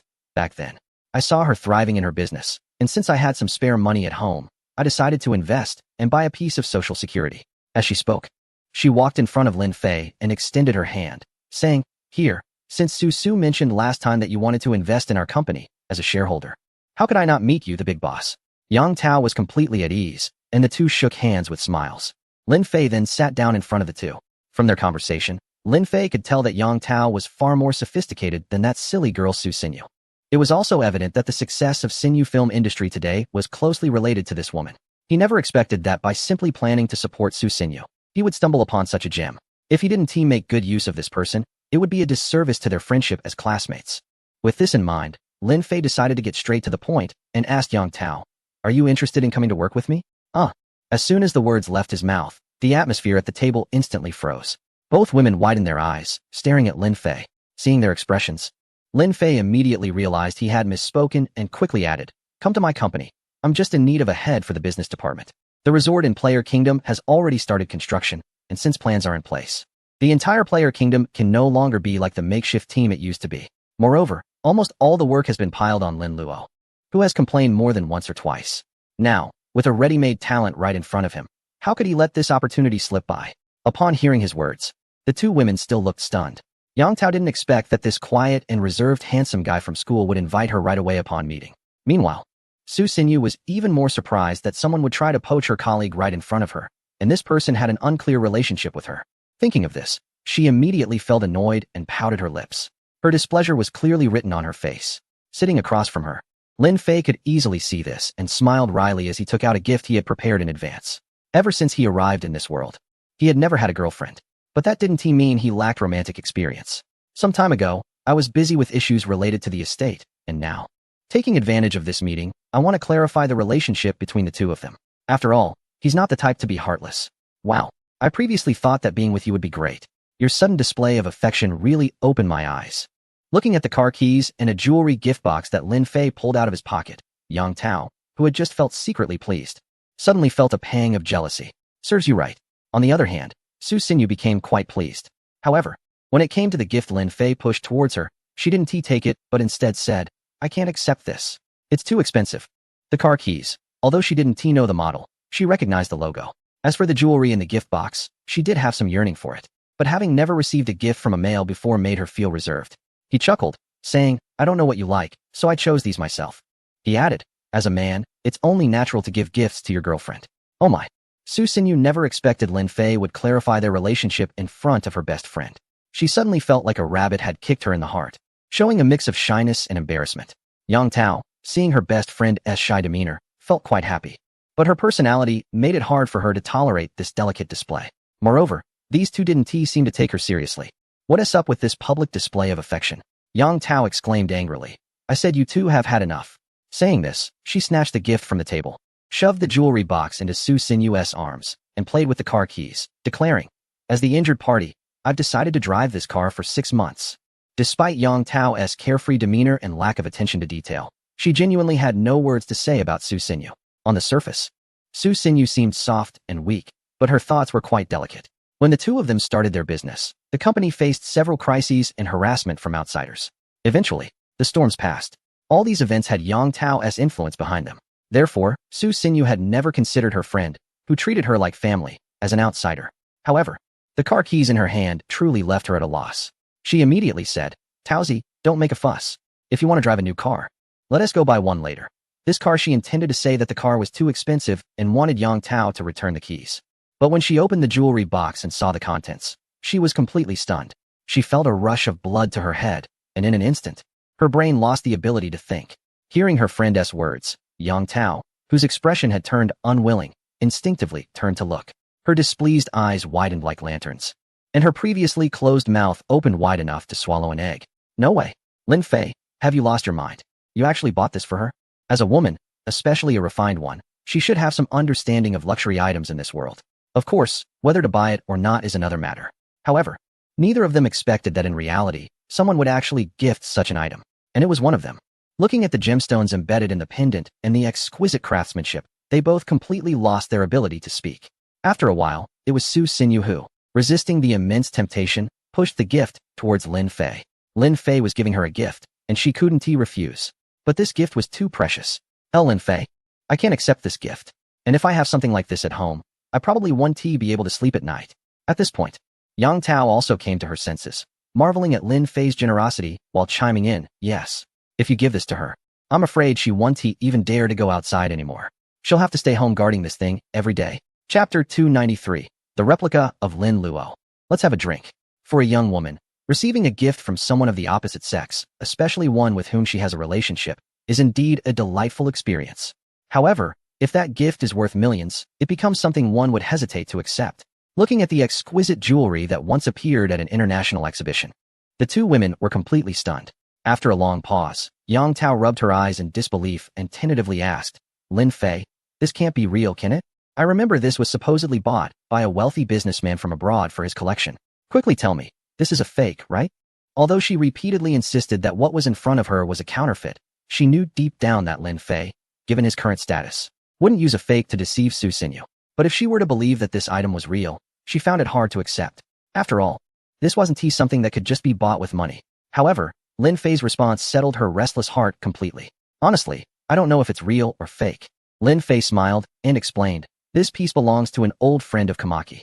I thought it would suit Su very well, so I. Before Lin Fei could finish his sentence, Su Xinyu, who had regained her composure, quickly interjected, but this is way too expensive. I can't possibly wear it. Hearing this, Lin Fei glanced at the necklace embedded with a blue gemstone and said nonchalantly, is it? I think it's fine. After all, how many people can recognize it just by looking at it around your neck? Though he said that, who would wear a world-famous luxury item without a reason? Just thinking about wearing something so precious made Su Xinyu feel uneasy. Seeing her indecisiveness, Lin Fei stood up, walked behind her, and without hesitation took out the necklace and put it around her neck. Su Xinyu didn't expect Lin Fei to be so sudden. With Yang Tao still sitting nearby, she felt both embarrassed and secretly pleased. However, the thought of the necklace around her neck made her feel uneasy again. In that moment, her emotions were a mix of conflicting feelings. It was clear that Lin Fei noticed Su Xinyu's mood. Not returning to his seat, he smiled and said, don't worry about wearing it. Then, his expression turned serious as he promised, in this world, no one dares to touch someone who belongs to me. Initially lost in her anxiety, Su Xinyu was taken aback by his sudden domineering statement. Her entire face instantly flushed with a deep red. Between her teeth, she said with displeasure, who belongs to you? Lin Fei was momentarily stunned. His previous remark was not meant in the way she interpreted.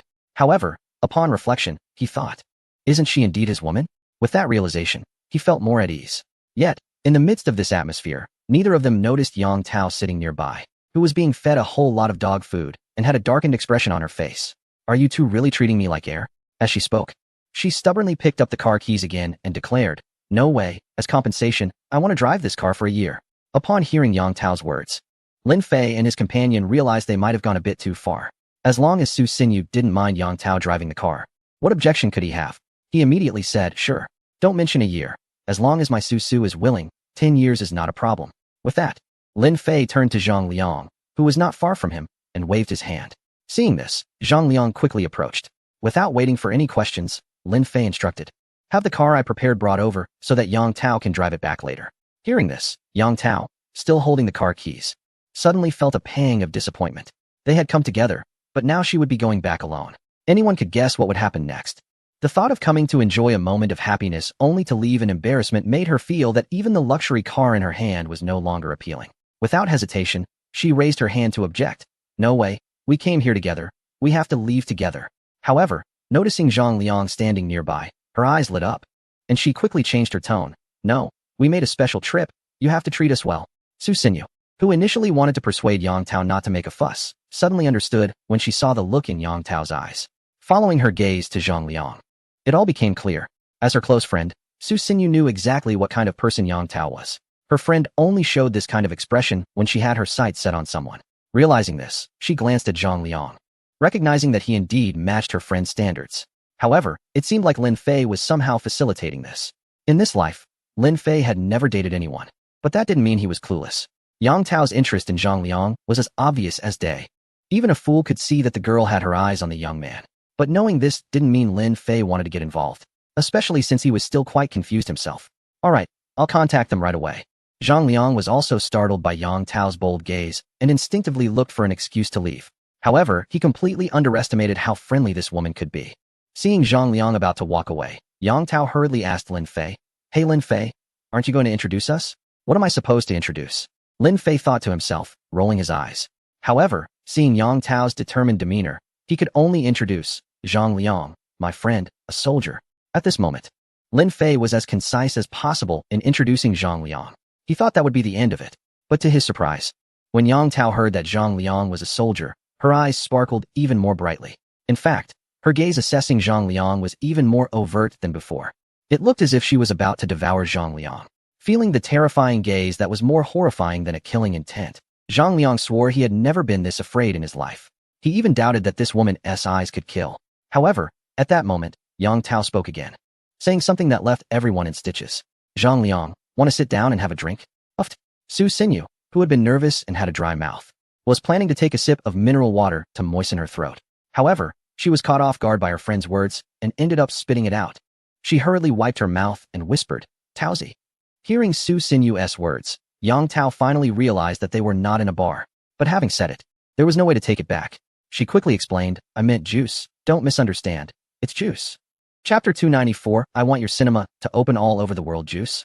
This sounds like a joke that even a ghost wouldn't believe, judging by the other person's behavior. It's clear she's a regular at the bar. Zhang Liang couldn't help but feel a bit put off by this woman, no matter how beautiful she was. So, he politely declined, saying, "Sorry, I'm Lin Ji's bodyguard." After saying that, he cast a glance at Lin Fei. He thought that Lin Fei would let him leave after hearing this. However, to his surprise, upon seeing Lin Fei's expression, he suddenly felt a bad premonition. Lin Fei was frowning, seemingly lost in thought. After a moment, Lin Fei spoke up. "Liangzi, you're transitioning this year, right?" Zhang Liang was puzzled by this question. He had already told Lin Fei about his transition earlier this year, and Lin Fei was well aware of it. He couldn't understand why Lin Fei brought it up today. Not wanting to think too much about it, he simply nodded and replied, "Yeah, a few brothers are transitioning together this year. We talked about this earlier." However, before Zhang Liang could finish, Lin Fei interrupted. "After transitioning, you should settle down. I think Yang Tao is a good choice." Wow, so that's what he was waiting for. With that one sentence, Zhang Liang was completely taken aback. Setting aside the issue of transitioning and settling down, this woman who somewhat resembled a certain character was not a suitable match for him. While Zhang Liang was still in shock, Yang Tao, sitting there, immediately smiled and gave Lin Fei a thumbs up, leaving Lin Fei stunned. Goodness, she was like a carbon copy of his sister. Aside from their different appearances, their personalities were completely similar. Although they hadn't been in touch since graduating from university, Yang Tao had always been earnest in her entrepreneurial endeavors with Su Xinyu. So she must have good character. As for whether they were compatible, who could really know?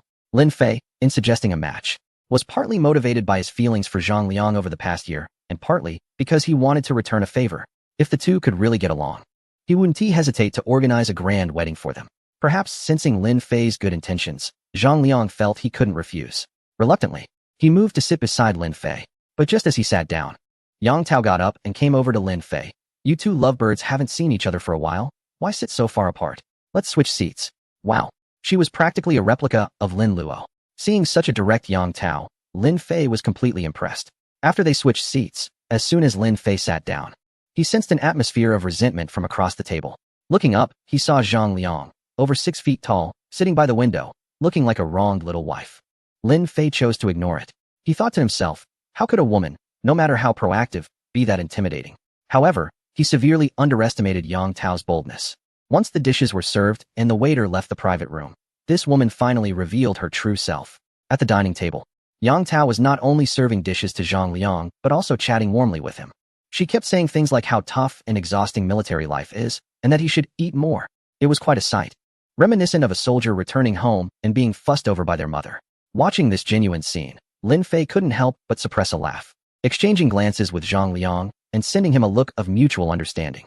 Who would have thought this woman would be so enthusiastic?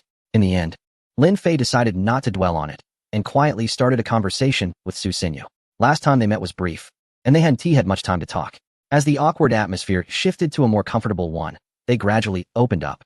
After hearing about their entrepreneurial experiences and Yang Tao's few failed relationships, Lin Fei was even more convinced that this woman was a good match for Zhang Liang.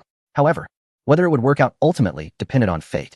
You too, you're all confused yourself, but still worry about others. As the conversation between the two sides picked up and feelings warmed, Su Xinyu was no longer as reserved as before. Upon hearing Lin Fei's words, she rolled her eyes. Lin Fei immediately displayed an awkward expression, even mentally blaming his older sister. However, it was also thanks to her. Otherwise, who knows when he would have started dating. Yeah, last time was indeed confusing, Lin Fei said, revealing a mischievous smile, leaning closer to Su Xinyu's ear and whispering, "How about we stay sober this time? You're asking for trouble." Her response made Su Xinyu's face flush, and after giving Lin Fei a playful punch on the shoulder, she said, "I'm here to handle serious business." "I'm talking about serious business too." Lin Fei feigned innocence, nodding in agreement. "You jerk." Su Xinyu spat. "Can you be a bit more serious? The company isn't just mine, there's also Tao." As she looked across the table at Yang Tao, she was startled. At that moment, Yang Tao, with a slightly tipsy look and a rosy complexion, was propping her head up with one hand while gazing at Zhang Liang. Zhang Liang, although not drunk, had opened up and was sharing amusing stories from his military days. The two were clearly in a lively conversation. Wow, just a moment ago, she said she didn't like drinking, and now look at her. Lin Fei, who had been focused on chatting with Su Xinyu, hadn't he noticed what was happening with the two across the table? To his surprise, in the blink of an eye, Zhang Liang had unknowingly been persuaded to drink. And he actually did drink. That was quite the achievement. Usually, when Lin Fei went out for street food, Zhang Liang would only have soda. Lin Fei couldn't help but marvel at Yang Tao's ability. However, he didn't know that Zhang Liang was just overwhelmed and had reluctantly agreed to drink a little after everything was arranged. But who would have thought that the woman next to him had such a top-notch talent for persuading others to drink? As long as you raise your glass and take a sip, then you won't be able to refuse anymore. Of course, you have no idea that without Yang Tao, my company wouldn't have come this far. Su Xinyu, seeing her best friend's embarrassing state, felt quite helpless. To help her friend make a good impression in front of Lin Fei, she made an effort to speak about Yang Tao's performance over the years. Upon hearing about Yang Tao's business capabilities and her ability to manage the company, Lin Fei's eyes lit up. Previously, he had a gut feeling that Yang Tao could handle the position of manager in the gaming division. Now, Su Xinyu's words confirmed his intuition. With this in mind, Lin Fei immediately shared his thoughts with Su Xinyu. When she heard that Lin Fei really wanted Yang Tao to take on a supervisory role, Su Xinyu immediately expressed her displeasure. "Are you really trying to poach her openly? Is that okay? What are you talking about? This isn't poaching. This is a transfer." At this point, Lin Fei, feeling quite dominant, wrapped his arm around Su Xinyu's shoulders and said, "Now that you are mine, what else isn't mine?" Feeling Su Xinyu struggle slightly in his embrace, he didn't loosen his grip but held her tighter, saying, "In the future, I will make your cinema chain spread all over the world." Chapter 295, The Husband Sings and the Wife Follows opening cinemas worldwide? That's definitely much harder than promoting a game globally. Moreover, the amount of money required for this is a staggering figure. Fortunately, Su Xinyu didn't take it seriously. But hearing Lin Fei say that still made her very happy. However, no one expected that this joking remark would actually be realized by Lin Fei in the future. Of course, that's a story for later. A meal ended amidst the laughter of the four. Since Yang Tao was drunk, Su Xinyu couldn't possibly return.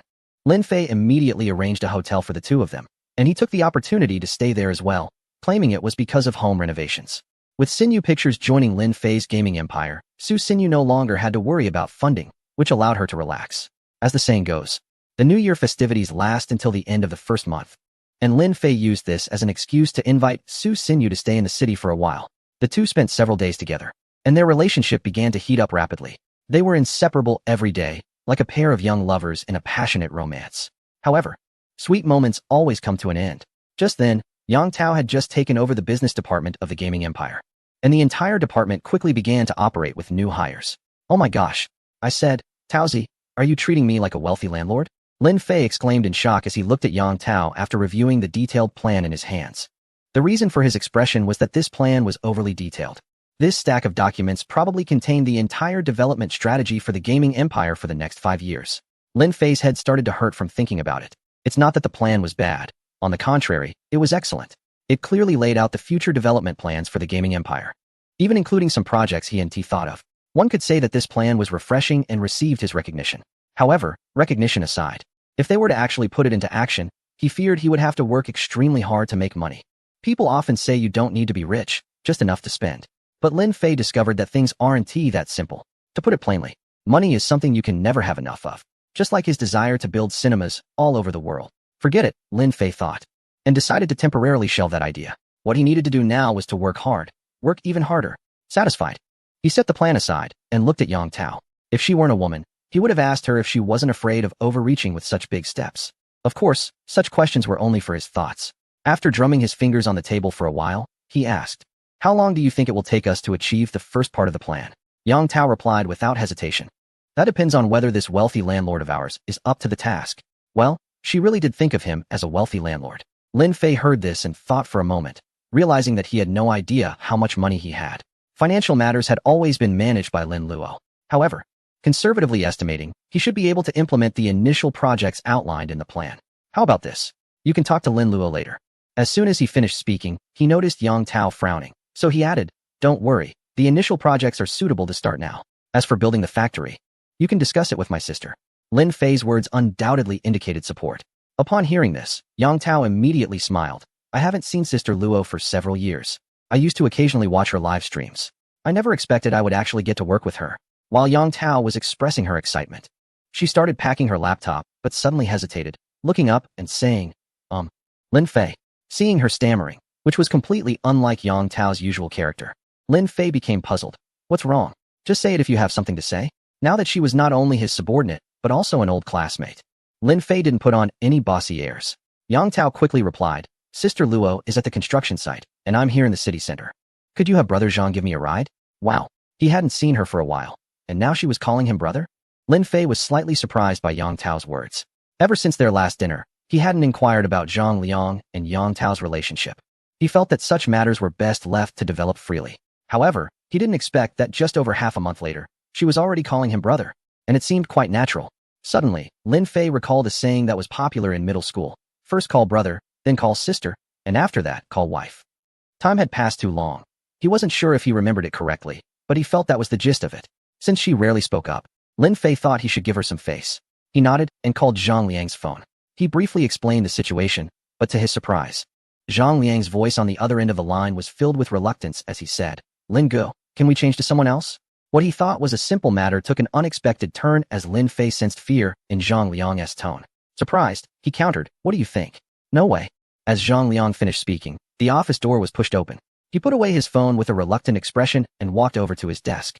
Looking like a disgruntled spouse, Lin Fei found it quite amusing, though he didn't show it on the surface. After glancing at Zhang Liang, he said, "This time you go and bring Lin Luo back with you. It's not like there's no one managing the site. What does it look like for a woman to run around the construction site every day?" Interestingly, ever since the project at the Player's Paradise started after the new year, Lin Luo had been very attentive to it. Even more surprisingly, this woman had chosen to stay overnight in that remote mountainous area. Lin Fei felt a bit worried upon learning the situation. After all, there were more men than women on the construction site, and it was in a remote mountainous area. What if something happened? Just thinking about it was frightening. Having followed Lin Fei for a long time, Zhang Liang could sense his concerns. He knew what Lin Fei was worried about. He immediately said, "You can rest assured, Assistant Li is not a weak woman." Assistant Li? Lin Fei was puzzled for a moment, then remembered that the assistant next to his sister was indeed named Li. Looking at Zhang Liang in front of him, he seemed to have realized something. Since Yang Tao was still present, Zhang Liang didn't want to reveal too much, but he couldn't help but exclaim, "Zhang Chao and the others may not even be a match for Assistant Li. Is she that capable?" Lin Fei was even more surprised to hear this. However, it was just surprise. After all, accidents could happen. All right, then tell her that there are still matters to attend to at the company, and she shouldn't stay at the construction site all the time. Zhang Liang nodded at this. He then bid farewell to Lin Fei and was the first to leave. Seeing this, Yang Tao immediately got up, not even saying goodbye, and quickly ran after Zhang Liang. Wow, this felt a bit like a couple working in harmony. Chapter 296. Creating a unique culture in the land of 9 provinces in the past, Player Kingdom was just a small workshop, allowing Lin Fei to be a hands-off manager. However, now that various departments are gradually improving, he has become busier. For several consecutive days, he has been dealing with various headaches. One day it's a department without a leader, the next day it's a factory under construction lacking funds. In short, ever since he delegated authority to Yang Tao, he hasn't found it easier. Instead, he has become even busier. He wonders whether keeping this woman around was the right decision. Originally, he planned to take advantage of some free time to relax with Su Xinyu. But unexpectedly, upon arriving at the temporary office of the Dream Factory, he was taken aback by the scene before him. Goodness, the Dream Factory now looked completely different from before. No longer did it resemble the old days, where a group of foreign employees greeted him at the entrance. As he walked in, the receptionist immediately asked, "Sir, do you have an appointment?" Lin Fei glanced at the newly changed logo behind her and looked around in confusion, saying, "No, I don't have an appointment. Then I'm sorry. Please wait a moment while the receptionist, seeing his expression, did not show any negative reaction but smiled instead. However, just as she was halfway through her sentence, she was interrupted by the arrival of Komaichi. Boss, Happy New Year. Lin Fei rolled his eyes in response. I say, old Ko. It's already past the new year. What is there to be happy about? The phrase it's still the new year was remembered by the foreigner. But they didn't quite grasp the nuances of the lunar calendar. I'm sorry, I didn't know hearing Komaichi address Lin Fei as boss. The receptionist suddenly thought that this somewhat dazed young man might just be the long-absent big boss. Noticing her flustered demeanor, Lin Fei didn't pay much attention. He waved his hand and walked toward the office. On the contrary, Komaichi, noticing Lin Fei's troubled expression, cautiously asked, Boss, are you facing some troubles? Lin Fei paused for a moment, glanced at Komaichi beside him, and sighed. What do you think? Sometimes, I feel like you're living better than I am. This statement held some truth. Earlier, during a chat, Lin Fei learned about Komaichi's previous lifestyle.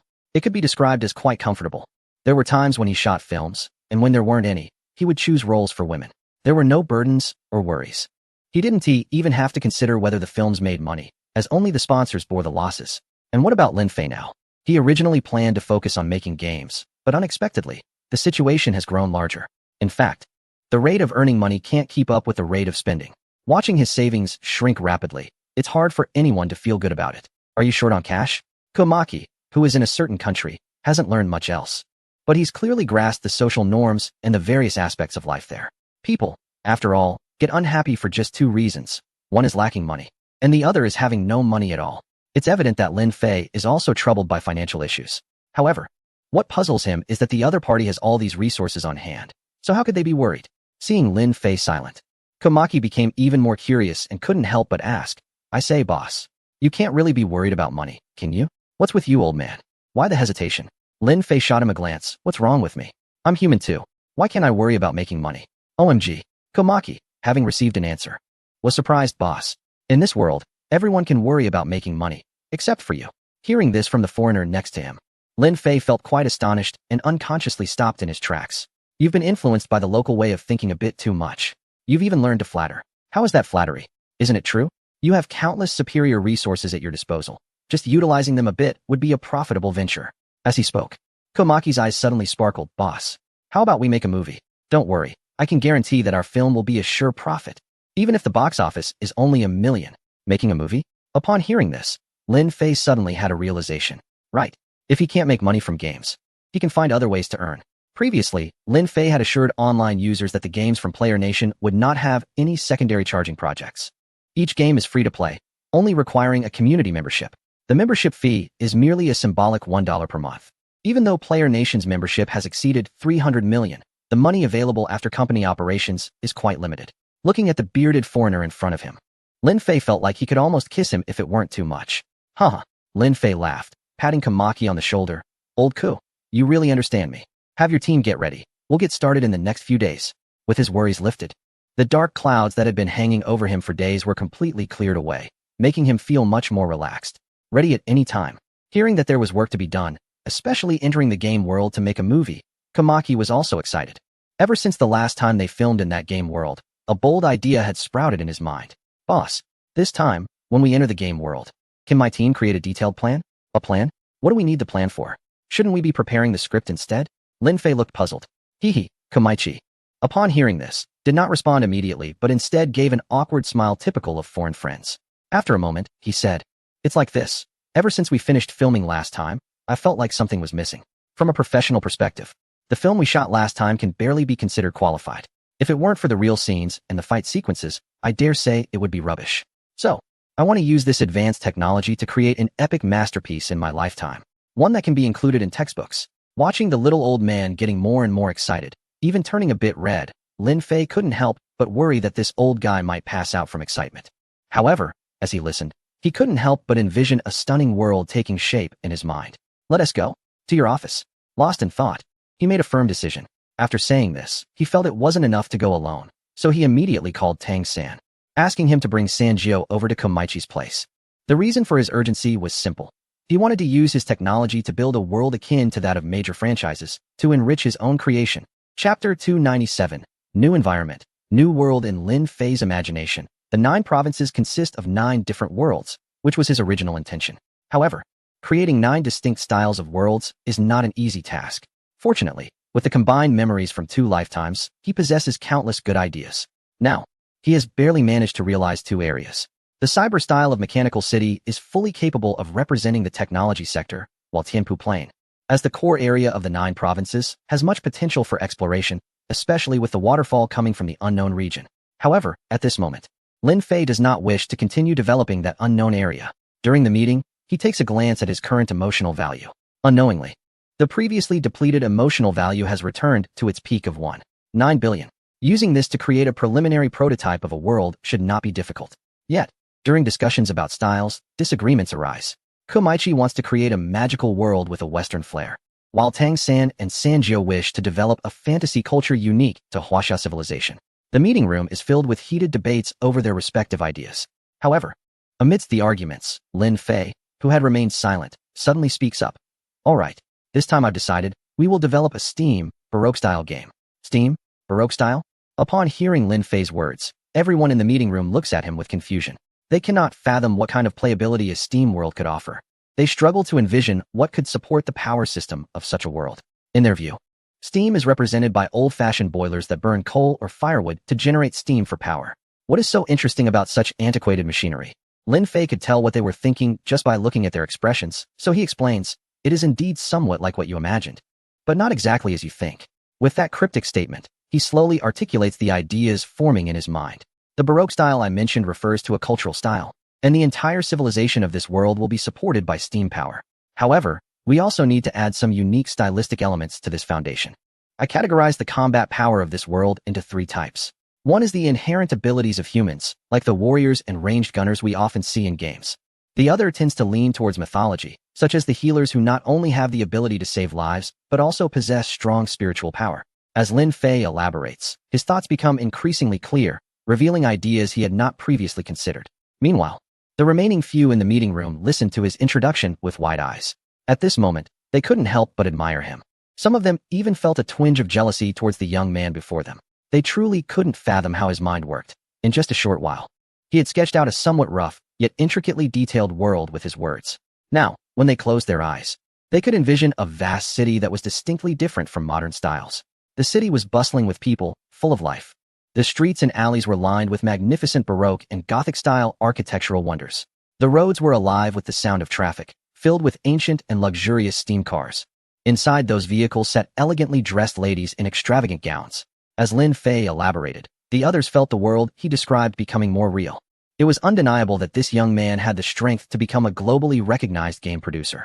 After a considerable time, Lin Fei reluctantly paused. Not because he wanted to stop, but because his throat felt a bit dry. At that moment, his brain was like a precision machine, spewing forth countless creative ideas. As he stopped speaking, the images in the minds of those in the conference room froze in place. It took them a while to regain their senses, their eyes looking at Lin Fei with a hint of anticipation. They never expected that he could describe a world in such detail just by speaking. It felt as if they had witnessed it firsthand. However, seeing Lin Fei stop left them with an inexplicable sense of loss. Tang San, in particular, voiced his greatest concern. Lin, can this game world really be created? Lin Fei twisted open a bottle of mineral water and took a few large gulps before teasingly saying, "Third brother, you can relax. Creating a game world is the easiest thing for me." At this point, he nodded at Kamaki and said, "You all know about the trailer that was released recently, right?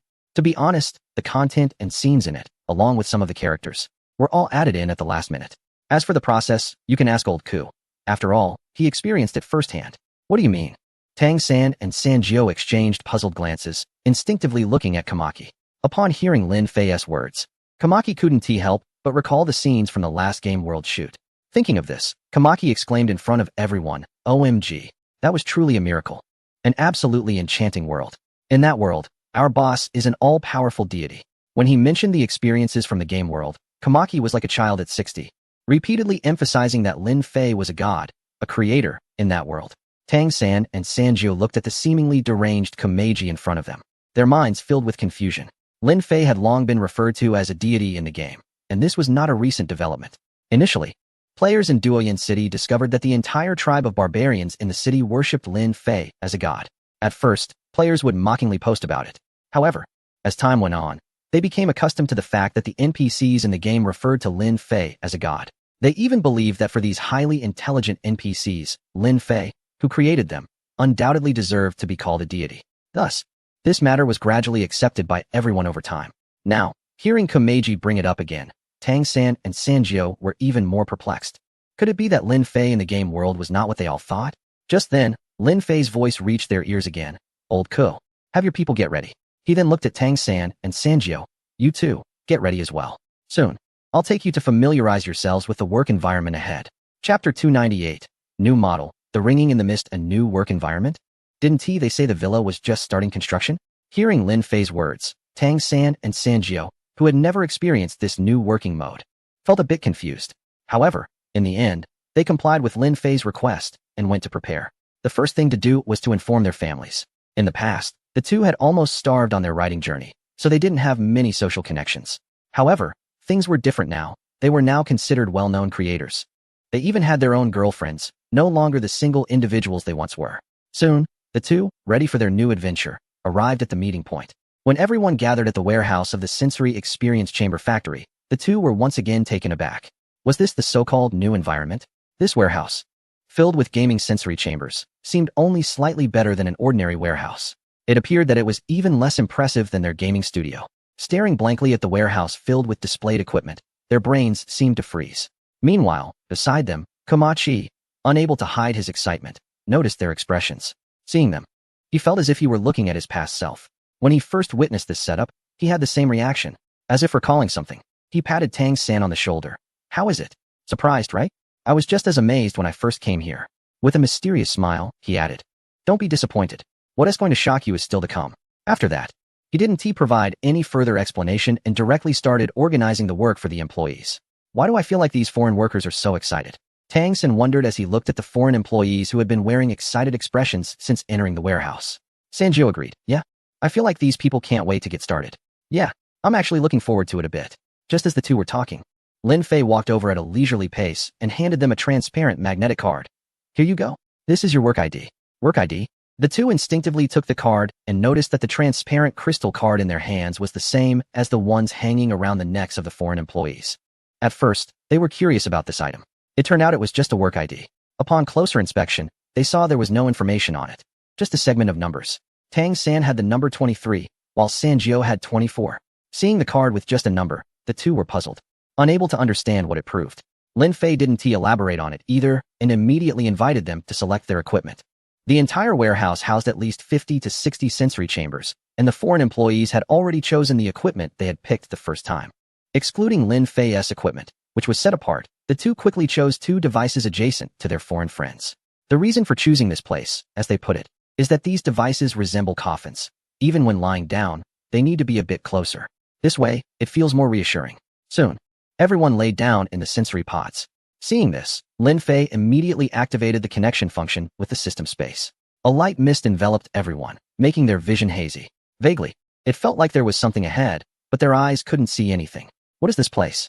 As veteran employees of the gaming realm, Tang San and Sanjio often played games. However, for some reason, they felt that the game they had played before was completely different from what they were seeing now. As for how it was different, they couldn't quite articulate it. Yes, this is the game world. As the voice echoed, Lin Fei slowly emerged from the mist and stood before everyone. However, this was just an initial game world, and here, everything needed to be crafted by our own hands. The two, puzzled by this, felt both excited and troubled at the prospect of building a game world by hand. The excitement came from the opportunity to create a world, while the trouble stemmed from their awareness that if they truly had to build a world by hand, it would take an eternity. Just constructing a single building would probably exhaust them. Clearly, their thoughts were a bit too ordinary. In contrast, those who had previous experience, like Komachi and others, looked incredibly excited. Komachi immediately said, "Boss, this time, can we have it appear in a revival form? Not in a sudden and abrupt manner." At this point, he emphasized, "I want to document everything, like a documentary, capturing the beginning and rise of an era. Recording this entire process would definitely become our proudest documentary." Watching Komachi becoming more and more excited, Lin Fei felt reluctant to dampen his enthusiasm. What he proposed was far more complex than simply exchanging ideas. He hesitated about whether to veto this approach. However, at that moment, Tang San spoke up. "I think Lauka's idea is good. This way, not only can we film a documentary, but we can also present a complete storyline to the players. After all, every world or city has its own unique story behind its formation. Nothing in the world appears out of thin air. Even if it's just a game world, I believe it should be approached with more rigor to spark players' desire for exploration. Yes, yes, Tang makes a lot of sense, boss. Komichi quickly echoed. Upon hearing this, Lin Fei fell into deep thought. According to his earlier idea, he planned to first construct a world and then fill it with the game's storyline. However, now, after the two spoke, the entire process had turned completely around. He didn't pay much attention to whether the world came first or the story did. However, when it came to the opening story, looking at the two people in front of him, Lin Fei suddenly had a bright idea. How foolish of him. The two people in front of him were an internationally renowned director and a highly talented creator. Coming up with an opening story was surely a piece of cake for them. With this thought, Lin Fei decided not to think too hard and immediately said to them, "Why don't you two come up with an opening first? I'll handle the execution afterward." Upon hearing this, Kamaki and Tang Sen immediately began to discuss, even bringing Sanjio into their discussion group. After a short while, the three of them finished their discussion and presented a somewhat rough and simple opening story. After listening, Lin Fei promptly approved it and started to implement it. First, he added 5 shooting administrator permissions in the system. Compared to the previous filming equipment, the shooting permissions he envisioned this time were significantly more advanced. This type of permission allowed administrators to freely control the shooting angles and provided better stability. The only requirement was that the administrators needed to have a certain level of skill in photography. Of course, this was not a problem for the employees under Kamaki. Once the 5 photography administrators became familiar with the entire operation process, Lin Fei added various exchange requirements in the system. As he added his requests, the misty world began to operate without anyone noticing. Dingling. A crisp bell sound echoed through the thin mist. Everyone instinctively turned to look into the fog. Chapter 299. The era changes with him, clang clang clang, accompanied by the sounds reminiscent of the horse bells from a caravan on the ancient Tea-Horse Road. A gentle breeze dispersed the thin mist before everyone, revealing lush greenery within reach.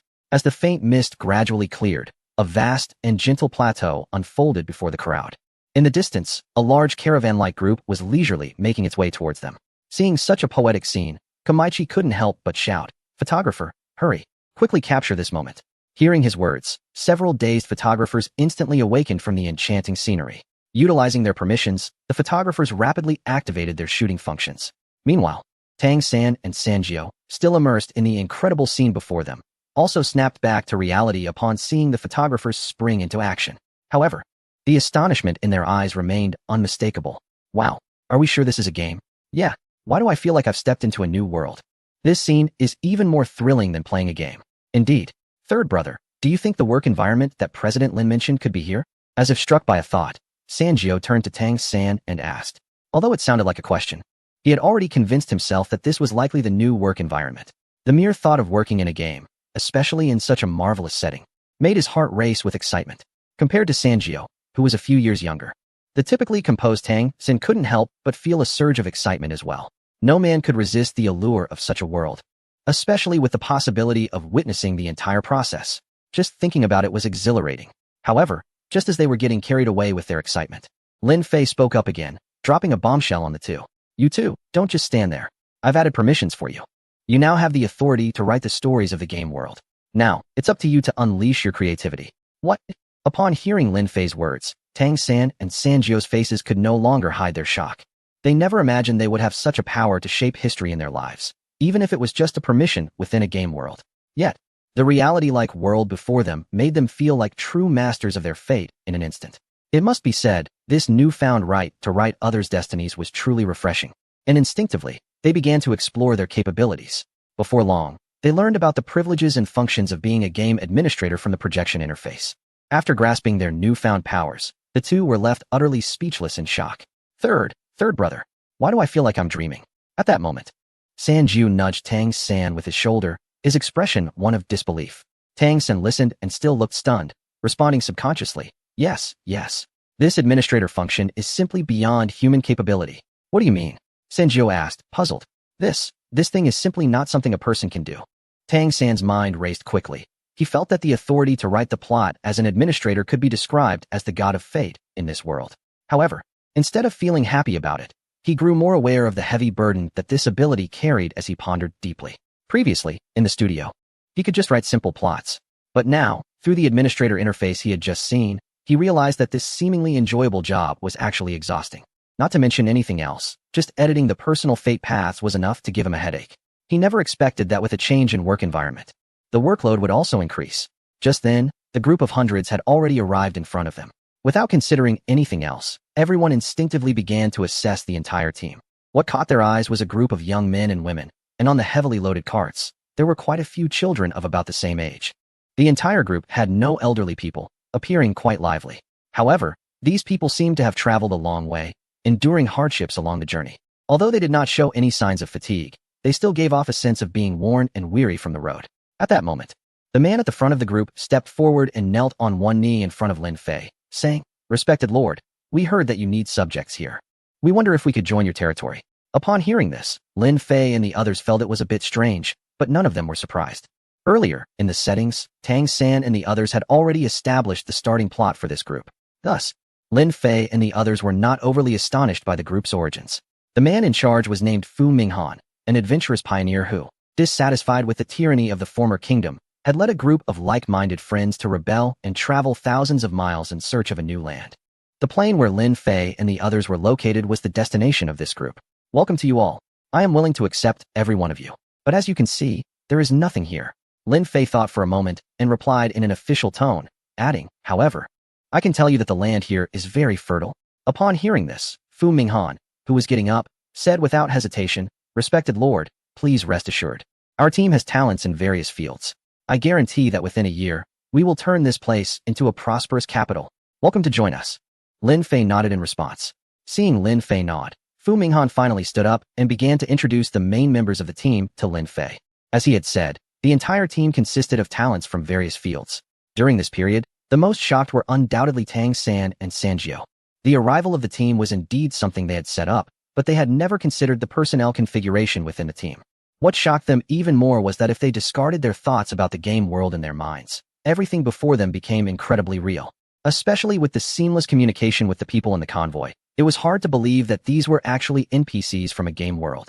The two of them widened their eyes in surprise, staring at Lin Fei. Even if they racked their brains, they couldn't figure out how the other party accomplished this. Hee. Isn't it amazing?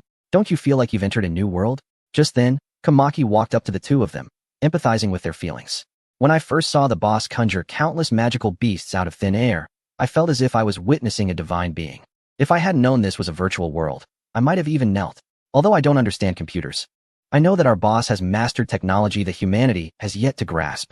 The era may very well change with this man." Chapter 300. Just one word: awesome. In the future era, whether things can change with this man is unclear to Tang San and his companion.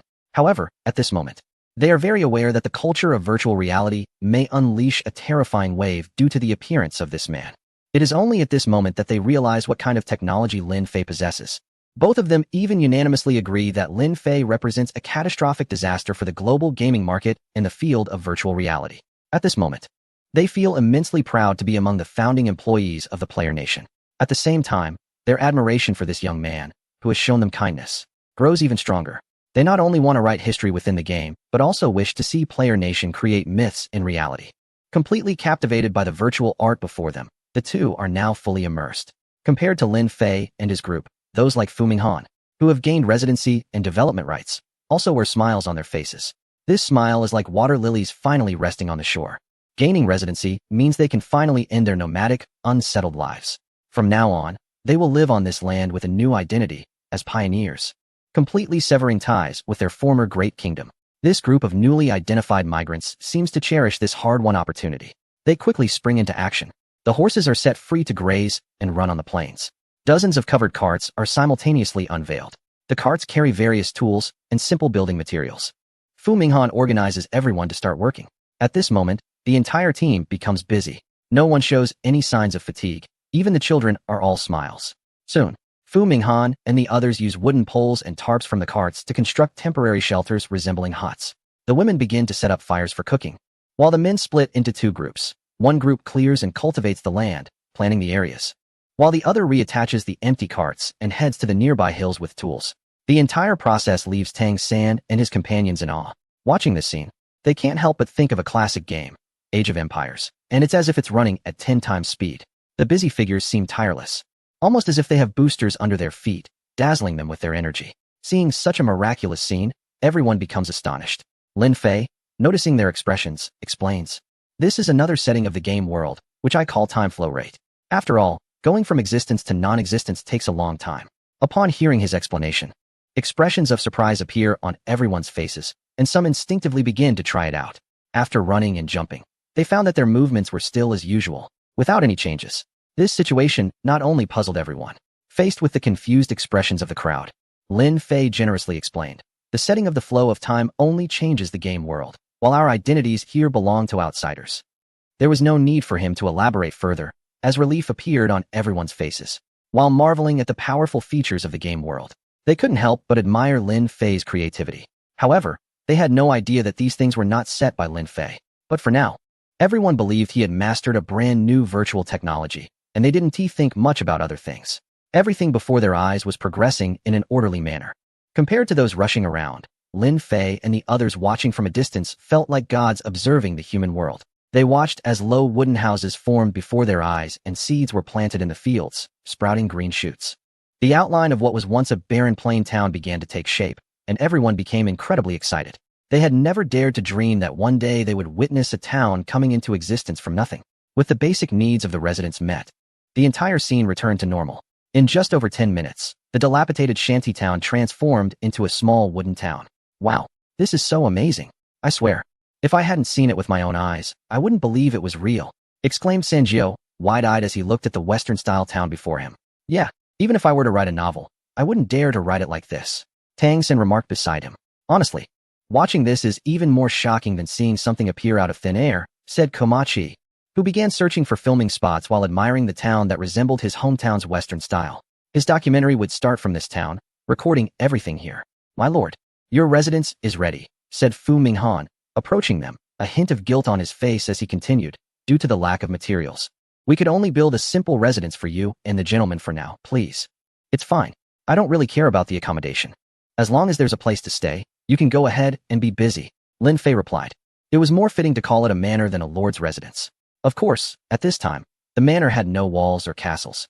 All that existed were fences to keep wild animals out and 2 rows of wooden houses, which made it look more like a farm than a manor. However, Lin Fei and the others had no complaints about this. With a place to stay, they began discussing their next plans. I think this population is simply not enough. While we add more people, we also need to set up the inclusion of some technological talents, suggested Tang, which was a good idea. If these people want to develop into an empire, it might take hundreds of years. Even with the concept of time flow, I think it will still take a long time. Creating characters is something that both Tang San and I excel at. We can come up with various character designs. I suddenly realized that we know nothing about Steam technology. What should we do? Hee, we may not understand, but we still have the internet. Lin Fei, who had been a mere observer, couldn't help but remind everyone. Upon hearing his reminder, everyone finally reacted. That's right. They don't understand Steam technology, but surely the internet does. Thinking of this, countless great ideas popped up in everyone's minds. Meanwhile, Lin Fei, sitting aside, felt extremely satisfied seeing their enthusiasm. At this moment, he felt like he had found the feeling of being a carefree manager again. He had already granted the permissions, and he had brought the people in. Now, everything was in the hands of these subordinates, and he just needed to make the final decisions. This feeling of setting a general direction and leaving the rest to others was simply delightful. Chapter 301. Treated as land in the new era. On January 1st, 2001, Fu Minghan became the leader of the new immigrants and was appointed as the governor by Lin Fei. With the establishment of towns, the first city on this new continent finally welcomed its initial prosperity. This small town, which had initially taken shape with a blend of Baroque and Gothic architectural styles, finally saw its first wave of new immigrants thanks to Fu Minghan's relentless efforts. The streets of Otan were no longer desolate. At this time, they were bustling with people, beginning to show signs of cultural characteristics. The Otan Plain is located to the northwest, and just a few dozen kilometers south of the city lies an endless sea. As immigrants continued to arrive from overseas, the rapid population growth led to the emergence of coastal towns along the distant coastline. However, the growth rate of the population in these coastal towns far exceeded everyone's expectations. In just over a year, the coastal areas could no longer meet the living and developmental needs of the large population. After discussions between Governor Fu Minghan and his bureaucrats, the homeless immigrants began to move further inland. Thus, small towns sprang up like mushrooms along the route between Otan and the coast. As the continent continued to be developed, Otan became an important center of this new land. Its significance and status naturally strengthened. Ultimately, in the 4th year of the new continent, Otan became the largest city on this land, even showing signs of evolving into a kingdom.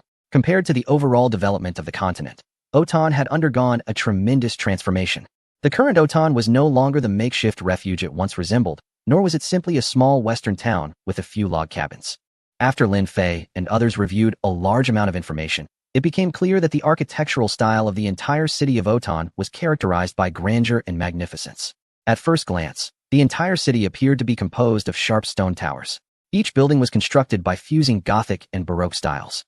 The most representative structure in the city stood tall in the center, rumored to be a sacred and inviolable palace, though no one had ever seen inside. However, when passing by, one could see a very wide corridor leading to the interior. This broad corridor connected the city center with that building. Its most notable features were its towering height and magnificent appearance, adorned with exquisite and luxurious designs. The top of the corridor boasted graceful arches made of transparent crystal. When sunlight shone through the crystal, it not only illuminated the corridor, but also created a colorful rainbow effect. From a distance, it appeared incredibly resplendent, especially when paired with the splendid decorations inside the corridor and the colorful marble on the ground. This mural-filled corridor became the most beautiful sight in the entire city. However, this magnificent and colorful corridor is heavily guarded. The long spears of the guards and the swords at their waists deter everyone from approaching. As time goes on, this corridor, resembling a massive work of art, gradually becomes a sacred place in people's hearts. At the same time, a legend circulates among the locals, saying that behind this corridor, in the palace, resides the highest deity of this land. It is this deity who grants them the most fertile land and a life of favorable weather. This legend is clearly exaggerated. However, it does not prevent people from holding a deep reverence for the unknown. Therefore, on the first day of the 7th year in the new land, the residents of Auden spontaneously organized a procession, bringing various noble fruits to the front of the corridor, offering tributes in hopes of a prosperous year. Brother San, why don't we tell Mr. Lin that we should show ourselves? It's not right to be worshipped as a land deity like this. At the end of the corridor, Sanju looked at the residents making offerings with an uncomfortable expression. Indeed, who would feel at ease being treated as a deity? Hearing his words, Tang San, sitting in a chair, put down his notebook. He glanced at the crowd at the end of the corridor and couldn't help but show a helpless expression. No one could have imagined that, as the outside world developed in reverse, they had been turned into deities by those people. It was only at this moment that he understood Lin Fei's feelings back in the world of Tianpu. Being regarded as a god indeed feels quite satisfying. However, he knew very well that he merely possessed godlike abilities in this game world. When he leaves this world at the end of the day, he is still just him, one among the many in the world. Suddenly, he thought of a deeply unsettling question. In this virtual world, which closely resembles reality, the programmers like him are seen as all-powerful gods by the natives. So, when he returns to the real world, is the reality he inhabits truly real? Are there also programmers in that world who hold the highest privileges, just like Lin Fei? It proves that some questions are best left unexamined. If you truly get caught up in such dilemmas, you might be trapped in them for a lifetime. Clearly, Tang Sin now stood at the edge of this abyss. At any moment he could fall in. Fortunately, at that moment, Sanjio, who had been silent, spoke up again. Brother San? Brother San? Sanjio's calls jolted Tang San awake from his reverie, instantly breaking him out in a cold sweat. What's wrong? Tang San raised his head in confusion. Sanjio looked speechless and said, I was wondering, should we have Fu Minghan explain this? It feels so uncomfortable being worshipped as a god. Upon hearing Sanjio's question again, Tang San did not show the previous helplessness, but instead furrowed his brows, seemingly deep in thought. Just as Sanjio was becoming impatient, he spoke up. No need, I think this is quite good. After finishing his words, he vaguely explained that in this world, it's better for fewer people to know about our existence. I think it's best for us to remain as observers. Sanjio clearly hadn't considered the issues that Tang San was thinking about, so he was somewhat confused by the response. He looked up at the crowd outside, opened his mouth to say something, but ultimately closed it again. After a long time, he finally expressed his dissatisfaction, saying, Hey, I'm starting to envy those who can go out and enjoy the scenery while we are stuck here every day. Meanwhile, Tang San had unknowingly started doodling in his notebook again. The messy handwriting and chaotic lines looked like a tangled mess at first glance. But if you looked closely, you would see that they were interconnected mind maps. Above those mind maps, there was a prominent title, Chronicles of the New World. Chapter 302. The Chronicle of the New Continent, the Kingdom of Kabijiade, known for its mystery and power, has faced discontent within its royal family ever since the outsider, who is now King Jayad III, ascended to the throne. Rumors circulate among the people that this monarch obtained his position by harming his own brother's family. Throughout history, the struggle for royal power has often been marked by bloodshed. Although this is merely a rumor, a growing number of people have come to believe it. The mysterious disappearance of the Baika Duke's family further corroborates these claims. Not long after King Jayad III's coronation, the kingdom began experiencing a population decline, which soon reached the king's ears. As investigations unfolded, the kingdom's ministers discovered that the missing civilians were last seen along the coastal areas of the North Sea. This matter quickly garnered the attention of the royal ministers. However, King Jayad III appeared indifferent to the situation. Nevertheless, to appease the palace officials, he sent out a search party to sea. In the year 388, under mysterious guidance, Fu Minghan and a group of refugees finally arrived at the new continent. During their exploration, they discovered a fertile plain located several dozen kilometers from the coastline. With the landowner's approval, Fu Minghan and the refugees began to establish a new home. As they constructed their town, they found many rare plants and abundant resources on this new land, realizing that it was a place suitable for long-term habitation. Consequently, Fu Minghan organized all the people to rapidly develop their new homeland. With the establishment of Aoduan, everyone entered a fervent period of development. By the end of 388, thanks to the efforts of Fu Minghan and others, the town named Aoduan was finally completed. To commemorate this day, they agreed to designate it as the first day of the first year in the new continent calendar. Thus, the world came to recognize the year of Aoduan. On January 2nd, year 1 of Aoduan, having their own town and land, Fu Minghan and his companions were no longer wandering refugees. For the development of the town, he did not hesitate to send people back to their original continent to shelter refugees and recruit labor. In April of year 1 of Aoduan, with the arrival of the first batch of new settlers, Aoduan entered a full-fledged development phase. More and more new settlers joined, and Fu Minghan, as the leading figure, was elected as the first governor. By June of year 8 of Aoduan, the town had taken shape and faced its first crisis. A fleet from an unknown continent discovered this rich new land and uncovered the reasons behind the disappearance of the civilians. To gain favor with King Jayad III, the fleet's commander, Leo, devised a plan to seize this continent. He dispatched multiple teams to start harassing the coastal towns. Although Aoduan was thriving, it found itself powerless against the strong fleet's disturbances. The overall combat capability of the entire continent is insufficient, and it has become evident. 3 is indeed impressive. This story wraps up nicely. Looking at the hastily written notes in Tang San's hand, Sanjiu praised. Initially, to satisfy a certain request, they only briefly thought of a character introduction for Fu Minghan. However, they did not assign him a clear identity. Later, as Otan developed into a city, they felt it was necessary to establish an identity for this man. Naturally, this task fell onto the two of them. Afterward, they agreed that this matter would be handled by Tang San, while Sanjiu would define the profession and mentor.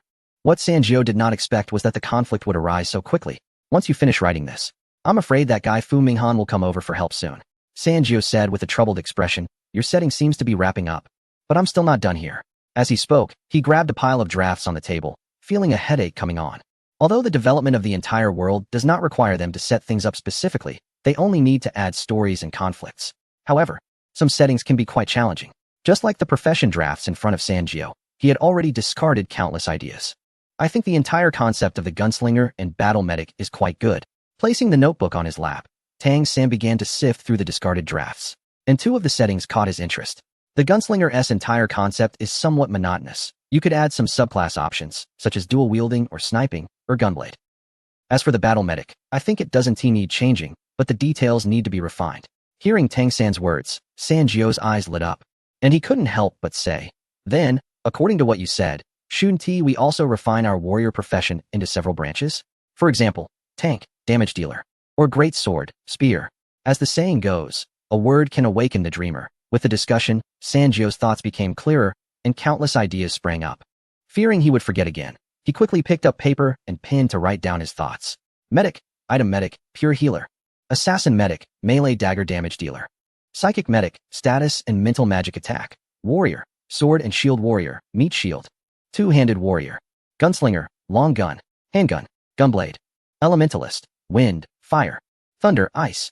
Hey. Isn't the elementalist a bit over the top? Seeing the other person getting more and more excited, and even introducing the elementalist, Tang Sen hurriedly reminded him. According to the chronicle he had set, this continent does not yet possess magic or such abilities.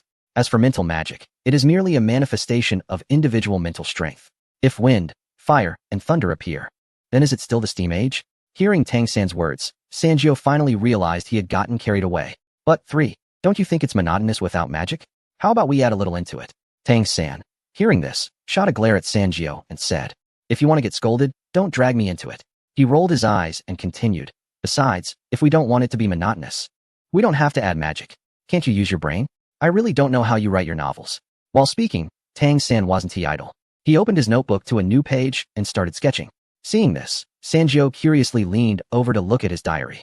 When he saw the content and simple sketches, he was completely stunned and couldn't help but exclaim, "Wow, you can actually play like this?" Looking at the content in the notebook, Sanjio felt genuine admiration in his heart. Three Brother is indeed Three Brother. This idea is amazing. Chapter 303, The Puppeteer. The beloved child, the puppeteer Lena, was born with extraordinary mental strength, but she was frail and sickly since childhood, struggling to move. She could only learn about the outside world through family stories. One day, her father returned home from an outing, bringing her a set of exquisite puppet gifts. However, he informed her that these puppets were discarded props from a puppet theater. Upon learning the truth, Lena declared to her father, "I will fix them and make them move again." Her father merely chuckled at the words of a child, not taking them seriously. Yet, unexpectedly, the renowned puppeteer of the continent, Lena, began her legendary life with a few broken puppets. Looking at the few lines of introduction in the diary, Sanjio's eyes sparkled.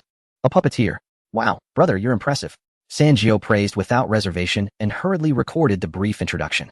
At this moment, he decided that this puppeteer would be his beloved child. As time passed, the career setup in Sanjio's notebook became more refined. After careful consideration, he decided to set 4 professions. The warrior, an essential class in any game, would have unique styles in clothing and weapons. Besides the warrior, there was the gunner, the primary range damage dealer in the game, especially the sniper, who possessed terrifying lethality. To add uniqueness, Sanjio included a cannoneer branch within the gunner class. As the name suggests, the cannoneer fights with heavy artillery. The cannoneer has immense damage and area attack capabilities, though a bit slower in speed. Nevertheless, Sanjio believed many would choose this branch. After all, who wouldn't want to shout, "Second Company Commander, you're Italian cannon"? In a game with melee and ranged combat, there must also be a support role. The item master was a name Sanjio settled on after much thought and research online. This profession is not just a healer. It also possesses certain damage capabilities and uses various items to enhance teammate statuses. Lastly, the profession he favored most was undoubtedly the puppeteer, which might very well become his beloved child's profession. For the puppeteer, Sanjio set up 2 branches, one for remote mental support and the other, his favorite, summoning. The summoning profession of the puppeteer can not only create puppets but also endow them with characteristics of various classes, such as warrior puppets, gunner puppets, and so on. Choosing the puppeteer means playing all professions by oneself. Of course, while the puppets can mimic all classes, they still fall short compared to the real ones in various aspects. However, this does not diminish the strength of the puppeteer.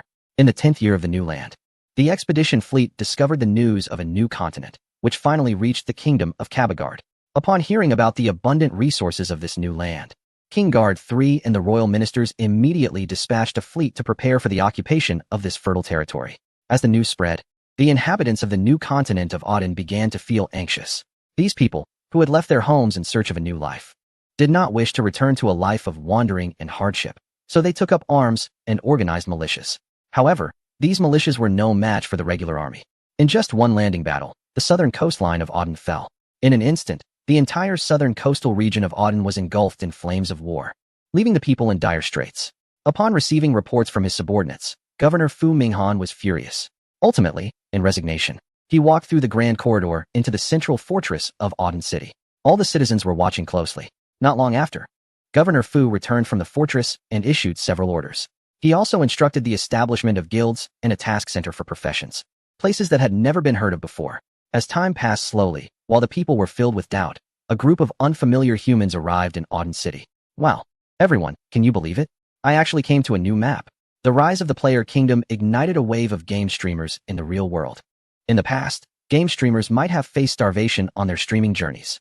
However, since the emergence of the player kingdom, this phenomenon has disappeared. Now, even a small streamer on a niche platform can earn income as long as they stream games from the player kingdom. Even if the earnings are not substantial, they certainly won't starve. While they may not feast on lavish meals, they won't be reduced to eating scraps either. At this moment, a streamer named Lu Daodu, with big eyes wide open like a water buffalo, stared in shock at the unfamiliar city before him. His small streaming room, with only a few dozen viewers, instantly exploded with comments. Wow, streamer, did you change games? What the heck? I was almost asleep, and then you pull this? Damn, what a shocking discovery. Where the heck is this place? What the hell? I looked away for just a moment, and you teleported away? Compared to the astonished viewers, a small portion of the audience was more direct. Daodu, hurry up with the strategy guide. I'm logging in right now to check it out. Yeah, Dowdu, quickly make a strategy guide. You're about to blow up. Stunned in place, Lu Dowdu saw the barrage of comments in his chat and instinctively wanted to share his previous actions.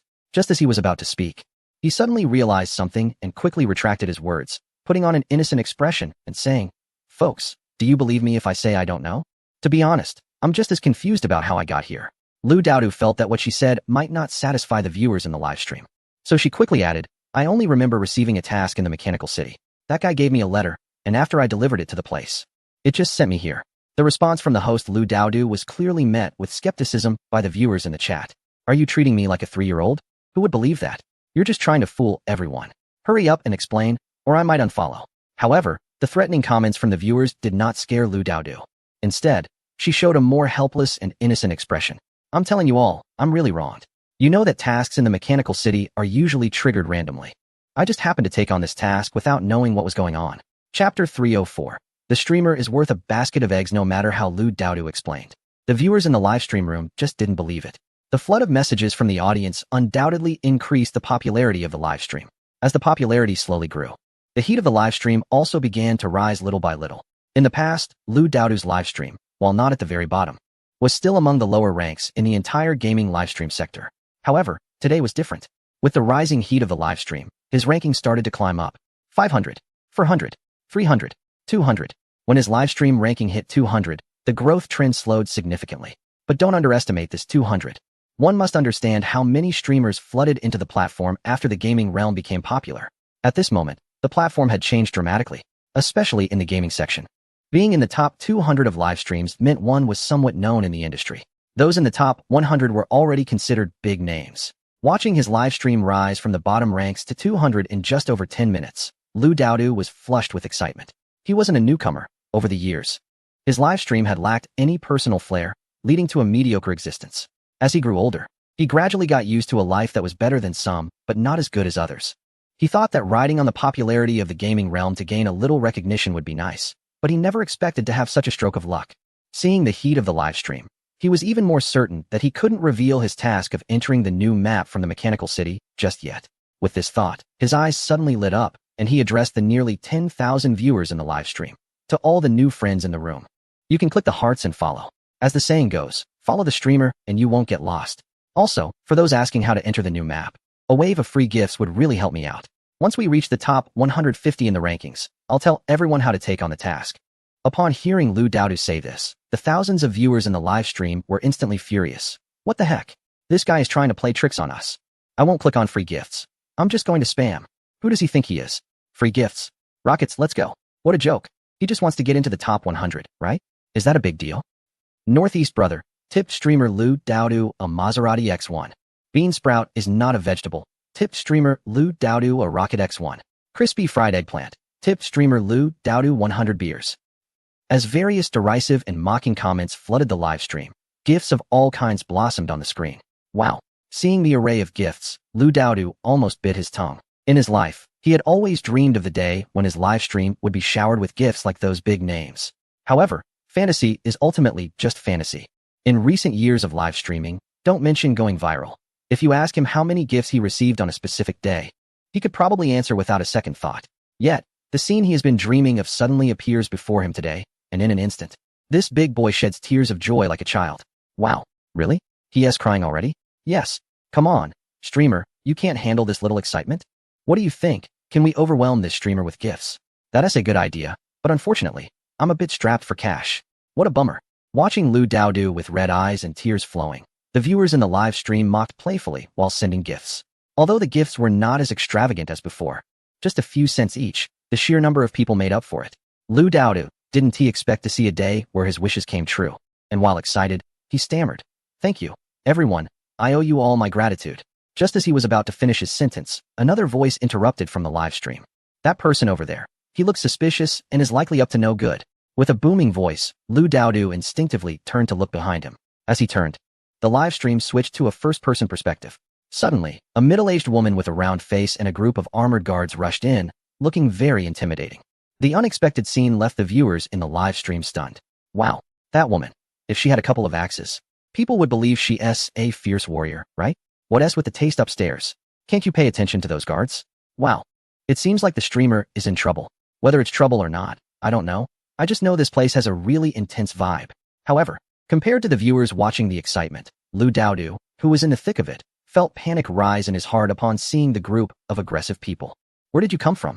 A guard in light armor holding a spear, presumably the leader, approached Lu Daodu and asked directly. Lu Daodu, hearing this, dared not hesitate and immediately replied, I was teleported here after completing a mission in the mechanical city.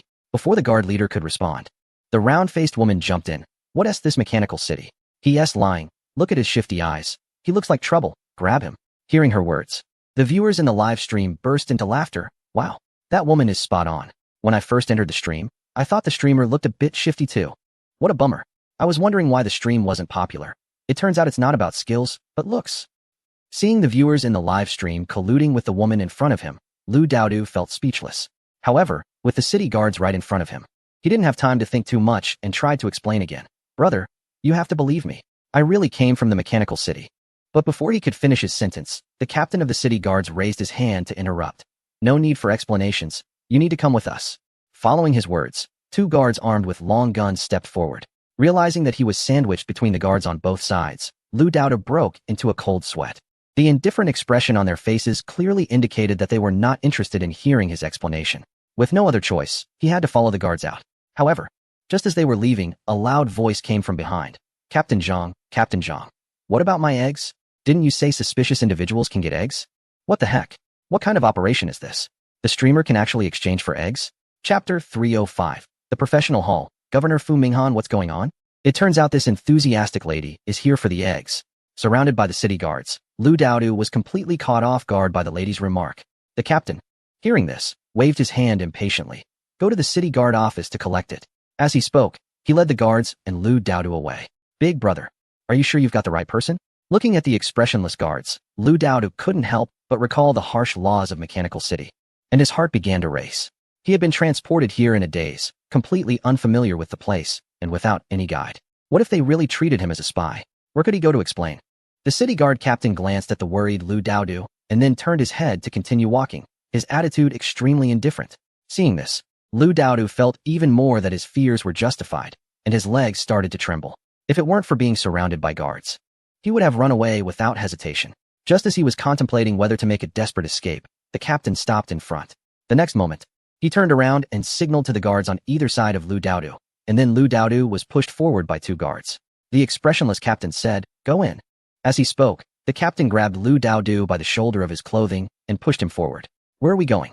Lu Daodu was filled with questions. As he stumbled a couple of steps and instinctively looked up, he discovered that in front of him stood a Gothic-style stone building. The top corners of the building featured four protruding conical shapes. Above the main entrance, two crossed stone swords were hung as a symbol, and below that symbol were several prominent Chinese characters. Instructor Hall. Seeing these characters, the viewers in the live stream suddenly seemed to realize something and urged immediately, "Whoa, host, hurry up and go in. This looks like the professional hall. Wow, this must be a hidden profession. Go check it out." "What do you mean go in?" "Host, quickly post the guide. I want to change jobs." Yes. Hurry up with the guide. I couldn't change to a barbarian last time. This time I must get a new profession to play. Daodu, hurry up and get in there to test the waters for me." Even without the viewers urging, Lu Daodu was already curious about the building before him. After hesitating slightly, he glanced back at the city guards. Running away was definitely not an option. Since that was the case, he might as well go in and take a look. With that thought, Lu Daodu no longer hesitated and stepped toward the Gothic-style building. As he pushed the door open and stepped inside, the bright light suddenly dimmed. He instinctively squinted, and the next moment, a brand new scene came into view. The viewers in the live stream were immediately captivated by the decor style. Wow, I love this style. It's amazing. This is exactly the style I've been dreaming of. It's pure Caribbean. Hey up there, what are you going to grab? The speed is so fast. But honestly, I love this style. It's got that certain vibe. As soon as you step inside, the hall, reminiscent of a 16th century European tavern, instantly catches the attention of the viewers. Some even find themselves involuntarily recalling the taverns from the prosperous era of European pirates. However, compared to the chaotic taverns, this oil-lit hall is eerily quiet. Lu Daodu stands alone at the entrance, surprised by the situation inside. Is there anyone here? After standing at the door for a while without seeing anyone, Lu Daodu couldn't help but call out. He wasn't sure if his voice was too soft or if there really was no one in the hall. After waiting for some time without anyone appearing, filled with confusion, Lu Daodu instinctively stepped into the hall and looked around. He didn't know why the city guards had brought him here, and since there was no one around, he might as well check for a back door. Just as he reached the center of the hall, a middle-aged voice abruptly rang in his ears. Young man, are you the adventurer from the New World? Who is it? Lu Daodu was startled, quickly turning to look in the direction of the voice. In the orange-red light, a strong, elegantly dressed middle-aged man slowly walked out from inside. Following him were several middle-aged men and women in various outfits. The most striking feature was the luxurious clothing of these people, exuding an indescribable opulence. Paired with their carefully styled hair and features, they gave the impression of 16th-century European nobility. However, these nobles were not blonde and blue-eyed, but had black hair and appeared to have East Asian features. They looked a bit like mixed blood. Among these elegantly dressed individuals, one woman left both the viewers and Lu Daodu in a daze. Everyone couldn't help but marvel at her angelic beauty while feeling pity for her situation. This stunning woman was actually in a wheelchair, being pushed out by someone. Goodness, how could such a beautiful girl be disabled? Even so, if she were willing to marry me in real life, I would definitely say yes. With a face like that, she would outshine all celebrities and internet stars. Damn, the old thief really is a pervert, getting such a beautiful girl and making her disabled. He's truly inhuman. The appearance of the wheelchair beauty instantly sparked a wave of interaction in Lu Daodu's livestream. After an earlier surge of gifts, Lu Daodu's livestream had already surpassed 50,000 viewers. Consequently, the livestream's ranking successfully entered the top 100 of the gaming section. Some new viewers entering the stream were immediately astonished by the scene, flooding the chat with comments. What game are you playing, streamer? I saw Player's Realm written above the room, but the content is totally different. This is misleading. Yeah, but to be fair, the graphics of this game can rival those of a certain well-known title. The guy upstairs, this is indeed from that game. Right, I can vouch for that. I've been watching since the start, and the streamer totally took advantage of our inattention and just went ahead. Hee hee. I won't tell you all, but I've been recording. I'm currently making the latest guide. Here's the link. You can check it for just 1 point. Wow, you really are cunning. While the viewers were discussing in the live chat, the screen showed a strong middle-aged man in luxurious attire. Noticing that Lu Daodu was silent for too long, he spoke again. Hello, adventurer. I am Governor Fu Minghan. Have you been summoned as an adventurer? Chapter 306. The Mentor appears, mocking the adventurer. After hearing the brief introduction from Fu Minghan, Lu Daodu and the viewers in the livestream were left with a myriad of questions. After a while, it was the viewers who reacted first. Wow, this old thief is really something. He quietly releases a new version. Who says otherwise? This is just too outrageous. If it weren't for this funny streamer, we would still be kept in the dark. But let's be honest, this new version seems quite interesting. Not just interesting, it's actually my favorite style. Where's that guy who just made the strategy? Share the link again. Shio Matsi, latest class change strategy, link, www. 1 point. Bao Bei Ku AI, latest class change strategy, link, www. 1 point. After that viewer posted, the chat room was instantly flooded with countless messages containing links. Upon seeing this, the viewers couldn't help but exclaim how terrifyingly fast things move in this region. Just a moment ago, there was only one person's strategy link, and in the blink of an eye, it had been shared by countless people, all with a unified price. In this player kingdom, the points are equivalent to 1 unit of local currency. To be honest, this price is absolutely fair. Those who want to explore new professions and maps are not stingy with that 1 point and immediately began purchasing access. Putting aside the topic of those hardworking viewers making money, let's return to the livestream. Now that Lu Daodu understood the history of the kingdom of Cabergard and Aoduan, he looked up at the few people beside Fu Minghan with eyes full of excitement. At this moment, he completely forgot about being treated like a nuisance earlier. All he wanted now was to quickly change classes and become the first class changer in this new version. Having just read the messages, he knew it wouldn't be long before more players appeared on this continent. He had to seize the opportunity. With that thought in mind, Lu Daodu no longer hesitated and immediately said to Fu Minghan, Governor Fu, can I become a professional now? Of course, adventurer. On behalf of Aoduan, we welcome your joining. Though Fu Minghan's face showed no smile and his tone was very official when he heard Lu Daodu wanted to become a professional, he was actually extremely excited inside.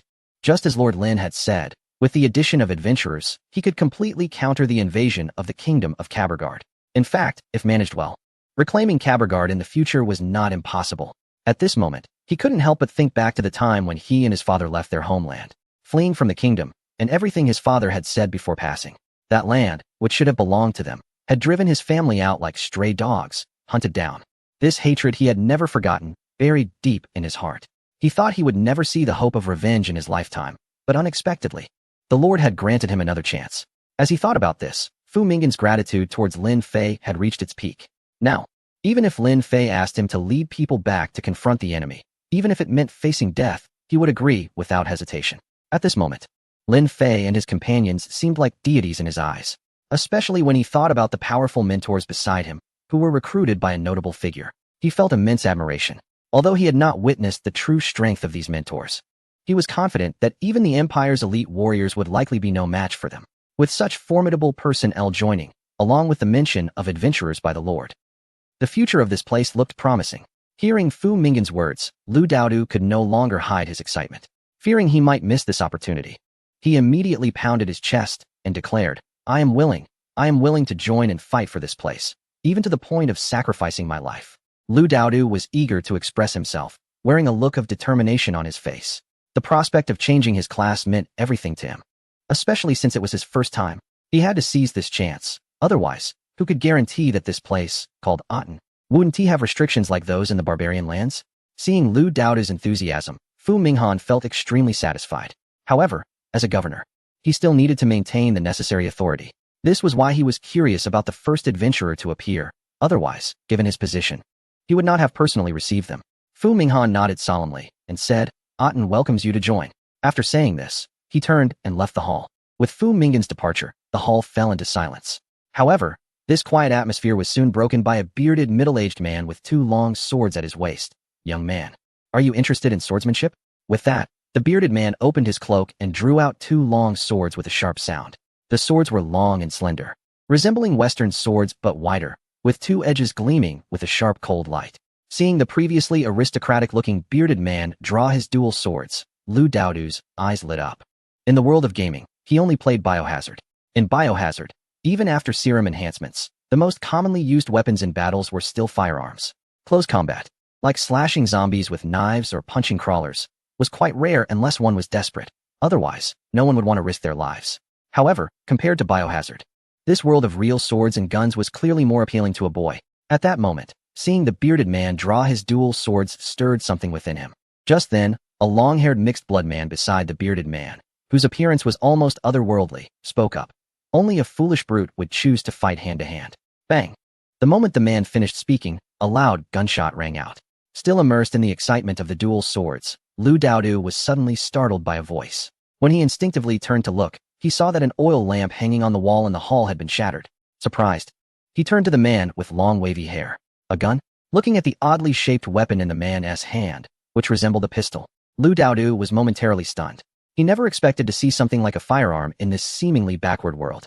However, it did look somewhat outdated. The appearance of that gun resembled the legendary matchlock. But thinking about how he had already grown tired of such things in the world of bioweapons, he instinctively muttered, what is the point of a gunman, especially with a black powder gun? However, his muttering was overheard by the long-haired man, whose lips curled into a disdainful smile as he coldly replied, are you looking down on gunmen? As he spoke, the man's expression grew even colder, his voice chillingly saying, go to the backyard, and I'll show you what a gunman is. Watching the man turn around, his back radiating a chilling aura, Lu Daodu broke out in a cold sweat. He instinctively glanced at the bearded man, only to find him facing away. Lu Daodu couldn't help but show a helpless expression. Fortunately, at that moment, the beautiful woman in a wheelchair spoke up. Let us go take a look. Remember, don't mock any instructors, or you won't be able to stand in this world. As her words fell, a young man with short hair, carrying a sword and shield, immediately pushed the wheelchair toward the interior of the hall. Seeing this, Lu Daodu had no choice but to hurry and follow. Chapter 307. Where's the promised firearm? Wow, so big. Don't get me wrong. The exclamation from Lu Daodu was merely a reaction to the expansive backyard before him. He never expected that behind the European tavern-style hall, there would be such a hidden gem. What a naive guy. Seeing Lu Daodu's clueless expression, the man holding the firearm scoffed with disdain. Haha, I love this about the gaming world. NPCs never treat players like real people. Dodo's expression really embarrasses us players. To be fair, the AI capabilities of NPCs in this game have probably reached the pinnacle of intelligence.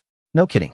I still remember the first time I played a survival horror game. I planned to sneak a peek at a female survivor's skirt, only to get beaten up. I usually don't talk about this with others. Honestly, my friend upstairs, you're really something. One of the unwritten rules in gaming is to never underestimate NPCs. Being mocked by a game NPC, especially in front of numerous online users, made Lu Daodu feel a bit embarrassed. He instinctively wanted to retort, but then remembered what the beautiful woman had said earlier and swallowed his words. Fortunately, The man with the firearm didn't continue to mock him. Instead, he put away the firearm and drew two even more peculiar handguns that emitted a blue glow. Jason, you're not planning to use those, are you? Seeing the man's actions, several NPCs displayed surprise on their faces. The young man with the sword and shield exclaimed loudly, Jason, it's just a demonstration. There's no need to use the glory's mark, right? Are you trying to destroy the training ground? Noticing the sword and shield youth's reaction, Ludo Do, standing nearby, sensed that something was off. Looking at the silver weapon in the firearm man's hand that glowed blue and looked nothing like a typical handgun, he couldn't help but ask, what is the glory's mark? Upon hearing this, the sword and shield youth immediately began to explain. The glory's mark is a weapon imbued with magical power. Its origins are unknown. Ever since it appeared in the ruins of Katera, it has become the ultimate pursuit for countless firearms. Of course, the power of this weapon is terrifying as well. Don't be deceived by its glamorous appearance. It can obliterate everything in front of you. As he spoke, fear and concern flashed in the sword and shield youth's eyes, and he instinctively took off the round shield from his back, positioning himself in front of the wheelchair-bound woman.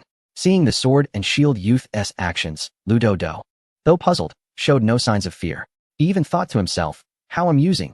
What firearms haven't I seen? Even if this little piece of junk is impressive, could it possibly be as terrifying as a nuclear bomb? This time, Ludo Do learned his lesson. Even though he looked down on the firearm man in his heart, he no longer expressed it verbally. However, his disdainful expression was still written all over his face. Seeing this, the gunman was instantly filled with rage. Ignoring the other NPC's warnings, he turned to the stone monument standing on the training ground.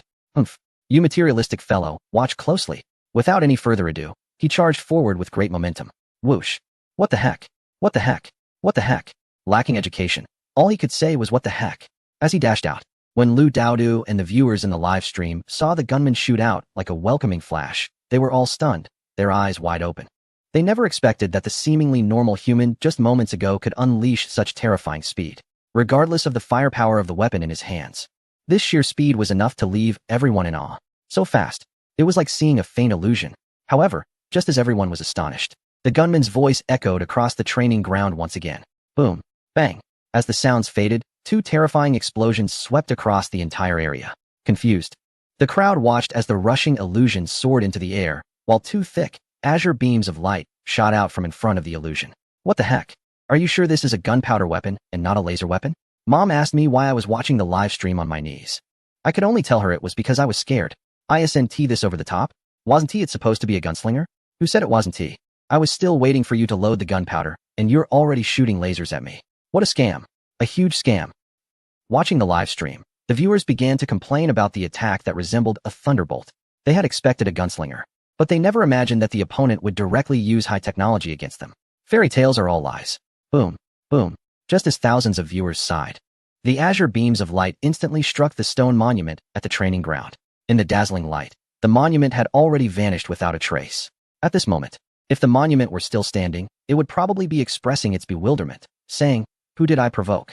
I was just standing here nicely. Why did I get blown up? However, it was clear that apart from the dazzling light, what remained was the massive shockwave generated by the explosion. The explosive force created a terrifying shockwave at the center of the training ground, sweeping up flying sand and stones in a circular pattern outward. Several NPCs' expressions changed drastically, and without hesitation, they began to brace themselves. The young man with the sword and shield, to protect the beautiful woman in the wheelchair behind him, raised his shiny silver steel round shield and shouted, Formation defense. Thud, thud, thud. As soon as he spoke, the round shield in his hand suddenly burst into light. Accompanied by a dull metallic sound, several silver beams formed a massive shield wall. The heavy, solid silver shield wall crashed down in front of the two. Lu Daodu stared blankly at the scene before him. At that moment, his brain completely lost its ability to think. Before he could make any move, the overwhelming shockwave was already closing in on him. The terrifying air pressure and flying debris hit him hard. Even with his clothes on, he could clearly feel the dreadful impact carried by the tiny stones. It's no exaggeration to say that those flying stones were as powerful as a bullet. Similarly, Ludo Do, who had realized this, turned pale with fear. He never expected to be mocked by NPCs and that he might actually die at their hands. This time, it would be hard to avoid becoming notorious. Just as Ludo Do was thinking this, at a critical moment, he suddenly felt a strong tug on his arm. The immense force lifted him like a chick. In the next moment, he was thrown behind the silver shield wall of the young swordsman. At the same time, the gunman in midair noticed Ludo Do crashing behind the shield wall. Seeing this, the gunman smirked slightly.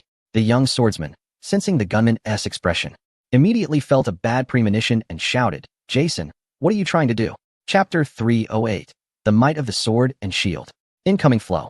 Sorek, back in the Katrala ruins. You gained quite a bit. Since then, we haven't had a match.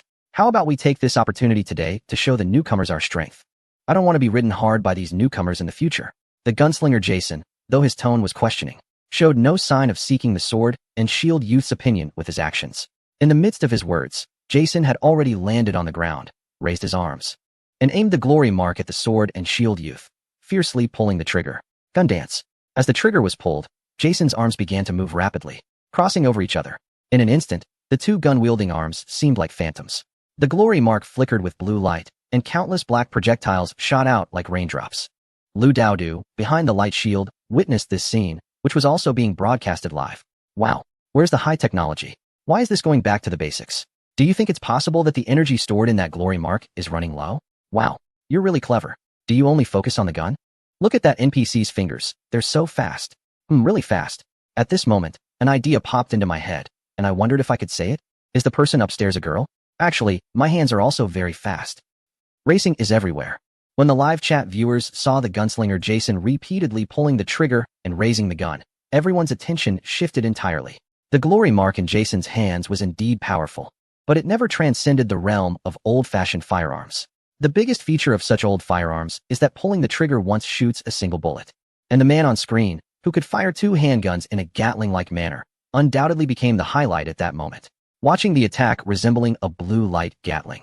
Lu Daodu, who had fallen behind the light shield, was already pale with fear, trembling on the ground. At this moment, without the huge light shield in front of him, he would likely have been shot to oblivion.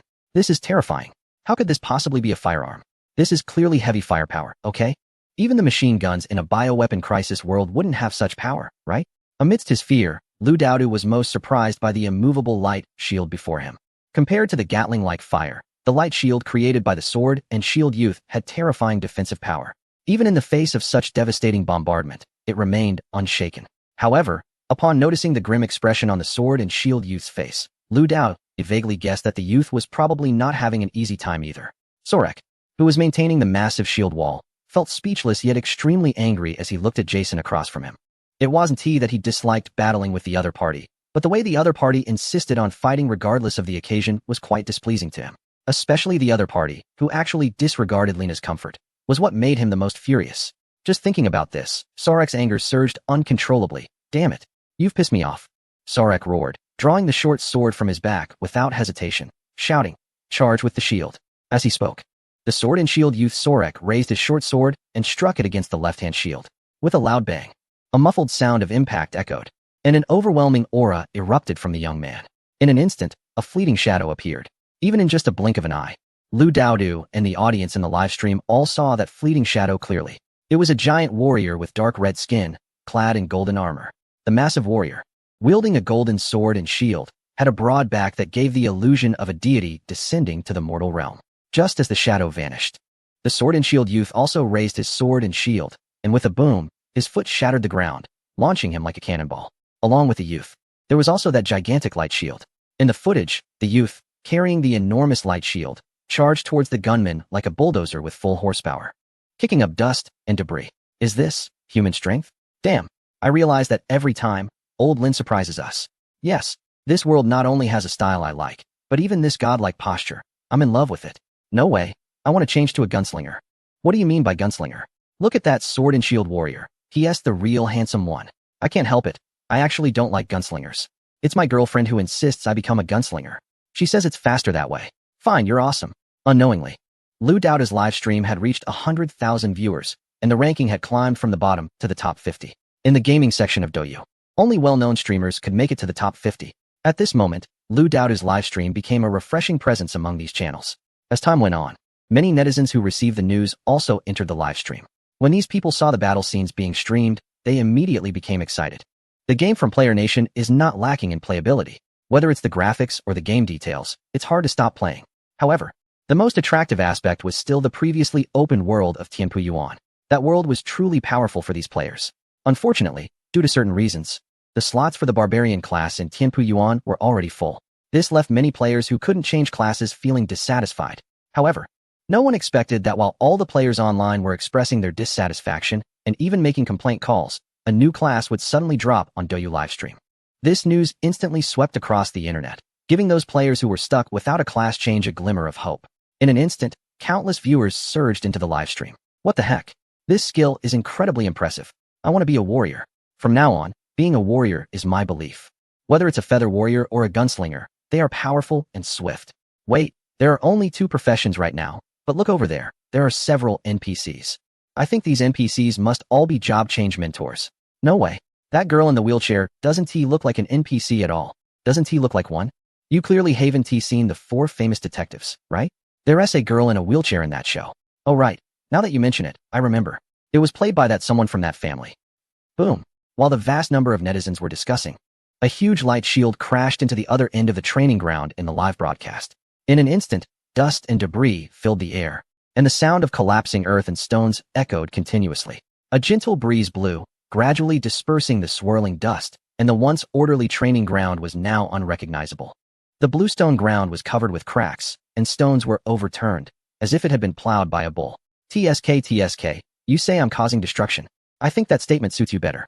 Accompanied by the sound of footsteps, the gunslinger emerged from the dust, glanced at the chaotic ground, and smiled lightly at the sword and shield youth. As he spoke, the mark of glory in his hand was slowly raised. Just as the gun was about to be aimed at the sword and shield youth, an angry voice suddenly rang out. Enough. Chapter 309. The streamer seems to have missed a fortune enough. The sudden roar instantly halted the confrontation, and everyone subconsciously turned toward the source of the voice. At some point, a bulky middle-aged man with red hair stood at the back door of the hall, looking at the chaotic scene. The scar running across the man's eye and nose resembled a centipede. Upon seeing the red-haired man, the fierce demeanor made the 2 individuals in the arena immediately lower their heads. They stared at their feet in silence, much like children caught misbehaving in front of their parents. This training ground is for testing adventurers, not for you 2 to cause destruction. You now have 1 day to clean up this mess. As he spoke, the red-haired man walked toward Ludo Do. At first, Ludo Do didn't feel much when the man stood at the back door, but as the red-haired man approached, a sudden sense of panic arose within him for no apparent reason. Out of the corner of his eye, he caught sight of the 2 people who had previously acted so arrogantly now busily cleaning up the area, which only deepened his impression that this red-haired man was not someone to be underestimated. Involuntarily, he looked at the approaching red-haired man. As the distance closed, Ludo Do distinctly felt a change in the atmosphere around him. It was an indescribable sensation, as if everything within his range had become thick and viscous. Even breathing felt heavy. Suddenly, Ludo Do felt an overwhelming pressure.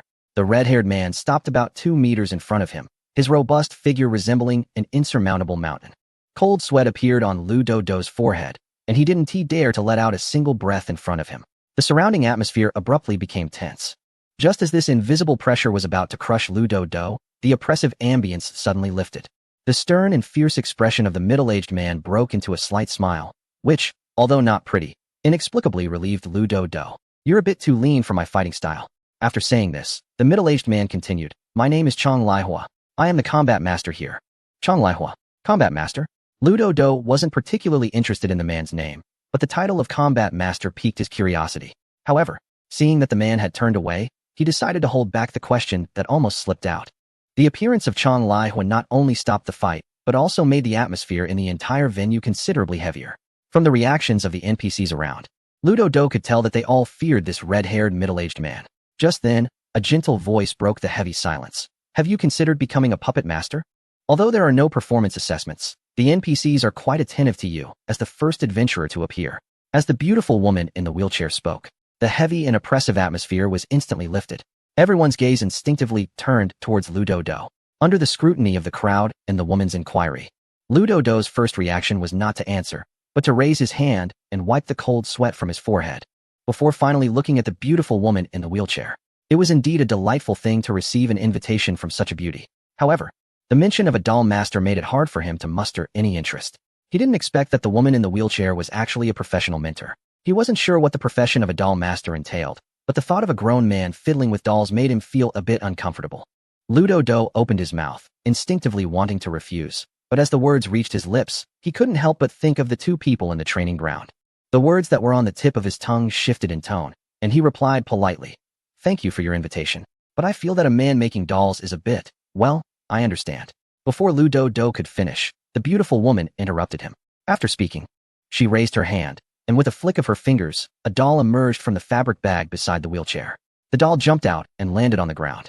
Standing about 30 centimeters tall, dressed in a black and white maid outfit, it had obvious carving marks, but its facial features were vividly lifelike. It looked just like a mini version of a maid. The maid doll, upon landing, quickly walked to the front of the wheelchair, and in the next moment, it began to pull the wheelchair towards the back door of the hall. Ludo Do and the viewers in the live stream were all stunned by this scene. Is this really happening? Seriously, is this what a doll master does? This is unbelievable. Haha, I feel like the host has missed out on a fortune. The host must be regretting it now, right? Who said that? Wasn't this supposed to be a doll master? This is beyond expectations. I love it. I love this profession. I want to be a doll master. Are you sure you want to be a doll master and not just a man who wants to play with dolls? At this moment, I have a thought, but I'm not sure if I should say it. Stop overthinking. Just as the viewers mentioned. Looking at the departing beauty, Ludo Do felt a twinge of regret. He never expected that the so-called doll master was actually someone who controlled summoned creatures. As someone who tended to be lazy, he naturally preferred summoning classes and games. After all, it was said that when there's work, one uses dolls. And when there's nothing to do, forget that. In any case, Ludo Do still had a fondness for summoning classes. However, it seemed like it was too late now. Young man, having such thoughts is quite good. Men should play with men's toys. Just as Ludo Do felt a hint of regret, a thin middle-aged man, wearing a tattered dark gray felt hat and sporting a goatee, stepped out from the shadows where he had been standing in the corner. A pair of inverted triangular eyes fixed on Ludo and said, I can see that you have a unique talent for creating things. The profession of architect is quite suitable for you. Architect. Upon hearing this familiar job title, for some reason, the only image that appeared in Ludobu's mind was that of bricklayers on a construction site. He carefully scrutinized the middle-aged man with a goat beard. Both his appearance and his dark, rough skin resembled that of laborers on a construction site.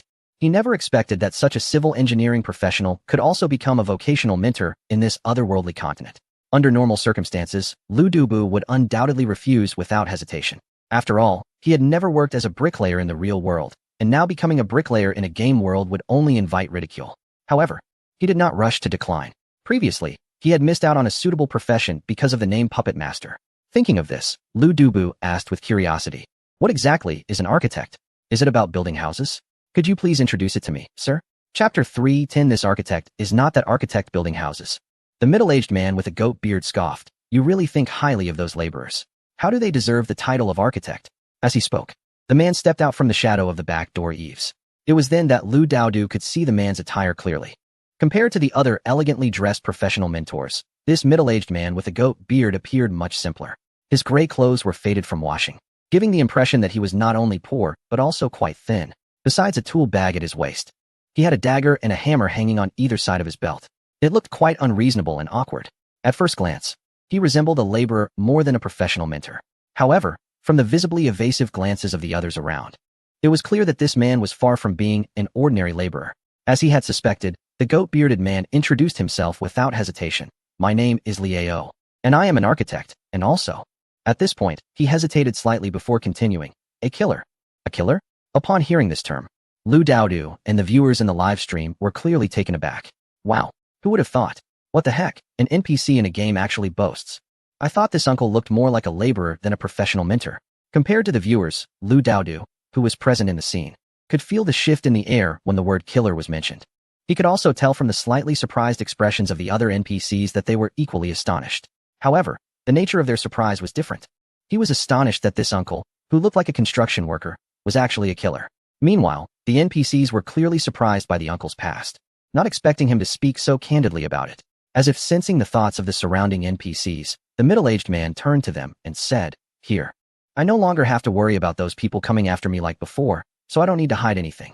After saying this, Liao looked back at Ludo and said, Sorry, I mentioned some old matters. Now let me introduce you to architects. If you think that so-called architects are just laborers who build houses, you are gravely mistaken. Architects, while not as mobile as other professions, but, as he spoke, Liao pulled out the hammer from his waist. As long as we can summon buildings, we are invincible. Of course, the premise is that you have to be strong enough.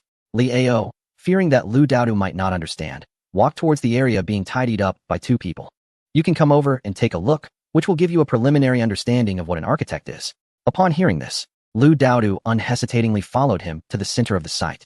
When Liao entered the area, The two people tidying up suddenly showed expressions of shock and exclaimed in unison, "No way. Uncle, please don't mess with us." Seeing the two in such a state, Liao immediately smiled and said, "Don't worry, I'm just going to demonstrate some basic construction. It won't be destructive." Upon hearing this, the two relaxed slightly. But there was still a hint of concern in their expressions. Although architects themselves are not particularly strong in combat, except for Liao, who is an unconventional assassin, the structures summoned by architects are anything but simple. To put it this way, if the opponent is allowed to rampantly destroy, not only would their professional hall be at risk, but several nearby blocks could also be devastated. This is the terrifying aspect of architects. These NPCs are well aware of this, and they know even better that, compared to architects, the most frightening thing is Liao's identity as an assassin. A master who merges the pinnacle of two professions is not someone they can afford to provoke. Liao has long been accustomed to the wariness of his colleagues. Although he has already withdrawn from the assassin ranks and hasn't used that dagger in years, a person's aura and habits are not something that can change overnight. Compared to before, he has tried hard to be more gentle. After smiling and nodding, he wasted no time in opening the cover of his tool bag at his waist. "What is this?" Seeing Liao reach into the tool bag, Lu Daodu showed a puzzled expression. To be honest, the tool bag was even smaller than the cloth bag of the previous wheelchair-bound beauty. Glancing at the black hammer in Liao's hand, he thought that the other party could probably only pull out a few nails, nothing more. However, the next second, he realized he was wrong. Very wrong. As Liao's arm lifted, the hand that had reached into the tool bag came out, but instead of nails, he pulled out a cube measuring 10 centimeters on each side. Just as Lu Daodu was confused, he saw Liao wield the black hammer and start striking the cube. In the next moment, a miracle occurred. As the black hammer struck, the 10-centimeter cube began to disintegrate in a visibly astonishing manner. At first glance, the entire cube looked like a Rubik's Cube made up of countless small squares. With the continuous strikes of the black hammer, the cube started to change, disintegrate, and split apart. The 10-centimeter cube was rapidly expanding, collapsing, disassembling, and reorganizing in an incredible way. Such a magical scene left Lu Daodu standing there in shock. Meanwhile, the netizens who witnessed the entire process were left utterly astonished. What the heck?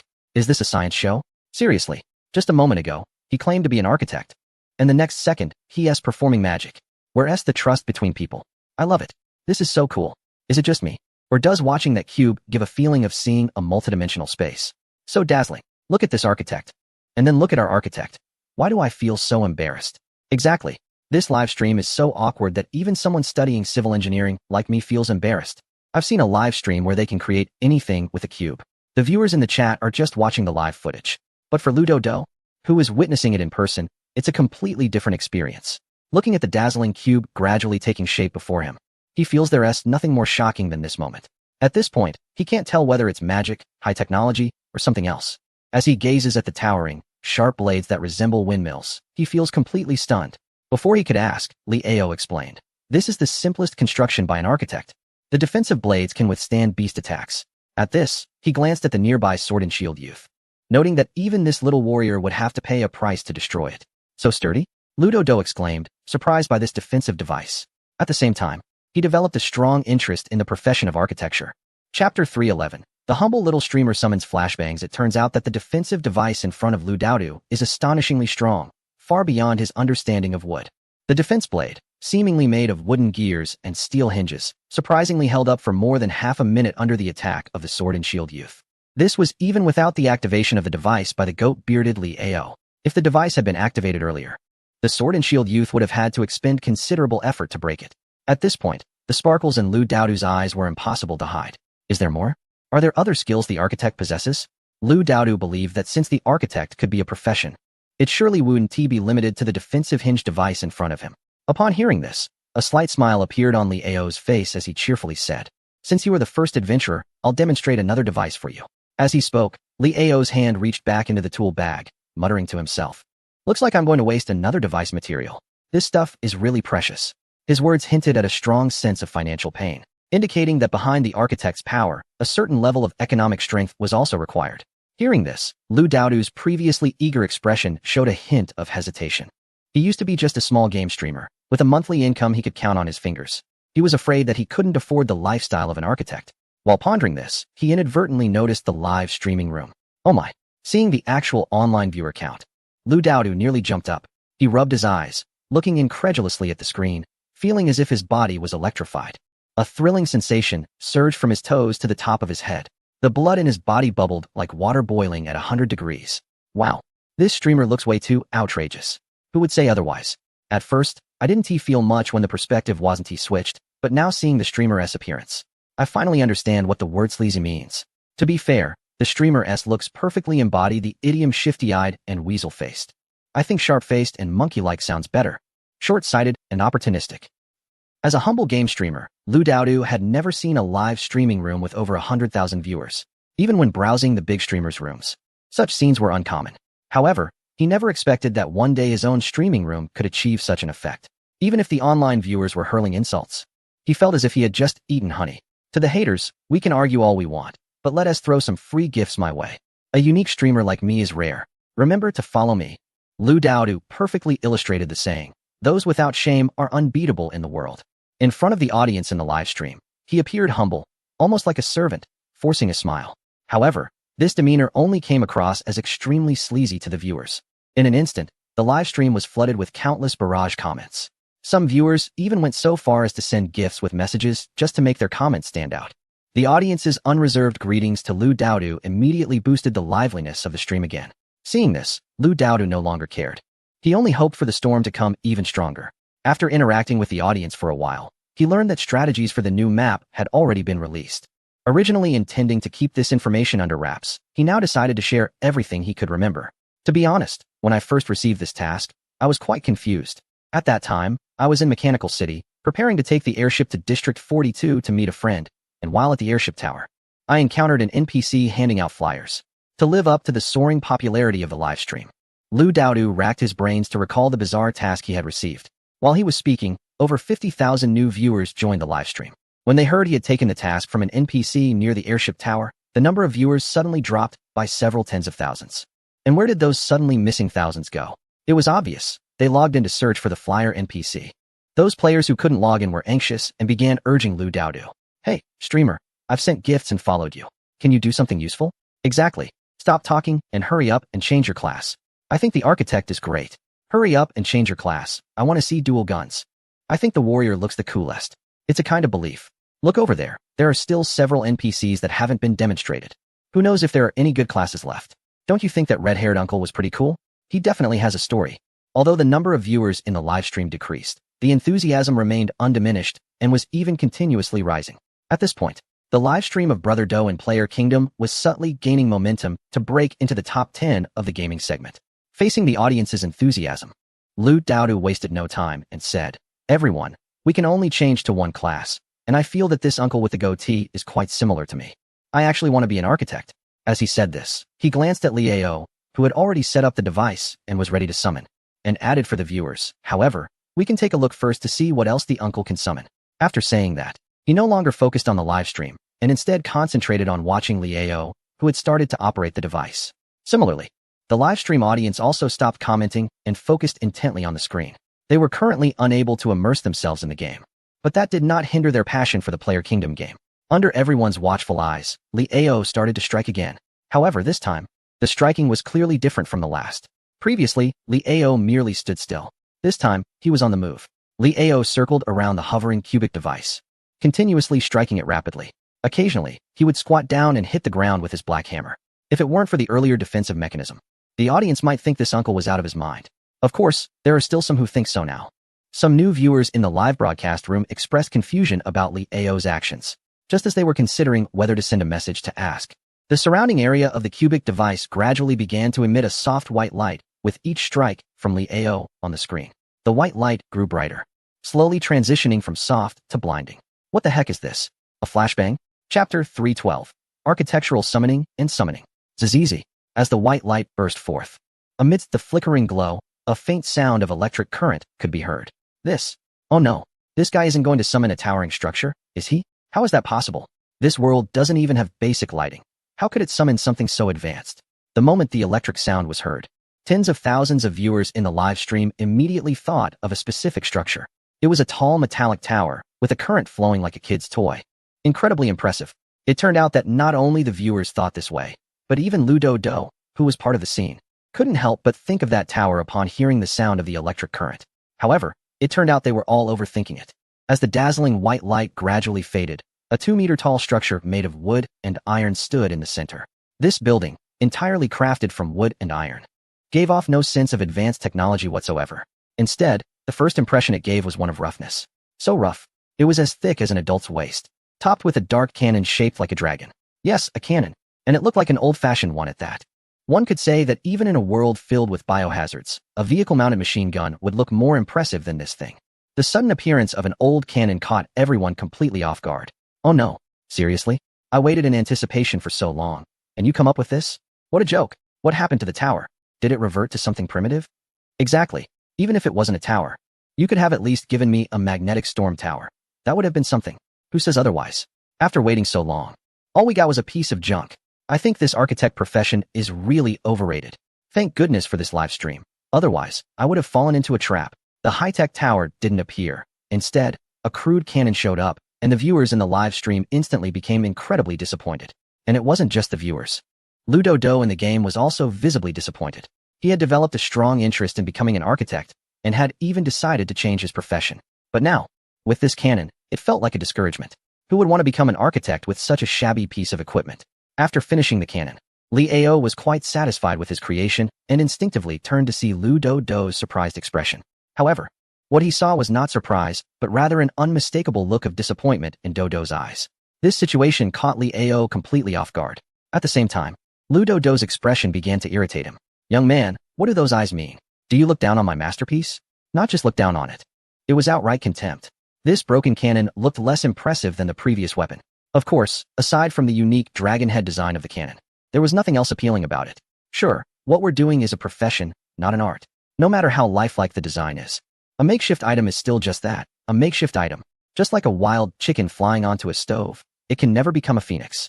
In the end, it can only become a little chicken stewed with mushrooms. The principle is the same, and this dragon-shaped makeshift item before us is no exception. Of course, even though Ludo Do feels quite dissatisfied and disappointed, having already learned a lesson once, he won't speak out of turn. No, absolutely not. The disappointment is evident on his face, and even with gestures to dismiss it, he cannot stop Lee Ao's expression from darkening. Fortunately, the elder in front of him is quite tolerant and doesn't lose his temper on the spot. Instead, he speaks up. If you underestimate the power of the cannon just because of its appearance, then you are not suited to be an architect. As soon as he finishes speaking, Lee Ao intends to dismantle the cannon. At this moment, one of the NPCs who had been observing steps forward and says, "Brotherly, since the cannon is built, why not let this young man see its power?" This man, dressed in a deep blue tailcoat, speaks softly, but unexpectedly, in the next moment. He sharpens his tone. Let them know that we are not just names without substance. If it weren't for the invitation from the Chronicle Lord, I would never have come to this barren place in my lifetime. What the heck? Earlier, the other party's words seemed somewhat reasonable. But who would have thought that the next line would be so confrontational? Ludo Do didn't expect this seemingly noble mentor to lack any noble demeanor at all. If it weren't for knowing that the NPCs in this game do not coddle the players at all, he would have definitely gone up and given the guy a beating. Of course, only if he could win. Hearing the words of the man in the tailcoat, Lee Ao halts his movements, slowly turning to look at him. Are you trying to set me up? How could I not know the power of the cannon? Do you really think I would demonstrate it in the training ground? One shot from this, and half of the class change hall might be destroyed. If that happens, the old man in flames will be furious. Wouldn't that just be asking for trouble? The man in the tailcoat seems to have anticipated Lee Ao's reaction. Smiling lightly, don't worry, I can guarantee the safety here. Besides, letting you demonstrate is also to prepare a target for you. As he speaks, the man pulls out something the size of a walnut from his pocket. What? You actually found this thing? That S, the stone core? It can't be wrong. That S, the hill stone core. Oh my, this guy really found it. What did he do in his past life? Seeing the object in the tailcoat man's hand, all the surrounding NPCs are moved, their eyes wide open, staring in disbelief at what the man is holding. As if enjoying the attention from the surrounding NPCs, the man wears a very proud smile and slowly says, "Yes, I didn't expect it either. In this lifetime, I had almost lost hope for this thing. However, unexpectedly, on the second day of arriving in Orton, I had the fortune to obtain it from a worker." Although the man's tone was calm, the slight tremble in his palm revealed that he was not at peace inside. He looked at Lee Ao and said, "This is your target. While demonstrating the power of the turret to the newcomers, I can also witness its strength. What do you think?" Lee Ao stared at him for a while, then shifted his gaze to the walnut-shaped stone in the man's hand. To be honest, he was somewhat tempted. For someone in the summoning profession, the item in the man's hand was not unfamiliar at all. However, Their paths were different, leading to different pursuits. But this was certainly not a reason to refrain from trying it out. What worried him was the surrounding buildings. Are you sure there won't be any damage around? He chuckled lightly. The man in the suit didn't answer directly, but with a faint smile, he pulled out a metallic sphere from his pocket with his other hand. He opened his mouth and softly called out, "Come out, Steel Warrior." Chapter 3:13. Shock from the summoner. Wow. Are you kidding me? What profession is this, brother? It's incredible. Whether it's impressive or not, I don't know, but I do know that guy is really big. Upon hearing the summoning call from the man in a suit, everyone in the livestream felt a bit foolish. However, just as they all thought this way, the next moment, they were slapped in the face by what appeared before them. Probably, among all the games, this is the only NPC that can truly astonish players. As the man in the suit finished speaking, a towering light curtain flickered into existence. The curtain appeared quickly and disappeared just as fast, vanishing in the blink of an eye. When it disappeared, what stood before everyone was a gray steel monster. No, to be more precise, it should be described as a huge iron giant with a metallic sheen, with clear and exaggerated facial features and a human-like standing posture. There was no doubt that this enormous metal block was indeed an iron giant. Everyone's eyes widened in disbelief, no matter how hard they racked their brains.